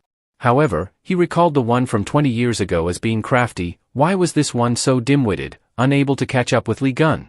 The creature stared blankly at its empty hands in confusion. His curiosity sparked, he decided to investigate further. Activating his 13th sense to analyze the creature's weaknesses and traits, Lee Gun froze when he saw the truth. "I see now," he murmured. He had wondered how it had been revived without the Demon Tower administrator's presence. It turned out that this calamity was nothing more than a hastily constructed, one-time version. Information panels flooded his vision, detailing the materials that made up the Red-Eye's body. Aside from its head, none of it was original. His eyes also detected traces of energy from an unknown civilization, mixed with a significant amount of Libra's power. Meanwhile, in the Libra sanctuary, in Giselle's domain, her subordinate's concerned voice echoed, "Celestial Lord, do you think things will be all right in America? I'm worried since the Red-Eye seems to have been revived too quickly."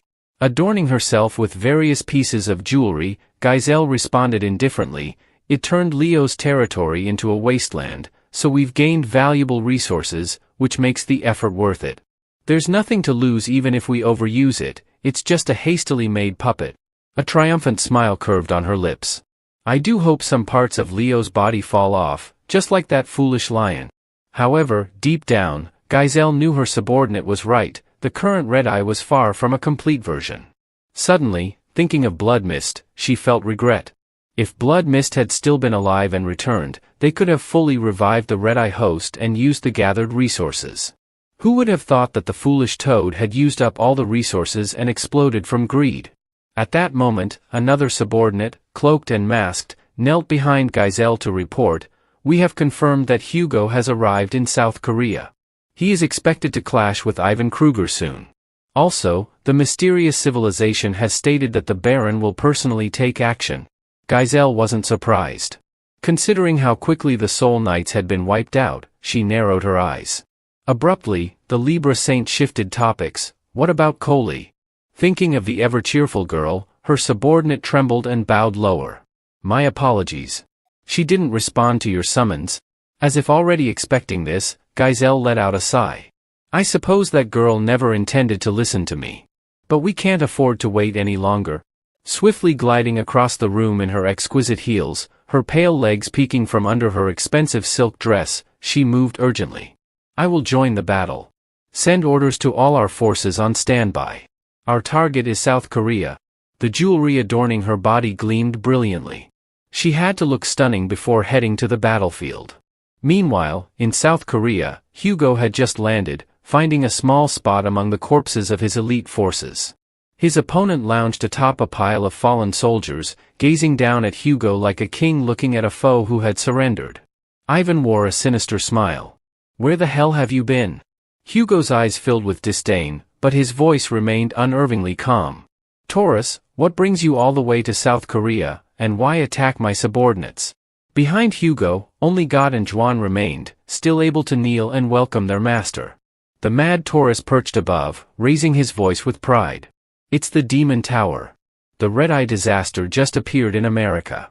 I came to investigate it, but your subordinates tried to stop me. They dared mock a saint, so I decided to teach them a lesson. Hugo scoffed mockingly. So you came to Korea even though the Red-Eye appeared in America? Impressive. If you were teaching the Red-Eye a lesson instead of my subordinates, I might have even praised you. But what are you showing off for here?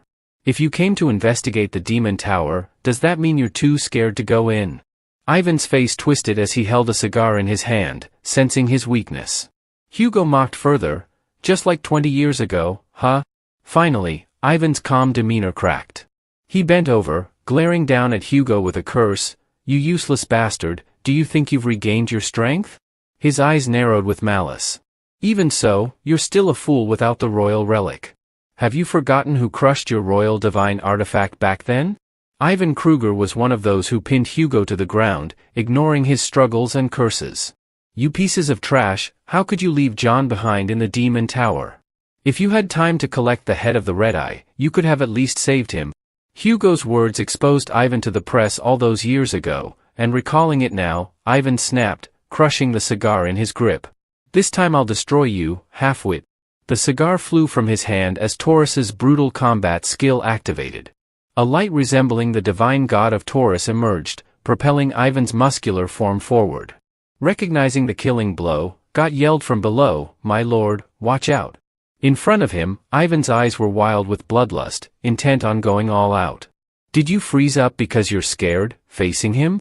Hugo clenched a string of prayer beads and charged, launching a strike directly at the arrogant Taurus.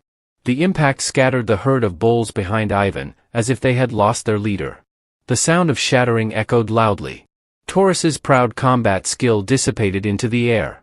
The elite forces nearby stared in shock, eyes wide, unable to blink, as Ivan's twisted face flew several kilometers away from Hugo's punch.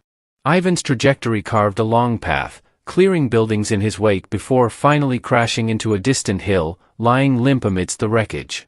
He coughed weakly, disbelief and rage in his voice. How could this be? Even that damn Leo couldn't block my direct attack. Standing at the top of the newly formed ravine, Hugo's voice rang out firmly. Did you misunderstand something? Who said I didn't have the royal divine artifact? The flames of the sun god flickered around Hugo for a brief moment before a fierce beam of light struck down from the sky, landing right in front of him. It emitted a powerful aura that threatened any enemy daring to approach. Hugo had just summoned the royal divine artifact from the domain of Eucus. Watching Ivan's jaw drop in horror, Hugo sneered. What's wrong? Where did that smug confidence of yours go? Holding the familiar object in his hand, Hugo smiled. What's the matter? Did you freeze up because you're too scared, idiot? In Hugo's grip was the Sagittarius Royal Divine Artifact, the brilliant light's trail of SS rank, radiating overwhelming strength capable of crushing any foe. Ivan stared in shock as the beam of light hit his eyes, accompanied by Hugo's assured voice. Weren't you just boasting? What's wrong, little mutt? Frozen in fear. The royal relic in the hands of the Sagittarius Saint radiated with overwhelming power, casting a majestic aura. It had been a while since Hugo had laughed so freely, but his confidence barely lasted 2 seconds before the pieces of the SS-level artifact fell on him like scrap, leaving him looking as foolish as a clown performing tricks. Ivan, lying amidst the rubble a few dozen meters away, glared in disbelief.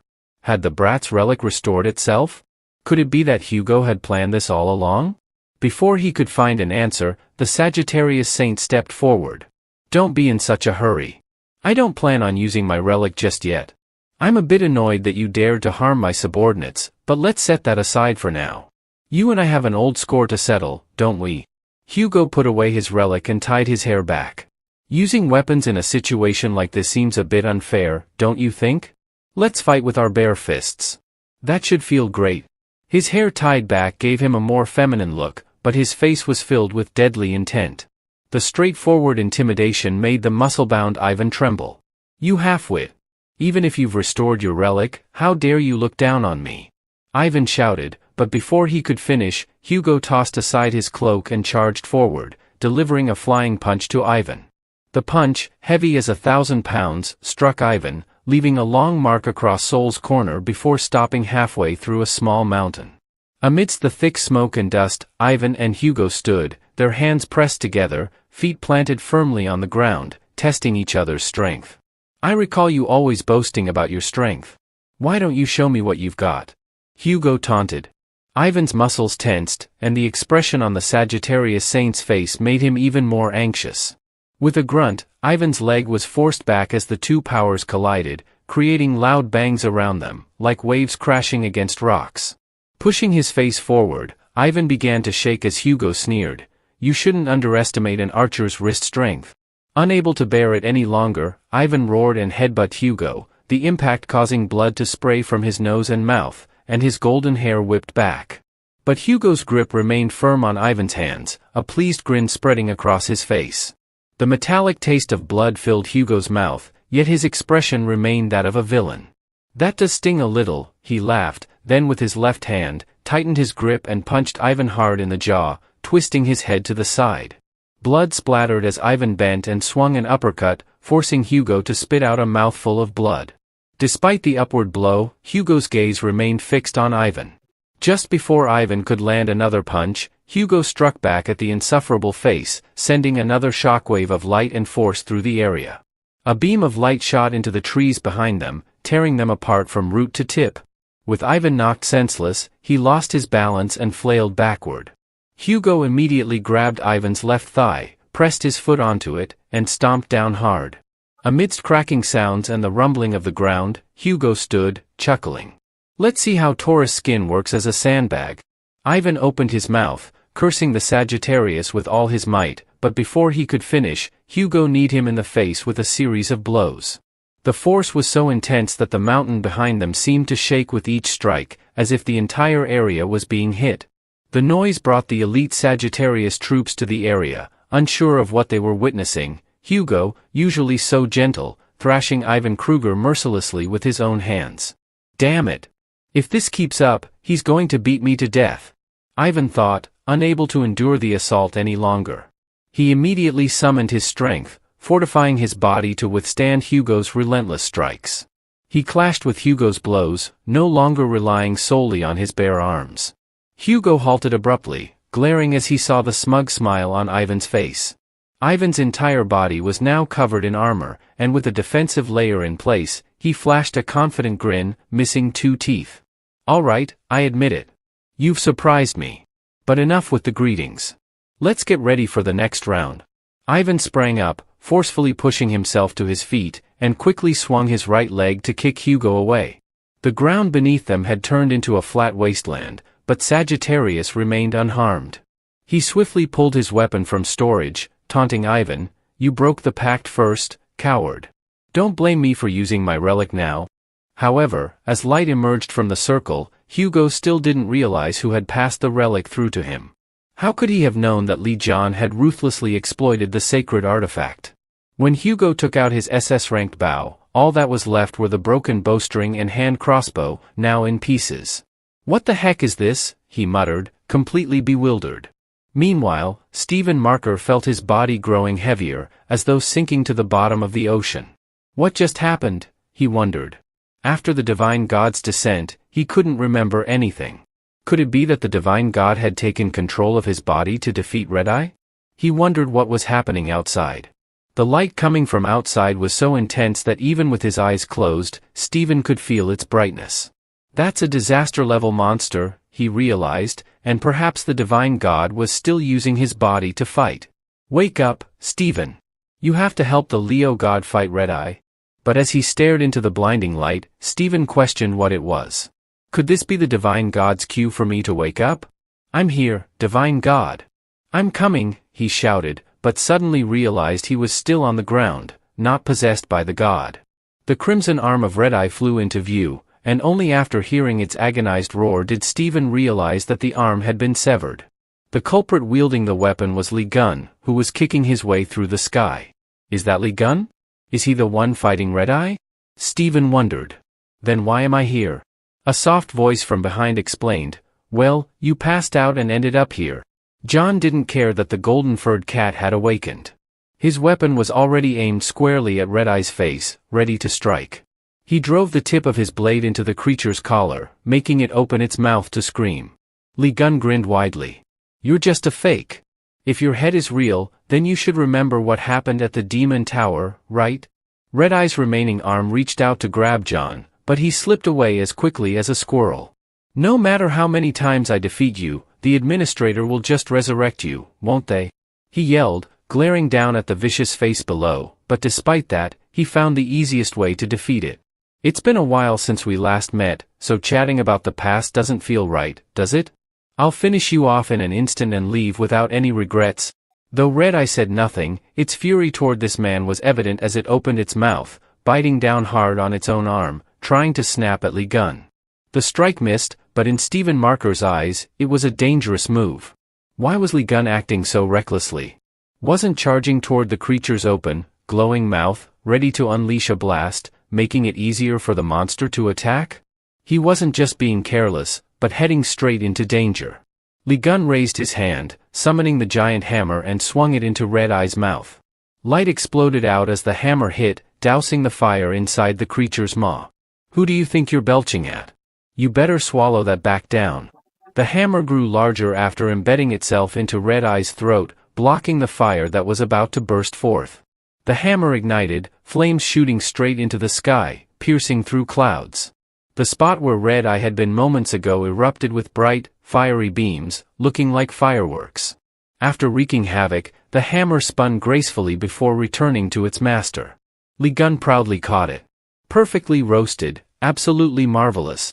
Before him lay the burnt remains of Red-Eye, a gaping hole in its mouth still sizzling. Though its head seemed genuine, the stench of its breath remained foul. Lee Gun crouched low and shot forward like an arrow, leaving the hammer behind. Next, he wielded the condemnation of the sky, and with a flash, severed the monster's head from its enormous body. What can you do when you face me? He declared. This creature can't be defeated unless its head is chopped off. This time, Lee Gun openly killed Red-Eye in front of everyone. The massive head spun through the air, causing all activity below to halt. Even Stephen Marker stared, wide-eyed, frozen. On top of the crimson head was Lee Gun, descending with it. Yes, there was only one person capable of destroying Red-Eye. Stephen's face twitched with excitement, watching the man who possessed the very power he had always desired. Lee Gun turned his back on the crowd, his white t-shirt fluttering in the wind as he smiled brightly. That concludes our lesson for killing Red-Eye, dear student, he called out. The legendary Calamity's corpse attracted a large crowd, eager to get a closer look. Its belly was sliced open, and Lee Gun beckoned Yue and Stephen inside. Beneath the creature's remains lay a crystal stone, gleaming with golden light, catching their attention. Lee Gun, however, knew exactly what it was. It's another Red-Eye, he explained. The Red-Eye monster is just a vessel for the Black Dragon. It's a parasite until it matures. Both were stunned. Red-Eye was merely a vessel? Stephen asked how Lee Gun knew so much. Lee Gun casually recounted, during my time trapped in the Demon Tower, the administrator kept resurrecting calamities, including both Red-Eye and the Black Dragon. I fought them for 20 years, so I learned a lot about them. The two stared at Lee Gun, their eyes wide. Now they understood why he could decapitate the monster so effortlessly. Lee Gun gazed at the crimson head, remarking, I think the giant fused the head and body of the calamity together while the Black Dragon was inside the Demon Tower. Libra is connected to an ancient civilization, so I'm sure that's the case. He turned to mock the giant corpse. If she could harness your powers, she could definitely resurrect them perfectly, right? He said, glancing over at the Knight Captain, who was impaled by his weapon. The knight captain groaned in pain, helpless, unable to escape. "Kill me now, you bastard," he sneered, trembling. Li Gun was annoyed just hearing him. "Are you a parrot or something? You've been repeating the same thing." Yue interjected, "We need to decide how to handle the giant and the black dragon." Just then, an orange notification appeared in front of Gon, showing the number 146 in the top right corner. A claim has been filled by Utu, the insignificant Sagittarius saint. Damage to the royal relic and initial defect issues. 146 unread messages? What the heck is this? Gon mumbled, looking at the notification. The bow is broken? How can that be? He recalled the moment he took it out and swung it toward the bone soldier. He realized the notification wasn't entirely wrong. Li Gun stared at the text, now showing the number 168. He froze until it reached 174, then flicked the notification away. "I'm busy, wait a bit." He knew that Hugo would be panting and cursing Li Gun for not responding to the message. "You bastard, read the damn message." Sure enough, Hugo was being chased by Taurus, who roared gleefully from behind. "Where's all that triumph you had earlier? Looks like I destroyed your royal relic again, huh?" As he ran, Hugo grabbed the remains of his bow and yelled, "Dream on. You didn't destroy it. It's a common initial defect." A slap from Taurus's palm missed Hugo by half a meter. Leaping forward, Hugo taunted, "Too slow. Don't underestimate the speed of an archer." Just as he landed and prepared to mock more, the ground beneath him suddenly shot up like a net, trapping him. "Damn it!" Hugo cursed, noticing a black blade emerging from the earth. It wasn't Taurus's doing, it was John Lewis Moran stepping out of the dust with a sinister smile. "Well done," he said. The raging bull behind him seized the moment, dashing forward. But before it could reach Hugo, its eyes met the tip of a sword radiating icy chill. Taurus quickly retreated to avoid getting pierced in the face, feeling the cold engulfing the tip of his nose. Ivan inwardly sighed in relief. "I almost got stabbed." Who suddenly jumped in with ice? That can only be Kevin. With a sharp voice, Kevin lunged forward with an iceberg. The sudden frost spread out, and Hugo exhaled clouds of white mist while cursing, almost died there. "What the heck is this, Ice Mountain?" Ivan Kruger's face was frozen within the newly formed ice peak, his silver hair barely settled when Kevin spoke. "Terrible state, Sagittarius." Virgo's relaxed demeanor quickly turned to disdain. "Why are you always trembling when I see you? Weren't you just fighting Taurus? Do something, will you? No wonder Leon doesn't trust you." Before the blonde could respond, Kevin moved on. "Hey, Sagittarius, you should pay attention to defending your holy domain too. Don't you see the bugs swarming around your walls? Gemini, Aquarius, Aries, and Capricorn have all barged in. But don't worry, I took care of them. Your companions are safe, but the house was wrecked." Hugo could do nothing but silently pray to the divine god Apollo for funds to rebuild the temple. He suddenly heard the silver-haired guy muttering, "It's not because I got lost that I ended up at your sanctuary instead of going to America to meet Li Gun." Same old excuse, Hugo thought, knowing the guy had simply gotten lost again. Suddenly, the iceberg rumbled, and cracks spread across its surface. Inside, Taurus emerged, hulking and massive, breaking free of the ice. He leapt forward and landed in front of them with a menacing growl. "I was wondering who it could be. Turns out it's the pony bastard. You think these childish tricks can hold me?" Kevin smirked. "Frozen beef isn't tasty, but it seems your hide is thick. Your face is still intact despite all those cuts." Taurus bared his teeth, revealing a few missing ones. "I'll rip out your tongue before smashing that face of yours." Jean-Elle stepped forward, waving dismissively. "Enough talk. We don't have time for this. Get on with it already. They're not Li Gun, just two weaklings. Sagittarius and Virgo, take them out." The two, one silver-haired and one blonde, flared up in fury at the insult. "Funny you say that. You're not lying either, so who are you to call us weak?" Hugo cracked his knuckles. "Beef and crab, Kevin? How about some barbecue?" Kevin quickly unsheathed his ice sword with a grin. "Sure, I'll chop them up for you." The two thugs across from him growled, "Who's gonna cook who? Don't underestimate us. We're in a hurry, so no holding back." As both sides were about to clash, a woman's voice rang out, filled with irritation. "You all seem to get along well." A golden light shimmered from the long, jewel-encrusted legs that appeared. Libra Saint Giselle Lawrence stepped forward in a stunning outfit, her golden hair shining like an angel descending from the heavens. Despite her grand entrance, her eyes held a deadly gleam as she glared at the men before her. "How delightful to see you all. It's been a while, hasn't it?" Sanjay let out a weary sigh. Ever since Sagittarius's sanctuary collapsed, everyone had been turned into full-time construction workers.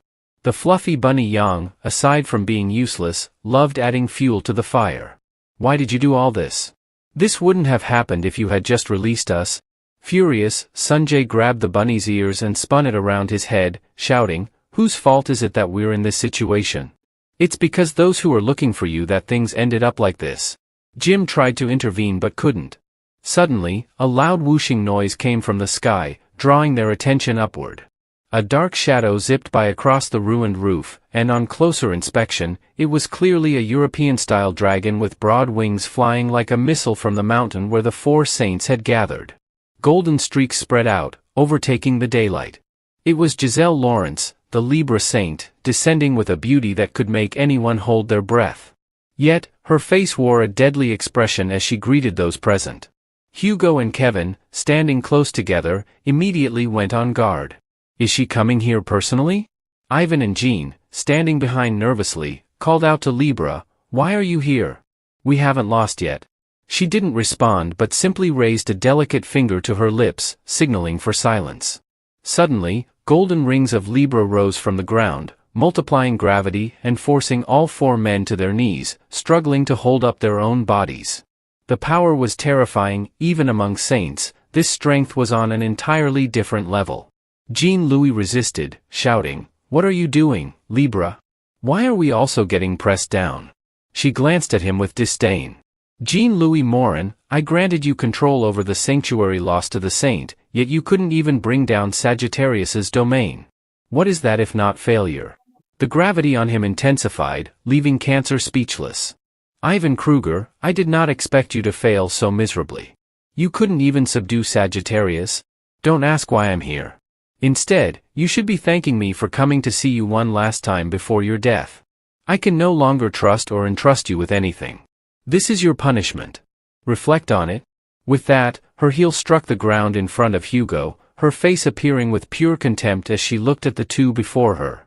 "Now, what should I do with these little toys? Should I swap the positions of your heads and limbs or turn you into a calamity like Lily Gunn once did?" The light from her hand transformed into golden ropes, pinning both Sagittarius and Virgo to the ground. No one knew that wretched feeling better than Kevin, for he had once lost an arm to Libra's constellation skill, equivalent exchange. Since when had both of them been hauled onto the scales? The massive form of Libra loomed atop the mountain, visible from miles away. "That's Libra, the Libra Saint is here. What's happening up there?" Everyone was bewildered, asking one another. Suddenly, the worrying sound of what resembled helicopters drew closer, and as the dark shadow zipped across the sky, the crowd below panicked, realizing it was a calamity in the form of a fierce-looking dragon. But what was even more terrifying was the man in a white t-shirt riding atop the dragon's head. As menacing as the dragon looked, Leon's face was just as gleeful. "Oh my God, a dragon, and there's someone riding it." The people below scattered, running for their lives. After all, it wasn't every day a dragon flew over Seoul. However, Leon paid no mind to their bewildered stares. He headed straight for Libra's scales suspended on the hill in the city. "Hey, you trash!" he shouted as he neared the blonde woman riding the dragon. Gon drew closer to Giselle, successfully capturing her attention. The moment she uttered Leon, a blue light struck Libra's face. It was Li Gun launching himself off the dragon's head to deliver a punch to the woman's face. Her head exploded into fragments, scattering into the wind. Everyone present was left gaping in astonishment. Only Li Gun grinned, his eyes locking onto Cancer and Taurus as the blonde woman crumpled to the ground. The two men turned pale, beads of sweat the size of coins dripping onto the ground. They shared the same terror, staring at Leon's smug face. He had taken down Libra with a single hit. Her head was utterly smashed, leaving only her body and dazzling clothes. It was unbelievable. Everyone had the same thought as their eyes turned to Li Gun. He glanced upward to where the two idiots were hanging on the scales, clueless about what they were doing. Hugo was seething, but before he could speak, Kevin snapped, Do you think we're up here because we like it? Hey, Leon. Hugo roared with every ounce of air in his lungs, launching into a tirade. Why didn't you answer my calls? Do you know how many times I tried to reach you?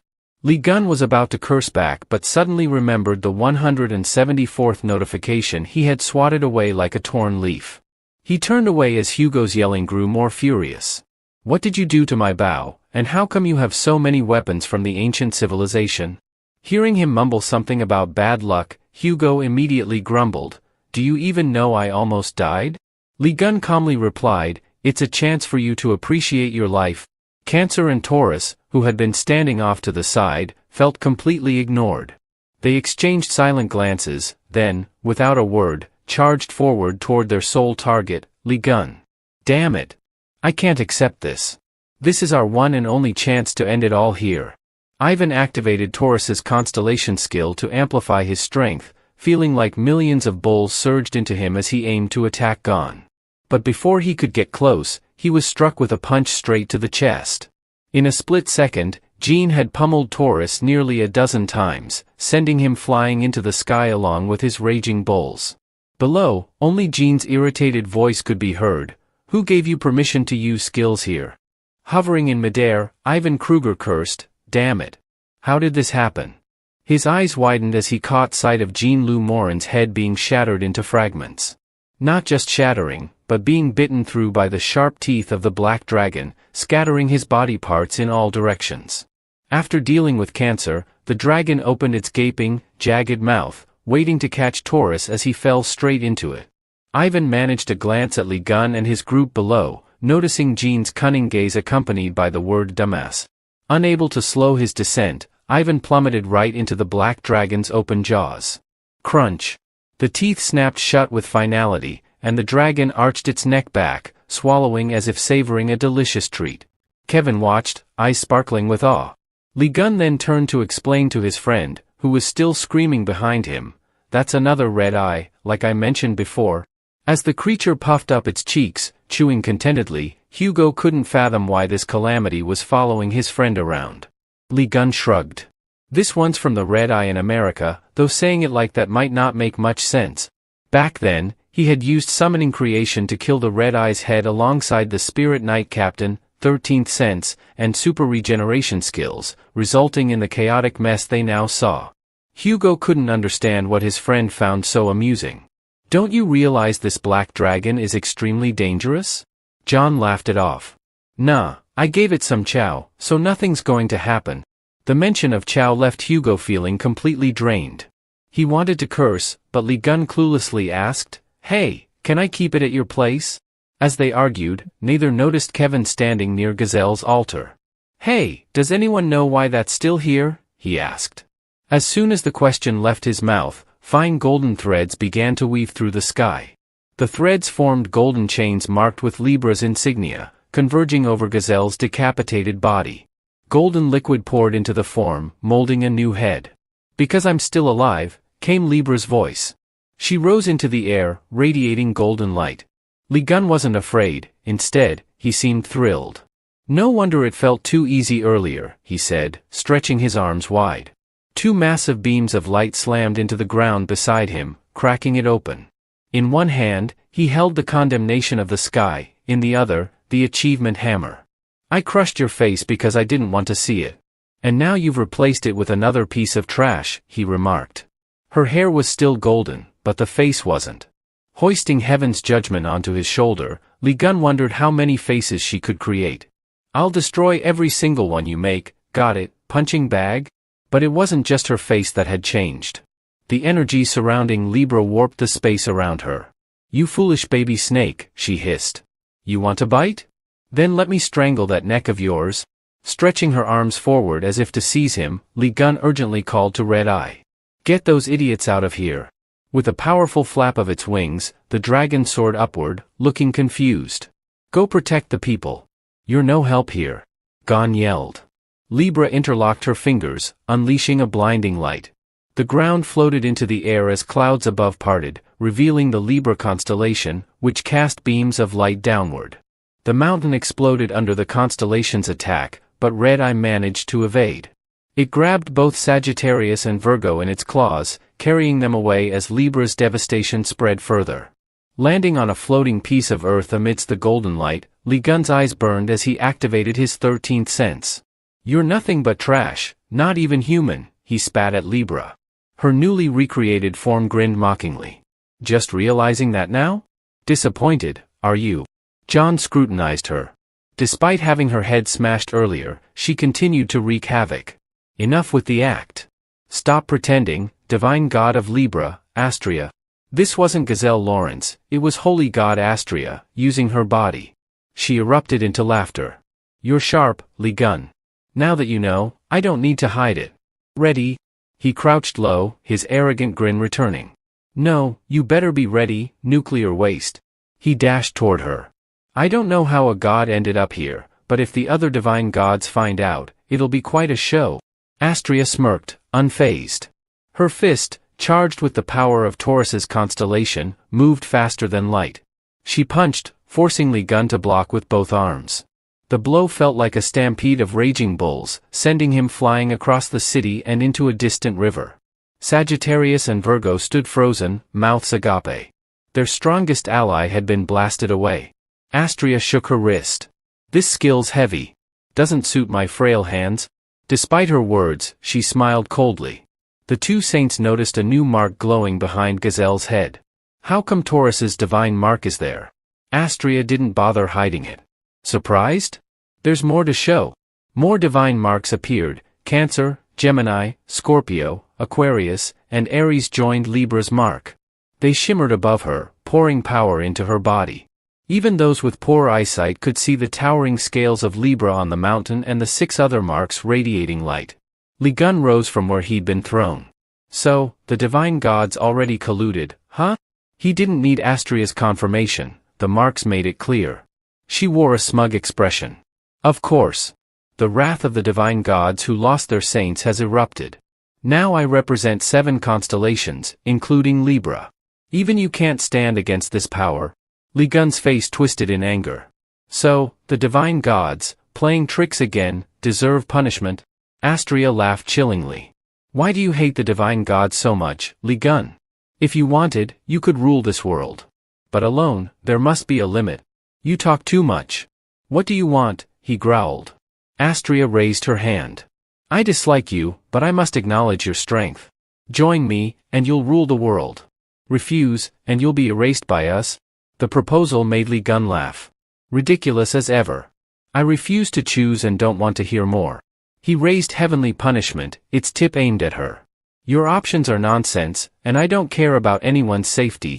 Astrea sneered as red lightning flashed in the sky. "I didn't think you'd care. So I'll destroy this city first." Waving her hand, Astrea summoned the power of Aries, heavenly armament.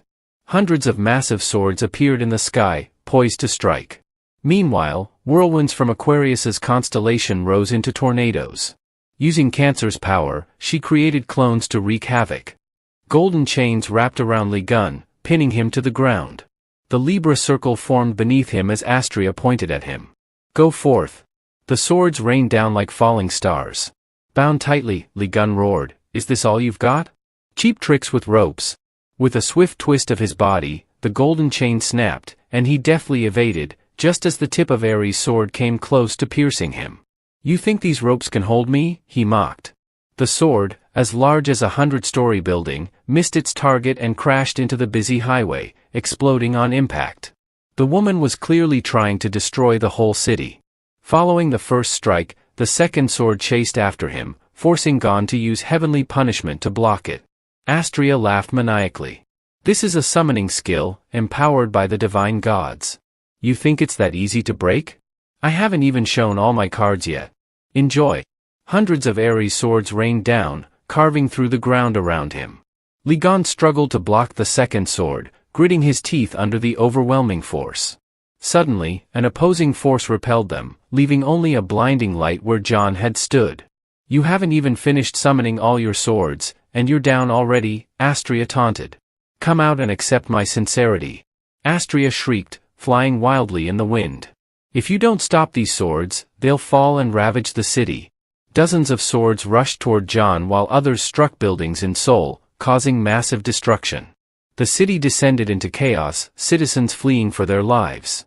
Reporters, still trying to cover the event, barely escaped as a giant sword plunged into a nearby building. This time, even the cameraman wouldn't make it out alive. Luckily, Kevin's boots pounded the ground as he created an ice block, deflecting the sword's path. But it wasn't enough to stop it entirely. He could only freeze part of the sword. "Hey, Sagittarius, aim for the frozen spot," Kevin shouted. Before he could finish, a massive flame hurtled toward the sword's tip, shattering it to pieces. The reporter and cameraman realized they had just been saved. Their legs buckled, and they collapsed. "Damn it, even this wasn't enough to scratch it. How did Leon break that sword?" one of them gasped. Sagittarius landed beside Virgo, comforting him. "At least we can work together to destroy it. Get out of here. This place is too dangerous. This power is stronger than any divine Cadra skill I've ever known. If we don't unite, we won't stand a chance." Hugo grumbled, looking at Astria, who radiated power. "This isn't the strength of a saint, it's that of the divine gods. And she's getting support from other divine gods. If this keeps up, we won't win." Kevin sighed. "In the end, we need to end this fight. But the only way we can help Leon is by saving the citizens." At the start of the fight, John insisted we couldn't help him. That bastard even said a red-eyed beast would be more useful, which pissed me off. But now, I think he was right. And it makes me angrier. Suddenly, a familiar rumbling sound echoed. They turned to see a massive wave rising over the buildings, ready to crash down on Seoul. At first, they thought it was a tsunami but quickly realized it was the Han River surging up, forming a towering wall that reached higher than the buildings. How could an evacuation even be possible? People fell to their knees, helpless, praying to the gods. "Please, divine God, save us." In that moment, Kevin had an idea. Hearing the people's prayers, he stabbed his ice sword into the ground and prayed earnestly. "O Master of Virgo, I know you are watching. I beg you, lend your strength to Leon so we can overcome this disaster." Legon stood under the stormy sky after striking away a sword. He was fine, but Astria's plan to drown the city with river water complicated matters. "This is getting tricky. Should I use the divine god's instinct within me to end this fight?" he pondered. Suddenly, a silvery light flashed behind him. Realizing what it was, he grinned. "These guys are clever, aren't they?" Astria, who controlled the river, awaited the moment Legon would surrender. "Still stuck, or are you too scared to come out?" she mocked. "Thanks to Aquarius, I control the river. If this continues, the water will flood the city. I'm eager to see how many people die." As the waves surged, ready to crash, a brilliant light flashed beneath them, transforming into a massive beam that struck Astria's face. It was Virgo's frost crescent, freezing the river in place. Astria's clone nearby saw the freezing river. Could this be Leon's doing? He's still alive, she realized. She summoned her clones to charge at him, wielding the power of other divine gods. As they neared, cracking noises echoed, and the ice broke apart. Astria's clones were stunned to see the red-eyed beast's head smashing through the ice, charging at the blonde. With a ferocious roar, the beast introduced itself. "Hello, you trash. Let me introduce you to my new friend, Red-Eye." While everyone's attention was on Legon, the skill to substitute had swapped the positions of the red-eyed mark and the black dragon. Legon smiled smugly as he commanded the dragon to give a grand greeting. The dragon's open mouth gathered a pillar of light, then released a massive fire column, like an erupting lava flow. The female figures blurred as they were reduced to blackened fragments. The fire continued toward the Libra altar on the high hill, creating a fierce counterattack. Astria gritted her teeth in fury, calling out Leon's name. She swung her hand, casting Gemini's magical gate skill, creating two purple holes that swallowed the fire and spat it out toward Seoul. The fire column rushed toward the city, but the red-eyed beast intercepted it mid-air. Legon swung his weapon to scatter the fire, minimizing the damage. What he used to block the fire wasn't just heavenly punishment, his weapon's shaft was now covered in solid ice. With one swing, he encased the flames in ice and shattered them, scattering them into the wind. From here, he had a clear view of Astria, her fury unmistakable. "You cursed, of the moon," she muttered, realizing that the ice power supporting Legon came from Virgo. "Isn't it ironic?" Legon taunted. "You represent wrath, but you're not the only representative here. Do you see the one on the dragon? Astria's frustration was palpable as she realized the Aquarius divine seal had been frozen, too. A representative of fury? How ridiculous. Do you think anything is more fearsome than the true fury of the divine gods? She sneered. Li Gan smirked, pointing his weapons at her. Wrath? Whose wrath? You know nothing. Countless people have fallen because of your schemes. My friends, their families, innocent people dragged into your plots. He mocked her, referring to the blood event that led to Libra's son's confession. That's the fury I'm talking about. And to top it off, it's my own fury. Keep talking, you piece of trash who stabbed me in the demon tower. Was it you? Or those hiding behind you? He gazed at the marks of the 6 zodiac signs glowing on Libra's scales and asked, Are those divine gods also plotting to eliminate me? Astria heard him but didn't respond. Instead, she gritted her teeth and let out a manic laugh. I wondered what you'd ask, but you're still looking for the real culprit behind that incident. You really want to know that much, huh? It's that important to you? Only the strong get to ask questions. I'm the one who gets to ask the questions, understand? She lifted her head, her beautiful eyes rippling with cold intensity.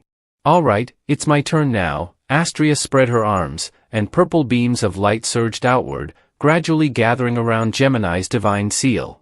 You think you can stand against us with just 2 saints on your side? As she finished speaking, a massive boulder, the size of a small mountain, materialized from the purple void. It burst into roaring flames, casting a glow toward Li Gan. He looked up cautiously, recognizing it as Gemini's skill, the killer star of destruction. At Astria's command, it hurtled toward him, but Li Gan was unfazed, his frown deepening into a pleased smile. Nonsense. Just 2 saints, huh? A strange light flickered just before the assassin star of destruction collided with him. Astria was clueless about what was happening, but soon everyone could see a terrifying blaze erupting where the 2 skills met. The flames spun in the air, stopping the mountain from falling. The fire turned into sharp, spinning saw blades that ground against the boulder, burning deep inside, creating long cracks that looked like molten lava flowing across the earth. It was the royal skill of Sagittarius, the sun god's ring, now spinning wildly around Li Gan. The skill gradually destroyed the colossal mountain from top to bottom. In no time, the power of the sun god's ring peaked, shattering the mountain into hundreds of pieces and consuming them in flames, turning them to ashes. Astria gritted her teeth in fury, blinded by the light reflecting from it, unable to believe what she was seeing. Suddenly, Li Gan, wielding 2 weapons, charged directly at her, his eyes blazing with the fire of the Sagittarius constellation. He slammed into her, grinding her into the earth below, leaving a long trail without mercy. With his bare hands, Li Gan grabbed the neck of the blonde witch, pinning her to the ground. Astria's furious eyes clearly saw the mark of Sagittarius behind Li Gan's back, with the face of the sun god Apollo glaring at her with deep hatred. Astria let out a long roar, Sagittarius. As if cursing Hugo, who was still praying devoutly to his divine god, not distracted for a moment. Along with Kevin, who stood by his side, Hugo called out, I call upon all the disciples of the divine cadre. This is my command as the celestial lord. All household gods and disciples, pray to our divine God. Offer prayers to Leon.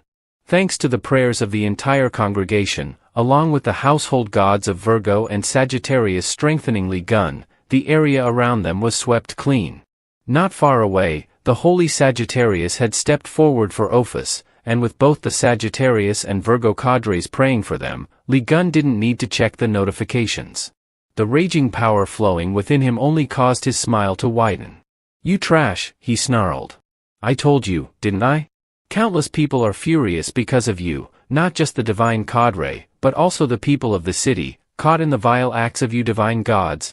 The people of Seoul watched the battle between Li Gan and the divine gods, quickly choosing sides. Countless prayers for Ophis poured in, and his divine power accumulated at an astonishing rate, pushing Astria far away from his altar. Li Gan clenched his fists with the power of Ophis and roared, You only have the wrath of 7 divine gods. We have the wrath of at least 1 billion more. Astria's face cracked like dry land even before the punch landed. Not over yet. Li Gan roared as his devastating fist slammed into her face. The ground beneath them couldn't withstand the strength of their blows, exploding upward and creating a bizarre and terrifying scene. But Li Gun didn't stop. He struck again and again until the ground beneath them crumbled into powder. Each punch was fueled by hatred. "Let's see how many hits that smug face of yours can take this time."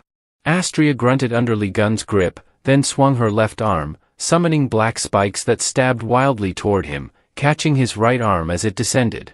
The system notifications flashed, "Your right arm has been injured. Super regeneration has been activated." But before his arm could fully heal, countless female hands appeared behind his back at Astria's ear-splitting scream. Her clones descended from the sky, beautiful yet deadly. They overlapped each other, attempting to grab Li Gun and stop his arm from regenerating. However, the smile on his face remained unchanged. At that moment, red hair emerged from below, drawing Li Gun's attention. The woman faced Astria's clones, quickly unfurling her scorpion tail and scolding them on Li Gun's behalf. "How dare you try to lay your hands on me?" Before the clones could react, the terrifyingly sharp scorpion tail whipped through them in rapid circles, leaving only fading screams. The entire mass of clones shattered into hundreds of fragments. Astria hadn't expected that a single strike from Haley would obliterate all her clones. After a series of strikes, the scorpion tail shot straight toward the blonde, causing Astria to spit out a mouthful of blood. Horrified, she looked down at her stomach, where the scorpion tail had pierced through from front to back, forcing her to stagger backward. A calm voice approached through the dust and smoke. "Seems I'll have to destroy your zodiac stigmas before I can give you a proper beating." With the Scorpio seal behind him, Li Gun appeared arrogantly, informing Astria, first up would be the rotten crab. In his hands was the power of the Scorpio divine cadre, advancing for Ophis. Haley, representing Scorpio, had granted him their power. It could be said that the scorpion tail impaling Astria was actually Li Gun's strike. The woman went berserk when she realized he had targeted the hiding place of Cancer's stigma. She screamed wildly, "How could you find Cancer's core so easily? How the hell did you do that?" Li Gun's eyes flashed with the 13th sense skill, but there was no way he would tell her. "Time to catch a big fish. I've hit the jackpot," he shouted gleefully, then whipped the scorpion tail into the blonde again, making Astria cry out in agony. Among the divine seals surrounding Libra, Cancer's seal suddenly emitted a strange light and cracking sounds. In an instant, it exploded with a loud bang, shattering into several large and small fragments. The energy of the darkest star was dispersing along with the notifications that Cancer's core had been completely destroyed. Cancer's power was leaking, and its divine seal could no longer hold. Astria felt Cancer's power slipping away. Black streaks seeped out from her body as Li Gun gleefully waved the scorpion tail, preparing to strike again. She roared, cursing his name, but Li Gun paid no mind. At that moment, he was using his skill deftly and was ready to land another blow. "I will kill you!" Astria shrieked, summoning the stigma of another constellation behind her. Instantly, hands erupted from the ground, gripping John's ankles. He glanced down, noticing the grinning faces of her clones, twisted and demonic, their lingering malice evident. A blue light surged from below, detonating the entire area in an instant. It was Capricorn's skill, the World Destroyer. Driven by madness, Astria unleashed the massive attack solely to annihilate Li Gun. She then combined the stigmas of both Libra and Aries, pressing them together to assert her claim over the planet as one belonging to the divine gods. From the heavens, the unified power of Aries and Libra began descending, their golden sword poised to obliterate a quarter of Sol in a single blow. "You lowly humans will never take this star from us," Astria screamed, her voice full of wrath. However, her declaration abruptly ceased when the massive blade struck an expansive icy barrier, halting its descent with a deafening clang. Mist exploded outward, freezing the sword's tip and stopping it mid-air. Cold winds swept over Astria as she recognized Virgo's winter wind. To her shock, the icy force rapidly expanded, enveloping the entire golden sword and freezing it solid. Beneath the colossal, immobilized weapon, Li Gun emerged from the icy mist, his scorched skin failing to hide his smirk. Cold air escaped his teeth, giving him an almost demonic appearance as he braced against the chilling forces holding the sword at bay. Shattering the ice around himself, Li Gun charged forward, his fist leading the way, and landed a direct punch to Astria's face. This time, instead of slamming her into the ground, the strike sent her flying horizontally, forceful enough to crack Libra's outer shell. You truly have no limits to your greed, he shouted, chasing her down. Who said this star is yours? With a mocking grin, he raised his leg, preparing to stomp her face. I'll crush that mouth of yours that spouts nothing but nonsense. Before his foot could land, Astria activated Gemini's teleportation skill, vanishing from his reach. Her pride wouldn't allow her to be humiliated by a human. Reappearing behind him, she delivered a punch that sent him tumbling away. Mocking laughter echoed as she taunted, "Hey, Lee Gun, looking for me? I'm right here." She teleported again, landing blows repeatedly, throwing him around like a rag doll. Each hit carried her fury, a brutal vengeance for the humiliation he dealt her. This ends now. Astria bellowed, combining Taurus and Capricorn's power to generate a ferocious shockwave meant to finish him. But as she prepared to strike, Lee Gun's gaze locked onto her. "There you are," he muttered, activating Sagittarius's absolute target. Now, even her teleportation couldn't save her from his punch. As their powers collided, Astria couldn't comprehend his strength. "I have Taurus and Aquarius's buffs, how is this possible?" she fumed, only to see a flashing red notification. "Scorpio's poison has reduced all your stats." Furious, Astria realized Haley's scorpion tail had injected her with venom earlier, crippling her abilities. Sagittarius's absolute target ignited into a massive flame that engulfed Astria. Trapped within the inferno, she screamed, her power overwhelmed. Stripped bare of her protections, she unleashed golden threads, absorbing the power of her allied constellations. These golden chains drew in energy from the insignias, forming a dazzling, multicolored vortex. As the combined power of 7 zodiac stigmas condensed into a spinning tornado, John observed from below. "What the hell is that?" "Your last-ditch effort," he scoffed. Summoning Red-Eye, his dragon, he leapt onto its back and soared into the chaotic whirlwind. The volatile energies of the constellations clashed violently, scattering into the streets below, leaving destruction in their wake. Despite the turbulence, Lee Gun urged Red-Eye forward, the dragon's furious wings carrying him through the stormy skies of Seoul. Below, citizens clasped their hands in prayer, some calling for the divine gods, others silently rooting for the defiant human. Reporters captured the apocalyptic scene, unsure who to trust. Inside the Leo constellation's tent, disciples protested, "Vice Celestial Lord, stop. The Lord will reprimand you."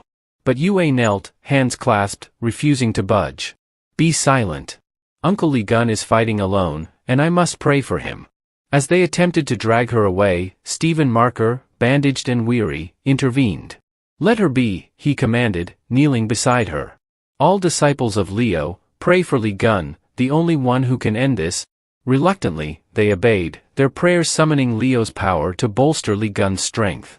A surge of energy connected Leo's constellation to Ophiuchus, significantly enhancing Lee Gun's endurance. Now fortified, Lee Gun confronted Astria near the vortex's heart. She cursed at his resilience, while he grinned mockingly. "Trash. Is this where you make your stand?" With newfound confidence, he summoned 4 stigmas, merging their powers into his weapon. Swinging his hammer, he unleashed a whirlwind that sliced through the multicolored tornado, severing its energy. Astria frantically raised a barrier, boasting, "These stigmas come directly from the divine gods. You can't break this." But she underestimated the countless prayers empowering Lee Gun. His grin widened as he invoked the Abyss Sever skill, hurling the heavenly punishment straight at her. The blade pierced through the stacked seals of her stigmas, shattering them one by one. The power of Taurus, Capricorn, Aquarius, Aries, Cancer, and Gemini fell in succession. Finally, the heavenly punishment struck Astria, slicing her body in half. The combined light of Ophiuchus and the shattered stigmas tore through Libra's swirling energy, dispersing it entirely.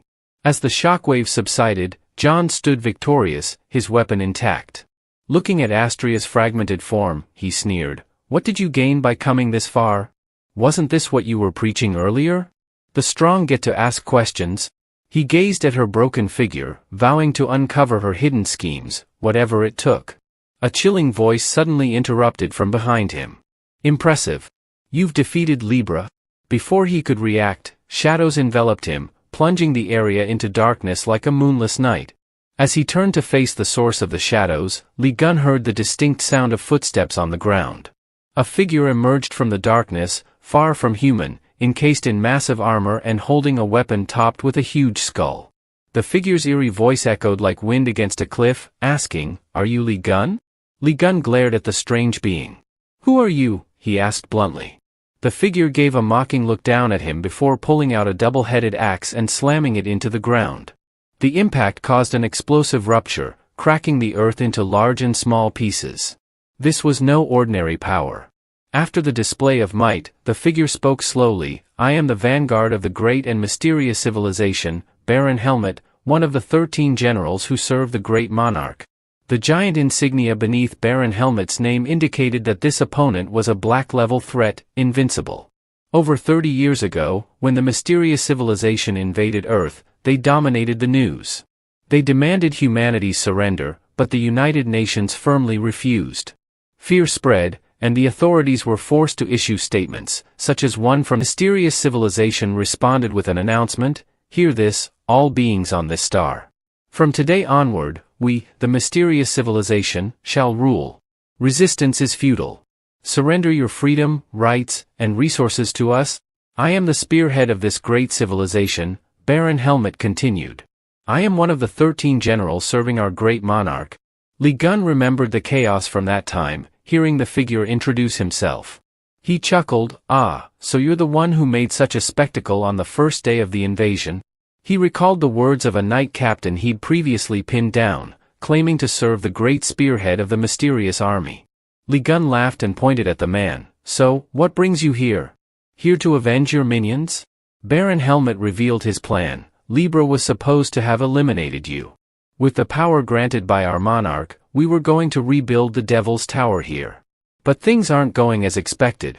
Hearing this, Li Gun clenched his teeth in barely contained anger. "I never imagined you'd not only defeat the Phantom Knights, but also Libra, who was backed by 6 holy gods. You were the one who destroyed the Devil's Tower, weren't you? You're no rookie after all. I'll have to revise my plans." With that, Baron Helmet released a torrent of killing intent, clearly intending to annihilate Li Gun.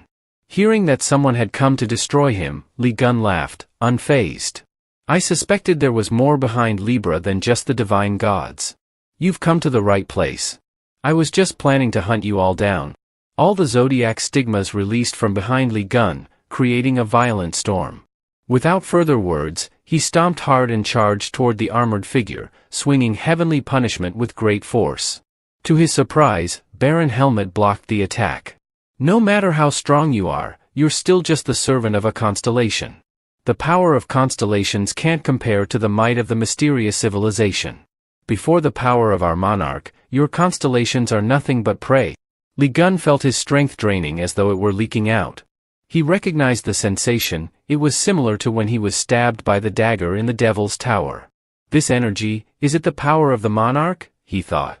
The dagger had been infused with this same dark power, exuding an aura that even holy gods feared. The system's warning blurred before his eyes, and the mysterious space seemed to isolate him from the real world. The wind howled through the zodiac insignias, scattering them like dust. A broken message flashed, "You have lost the connection with the constellations that granted you their divine marks." Looking back, Li Gun saw that the zodiac stigmas had shattered, leaving only one message: the power of the constellations is weakening. He realized that his connection to the outside world had been severed. The space around him was dark and oppressive. He wondered if he was in the same mysterious space that had trapped him during the incident with Virgo. A sinister black aura touched his shoulder, leaving soot-like marks as it corroded his power. Suddenly, a weary female voice called out to him. He hesitated, not daring to turn his head. When he finally did, his eyes widened in shock. A woman with short hair looked at him curiously, asking, "What are you doing here? We were supposed to leave together. Don't tell me you forgot?" Li Gun's face turned pale, realizing he was slipping into a nightmare. The voice continued, "Why are you looking at me like that? What's in your hand?" Before he could respond, a loud thud echoed, and blood sprayed from his body, nearly filling the screen. Baron Helmet's deep voice followed as he thrust his hand through Li Gun's body from back to front, causing blood to pour out. "Got you," he whispered in Li Gun's ear. Li Gun stared at the blood, realizing it was his own. Each time someone was struck by this skill, they became utterly helpless. Blood gushed from Li Gun's mouth, and his body trembled. Baron Helmet whispered gleefully, "This is my disaster misfortune skill, Nightmare. It replays the memories you most wish to forget. Your divine power is leaking, and you can't resist. Is this enough for you, Libra?" The question was directed not at Lee Gun, but at the golden power flaring up behind Baron Helmet. A familiar female voice, one that sent shivers down his spine, emerged behind him. It was Astria, grinning wickedly. "Lee Gun, I didn't expect you to drive me to this state. I admit, you're remarkable, but I won't let things end here. I plan to take your body and your power." Seeing Astria, Lee Gun sneered, coughing up blood. "So, you intend to use my body as a vessel to resurrect yourself? You'll regret this." Astria floated closer, her upper body moving toward Lee Gun. She shrieked with delight, transforming into a golden streak that darted at him. "Is that all you have to say? How annoying." With sudden speed, she stabbed into his face, leaving a golden trail as she burrowed into his eye socket. Lee Gun's body fell backward and then slumped forward, motionless. Baron Helmet mocked him. "I heard this one was reckless and impulsive, but I didn't expect him to give up so easily. How boring." Deep within Lee Gun, a system panel appeared. "You have become the master of Yukis." Upon realizing he was the master of this unique zodiac sign, Lee Gun pondered his newfound abilities. He understood that the changes within his body were due to super regeneration. Yet, he had never heard of any other saints encountering anything like this. Initially, super regeneration was merely an F-rank skill designed to heal injuries and regenerate a new body. However, it came with a slight drawback, a 50% reduction in physical abilities and a cooldown period of 1.32 hours. Familiar panels appeared before his now blurred vision, indicating the penalty was the cost for creating a new body. Fortunately, the duration had significantly reduced. It now lasted just 1 minute and 52 seconds. During his youth, Lee Gun once heard a voice ask, "Hey, do you really admire the 12 gods that much?" Turning around, he laughed loudly and confidently. "Of course. Do you even need to ask?" The boy sighed as the girl next to him muttered, "See? You've triggered his rant again." Lee Gun eagerly pointed at a screen displaying the words for humanity, full of excitement as he told his two friends, "Look at them. They're the protectors of humanity. Isn't it amazing? They're going to save us all. How could I not respect them? I even donated to support them yesterday. Guided by the 12 gods," he added, "if we unite and put in the effort, we can easily defeat those monsters. It won't take long before we drive away the mysterious creatures and reclaim our triumph." Hearing about his donation, his two friends were at a loss for words. "You donated? You literally sent $37, one said flatly. Lee Gun turned back with a wide grin. "Anyway, it's such a beautiful day. How about we head to the department store for snacks? It's on me, order whatever you want." But that radiant smile soon vanished, replaced by tears streaming down his face and a trembling body as he collapsed to his knees amid the rubble. His eyes fixated on his friend's hand, or rather, the severed arm lying in a pool of blood. The news that day reported. This afternoon, a disaster misfortune struck the heart of Seoul, targeting a department store. Thanks to the swift response of sect strike squads, the disaster was successfully eliminated. The droning television filled Lee Gun's ears as he wept even harder. The moment replayed in his mind, watching helplessly as his friend was devoured by the misfortune. "Stop it. You didn't do anything," he whispered. Above him, the adult scoffed, looking down at the crying boy. "Lucky us. It seems the curse left before we arrived. So, what about the kid? He's just a hassle. Let's ignore him and say we didn't see anything. We'll show off a little and collect the reward." That day, the news concluded. Thanks to the efforts of the 12 sects, humanity can rest assured under their protection. Back then, Lee Gun knelt on the ground, sobbing. "You couldn't save anyone," he shouted. These fragmented memories, buried deep within, were now unearthed by Libra, who delighted in molding them. "Ah, so this is why you despise both the disaster misfortunes and the sects? How predictable. Your story is nothing but a cheap melodrama," she sneered. "So, because of this childish past, you ended up hating both sides? How utterly trivial." Astria laughed maniacally. "Letting anger consume you blinds you from the truth. No matter how strong your rage, it can never surpass my divinity. This is the end, Lee Gun. Be silent and let me consume you for my resurrection." Astria began to absorb his existence, preparing to take over his body. But suddenly, a glowing sign materialized before her, startling her. Warning: the divinity gap between Ophiuchus and Libra is too vast to allow absorption. Another message followed. Ophiuchus holds greater divinity than Libra. Astria's fury erupted. The more she tried, the more warnings appeared, blocking her actions. After repeated failures, she roared in frustration, "Impossible! My divinity can't be lower than his." At that moment, a faint blue light appeared above her, a sight far too familiar. She looked up and saw a massive clock, ticking steadily. Its face displayed Roman numerals, nearing 12 o'clock.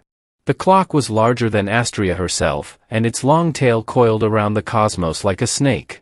A dark black hole appeared near her, resembling a pupil staring straight at her. Astria's confidence wavered as she realized it was the eye of Ophiuchus, a massive snake circling the clock, marked with Ophiuchus's divine seal, slithering through a star-filled universe. No! This divinity! It's incomprehensible, she screamed, clutching the sphere containing Li Gun. The sphere in her hands began to crack, releasing a radiant light. A notification appeared. Penalty on Ophiuchus will soon lift. Time remaining, 25 seconds. The sphere hardened, fissures forming across its surface. Snapping sounds grew louder as the countdown continued. Astria panicked, wondering what the punishment could be. When the sphere shattered, Li Gun stood within, glaring at her. "How dare you meddle in someone else's memories?" he demanded. "Prepare yourself." As the sphere disintegrated, the timer dropped to 17 seconds, and his physical abilities halved. Yet, Astria failed to grasp the situation, still dismissing it as mere resistance. When the clock reached 8 seconds, she noticed its hand nearing 12 o'clock, and panic set in. "How could you have gained such power?" she shrieked. Li Gun rose, fists clenched with overwhelming force. "It doesn't matter," he said, leaping forward. "With these hands, I will crush all of you." His fist slammed into Astria, shattering her grotesque form. The power of Ophiuchus erupted, catching Baron Helmet off guard.